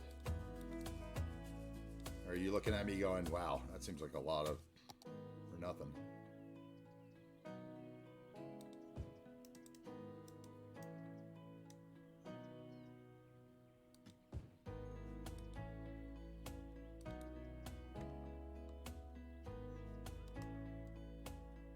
The line's not so straight in the corner.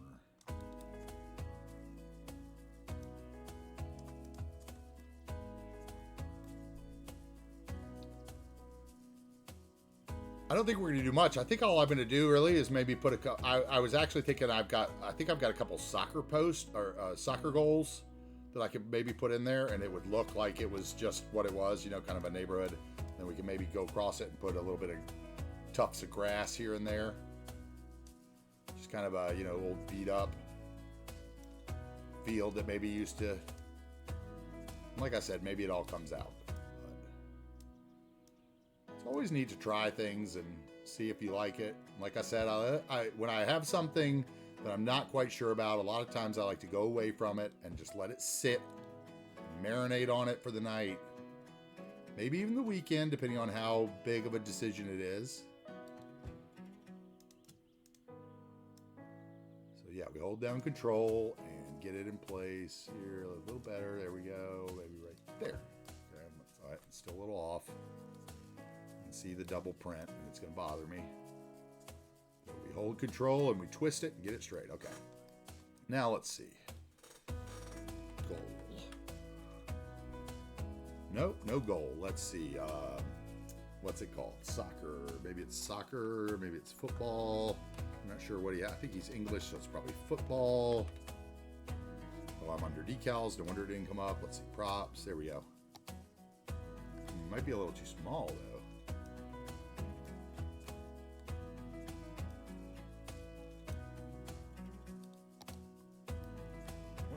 Is this just a prop? Is that just the field prop? Let's see. Let's raise it up and see. See if I can even see it. No. Okay, so that's not what I want. What's this? Oh, there's something else I've really been wanting to do. We're going to go do real quick. Okay. But I got to find the... Okay, we're just going to do this. Okay, let's do that.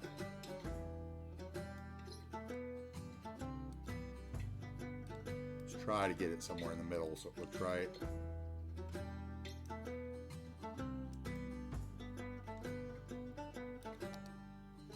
This is just the kind of thing that, you know, you just take time and you figure out if it works. Okay, let's go back into decals. I want to get a circle. circle in the middle. And I know this isn't really realistic. It's soccer or, you know, English football, not American baseball or whatever. But it's because these are square. It's easy. Don't hate me for it.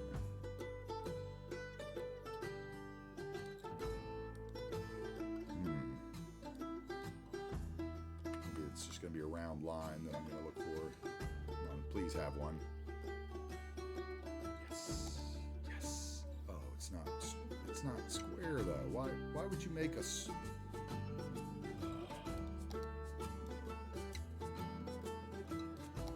Oh, this is going to be hard, huh? Let's see, is that too big? That's too big for the center circle. That would be really big, right? Or maybe not. Okay, let's just try.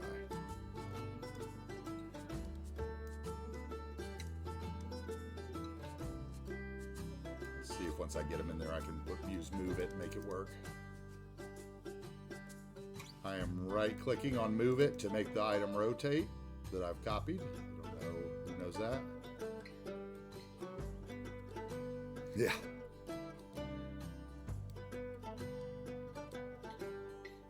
Let's try to get that in the middle and see if we can get it to make it look like a circle here.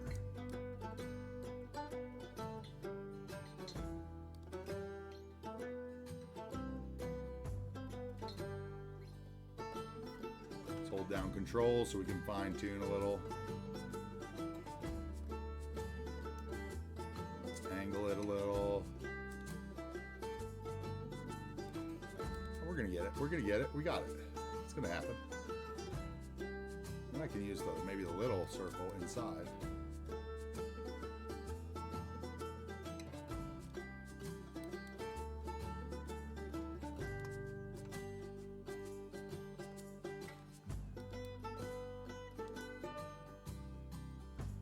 Let's see. Then we need the 18-yard box, right? So. Small curve, that's not going to fit inside. Oh, yes, it would. Oh, yes, it would. Okay. All right. Now I'm getting a little too ambitious for my own good.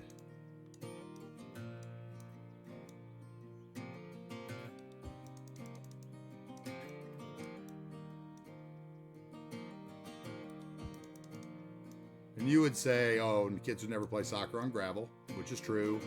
This is technically gravel, but let's be honest, there should not be a gravel texture in the game, because if you live in a city, they do not. It is against ordinances, at least here in America, to have gravel. So you can't have gravel, you know, paths next to a road, really, in America, because the gravel gets on the road, and it's one of the most hazardous things to a city is the damage, and it's one of the things City Planner Plays kind of educated me on, like. And so I like to think of this, which is getting really hard because they're all overlapping. I like to think of this as dirt, not gravel, okay? So this texture is not gravel, it's dirt. That's why I made it so brown. So it looked like, you know, mulch and dirt. Okay, now can I get these straightened up at all? It's so off, but whatever.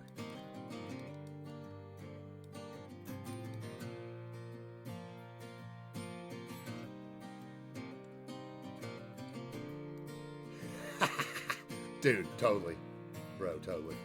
The center one's actually pretty good. It's the other one that's so bad, right?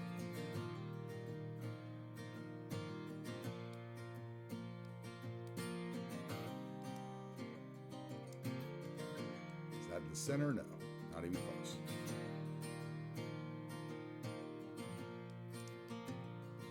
Oh, that might be it. See, this is where I start getting a little picky and thinking maybe I'm making some wrong choices here.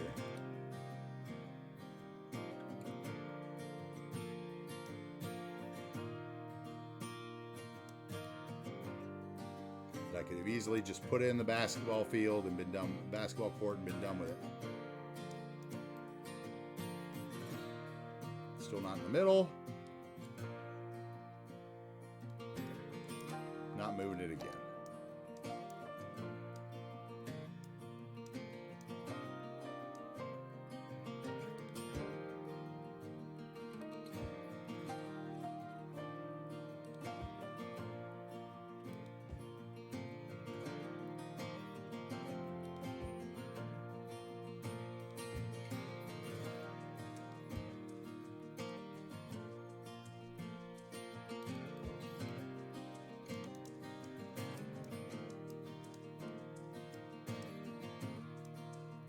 see, that's got to be wider.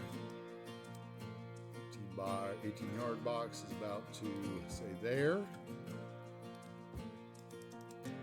Then we'll get sides on it.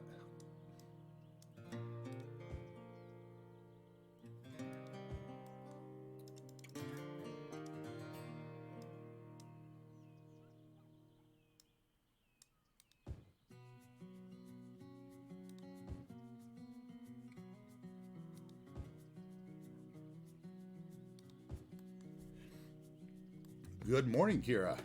How are we doing today?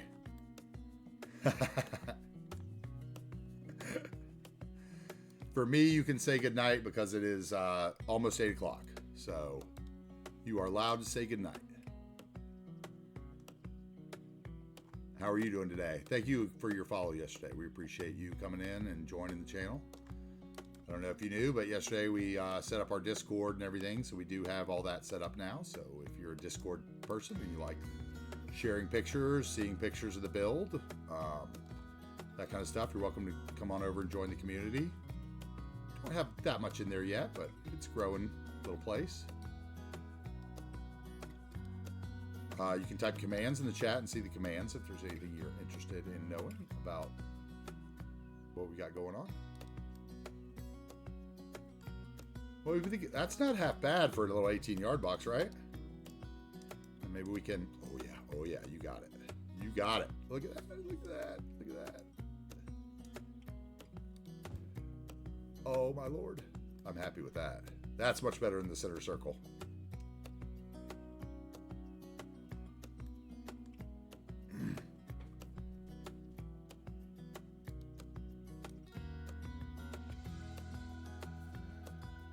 No worries. The name is Chad, C-H-A-D, like the country in Africa. Chuck is often what I get on the phone. People often think that. I also get people thinking that I said my name was Jeff, which I'm not really as cool with that one because I don't think Chad sounds like Jeff, and it kind of makes me feel like an idiot when they say that. But I've also got Jack before. People think I say Jack. Used to happen all the time in the restaurant business, so absolutely no offense taken. But just so you know, Chad is my first name, so you're welcome to call me by that as well as Auntie or Tarheel, whatever. I'm not a picky person. Oh, I lost my circle. That's not what I want either. There we go. I'm glad to have you on the channel. Thank you so much for joining us. What do you think of my little rural football field that I'm making? A little soccer field. Okay, Jeff. Yeah, don't ever tell people online what bothers you, right? Yeah, I used to get all kinds of stuff in the restaurant business. I'd be like, no, it's Chad. I said Chad pretty clearly.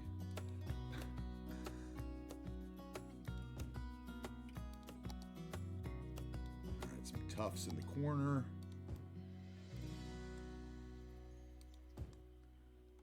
I don't really like that. It's too tall. We're going to use something different. So let's find some more grasses. Oh, that's one of my lines, not my tree. Let's get rid of that. Okay. So let's go into here and find some of our other grasses that we've got and see what might. That's a little too long. That's also too long. Also too long. Let's see. Mixed grass. No, too tall. Flower patch is always nice. Could put just something like that right there over that corner. That would work fine too. That's the one I'm looking for right there. Just a little weeds.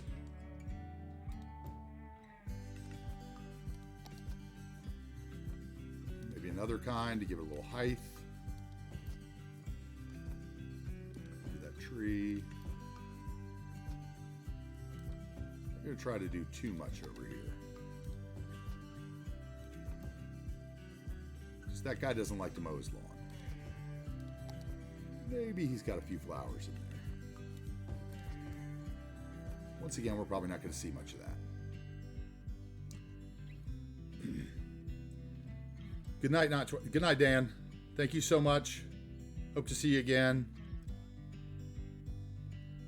I'll be on again tomorrow or the next day. So I'm on Monday through Friday from 12 Eastern Standard Time till 7 p.m. at least.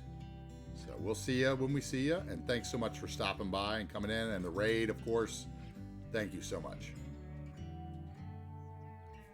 On that road to affiliate, right?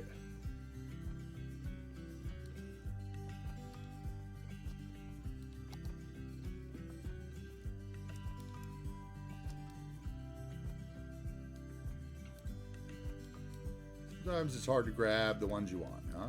So let's just move that guy out of the way so I can get the one I want. Let's get him straight first. Then, I didn't get him straight, did I? Then we move him back in. And then we copy that because we still need one more over here because I didn't put one behind the goalpost over here either, right? Wait, what? Why didn't he copy that? Okay, let's copy that one. How about? Thank you.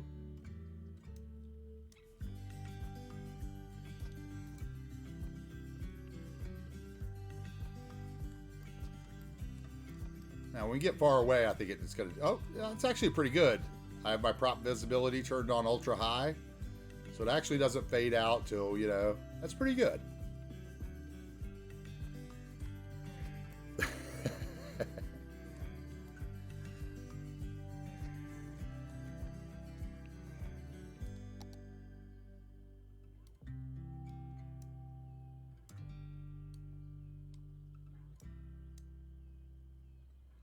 Okay, now let's get this guy down to a little boy. And let's put in a few more trees right there. And then we just have, what, like 2 more lines of trailers to go, and we can finish this area. Man, I do like that shot. We need to get the path down to the cabin, though. That's the one thing that's bothering me about it. Tree in there somewhere, I see. Yeah, right there.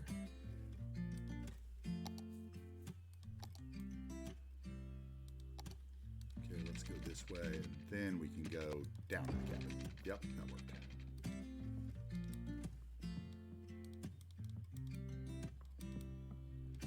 Then we might need to touch the segment and bend it so it shows up. There we go. There we go. Yeah. Unclick the segment so we can get back to those trees that are in the way.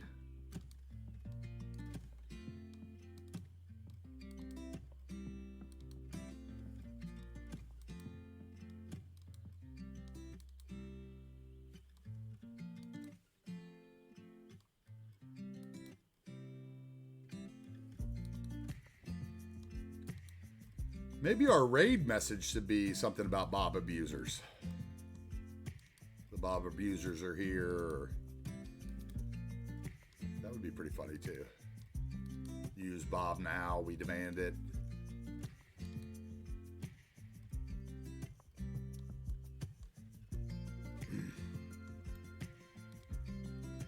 Anybody else feeling that? I think that would be pretty funny.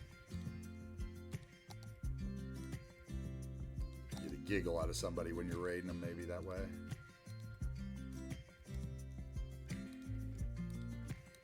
Plopping my little trees. Okay, it's looking better to me. I really like this little nature area. I'm glad we went for it because I wouldn't have built that at all. That would have never entered my build today until I just said, hey, let's put a little swimming hole. Nice, dude. Walking that dog. You guys like my swimming hole? What do you think? I think now we can get a picture of it now. The path's right and everything. I'll get rid of that other one.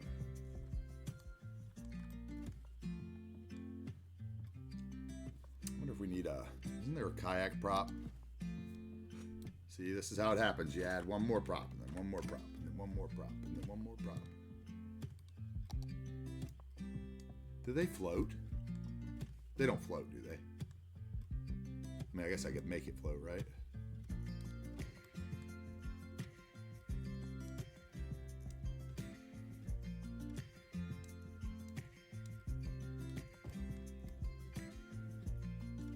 Maybe they do float. Maybe they just appear to float now.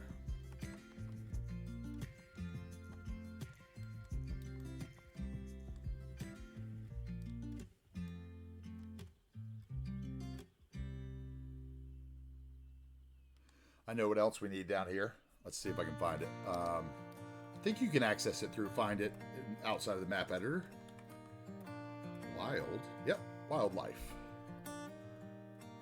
What do we got? Wild. Oh, that's a billboard. Wait, that's a what?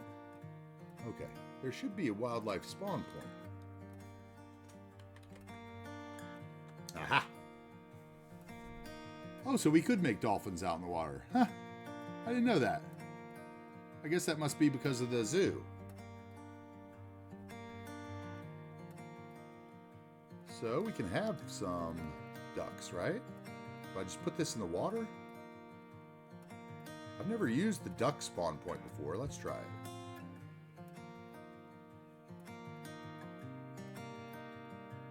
I wanted a bear or something.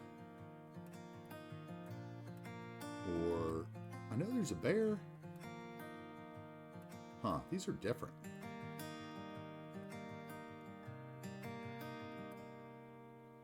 Random snowman. Reindeer. Moose. I'll go with moose. We can have moose. So maybe every once in a while the moose come down here to get some water.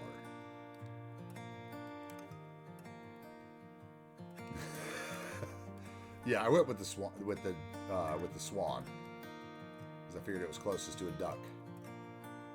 Too bad they don't just have like a school of fish one, right? That would be a good one that you could put in like just your little water spots.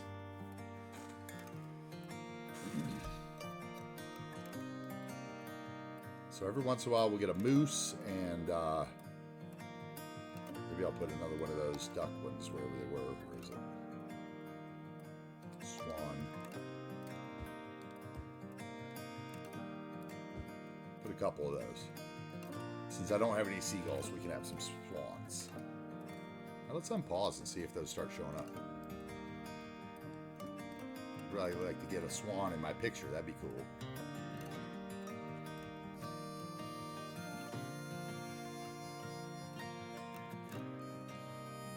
Yeah, I guess they don't have a duck one. Yeah, it's too bad they don't have a duck one. I was hoping the swan will kind of look like a duck from a distance. I don't think you'll be close enough to know it's a swan unless it's huge. But yeah, when I made the map, there were ones that were just like wildlife spawn point, and it was either like a deer or a cougar or a bear would show up. And I actually put a couple of those on the map the first time I played with it, but I didn't this last time. So I may go back and add them in now that I know that maybe you can't get to those.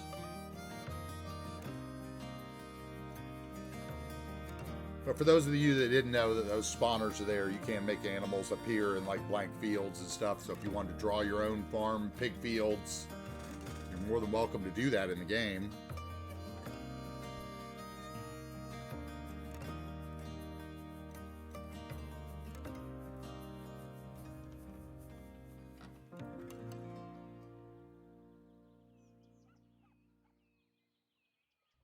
Okay, I think I see our swan, and he's way down in the water.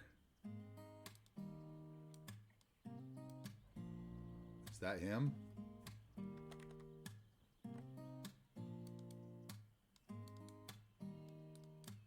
Or is that just a reflection on the water? What is that going to be? Others? Surfaces?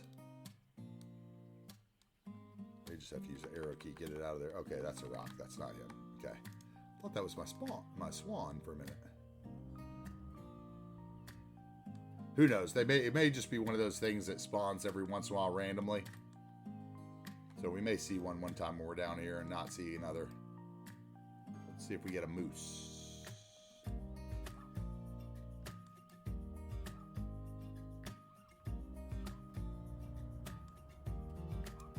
Yeah, I do like that though. I think that came out really well. Just plain.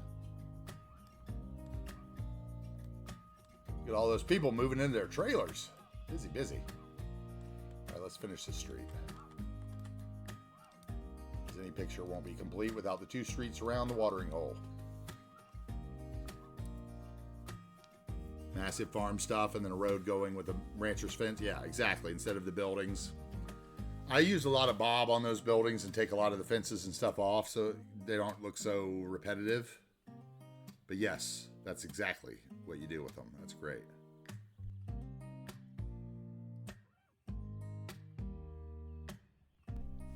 We could put a bunch of those spawn points up on Mount Cooper National Forest too. That'd be a good spot, although you might not ever see them. That's really the only reason I haven't used those things more than I've in other series, is because like every once in a while you may get a bear on the street or whatever, but a lot of times you don't see it at all. So it's just kind of like another calculation, I feel. So we have 2 more rows of trailer parks to finish, and then we'll have actually done something today. We'll have done a couple things for those of you that weren't here today. We saw the movable bridge mod. I want to say it was at the 6 hour and 24 minute mark or something like that when we were playing with it, and we finally got the movable bridge to come up. To know that that's working, so that was a very, very good thing. Very happy to finally see that go. I wanted to see that since I put it on the map.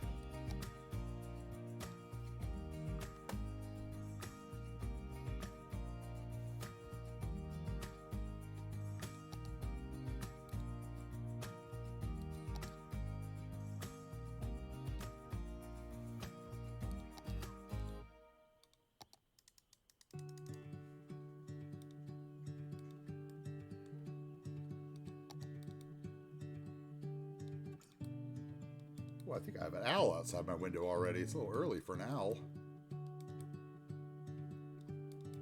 I've got some really nice woods behind my house, and I get a lot of owls living up in there. It's really cool.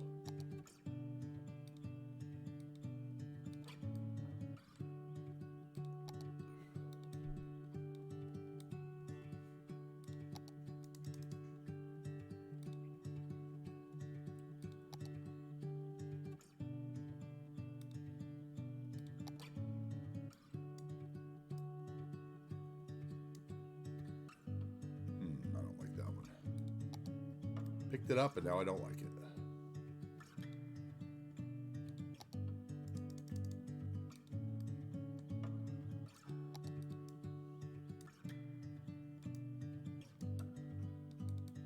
Okay, that's that road. Let's get a couple trees in and it'll be finished.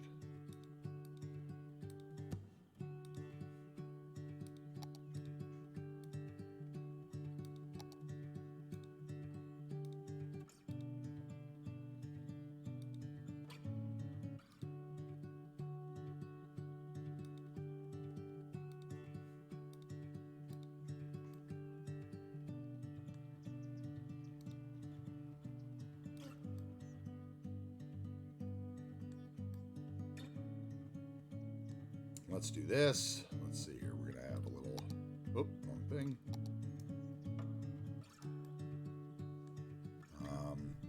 Let's find a industrial building.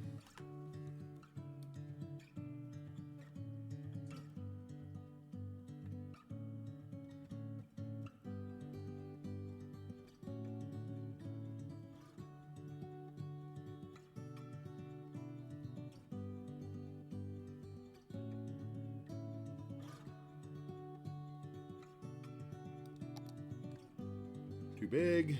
I want something that's like 2 by 2.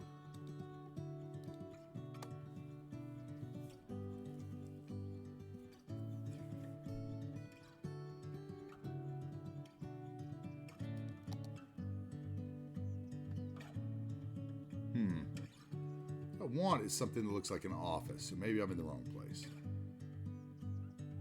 That's brick, otherwise I'd use it.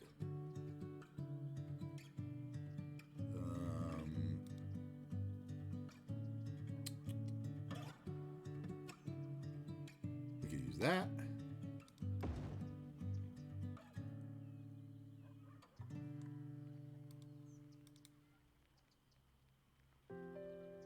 Let's put it on a gravel parking lot though and get rid of the asphalt underneath it. Give it a little rural look.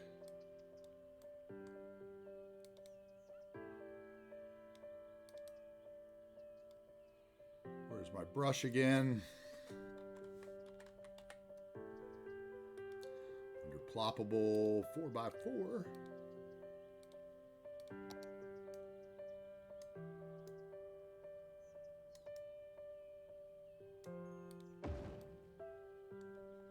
So you love those gravel brushes. The secret kind of is to put them on last though, because it's kind of hard to move and deal with stuff that's under them once you put them on there.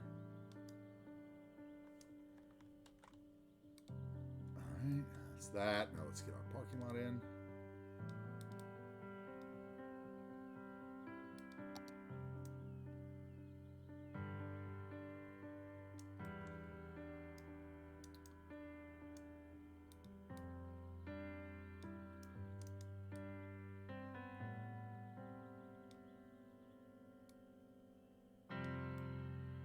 Okay, we like that.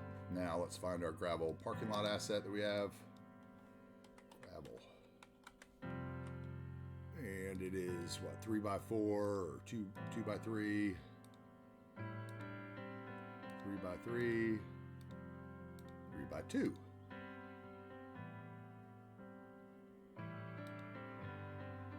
Two by three. I know it's in here somewhere. There it is.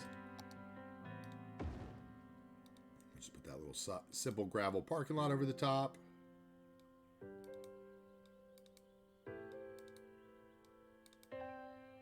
And how about a little maintenance? So let's get a prop fence, because I've used too many fences already. So we'll get a prop fence. And let's see, they might have lumber. They probably have the wooden fence. So let's come up here. And we'll put it on the line under the prop line tool, and then we'll come over here to options and put the linear fence fill. And that kind of keeps them straight end to end for you without having to be too tricky, which is a nice little trick to learn. So we're going to come out there, then over, and then back. Maybe about there. And then we'll need to move that one fence in because the corner. Let's go ahead and just turn the corner. I like that. Makes it look a little not so nice. Let's move our gravel in there too. Okay. Let's get these trees out of the way.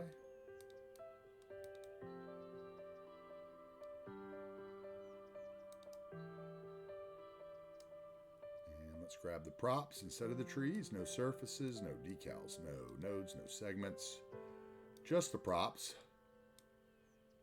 And we can straighten that out a bit.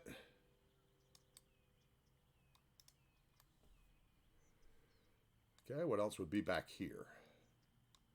Dumpster. Maintenance tools.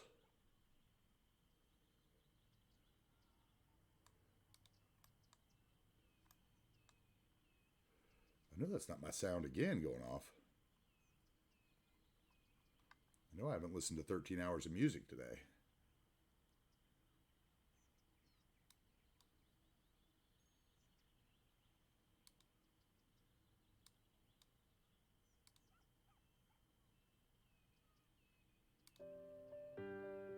Huh.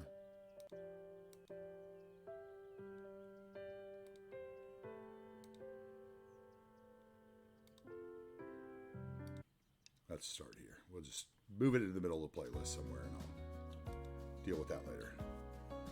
Okay. Sorry about that. Let's see here. We want a truck. Nice box truck would work.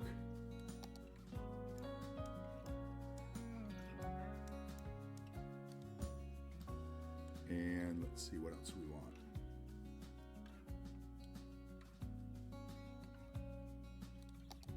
Guy who works here is pickup.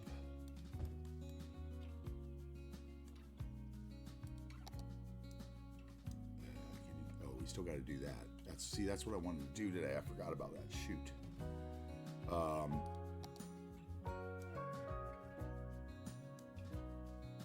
Couple pickups. Got the maintenance guy. I think I've got a maintenance truck, don't I? Let's see. I thought I had one that looked like a yard truck. Oh, those are all the vehicles for the road maintenance.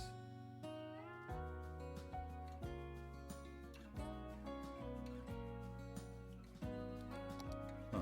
Okay.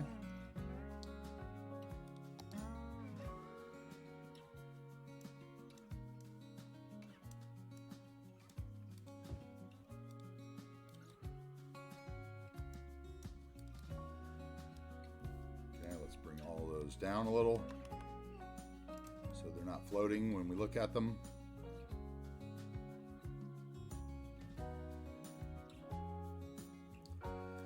And let's get a dumpster.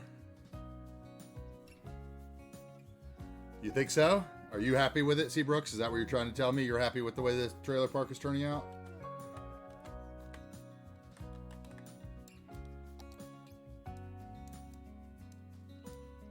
There's a dumpster back for you. You know, because the people in the trailer park, they bring their trash up here to dump.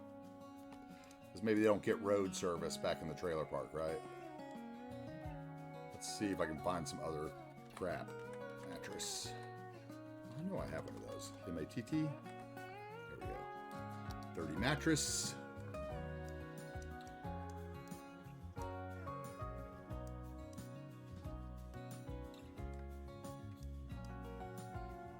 A pile of junk maybe back here. That's what comes up when you type in junk. Trash pile.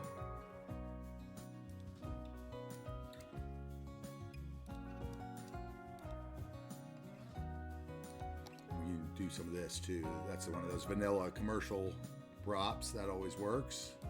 And these destroyed stuff always work good when you want to have like a pile of junk. The stuff from the Natural Disasters DLC.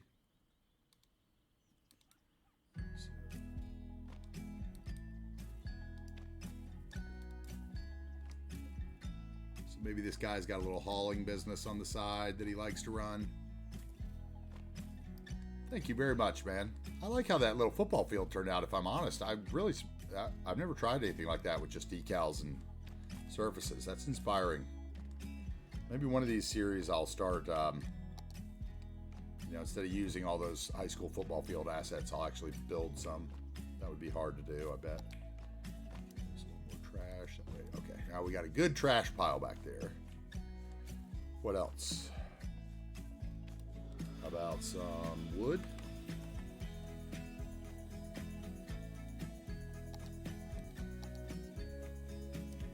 In the corner. Lumber. This is the one that, oh no, that's too big. There's some we can like prop up against the other, if I remember correctly.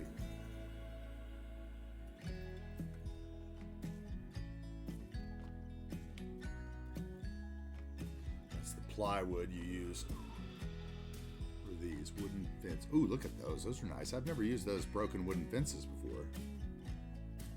Gotta have some firewood out here, because God knows he'd need firewood. Somebody could come steal that too.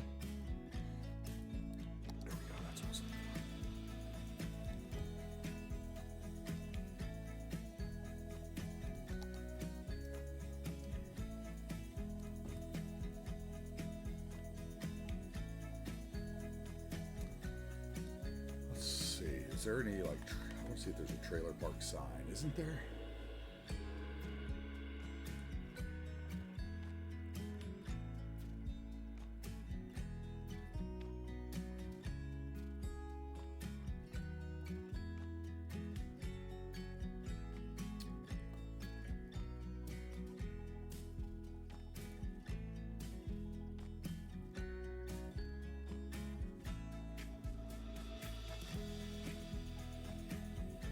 The props are always the hardest to find. It's kind of when I go silent because I'm dying inside wondering. That's the pawn shop sign.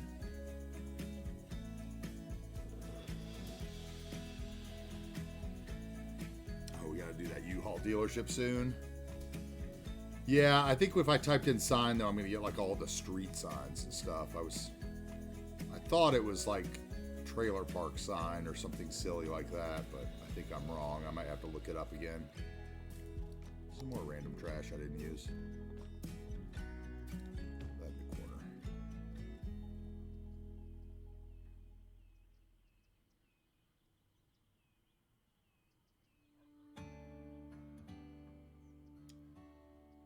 For all I know, I'm thinking about something that I saw somewhere else, and it has nothing to do with me. So, there's trash news sign.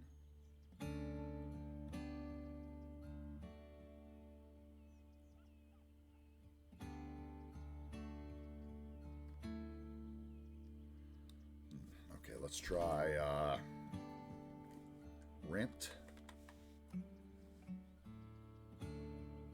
Nope, nothing there. What's this? Space industrial generic sign. All right, I'm gonna have to sort through the signs, I guess. Tony Luke's.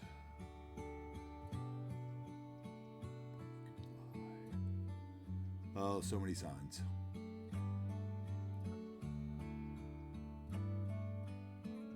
I could probably get rid of vanilla though, that would help.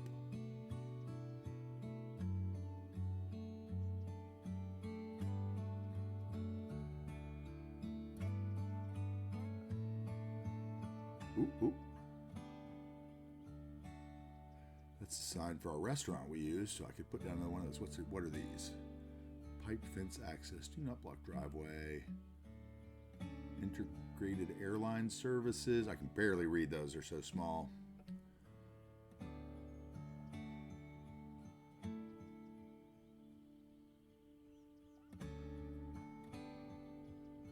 Okay.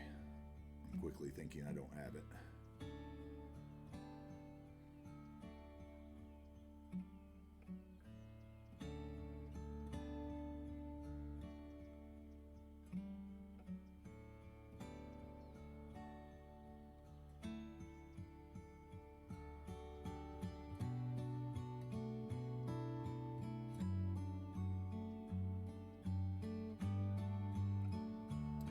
Can't wait to do our little work zone on the road. That's going to be a lot of fun. That'll be a tough one, though. Probably just have to steal all my ideas from one of the greats.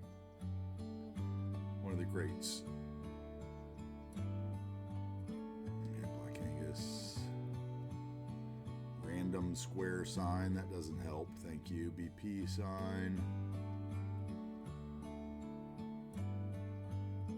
Sleep In. Taco Bell. Barbershop. KFC, gas, and more gas.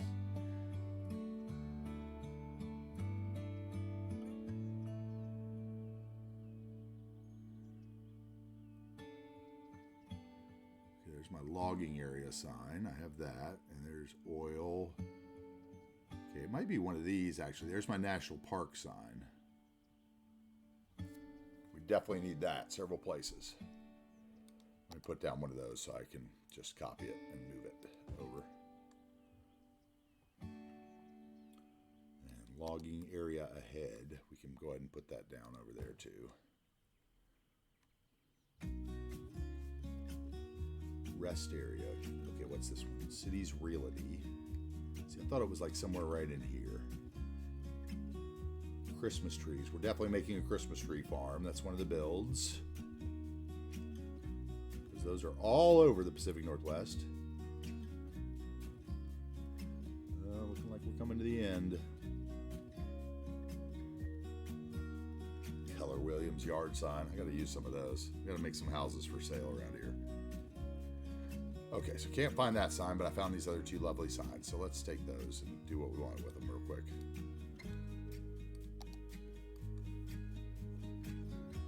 It is working tonight, sir. Yes, the mods link is working, as well as the Discord link and a YouTube link, but I don't have anything on YouTube yet. Also, system link will show you what computer I'm running, and I think there was one other one I can't remember now.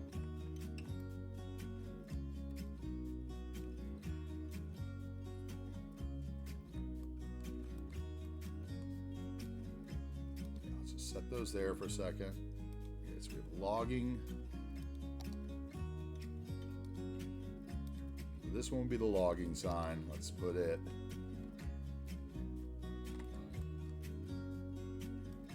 like right as you come out of what'll be town, right? So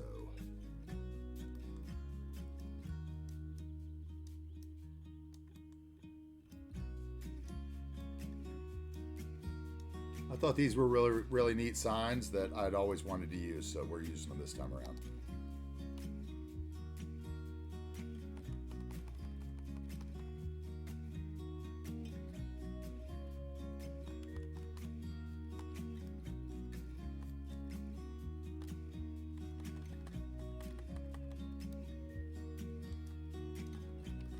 Just a little sign to add to the drive-by, you know, when we go driving down this road.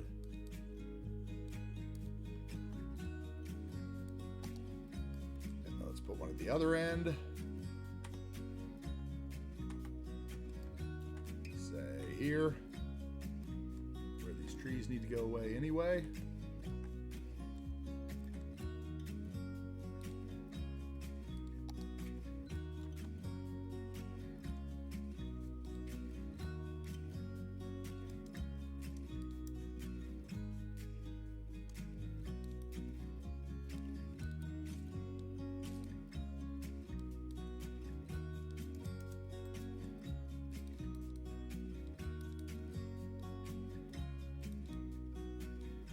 So how's everybody doing tonight? We're about to end, so we should start looking around soon for someone you guys might want to go raid. I haven't looked yet, but I will shortly. Okay, so that's that sign. Where'd my national park sign go? Over here.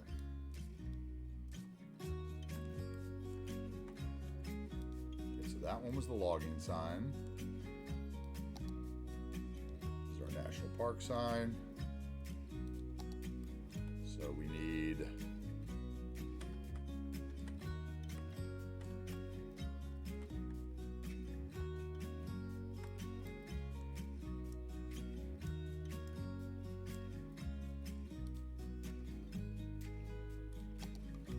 Control H for height, and then select the, I'm going to select a road node that's nearby. And that should get us close to the height of the ground, and we might just have to go down just a bit.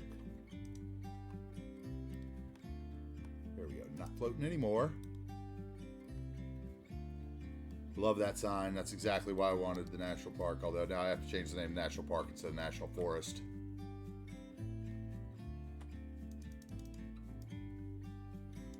Love these. I love the cargo harbor signs and like industrial area signs that are here. Oh, Yumble's live. Okay, cool. We'll raid him for sure. Yumble doesn't know me from a hole in the wall, so it'll be interesting. It's always interesting. Although he probably doesn't need a raid from me. There might be a lower creator that needs a raid. I don't know. You guys let me know. I mean... Okay, I think that adds a lot to that. Now let's put one over by our parking lot at the other side.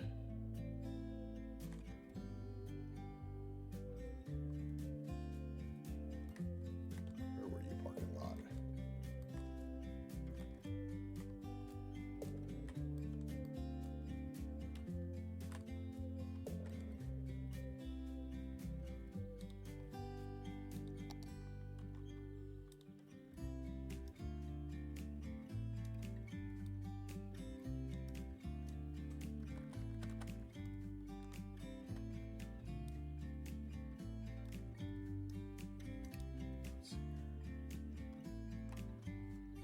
The back secret entrance is no longer secret. It's got good signage, right?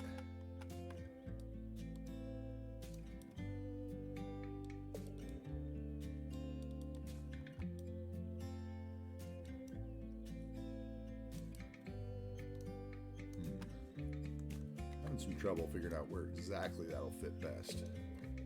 I don't want it to cut into the terrain. Maybe like there.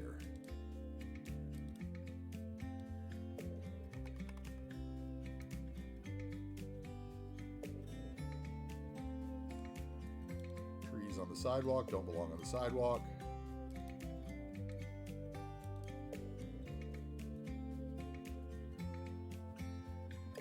Okay, and then one more. Oh, really? He's the only other one you know? Okay. Yeah. I mean, I love Yumble, so I'm happy to give him a raid, but, you know, my 9 people coming into his stream will, you know, whatever. I guess, you know, everybody's happy with what they get, right? So let's see. We need to exit probably by the road here, right? So you know you can get into it. So maybe by the highway. Yeah, highway. Highway exit.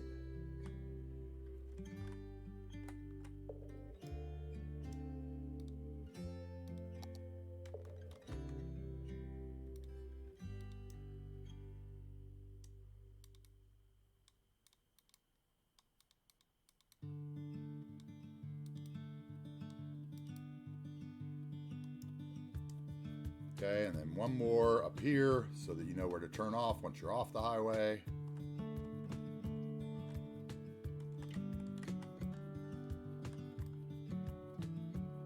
Maybe I'll make a nice, I know what I'm going to do. We're going to make a nice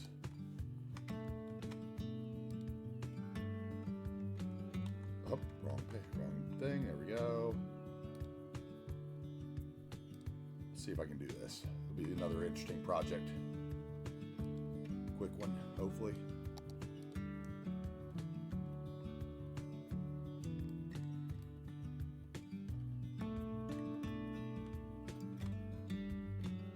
Let's see, we want this one facing that way. And this one facing that way.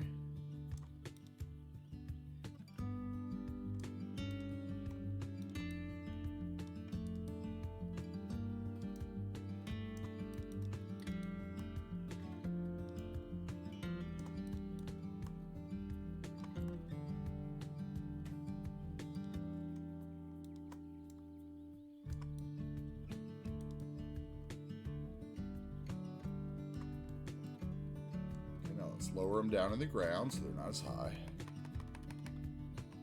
This is where we hope the ground is level.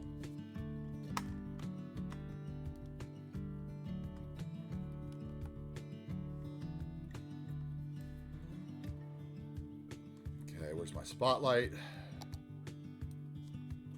Spot. Tiny spotlight side. See, I've never really used any of these before either, so. Spot Yankee. Spotlight yellow. Spot upward sideways spotlight. I think that's what I want, right? Warm. What's this? Neutral. That's quite a collection of spotlights.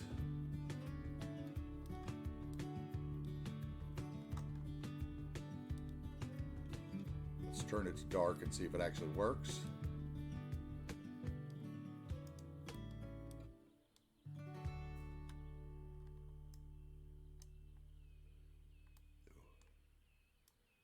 Computer's wanting to do funny things right now. Come on, you can do it. Why aren't you going in any further? Oh, it's because I have the train thing up, huh? What's going on here? Okay. Now. Oh, I guess it just comes up anyway when I push props. Where does that go? How do I put that? I think I want spotlights up. Upward spotlight is what I need. And then I could maybe. Yeah. Like that. Right?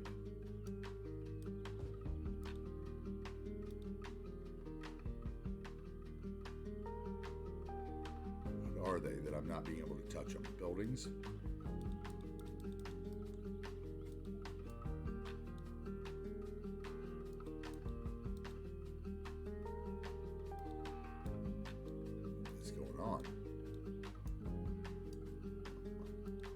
Why can I not rotate that? Okay, we're going to do this the other way.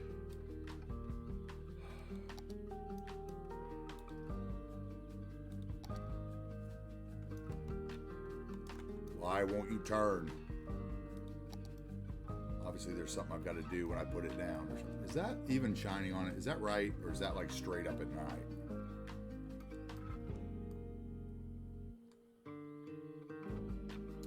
Maybe I got a better idea. We're just going to do it this way. That's already irritating me, so straighten those out a bit, because that I noticed is not straight. And then let's put a lamp.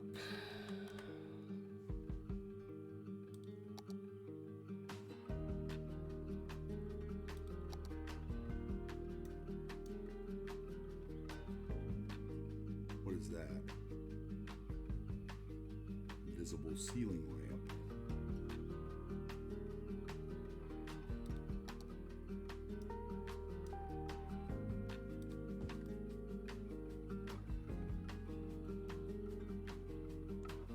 I don't know, maybe.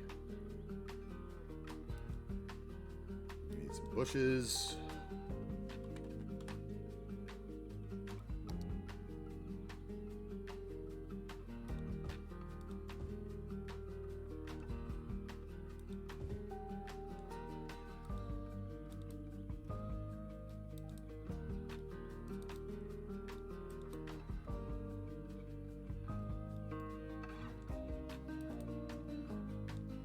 in some like tufts around the corner. Well, those aren't really the right thing that I wanted, are they? Now those are like the grass blooms. What I want is like the dead looking grass. Tiny garden bush there and there.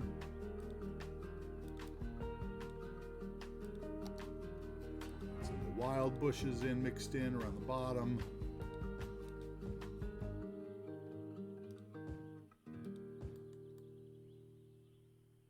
Okay, I'm fine with that. Now I just need, it's got to block the sign though, right? Yeah. So we need grass.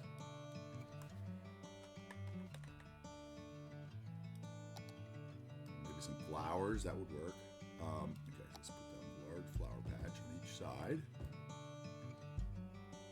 And we can do a little flower patch in between. Where was it?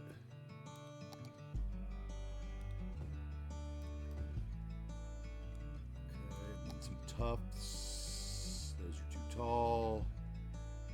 Weeds are too tall. Short grass.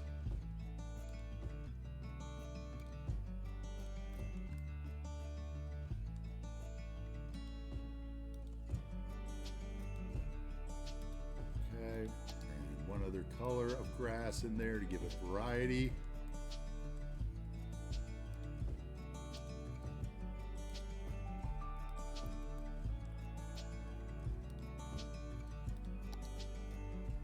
These little tufts around the edges of the sign, like I said.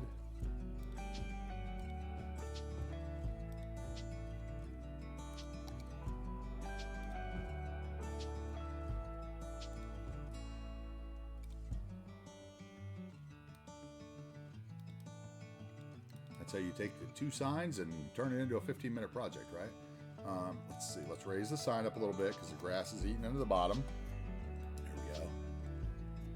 How about that for just a simple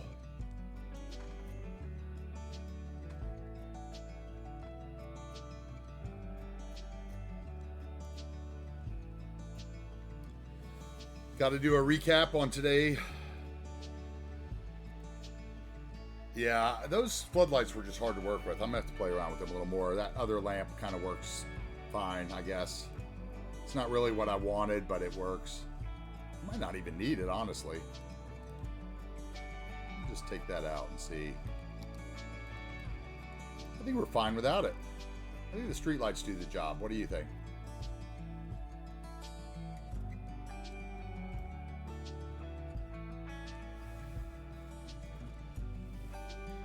Yeah, I can do a quick recap.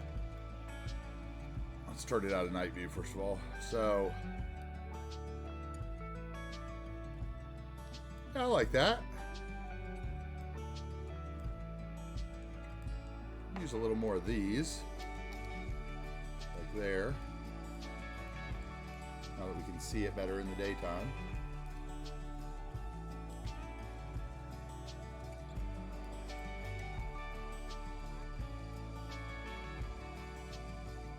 Yeah.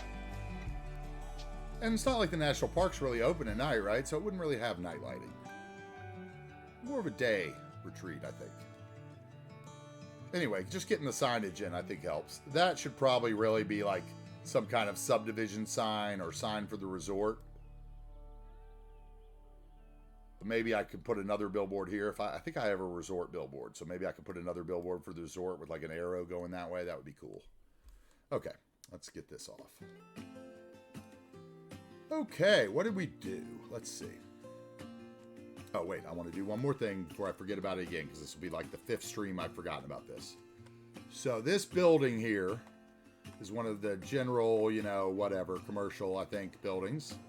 And as you can see, I used Bob, and I put the National Bank logo on the bottom where it used to say, like, Go Nuts Donuts or something, okay?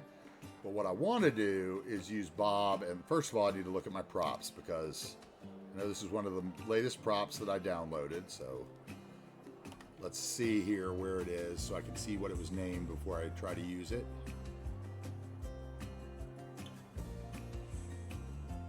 We had all the mosaics.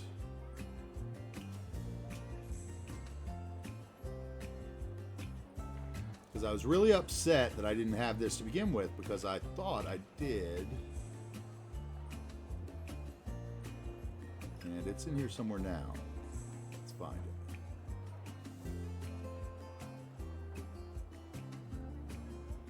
I think these are from yesterday, maybe, the flag and stuff.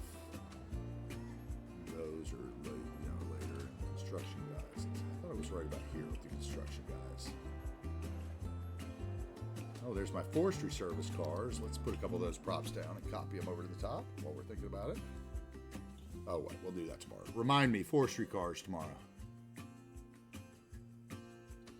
I don't want to get all the way across the map.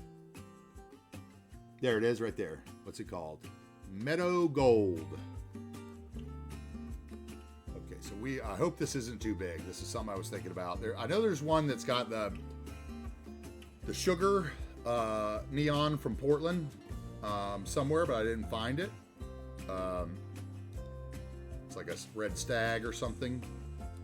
This one we are going to change. See, it had an absolute I changed it to an absolute vodka, but I didn't like it.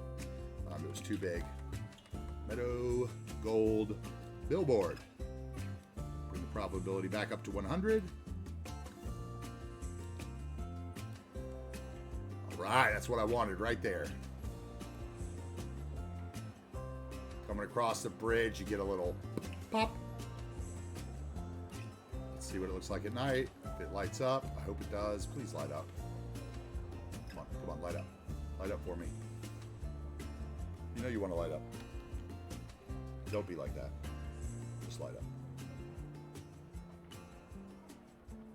Maybe not. No lights on that one. So we need a better sign for that. So if anybody's got ideas for a better sign, that'd be a good thing to post in the Discord. I know there's a really famous one from Portland that's like the red stag with the deer, and for some reason I couldn't find it. But I thought it was by like Evanimetry or something like that, who did a bunch of like old Art Deco billboards, like camel signs for the side of buildings and stuff. But that will help anyway, so maybe I just don't have it late enough at night for that to light up. Is that what the problem is? Let's see.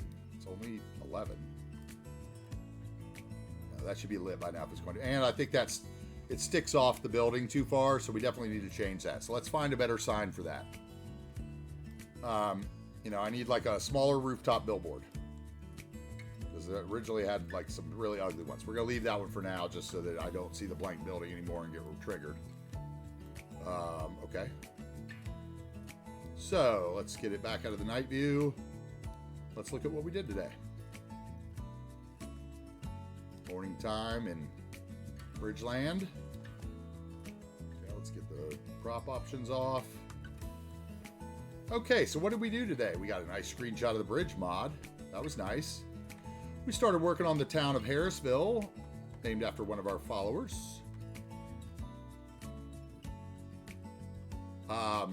We're going to wait to finish that up for tomorrow, beginning of tomorrow's stream. I want to get Harris a nice house in here, and I'm thinking somewhere with a view of the water. Maybe he has a nice house over there, unless he wants it up on the hill. I can get rid of those 2 billboards now, can't I? Well, I can get rid of the one in the logging zone that's floating in the air. Let's not forget it. So we worked on this area here, just a little small town. The little, top-notch burgers, just a little, intersection on the old highway. Little old area in the trailer park. We put in our one little construction site here, which adds just a little hint of the future for Harrisville. We should move that off the road now because I put that road in later.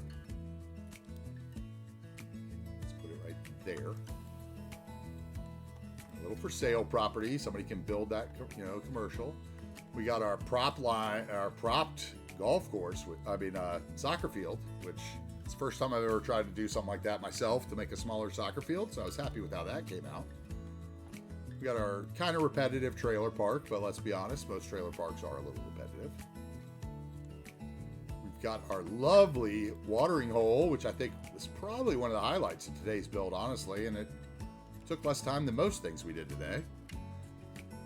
Oh, dude, when we find some asset creators that want to help out with the series, I've got a little list, so we're going to play some games.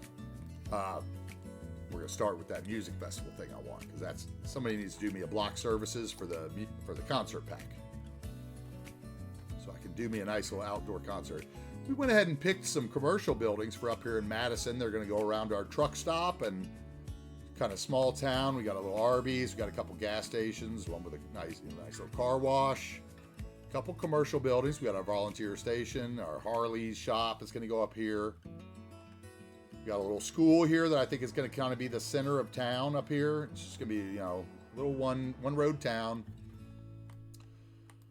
Let's see, what else did we work on today? Like I said, we got our movable bridge mod. We finished out the, half of Clarke, which once again was just a little, repetitive housing, little hillside settlement. But I don't know about you, but when I was having lunch and watching the truck drive by, I really liked the way that looked from the highway. It looked like neighborhoods do from the highway to me. And that really sold it for me, It's plain, it's repetitive, but it's there. Let's see, what else did we do today? Was there anything else besides just play with the fairies? Was that really all I did today? Oh my God. That could make me upset a little. Okay, so tomorrow we're gonna have to get some stuff done because now I feel a little, I guess we got the signs in around our back park. Let's go ahead and take that one sign out while I'm remembering it. I really like our back road. I think it's gonna be a good time.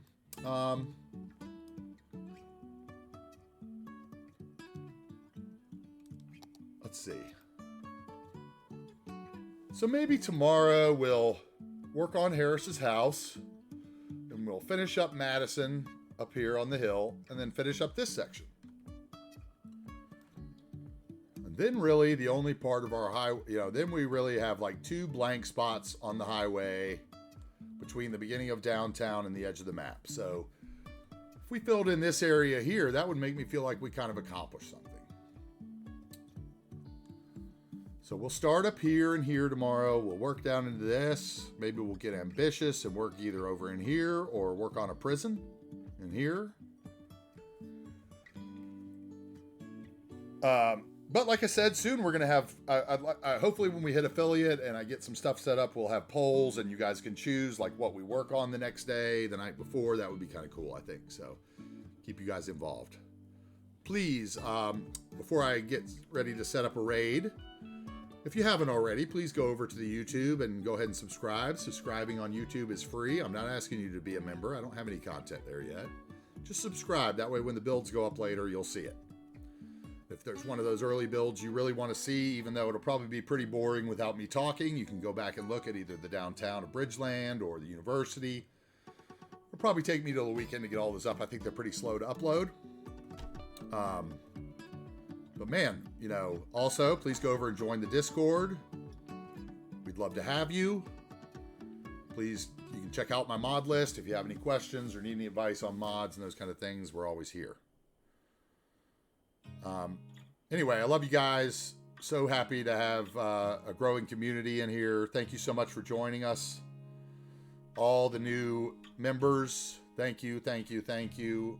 We love it. And I hope you guys join us Monday through Friday on Twitch from 12 till about 7 or 8. Today we went till 9.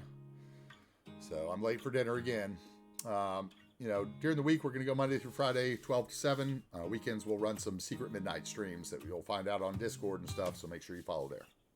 Anyway, thanks so much, guys. We'll play you out with the song, and I'll give you a little traffic view of the bridges in Bridgeland, and then we'll go to a raid. So let's see here. Let's go ahead with this for a bit. I'm going to save it.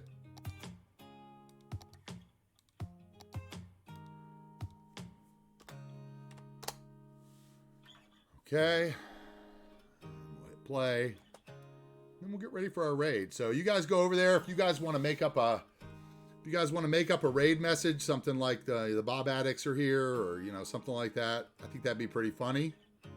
I'll have something like that set up by tomorrow, but let them know who we are and that we're joining, and we're new to the stream. So let's see, raid. How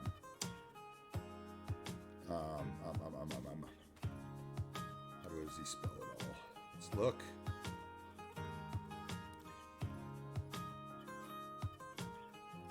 Yumbo. It's capitals until the TV. Okay, got it. Just want to make sure.